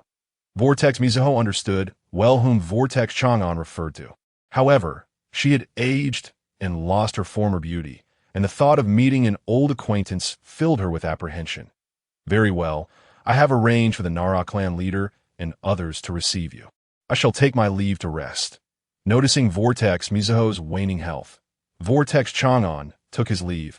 Upon exiting the Senju stronghold, he encountered the leaders of various clans from Konoha, the leaders of the Inazuka, Nara, and Akimichi clans, the Hyuga clan leader, the Uchiha clan leader, and the Senju clan leader, all individuals he had briefly met before. Vortex Chōgen exchanged courteous words with the clan leaders before bidding them farewell and departing from Konoha. What do you suppose is the reason for Vortex Clan leader's visit to our village? One wondered aloud. Regardless of the reason, the Nara clan leader has conveyed that Vortex Clan leader has promised Lady Vortex Mizuho he will not attack Konoha for 3 years. Is that true? Could the Vortex Clan leader truly spare us? Now that the land of lightning had fallen under his control, the land of earth had surrendered, and the land of wind was also within his grasp. Only the land of water and the land of fire remained. Should Vortex Chōgen renege on his promise, Konoha would find itself in dire straits. Indeed, with the ability to wield lightning release, summon meteors, and utilize wood release, as well as fly through the air, he could obliterate them with a single strike. Let us not dwell on such matters. Instead, let us enjoy our peaceful lives. The whispers of the crowd barely registered with Nagasawa Chōgen, who remained indifferent. After days of arduous travel, he finally returned to the land of the whirlpools, striving to restore his clan to a semblance of normalcy. Once again, he led the elite of the Uzumaki clan into the land of water. In response to the frequent incursions by a multitude of ninjas from the Mist Village, who had been attacking both the Leaf Village and the land of lightning, the land of water was left with fewer than 1,000 ninjas, with elite J-nin being exceedingly rare. Most were lower ranked or still in training. Activating his reincarnation eye, Nagasawa Chōgen absorbed the chakra from the elite J-nin and J-nin attacking from the Mist Village, while his Uzaki kin struck from behind. Moments later, Nagasawa Chōgen, accompanied by the elite ninjas of his clan, arrived at the domain of the third Mizukage, observing the third Mizukage with his eyes closed. Nagasawa Chōgen gathered a green ball of chakra in his palm and hurled it into the Mizukage body. As the green chakra enveloped the Mizukage completely, he slowly opened his eyes. Who are you? And why are you here? What is this gaze? Upon speaking, he became aware of his surroundings. Wait, how did I end up in this building? Nagasawa Chōgen utilized the power of his reincarnation eye to draw the third Mizukage closer to him. Why can't I move? What have you done? He exclaimed. Nagasawa Chōgen unleashed a bone. Joint kill gray bone. The immense gravitational force rendered the third Mizukage unable to control his body as it lunged toward the sharp bone. Before he could comprehend the situation, the third Mizukage closed his eyes and gradually turned to ashes. Seeing that all opposition within the land of water had been eliminated, Nagasawa Chōgen instructed his elite Uzumaki clansmen to remain and oversee all affairs within the land of water. Each of his elite kin, having been meticulously trained by him and tempered in the land of lightning, readily accepted. Rest assured, the land of water is in our capable hands. We will execute our duties splendidly. With their affirmation, Nagasawa Chōgen promptly departed in the mountain graveyard. Nagasawa Chōgen instantly appeared before Uchiha Madara. Observing Madara's aging form, he remarked with a hint of nostalgia, Madara, You are no longer worthy to be my opponent. Indeed, witnessing the once mighty Uchiha Madara in such a state made it difficult for Nagasawa Chōgen to bring himself to take action against him. For someone like Madara, who had prided himself on his combat prowess, this pitiful condition was likely more unbearable than death itself. Uchiha Madara, astonished, realized that someone had managed to arrive in this place instantaneously. "Ah, it is you, Nagasawa Chōgen." The long crimson hair and youthful handsomeness matched the description he had received from Kurizetsu. He was astonished that in this dark underground, Madara recognized his name, feeling both flattered and surprised. Nagasawa Chōgen, with a teasing tone, acknowledged that Madara was well aware of the happenings in the ninja world, having laid numerous traps to fulfill his infinite Tsukumi plan. Upon seeing Nagasawa Chōgen's youthful visage and those striking blue eyes, Madara queried, "Where did you acquire those eyes?" with excitement and astonishment gleaming in his eyes. Madara gazed at Nagasawa Chōgen's azure irises. Such eyes, unlike any he had encountered before, emanated an immeasurable power. This was precisely the strength he had sought to awaken the Rinnegan and obtain from Senju Hashirama. Driven by envy, Uchiha Madara strained against the tubes connecting him to the outer path golem. "Madara, why were you so foolish as to trust Kurizetsu's lies and kill Senju Hashirama for a mere piece of flesh?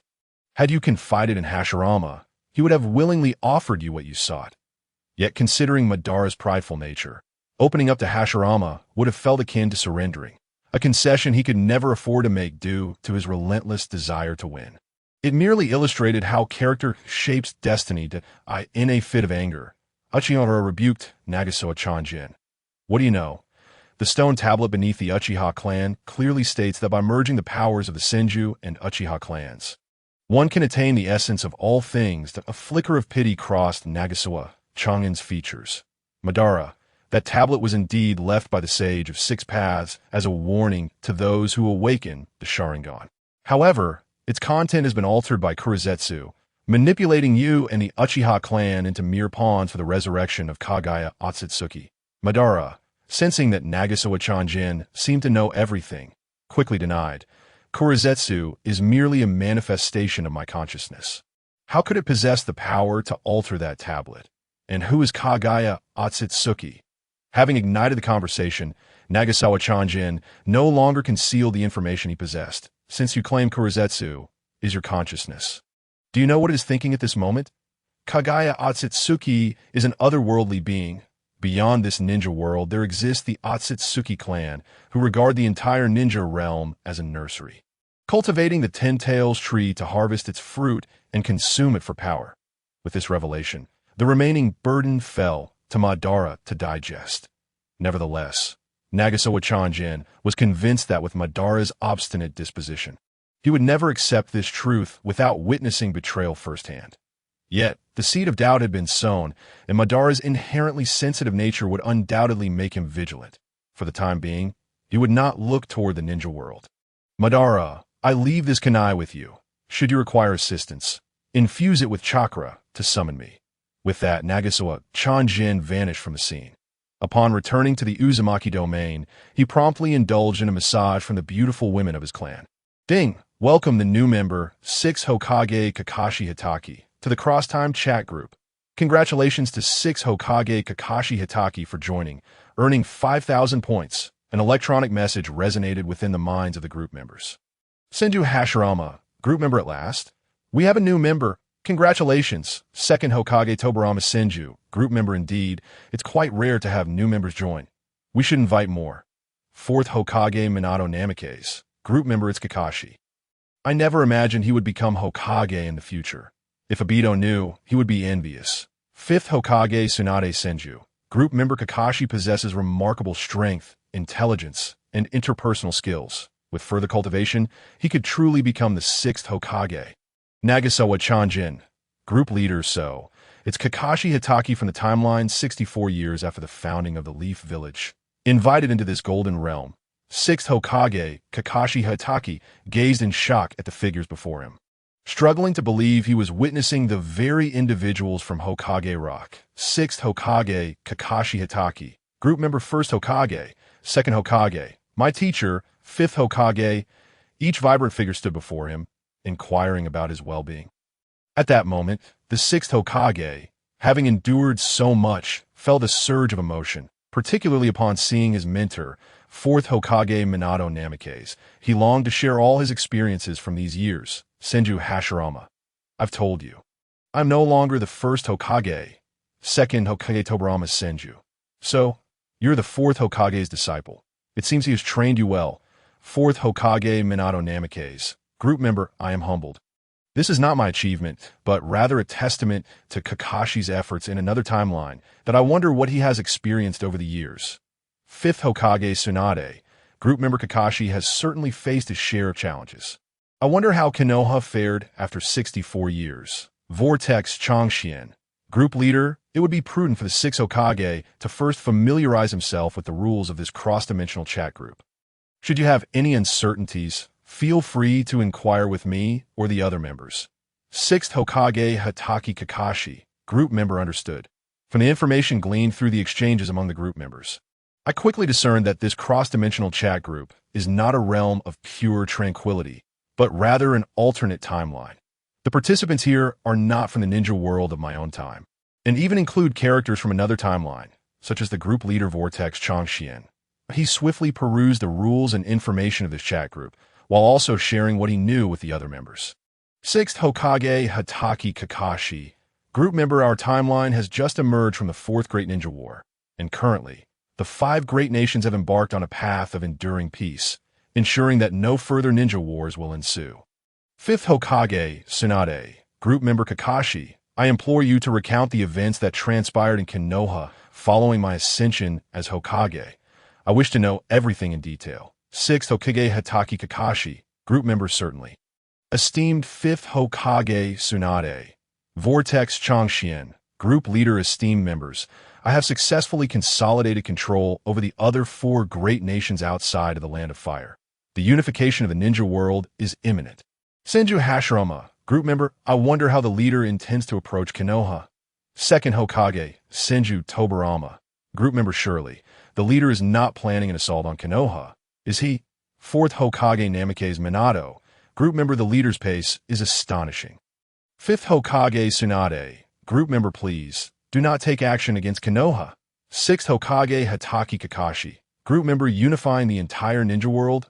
Vortex Chōgen. Group leader, rest assured, I shall not initiate an offensive against Konoha for the next 3 years. However, I will employ economic and resource-based strategies against the village. Senju Hashirama, second Hokage, Senju Tobirama, and fifth Hokage Tsunade all found this terminology somewhat unfamiliar. Fourth Hokage Namikaze Minato and sixth Hokage Hatake Kakashi, due to their familial backgrounds and life experiences, grasped the essence of this term, yet remained uncertain about the leader's specific intentions.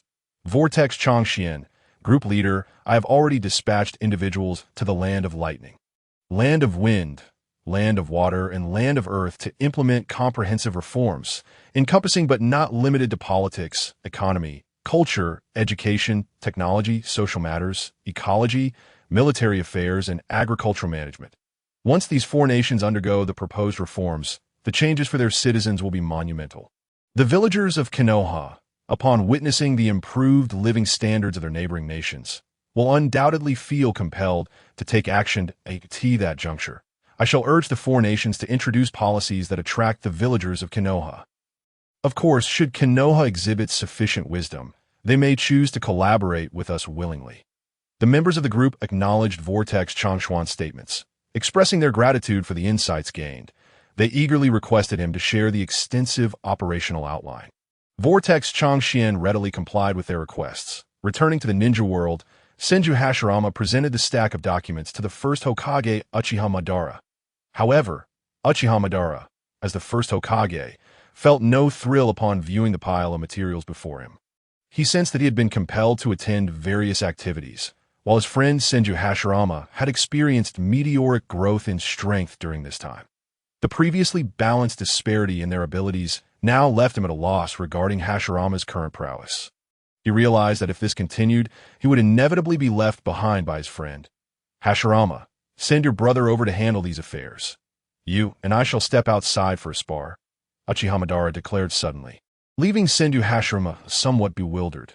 The affairs of the Hokage had always been managed by his younger brother, Senju Tobirama. Madara, as Hokage, primarily served as Konoha's figurehead. Why did he wish to engage in combat at this moment? Hashirama contemplated refusing, yet recalled that he had been engaged in battles within the Ninja World Time House to accrue upgrade points, and it had been quite some time since he had sparred with Madara. Very well, where shall we go?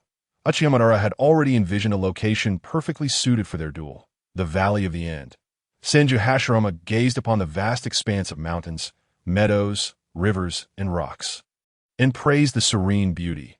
Madara, this place is indeed fitting. It would be a shame to mar such a lovely vista. Uchiha Madara, uninterested in appreciating the scenery, immediately launched an attack on Senju Hashirama. Complete body Susanoo. Senju Hashirama, shaking off his relaxed demeanor, swiftly utilized Wood Release. Wood Release secret technique. Birth of the deep forest. He conjured a towering forest around the Susanoo, attempting to ensnare it within. Uchiha Madara wielded two colossal swords, effortlessly cleaving through the towering trees. However, Senju Hashirama provided no respite, swiftly growing more massive trees to encircle Madara, striving to bind the Susanoo firmly. Hashirama leaped through the forest with remarkable agility. Uchiha Madara unleashed Fire Release. Fire Release. Great fireball technique. He sought to harness the power of the Wood Release, igniting a fierce blaze to assault Senju Hashirama, ignoring the flames licking at his back. Hashirama propelled himself upward, landing before Uchiha Madara within the Susanoo. What? When did Hashirama's speed become so extraordinary? Uchiha Madara marveled in astonishment as Hashirama condensed immense strength in his right hand and delivered a powerful punch toward the first Hokage. Uchiha Madara had assumed that with a complete body Susanoo, it would be impossible to breach the defense. Yet reality delivered a harsh blow to his expectations. Hashirama's punch not only shattered the complete body Susanoo, but also struck Madara directly. In that moment, Uchiha Madara's pride was crushed. Upon seeing Madara plummet, Hashirama swiftly utilized Wood Release to catch him. How do you fare, Madara? Lying on the ground, Uchiha Madara grasped his collar and admitted, You have won. Uchiha Madara remained the defeated underling of Senju Hashirama. Hashirama noted the dejection in Madara's eyes and offered encouragement. Madara, you're not merely experimenting with my flesh. Who knows, you might unlock the Rinnegan soon. Uchiha Madara reflected on the flesh he had extracted from Hashirama, feeling a mixture of excitement and sorrow. Due to Hashirama's explicit prohibition against employing unlawful and unethical methods to abduct individuals for experimentation, coupled with the scarcity of experimental personnel, tools, and funding, progress in this area had been painfully slow. Indeed, it could be said that there had been no advancement whatsoever. Uchiha Madara cast a sincere glance at Senju Hashirama, saying, It would be far more reliable for you to expedite my entry into that cross-dimensional chat group. Upon hearing his friend Uchiha Madara's words, Senju Hashirama replied, Indeed, Madara, allow me to share this with you, since I have been residing in the Ninja World Time House undertaking various tasks. I have returned to this ninja world feeling remarkably light, and my strength has more than doubled. Senju Hashirama's eyes sparkled with determination as he shared his experiences with Uchiha Madara. Uchiha Madara grunted in response. Remaining silent, he could not help but concede that Hashirama's recent use of Wood Release was impressively swift and expansive. The speed at which Hashirama moved was so rapid that even his Sharingan struggled to track him. The might of Hashirama's strength had enabled him to shatter Madara's complete body Susanoo with a single blow in a mere span of minutes. Madara found himself thoroughly defeated, a stark contrast to their earlier balance of power. Observing Madara's despondent demeanor, Senju Hashirama approached and shook him, asserting, Madara, the leader of the cross-dimensional chat group, is currently developing the invitations section. Please be patient a while longer. Additionally, if you have any thoughts, do share them with me. Gazing at the indifferent expression of Uchiha Obito, Senju Hashirama was immediately reminded of the moment Obito departed from Konoha village, traversing through time and space. The resemblance was striking. Concerned that Obito might once again tread the path towards tragedy, Hashirama resolved to remain by his side during this period, until the group leader, Vortex Nagakes, develop a method for inviting individuals to join the cross-temporal chat group. As for the Ninja World Time House, he decided to refrain from entering for the time being. After all, he had accrued a considerable number of points during this time. It should suffice during this period. Senju Tobirama, the second Hokage, had been following his elder brother Hashirama from another time and space, the two of them collaborating diligently. Not only did they swiftly level up and earn points, but they also significantly enhanced their strength. This was evident not only from the speed and range of his Flying Thunder God technique, but also from the formidable effects of his ninjutsu. Tobirama contemplated launching a war against the Land of Lightning, seeking vengeance for the grievous injuries he sustained at the hands of the Golden and Silver Brothers in the original narrative. Furthermore, having witnessed the methods employed by Vortex Nagakes to deal with the third Reikage within the cross-temporal chat group, he felt confident in his ability to conquer the Land of Lightning. However, upon deeper reflection, he managed to suppress his anger and impulsiveness. Firstly, waging war against the Land of Lightning would likely provoke attacks from the Land of Water, the Land of Earth, and even the Land of Wind, all seizing the opportunity to assault Konoha. Additionally, there was the ever-present threat of Uchiha Obito lurking in the shadows, that a single thread could unravel the entire tapestry. Presently, the strength of both himself and Konoha was insufficient to withstand a united assault from the four major nations while still retaining a significant portion of their power. There had already been an instance where the four great nations allied against Konoha, and given the current state of Konoha, it was feared that they would not withstand another onslaught. Secondly, he, Senju Tobirama, lacked the formidable prowess of Vortex Nagakes, who possessed vast chakra reserves, vitality, and mastery over all five elemental natures. The power he displayed in the later stages was truly beyond the ordinary. The Vortex Clan had not suffered more than 100 casualties. Such achievements, if spoken of, would be met with disbelief. Yet, the videos presented before them left no room for denial. It was more prudent to develop Konoha's economic strength, while simultaneously enhancing his own capabilities. The fourth Hokage, Namake's Minato, could scarcely fathom that his disciple, Hatake Kakashi, would one day ascend to become the sixth Hokage. After all, in his own timeline, that cold visage often bore the words of a boy desiring to join the Umbu for the sake of his dreams. Ultimately achieving the aspirations of Obito, the Hokage.it was truly remarkable.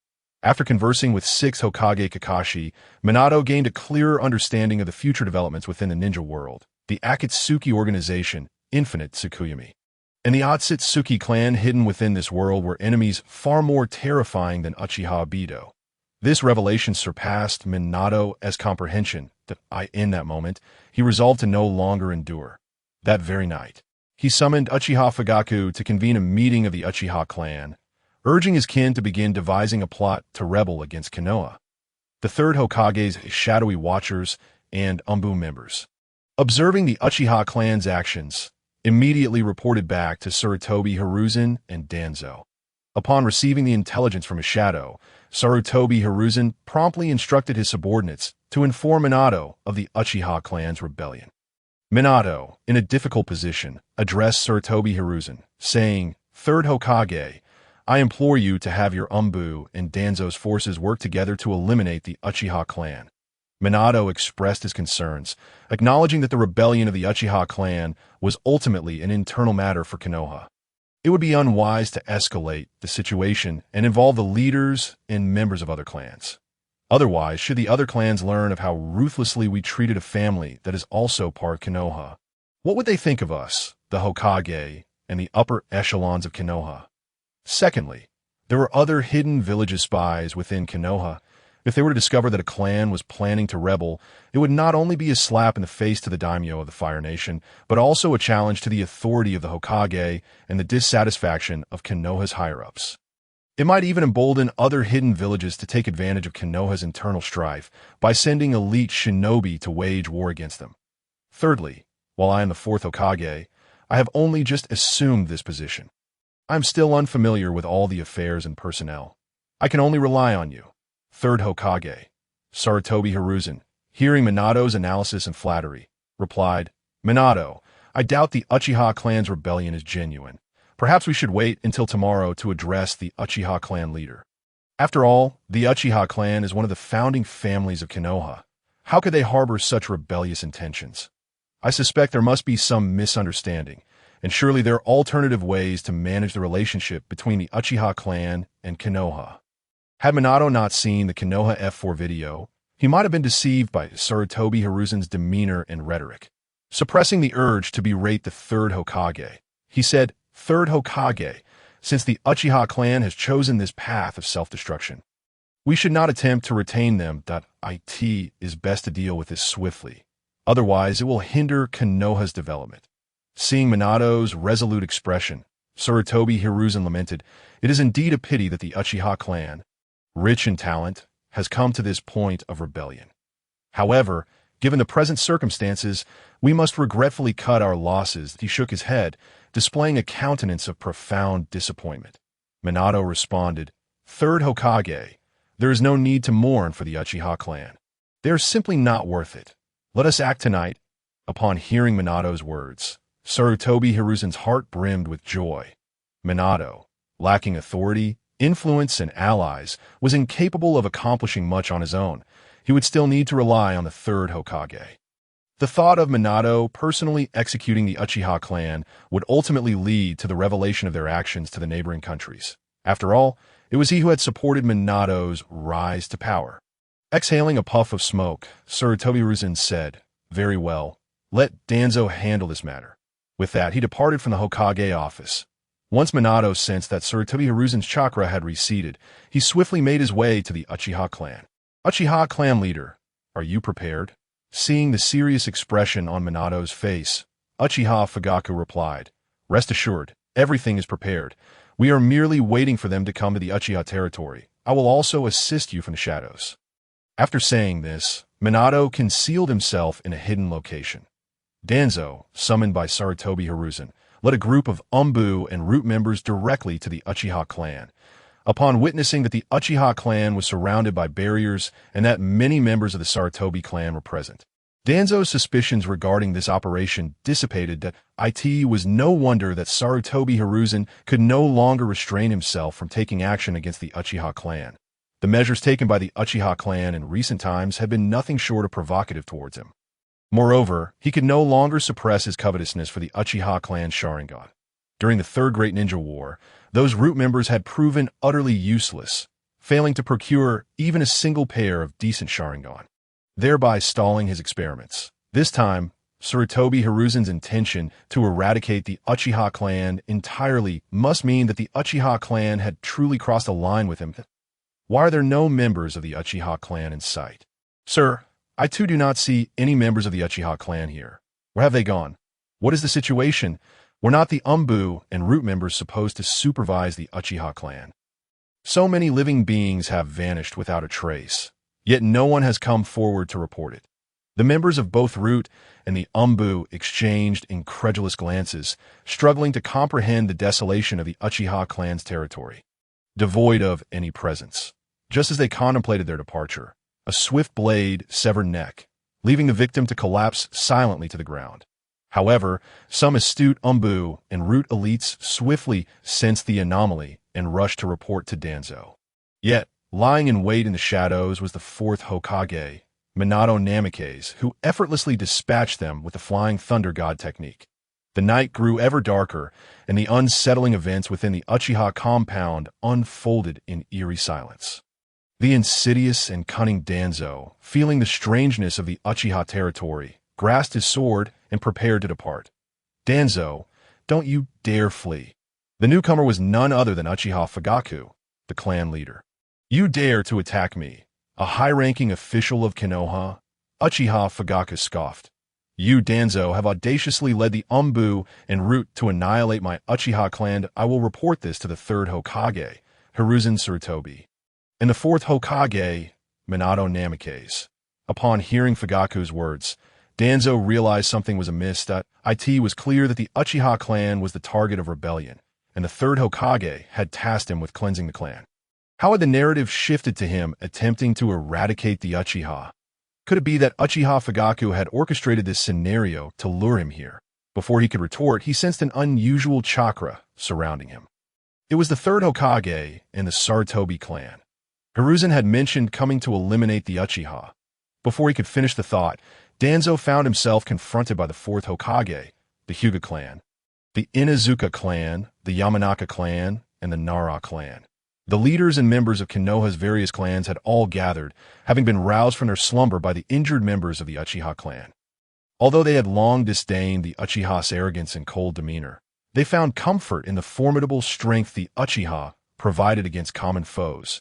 Realizing that the Uchiha might be under an undercover attack, they convened their leaders and members to rush to the Uchiha territory. What they did not expect was that the assailants were not spies from other hidden villages, but rather Danzo's Root and Umbu members, some of whom were even from the Sarutobi and Shimura clans. The Sarutobi and Danzo were well aware of the familial animosity towards the Uchiha, however, bolstered by the third Hokage's support. They dared not voice their concerns. Little did they know that Danzo's hatred for the Uchiha had escalated to the point of seeking their utter destruction, instilling terror within them that if they opposed Danzo, would their own clans face annihilation in the dead of night. In the blink of an eye, families could vanish without explanation from the ninja world. Witnessing the assembly of Konoha's clans, Danzo felt a jolt of shock. Ah, Uchiha Fugaku, you dare to scheme against me. It seems I must eliminate you to justify my actions tonight. Danzo observed the various clan leaders and their members, all of whom wore expressions filled with animosity towards him. Coupled with his past deeds in Konoha, it was clear that even Hiruzen would not be able to shield him this time. The third Hokage realized that Danzo had been ensnared by his own schemes and reluctantly remarked, "Danzo, what grievances do you hold against the Uchiha that compel you to act with such cruelty?" A resigned Danzo, aware of his dire situation, retorted, "Enough with the pleasantries. Prepare to meet your end." Danzo lunged at Uchiha Fugaku, who, along with the other clan leaders, retaliated in unison. Fire style, great fireball technique, shadow clone technique, 8 trigrams vacuum palm. The clans of Konoha unleashed their pent-up fury upon Danzo, as if liberating themselves from years of oppression. The third Hokage, witnessing the demise of a former friend before his eyes, felt paralyzed, unable to act in self-defense. Uchiha Fugaku, elated at the downfall of a persistent adversary, remembered the task assigned by Minato and turned to the third Hokage. "Hiruzen, did you not send Danzo here to obliterate our Uchiha clan?" The clan leaders and members of Konoha believed the conflict had reached its resolution, only to find Uchiha Fugaku's gaze now fixed upon Hiruzen Sarutobi. The third Hokage's intent to protect Danzo was glaringly evident to all present. Yet the Hokage had served diligently in his role with no discernible faults. Was Uchiha Fugaku's scrutiny not excessively harsh? At that moment, the assembly remained silent, reluctant to become embroiled in the conflict between the Uchiha and the third Hokage. Some clans, fearing retribution from Hiruzen, hastily withdrew. Uchiha Fugaku, well aware of their motivations, understood that they would only unite against Hiruzen when their own interests were threatened. Consequently, he presented a formidable stack of evidence against Hiruzen Sarutobi and Danzo. The Senju clan, the land of waves, human experimentation, Danzo's betrayal of Konoha, and the suicide of Tsukumo Hatake. This overwhelming evidence left the leaders of Konoha's clans in utter shock. Had the Senju clan truly been tasked with perilous missions? Did Danzo covertly relay information to the Land of Rain, inciting other hidden villages to obliterate it? Had he gathered orphans from Konoha and individuals with bloodline limits from the battlefield to send to Orochimaru for human experimentation? Danzo's collusion with Hanzo of the Salamander had further soured Konoha's relations with the Rain Village, plunging them into animosity. The third Hokage, realizing that Tsukumo's strength and reputation far surpassed his own, had leaked the details of the mission to undermine Tsukumo, hoping to eliminate a threat to his Hokage position, yet never anticipated Tsukumo would take his own life in such a fierce manner. Of course, there were other transgressions that need not be elaborated upon. The evidence was abundantly clear. The clan leaders gazed at the third Hokage, whose countenance was fraught with rage and disbelief, recognizing the veracity of Uchiha Fugaku's claims.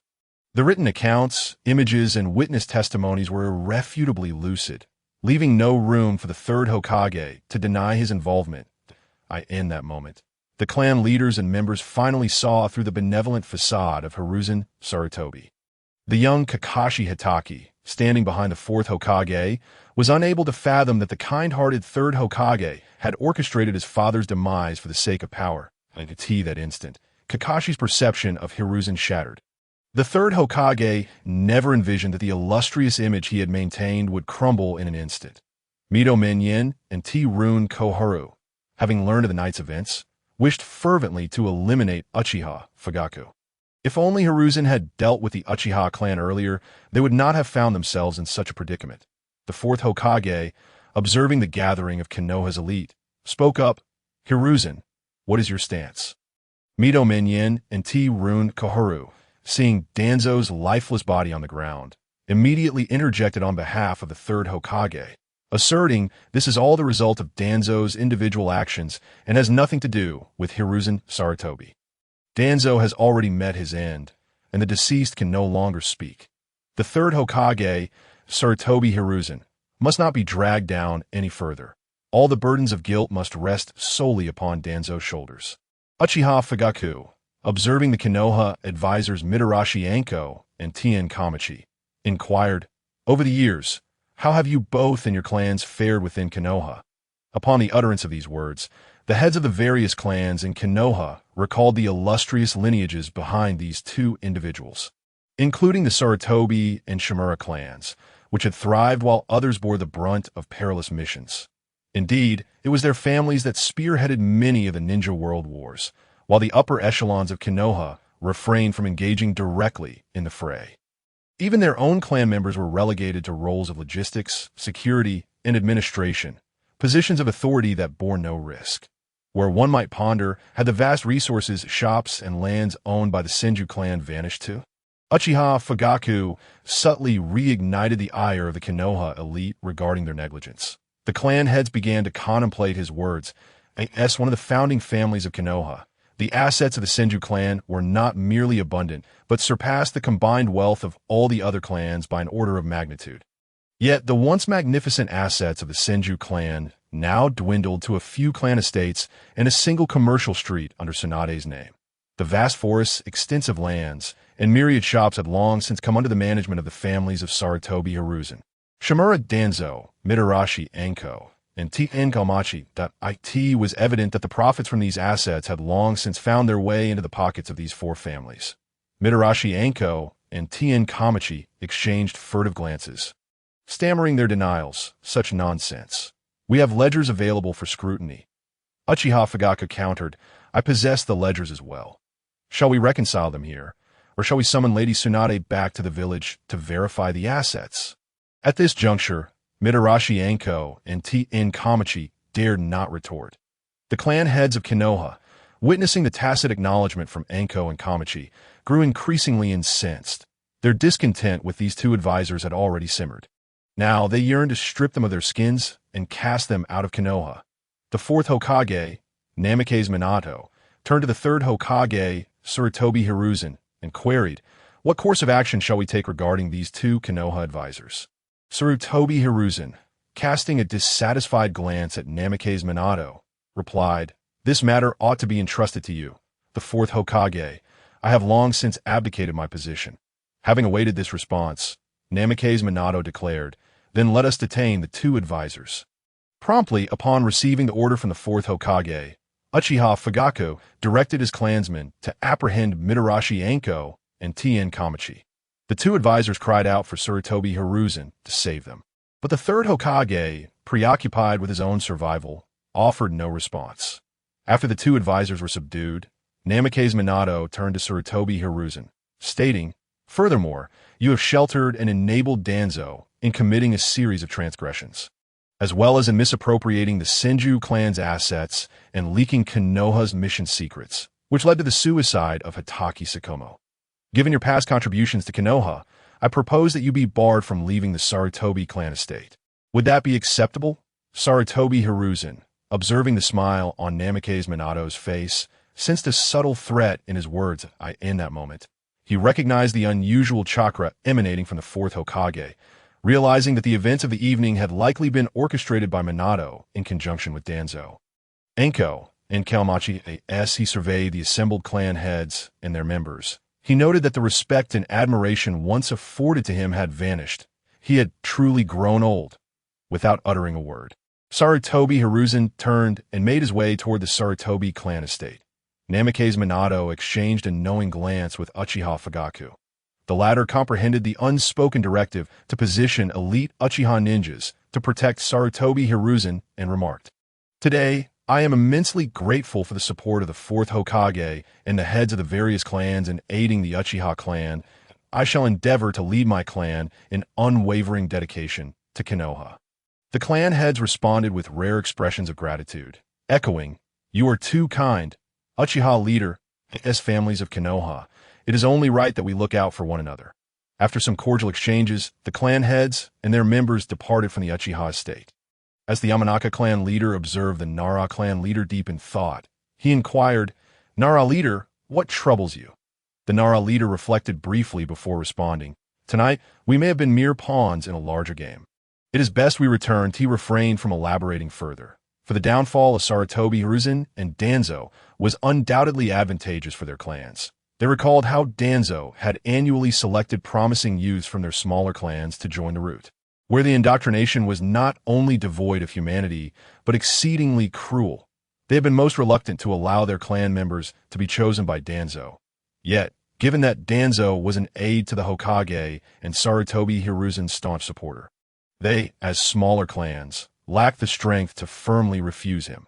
Now that Danzo was dead and Sarutobi Hiruzen had fallen from grace, the 4th Hokage, Namikaze Minato, could truly govern Konoha, a situation that greatly benefited their clans.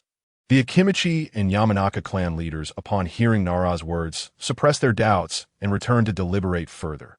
Meanwhile, the victors of the day, Namikaze Minato and Uchiha Fugaku, sat together.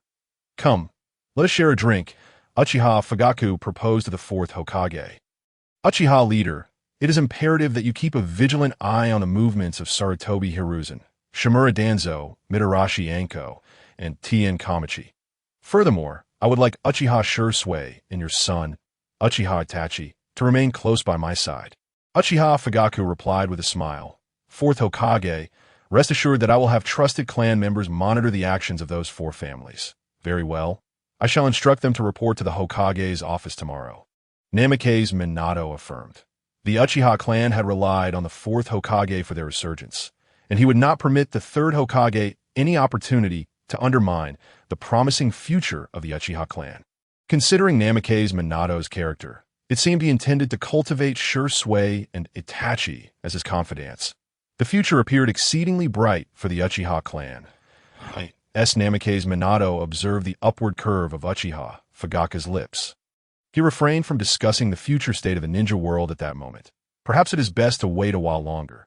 The 5th Hokage, Tsunade, had received extensive intelligence from his 6th Hokage, Hatake Kakashi, from an alternate timeline, the Akatsuki organization, led by Nagato, and to collect the tailed beasts to resurrect the 10 tails and execute the infinite Tsukumi plan.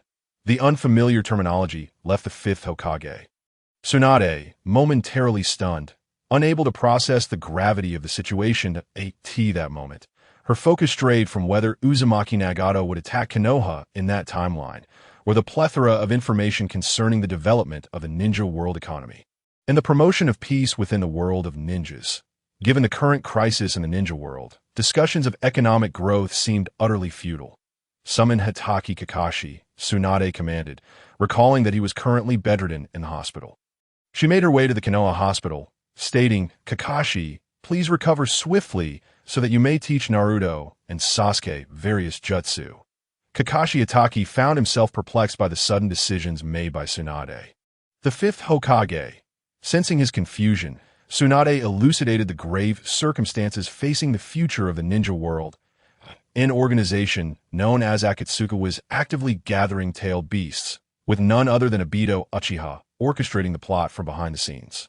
Kakashi was instantly taken aback, exclaiming, "Please do not jest, Tsunade. Didn't Obito perish in the Battle of the Canopy Bridge?" Tsunade, her expression grave, responded, "Kakashi, Obito was rescued by Madara Uchiha. His aim in collecting the tailed beasts is part of an overarching scheme, the infinite Tsukumi, that will plunge the entire ninja world into an eternal dream." thereby eradicating war altogether. Kakashi was rendered momentarily speechless, his mind racing with a singular thought. Obito is alive, that if so, why has he not returned to Konoha? Observing Kakashi's dazed state, Tsunade, frustrated by his inaction, unleashed her strength, shattering a table in the hospital room. The loud crash startled Shizen, who was stationed outside the door. "What happened, Lady Tsunade?" she inquired. Tsunade merely shook her head, prompting Shizen to discreetly exit and close the door. Kakashi, his eyes devoid of focus, apologized to Tsunade. "Kakashi, you must pull yourself together immediately. Your teacher, the fourth Hokage Minato Namikaze, and his wife Kushina Uzumaki perished beneath the Nine-Tails onslaught and the Uchiha clan's massacre, both linked to Obito. The tailed beast he summoned was responsible for the deaths of your mentors, and he played a role in the Uchiha clan's annihilation, as their disciple and a teacher yourself. You must rise to the occasion and bear your responsibilities." After delivering this admonition, Tsunade exited the hospital room and proceeded to the Hokage office. "Uchiha Itachi, I extend my apologies on behalf of the Hokage of Konoha regarding the Uchiha clan's extermination." Tsunade stated. Itachi, maintaining an air of indifference, replied, "Might I inquire as to the purpose of your invitation to us from Konoha?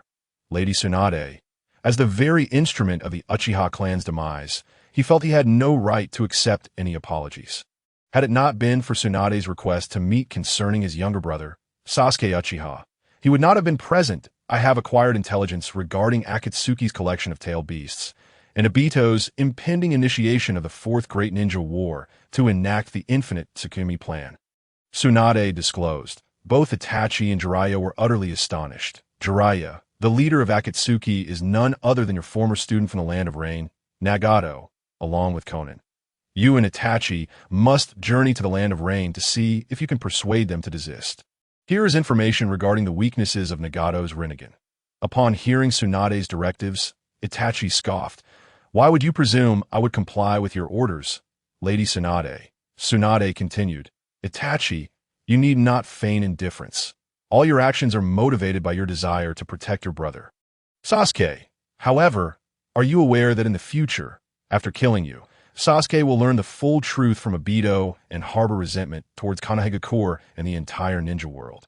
He will wish to bear the weight of that hatred alone. Is this what you desire?" Upon learning that the masked man was Obito, Itachi displayed little surprise. Even the prospect of the infinite Tsukuyami did not perturb him. Yet upon realizing the implications for Sasuke, he could no longer contain his emotions. "How could this be? I envisioned a future where Sasuke would emerge as a hero of Konoha, celebrated by the various clans and hidden villages after eliminating me." "The traitor," Tsunade replied. "Sasuke has already been brought back to Konoha, but his desire to defect in pursuit of power has yet to be quelled. That I intend for Kakashi to train him in various jutsu. And here are the resources for those techniques. I will also explore other avenues to enhance his abilities, for the future of the ninja world will require his contributions. As for your terminal illness, I will seek to procure a remedy for you, as a means of repaying the Uchiha clan for what Konoha has owed them, and to ensure you can adequately repay your debt to the village."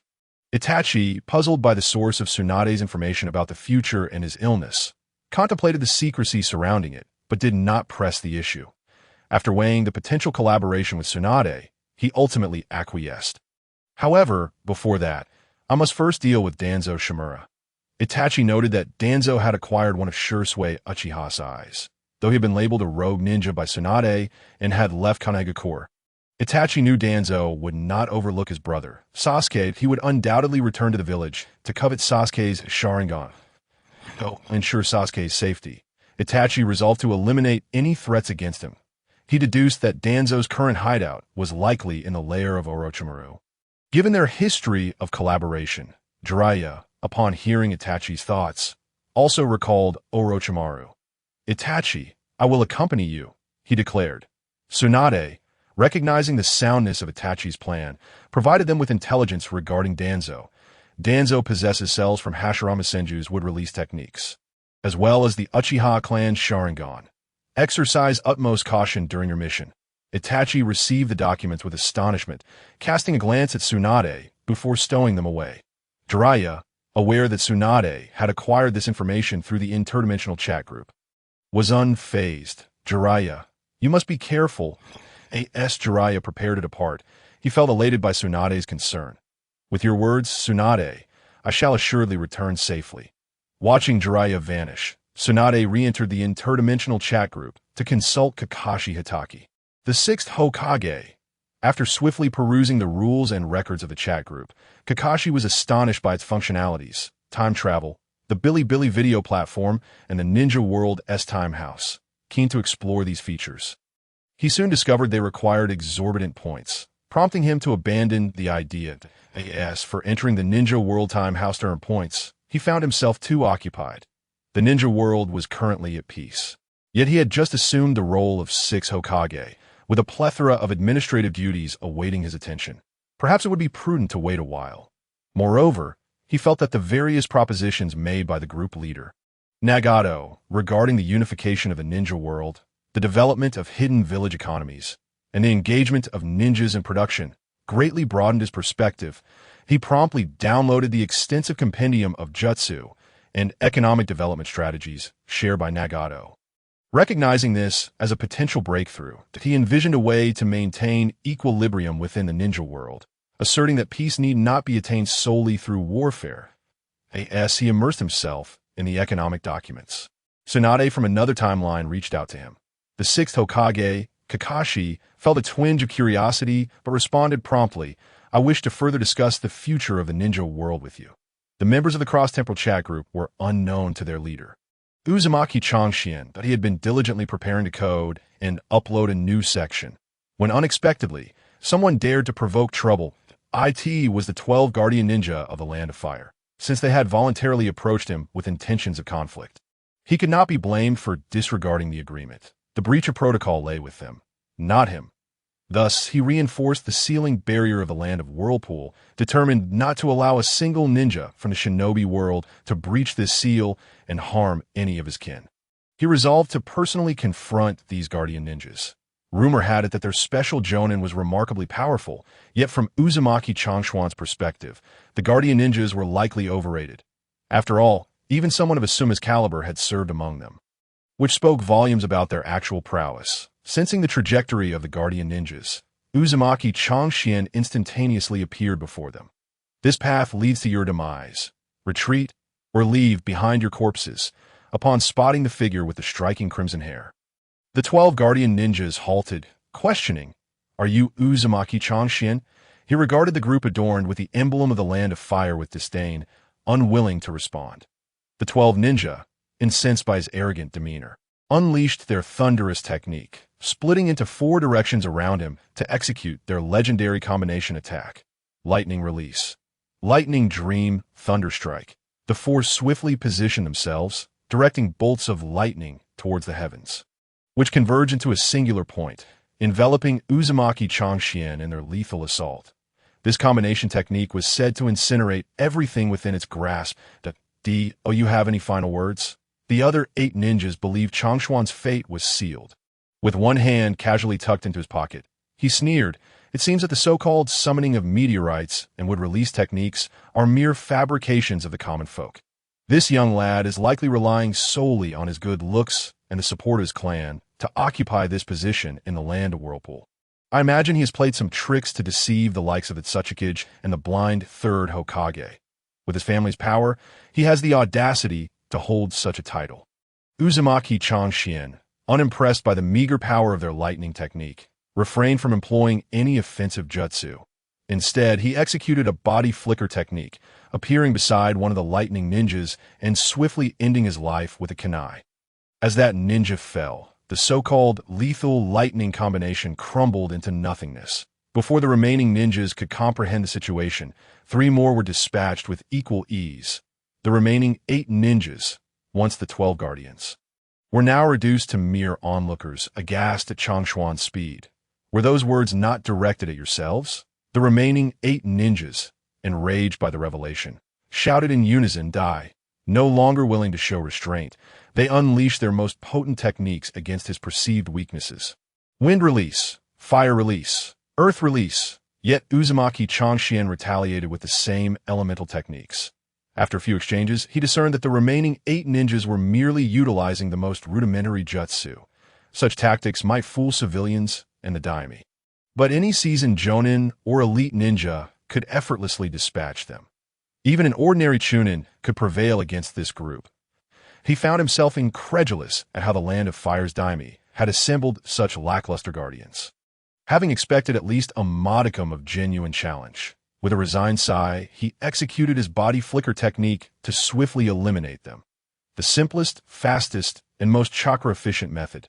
Clapping his hands together, he ordered, "Take these bodies to the daimyo's residence in the Land of Fire. And be sure to inform Uzumaki Mizuhiko. This matter cannot simply be brushed aside. Those who dare to strike against the Land of Whirlpool must pay the price." The elite ninjas of the Land of Whirlpool understood and promptly began to seal the bodies away with sealing techniques. Their clan leader and subordinates immediately set forth towards the Land of Fire. With that, he vanished from the scene, intending to return to the Land of Whirlpool and resume his coding endeavors. At that moment, he sensed the chakra emanating from the Flying Thunder God technique. That it was Uchiha Madara's chakra. Uzumaki Chōgen instantly employed his body flicker technique, but was halted by an overwhelming malevolent chakra as he approached the mountain graveyard. He concealed himself and utilized his sensing abilities to explore the area towards Uchiha Madara. The chakra of tailed beasts. How could the chakra of 9-tailed beasts converge around Uchiha Madara? He recalled that during his last encounter with Madara, he had not sensed any abnormalities. How could such immense chakra have emerged in such a short span of time? Although it was only a small fraction of each tailed beast's chakra, Uzumaki Chōgen was still able to perceive it, that he did not believe his sensing capabilities had faltered. After all, it was a gifted divine perception rewarded by the system, capable of detecting any chakra within a 50-kilometer radius, along with its attributes, origins, intentions, and even the abilities of its wielder. There was no room for error. For the sake of his own safety, Uzumaki Chōgen decided to employ a shadow clone to investigate the situation with Uchiha Madara. He understood that his previous revelations about the truth of the shinobi world and Kagaya's purpose would not deter Madara. If Madara could be swayed solely by words, he would not be known as Uchiha Madara. The shadow clone Maki Chōgen swiftly arrived at the mountain graveyard to confront Uchiha Madara. Before the clone could utter a word, it witnessed itself being possessed by Kagaya's avatar. "Madara, it is done," Kagaya exclaimed with excitement, flaunting its scheme to Uchiha Madara. "This is the sealing barrier I set specifically for Uzumaki Chōgen. Once entered, escape is impossible to last. This Uzumaki Chōgen is in my grasp. With control over him, alongside the Outer Path's golem, the entire shinobi world will be mine. The revival of my mother, Kagaya Otsutsuki, is just around the corner." As the shadow clone Maki Chōgen dissipated into smoke, the original Uzumaki Chōgen remarked, "Is this what you call success?" Kagaya, noticing the clone's disappearance, anxiously inquired, "How did you see through my sealing formation?" Uzumaki Chōgen regarded Kagaya's childish demeanor with disdain. "Kagaya, how did you acquire the chakra of the 9-tailed beasts?" At that moment, Uzumaki Chōgen also noted the Outer Path's golem connected to Uchiha Madara. "You think this contraption could contend with me? It falls short by a considerable margin. The Outer Path's golem, infused with merely a fraction of the 9-tailed beast chakra, lacked the formidable destructive power necessary." That he was now intensely curious about how Kagaya had come into possession of the chakra from the 9-tailed beasts. If Kagaya truly possessed such prowess, Uchiha Obito would not have needed to gather the tailed beasts for the Akatsuki. Kagaya should have taken matters into her own hands to achieve the story's conclusion. Kagaya, feeling cornered, retreated behind Uchiha Madara, anxious and stammering, "I have my methods." How did this brat from the Uzumaki clan become aware of the 9-tailed beasts and the Outer Path's golem? Who informed him? Uzumaki Chōgen confronted Kagaya before Uchiha Madara and declared, "Kagaya, you seek to exploit Uchiha Madara to realize the infinite Tsukuyomi, with the intention of resurrecting Kagaya Otsutsuki. This ploy will not succeed." In that moment, Kurosetsu fell utterly silent.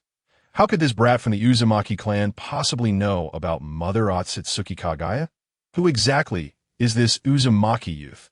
Previously, upon returning from the outside to Uchiha Madara, He had received pertinent intelligence that he employed various justifications to convince Madara to believe his fabrications at that instant. He harbored the intent to eliminate this Uzumaki boy. Now, he was fervently eager to dispose of this individual. This person knows far too much. Observing the standoff between Kurizetsu and Uzumaki Jin, Madara began to harbor doubts about Kurizetsu. Yet he did not entirely trust Uzumaki Jin either. Sensing the expression on Madara's face, Kurizetsu realized he was in peril. Madara, do not heed his words. I am your will. How could I ever betray you? This is merely a tale he concocted to sow discord between us. Uzumaki Jin chuckled at Kurizetsu's desperate attempts to prove his loyalty to Madara. Kurizetsu, you are not worth my effort. Kurizetsu remained silent. It was then that Madara rose, leaning on his staff as he approached Uzumaki Jin. Let me discern your true intentions. With that, he suddenly opened his remaining eye. Uzumaki Jin was taken aback by Madara awakening the Rinnegan. In that moment, his body became immobilized. Madara reveled in his newfound power, laughing heartily. Did you expect this? I have awakened a Rinnegan. I must thank you for this. He then directed an illusionary technique at Uzumaki Jin. At that moment, Kurizetsu once again possessed Uzumaki Jin. Madara's scheme proved effective once more. He had initially contemplated using a sealing barrier to employ wood release and mental fusion on Uzumaki Jin. However, Madara insisted it would be futile, for that boy is a member of the Uzumaki clan, and sealing techniques would have no effect. Indeed, Madara's method was more effective. Yet, it was thanks to Madara awakening the Rinnegan. Who would have thought that this Uzumaki lad would inadvertently aid Madara in awakening the Rinnegan? He chose to overlook the intelligence that had been leaked by this Uzumaki boy. After all, Madara did not believe it. Too easy to deceive. With one hand grasping Uzumaki Jin by the neck, Madara entered his consciousness. He discovered within Uzumaki Jin's mind a figure with long white hair, a pair of Rinnegan eyes. One Rinnegan Sharingan, and clad in the garments of the Sage of Six Paths, being relentlessly subjected to heart extraction by Kurizetsu. The scene of infinite heart extraction unfolded before him. Furious, Madara exclaimed, "What is going on?" Yet within this boundless space, no matter how he fled, the heart extraction scene played on an endless loop. Terrified, Madara withdrew from the illusionary control, declaring, "You will not deceive me with such dreamlike illusions." No, this is wrong. I clearly used the Rinnegan illusion to control him. So how could I be? Before Madara could finish his thought, he saw the figure of Uzumaki Jin dissipate into smoke once more. In the next moment, the true form of Uzumaki Jin swiftly produced a yin-yang release staff, pinning Kurizetsu against the wall. Now, you shall remain here peacefully. Kurizetsu, intent on possessing another, found the dark attachment utterly grotesque. You, how could you wield yin-yang release? Kurizetsu, pinned to the wall, found himself utterly immobile. Gazing at the black staff embedded in him, he recognized it as a creation of yin-yang release. Panic surged as he turned to the figure before him, shouting in anger, "Who are you truly?" Previously, he had investigated Uzumaki Jin, finding him merely a ninja born into the Uzumaki clan, without any remarkable traits. Mastering the 5 elemental ninjutsu, wood release, and sealing techniques was not enough to astonish him. Yet yin-yang release belonged to the secret techniques of the Sage of Six Paths. How could this Uzumaki child possess such skills? Could it be that the Sage of Six Paths left behind some unique tablet within the Uzumaki clan? Perhaps he anticipated that someone might tamper with the Uchiha clan's tablet and deliberately left the knowledge of yin-yang release for the Uzumaki clan. The more Kurizetsu pondered, the more plausible it seemed. After all, the Sage of Six Paths was the first to unite with his brother to seal away his mother, Kagaya Otsutsuki, and the first to unravel the true essence of chakra. Uzumaki Jin remained oblivious to the perfect narrative Kurizetsu had constructed in his mind regarding his acquisition of yin-yang release. Had he known, he would have been astonished by Kurizetsu's convoluted reasoning that I am but an ordinary person. Madara gazed upon the reappearing figure of Uzumaki Jin, realizing that this was indeed his true form. "You, boy, have finally shown yourself. I did not expect this Uzumaki Jin to be so cautious, employing shadow clone techniques twice in succession. However, this should not merely be a simple shadow clone technique. Otherwise, how could he possibly evade my Rinnegan's clarity? Uzumaki Chōgen smiled and replied, "What do you think?" Madara's awakening of the Rinnegan was relatively recent, and he had likely not fully developed its potential. This urgency to confront him made Uzumaki Chōgen ponder whether Madara had set his sights on him. Perhaps he sought to seize control of the ninja world, which was nearly under Uzumaki Chōgen's dominion. To manipulate him, gather tailed beasts, and realize the infinite Tsukuyami plan or perhaps he intended to implant the Rinnegan into Uzumaki Chōgen's eyes, allowing Kurizetsu to take control. When Madara met his demise, Kurizetsu would, then, use the outer path, samsara rebirth, to resurrect him. Madara likely did not anticipate that his power would grow to such an extent. Moreover, he had forgotten that awakening the Rinnegan had consumed a considerable amount of chakra. Coupled with the fact that Madara's body and strength had significantly diminished after his battle with Senju Hashirama, these factors led Madara to be blinded by Kurizetsu's manipulation, making a grave miscalculation. Madara regarded Uzumaki Chōgen's calm demeanor and said, "Boy, if you wish to strike, then do so. Spare me the idle chatter." Uzumaki Chōgen smiled in response. "Madara, killing you would be too lenient. Come, allow me to take you on a journey into the future." Before Madara could react, he found himself instantly transported to an entirely unfamiliar place. Looking at Uzumaki Chōgen, he inquired with confusion, "What have you done?" Uzumaki Chōgen grinned. "I merely brought you to the future of the ninja world, to experience it firsthand." Following Uzumaki Chōgen's words, Madara surveyed this strange temporal realm that a crimson moon hung in the sky, and the air was thick with dust and flying debris. A towering tree loomed, adorned with branches that were indistinct. Before Madara could further contemplate, he sensed an eerily familiar chakra approaching. He surged towards that direction, hearing the dissection of the ninja world and spotting Kurizetsu stealthily drawing near. Suddenly, the scene from Uzumaki Chōgen's mind flashed before him. That long-haired figure, that familiar chakra, could it be himself? As he raced towards that direction, the scene replayed. Kurizetsu stood behind a figure, extracting his heart. "Wrong, Madara. You are not the savior. This is far from over." The aged Madara trembled as he approached Kurizetsu, who was extracting the heart of Uchiha Madara. "You are Uchiha." At that moment, the entirety of Team 7 was left in shock. Not only astonished that the Sage of Six Paths Madara was having his heart extracted by Kurizetsu, but also bewildered by the sudden appearance of an elderly figure. Naruto Uzumaki, bewildered, pointed at the elderly Uchiha Madara while resting his chin on his hand and inquired, "How did you, old man, come to be here? And why do you look so familiar?" Sakura Haruno, equally perplexed by the scene before her, pondered, "Indeed, how could an old man suddenly appear on the battlefield?" Sasuke Uchiha and Kakashi Hitaki gazed at the hunched, unsteady figure of the old man. Disbelief etched across their faces as they exchanged glances. This cannot be possible. Can it? Madara, whose heart had been extracted by Kagaya's will, beheld the visage of the aged man before him. No, this cannot be. What on earth is happening? The Sage of Six Paths, Uchiha Madara, questioned his sanity as he witnessed the elderly version of himself. Is this truly the end for me? Or am I still alive, merely at the mercy of Kagaya's will? The black entity, Black Zetsu, which had impaled Madara, also caught sight of the aged figure. "Is that you, Madara? Seeing you here, do you regret having been merely a pawn in my game?" In that moment of assured victory, Black Zetsu felt no trepidation at the appearance of the elderly Uchiha Madara.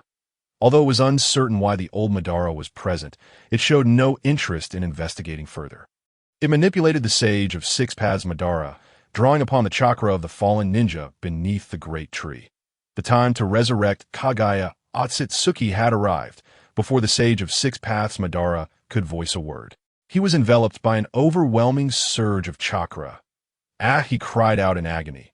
The elderly Uchiha Madara, gazing at his younger self, felt an instantaneous collapse of belief that he suddenly found the Sage of Six Paths Madara before him to be utterly alien. Reluctant to accept that this was indeed his future self, he kept repeating to himself, "This is all an illusion. It is not real. It is not real.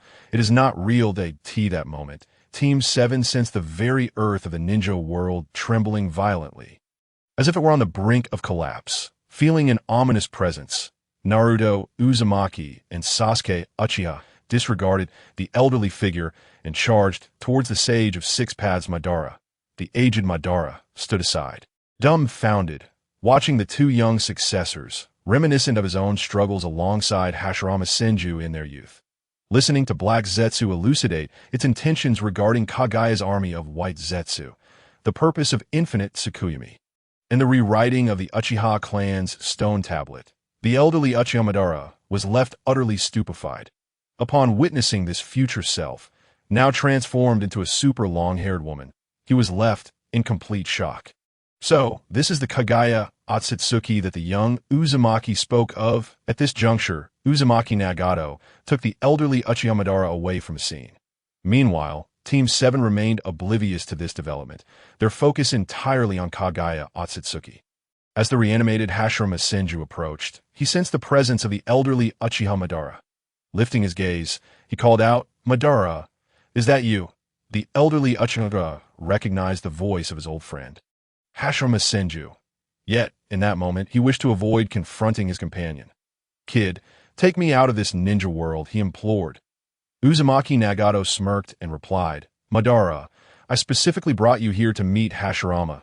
I didn't expect you to waste my effort. Had I known, I would have taken you away just now," he jested, though he genuinely wished to witness the reunion of the elderly Uchiha Madara and the reanimated Hashirama Senju, curious about their exchange. However, the elderly Uchiha Madara's refusal to meet Hashirama left Uzumaki Nagato pondering.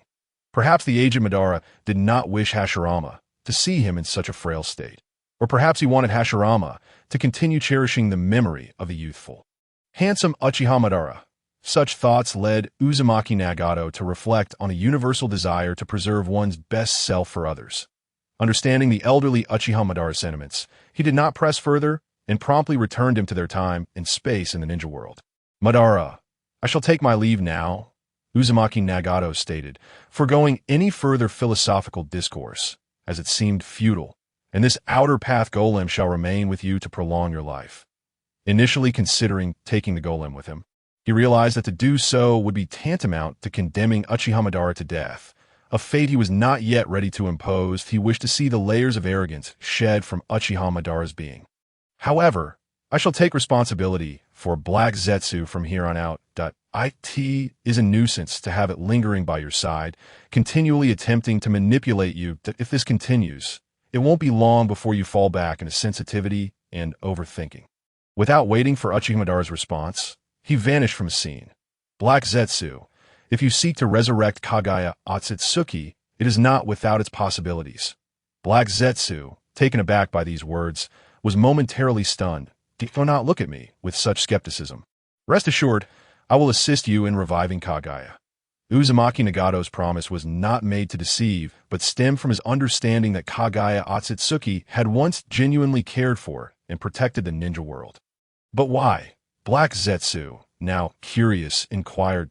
"I intend to become your father," Uzumaki Nagato declared, revealing his true motive for saving Kagaya Otsutsuki. "Just wait and see." He cast a charming glance at Black Zetsu, causing it to tremble. Hesitant to press him for answers, that it lamented the time wasted in gathering tailed beast chakra, ultimately benefiting Uchiha Madara instead, allowing him to linger a while longer. Albeit, consider a small compensation for Uchiha Madara. Now in Uzumaki Nagato's grasp, Black Zetsu wondered what fate awaited it. "Black Zetsu, your task is to locate a monk named Tsishian. Here is his likeness." Upon hearing this assignment from Uzumaki Nagato, Black Zetsu responded nonchalantly. "You dare to send me off on a task? Are you not afraid I might seize this opportunity to escape, leaving you unable to find me again?" Uzumaki Nagato replied, "If you truly wish to save Kagaya, your only ally is me. Besides, do you not wish to learn the purpose behind my request for you to find this monk, Tsishian?" Black Zetsu pondered Uzumaki Nagato's words. With Uchiha Madara now harboring doubts about him, it would no longer receive his unwavering trust. Furthermore, with Madara on the brink of death, he was no longer a valuable pawn. In contrast, Uzumaki Nagato was not only youthful, but also possessed the strength to soon control the entire ninja world. When comparing Uchiha Madara to Uzumaki Nagato, it was clear which option one should choose. Additionally, The task of finding the monk Cixin seemed straightforward, yet Black Zetsu had never heard of him. Strange. There should be no event in the ninja world that I am unaware of. Amused. Finding a person should be an effortless endeavor for me. Observing Black Zetsu's lack of concern, Uzumaki Nagato clarified. This monk Cixin is more accurately referred to as Otsutsuki Ishiki.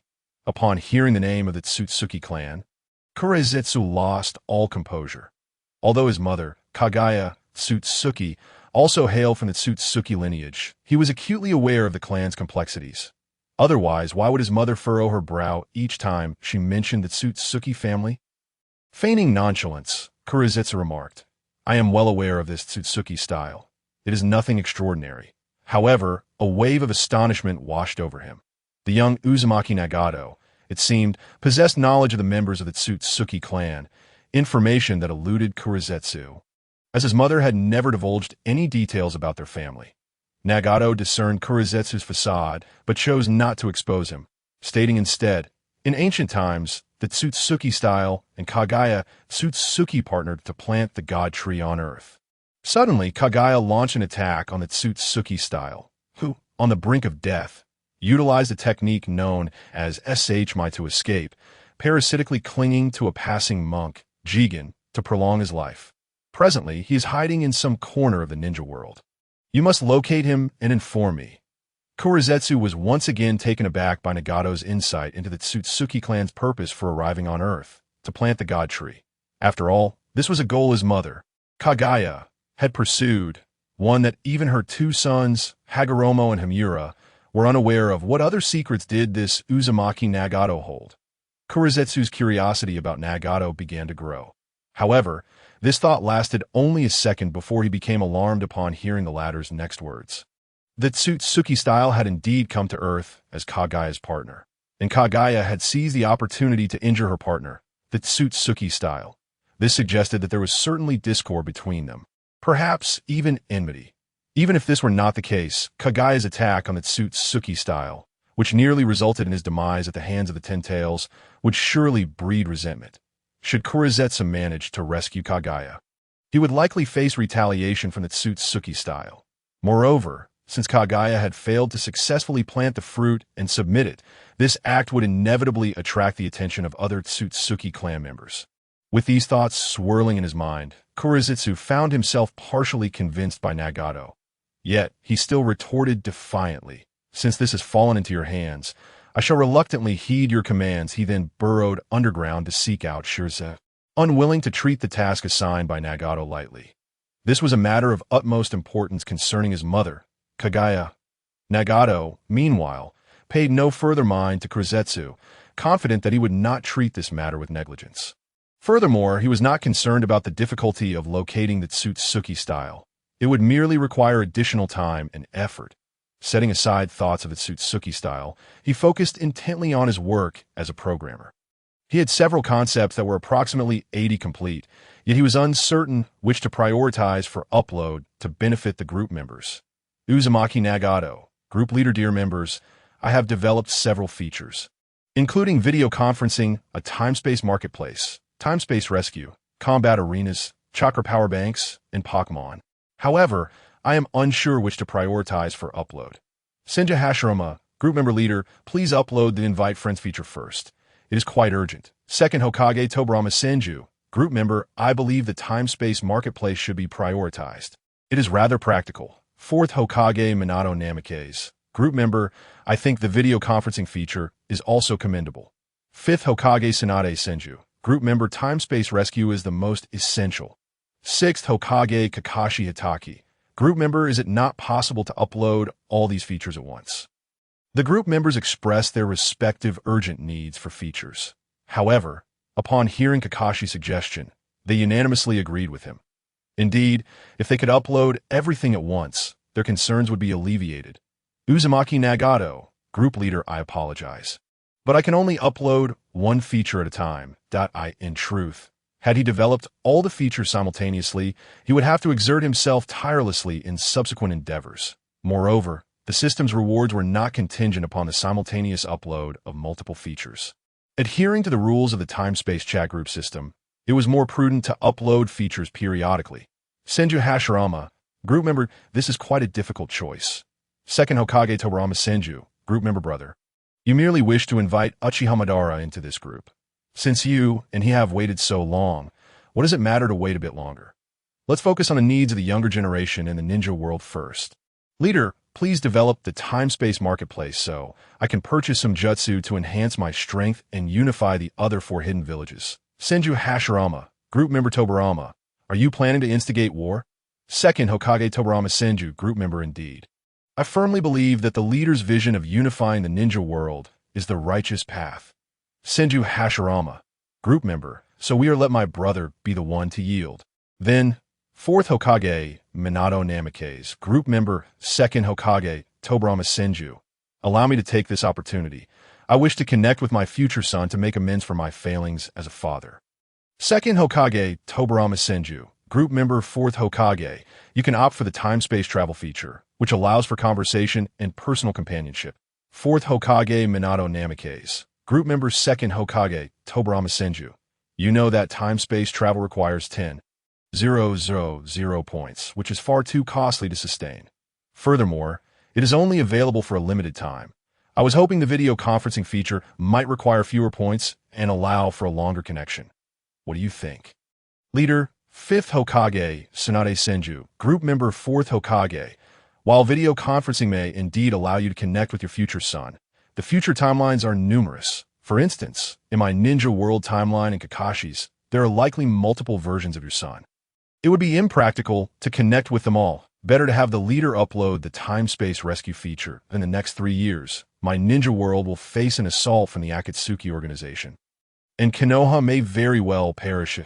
As the Hokage of Konoha, you would not wish to witness such a fate, would you?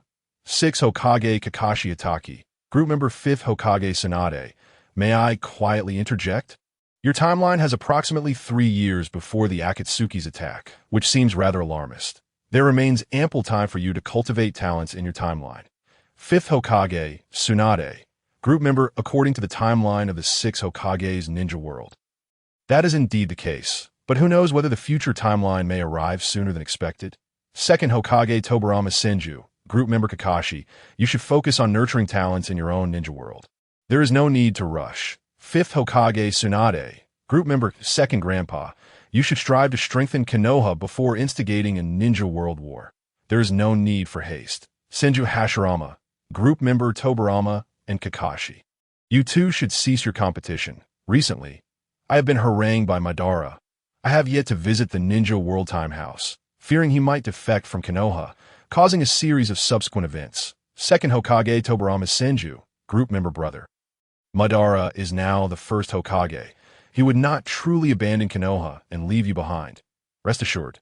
6th Hokage Kakashi Itaki, group member grand uncle, you, 4th Hokage Minato Namikaze. Group member, perhaps we should let the leader make the decision, as everyone is quite eager for their desired features. Uzumaki Nagato, group leader, all your points are quite valid. I shall not dictate alone. Let each of you cast your vote. Upon hearing the group leader Nagato's suggestion for a vote, the members found the idea agreeable. Consequently, they each cast their ballots. The members stared wide-eyed at the blue screen displaying the results of the voting. How could this be? Xuanhua Changxian, group leader the 4th Hokage.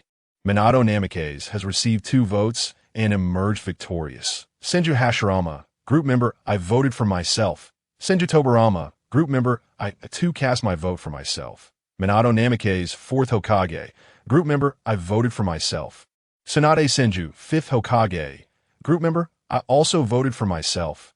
Kakashi Hitaki, 6th Hokage, group member, I voted for my teacher, the 4th Hokage, Minato Namikaze. Senju Hashirama, group member, very well. Senju Tobirama, group member, are there truly no topics here that pique your interest? Minato Namikaze, 4th Hokage, group member, thank you. Kakashi, Tsunade Senju, 5th Hokage, group member, the 4th Hokage, Minato Namikaze, is merely a person from another timeline. He cannot truly be considered your teacher. Your affection for him seems rather excessive. Kakashi Hitaki, 6th Hokage, group member, I apologize, everyone, but I regard the 4th Hokage, Minato Namikaze, as my teacher regardless. Furthermore, one of my disciples, Naruto Uzumaki, is the son of the 4th Hokage that I wish to compensate for the regrets of my disciple's childhood. Adolescence and young adulthood regarding the absence of father. Naruto has grown up alone, without his father or family, and has now risen to become a hero of Konoha, a journey that is not easily understood by many. Senju Hashirama, group member. This child, Naruto Uzumaki, truly embodies the greatness of the fourth Hokage. He has grown remarkably. Senju Tobirama, group member in that case. Let us assign this segment to the fourth Hokage. Tsunade Senju, fifth Hokage, group member. Speaking of which, it was Naruto Uzumaki who persuaded me to take on the role of fifth Hokage. Very well, I shall not contest it. Minato Namake's fourth Hokage. Group member, I am grateful to all of you and especially to Kakashi. Xuanhua Changxian, group leader. While you're conversing, I've already uploaded this segment. If you're interested, you may engage in a video link. Minato Namake's fourth Hokage. Group member, thank you, group leader, for allowing me to make amends for my regrets. I appreciate it. Xuanhua Changxian, group leader. The fourth Hokage is being too modest. This is merely my duty that I hope to help you heal your regrets and wish you well in accompanying your son as he grows. Minato Namake's fourth Hokage. Group member, I certainly will. Senju Hashirama, group member. Group leader, when can you help me fulfill my dreams? Senju Tobirama, group member. Group leader, I too wish to mend the regrets within my heart. Tsunade Senju, fifth Hokage. Group member, I also have dreams to realize. Kakashi Hitaki, sixth Hokage. Group member. Xuanhua Changxian, group member. As the group leader, I will ensure that you all have the opportunity to remedy your regrets. Accumulate those points wisely. Senju Hashirama, Senju Tobirama, Tsunade Senju. Upon seeing the video link feature, Senju Hashirama expressed no interest and logged off to seek Uchiha Madara instead. After all, he had previously vowed to secure an invitation from Madara to join this cross-timeline chat group, only to be met with disappointment. Senju Tobirama also showed no interest in the video link. Even though this feature could connect to characters from other timelines, he had no desire to connect with anyone and felt no need to waste time on affairs of other ninja worlds. His own timeline was already filled with pressing matters. Recently, he had gathered a group of individuals interested in technology, constructing a technological building dedicated to the research of various scientific disciplines, including nature, society, engineering, computing, biology, environment, and space. This knowledge was sourced from the cross-timeline chat group. Organized according to these categories, as for funding, he had entrusted Uchiha Kagami to transport resources from the Land of Fire's feudal lord's estate. Eventually, the feudal lord would inevitably fall, and the wealth of that estate would belong to Konoha. Senju Tobirama, inspired by the actions of group leader Xuanhua Changxian, believed that the feudal lord of the Land of Fire was not a necessary existence. However, his power was currently insufficient. He would first have Uchiha Kagami use Genjutsu to control the feudal lord, and when the time was right, he would eliminate him entirely. Minato Namake's fourth Hokage was exceedingly excited and immediately entered the backend to utilize the video link feature. Now that the situation in his ninja world, particularly in Konoha, had stabilized, he owed much to his previous efforts in recruiting his teacher, Jiraiya, and Lady Tsunade. Of course, he had also presented the evidence of the third Hokage, Hiruzen Sarutobi's misdeeds to them. Initially, they were skeptical and confronted the third Hokage directly. Jiraiya and Lady Tsunade could hardly fathom that the kindly third Hokage they knew had covertly engaged in so many heinous acts. They found it difficult to accept the darkness lurking within Konoha's leadership. They contemplated leaving the village again, but Minato Namake's earnestly persuaded them. Though the ninja world appeared peaceful, it concealed a tremendous darkness. Uchiha Madara, Jiraiya, and Tsunade were incredulous.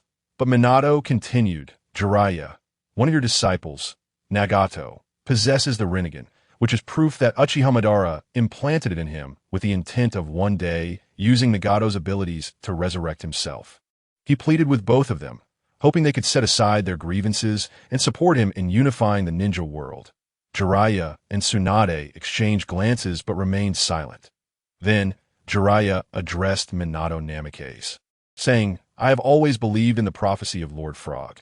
Finding the child of prophecy will change this ninja world that I implore you, Minato, to... Before Jiraiya could finish, Minato interjected, Jiraiya, why do you continuously seek the child of prophecy? Why not consider me as that child of prophecy to assist in changing the state of this ninja world? For the first time, Jiraiya sensed the sharpness in Minato's words, which had completely replaced his usual gentle demeanor. Could it be that becoming Hokage truly alters one's character? The third Hokage had undergone such a transformation. Now the fourth Hokage, Minato Namikaze, was exhibiting the same. Minato observed the astonishment in Jiraiya's eyes and added, "As for Lady Tsunade's fear of blood and her disappointment in Konoha, I ask for your patience. I will change all of this." He implored both of them to remain in Konoha and assist him. Minato Namikaze earnestly requested again. Jiraiya and Tsunade, moved by his sincere words, softened and agreed to stay in Konoha for a while. Thanks to the assistance of Jiraiya and Lady Tsunade, as well as the collaboration of the heads of Konoha's various clans, Minato Namikaze found himself with more time to spend with his wife. Before long, they had a child. As the child grew in her womb, Minato began to think of his other sons in different timelines. He contemplated seizing this opportunity to utilize the power of the cross-timeline chat group to remedy some of his regrets. Even if it required spending a considerable amount of points, he was willing to accompany his son as he grew. As he observed the options for the video link, the selection of timelines, characters, locations, and settings, Minato Namikaze followed the prompts of the video link feature. Ding! Lord Minato Namikaze, you are about to conduct a video link with the 3-year-old Naruto Uzumaki from another separate timeline, which will cost 100 points. Do you wish to proceed with the transaction? Minato glanced at the information above, confirming that the time, location, and character for the video link were all correct. He clicked confirm. To his surprise, this video link only required 100 points and could last for 24 hours. Compared to the time travel feature, it was an incredibly worthwhile deal. Ding. The fourth Hokage, Minato Namikaze, received a notification that the video call had been successfully established and was instructed to begin. Upon hearing this electronic voice, he observed the situation displayed on the large screen. Inside a modest dwelling, there was a small bed, a refrigerator, and a table with chairs. A tiny figure sat alone at the table, consuming instant noodles and milk. This scene caused a pang of sorrow in the heart of Minato. A father himself, he had previously witnessed this moment in a video purchased from the second Hokage, Tobirama Senju. Yet, seeing it again, his eyes could not help but well up with tears. "Naruto, can you hear me?" The 3-year-old Naruto Uzumaki, who was in the midst of eating ramen, heard someone calling his name. He immediately jumped off the chair and scanned the room, but saw no one. Who is speaking? The shadowy figures tasked with monitoring the Nine-Tails Jinchuriki were momentarily baffled. They could not discern whether this 3-year-old child was simply having a daydream or if something had startled him. "Should we inform the third Hokage?" one of the shadowy figures suggested. The other shook his head, stating that as long as the Nine-Tails Jinchuriki was alive, they would not concern themselves with anything else. Minato, the fourth Hokage, also noticed the figures outside the window, adding another grievance to his list against the third Hokage, Hiruzen Sarutobi. "Naruto, look up and pay attention to the screen," he urged as he observed his son searching in confusion. The 3-year-old Naruto, indeed hearing the voice, followed the instructions. "Who are you?" Minato recognized the frail figure before him, clearly a result of malnutrition. Suppressing his anger and sorrow, he managed to smile and replied, "Naruto, I am your father, Minato Namikaze." Initially intending to conceal his identity and approach Naruto as a stranger or a family friend, he reconsidered, but he realized that this video call was meant to compensate for the regret of not being present in his son's life.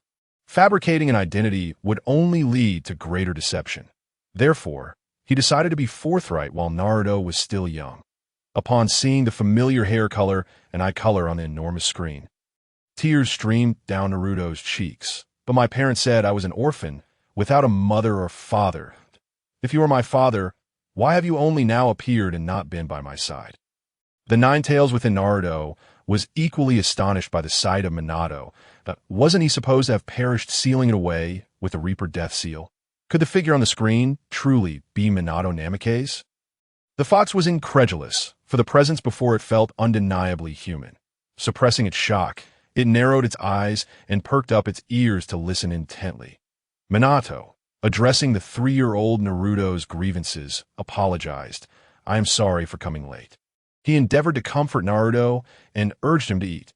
However, Upon observing the interior of the house filled only with instant noodles and a refrigerator devoid of fresh ingredients, he felt a renewed resentment towards the third Hokage.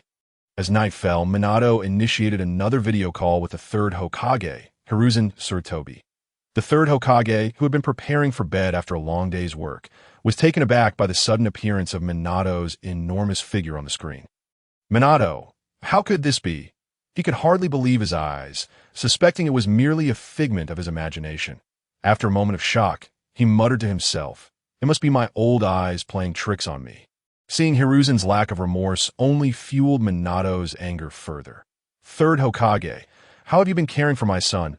Upon hearing Minato's words, Hiruzen immediately stood up from his bed. "You, Minato," the fourth Hokage advanced towards him, declaring, "How could you allow my son to go hungry, cold, and be subjected to ridicule while you hoard all the wealth belonging to the Uzumaki clan?" He continued, "If you persist in neglecting my son, I will ensure that you are haunted by my presence daily, revealing all your misdeeds to the heads of the other clans." Hiruzen, terrified by Minato's threats, quickly acquiesced. However, when he looked back at the screen, Minato's image had vanished. Wiping the sweat from his brow, Hiruzen called upon the shadowy figures nearby, instructing them to deliver fresh food and fruit to Naruto, even considering hiring a caretaker for him. After all, he recognized that he owed Minato a debt of gratitude. The next day, Shimura Danzo, Mito Kazuma, and Nara Shikaka noticed Hiruzen's unusual behavior and questioned him. They unanimously believed that Hiruzen's encounter was merely a figment of his imagination, cautioning him to disregard the Nine Tails Jinchuriki. After considering their arguments, Hiruzen conceded and decided to let the matter go. Following the video call with his son, Minato expressed his profound gratitude to the group leader. "Uzumaki CH Jin, thank you for uploading the video call section. I not only got to see my future son, Naruto Uzumaki, but I also managed to confront the third Hokage about caring for him." Uzumaki CH Jin replied, "Minato, you may be celebrating too soon. Given Hiruzen's character, he is unlikely to follow through with those promises that if he truly felt guilty, he would have taken better care of your son long ago. And Naruto's childhood would not have been so tragic." Tobirama Senju added, "Though the third Hokage is my student, I must agree with CH Jin's assessment that a follow-up video call will reveal the truth." Minato protested, "Can the third Hokage truly treat a child in such a manner?" CH Jin responded, "Do not forget, Minato, your future son is the Nine Tails Jinchuriki. Consider the treatment your wife endured as a fellow Jinchuriki and reflect on how other hidden villages treat their Jinchuriki. The situations are largely similar." Tsunade Senju interjected, "Jinchuriki often face isolation, rejection, abuse, and ridicule from their own villages, without exception." Kakashi Hitaki remarked, "Indeed, it was only because the Nine Tails was sealed within Naruto that he later reconciled with the beast, fighting valiantly alongside it during the Fourth Great Ninja War to achieve victory." Hashirama Senju reflected, "I never anticipated that sealing the tailed beast within a human would lead to such a tragic existence for the Jinchuriki. This is a point I failed to consider deeply, resulting in so much sorrow," CH Jin concluded. "While your intentions were noble, Hashirama, aiming to prevent the tailed beast from wreaking havoc upon the ninja world, it is the Jinchuriki who bear the burden, often suffering greatly themselves." Tobirama added, "Tailed beasts are merely beasts after all. How could they possibly be harmed?" Vortex Chōgen, group leader, those tailed beasts, specifically the nine-tailed beasts, were formed when the Sage of Six Paths divided the 10 tails into 9 colossal chakra entities. Each of them possesses its own name and personality. The original intention behind the Sage of Six Paths creating the tailed beasts was to foster a harmonious coexistence between these 9 entities and humanity. However, humanity's insatiable greed and fear of the power possessed by the tailed beasts led to various attempts to control and exploit them. Little did they realize that such actions would only deepen the profound hatred the tailed beasts harbored towards humans, creating an ever-widening chasm between them. 6th Hokage Kakashi Hitaki, group member during the Fourth Great Ninja War. Following the reconciliation between Naruto, Uzumaki, and the Nine Tails, we discovered that the tailed beasts are, in fact, quite amiable. Now, the ninja world no longer fears the tailed beasts. Instead, they coexist peacefully, and the tailed beasts have even become companions to the ninjas. Hashirama's Senju, group member in this light, it can be inferred that it was the me from your respective timelines that sealed the nine tails within humanity, thereby triggering this tragic chain reaction.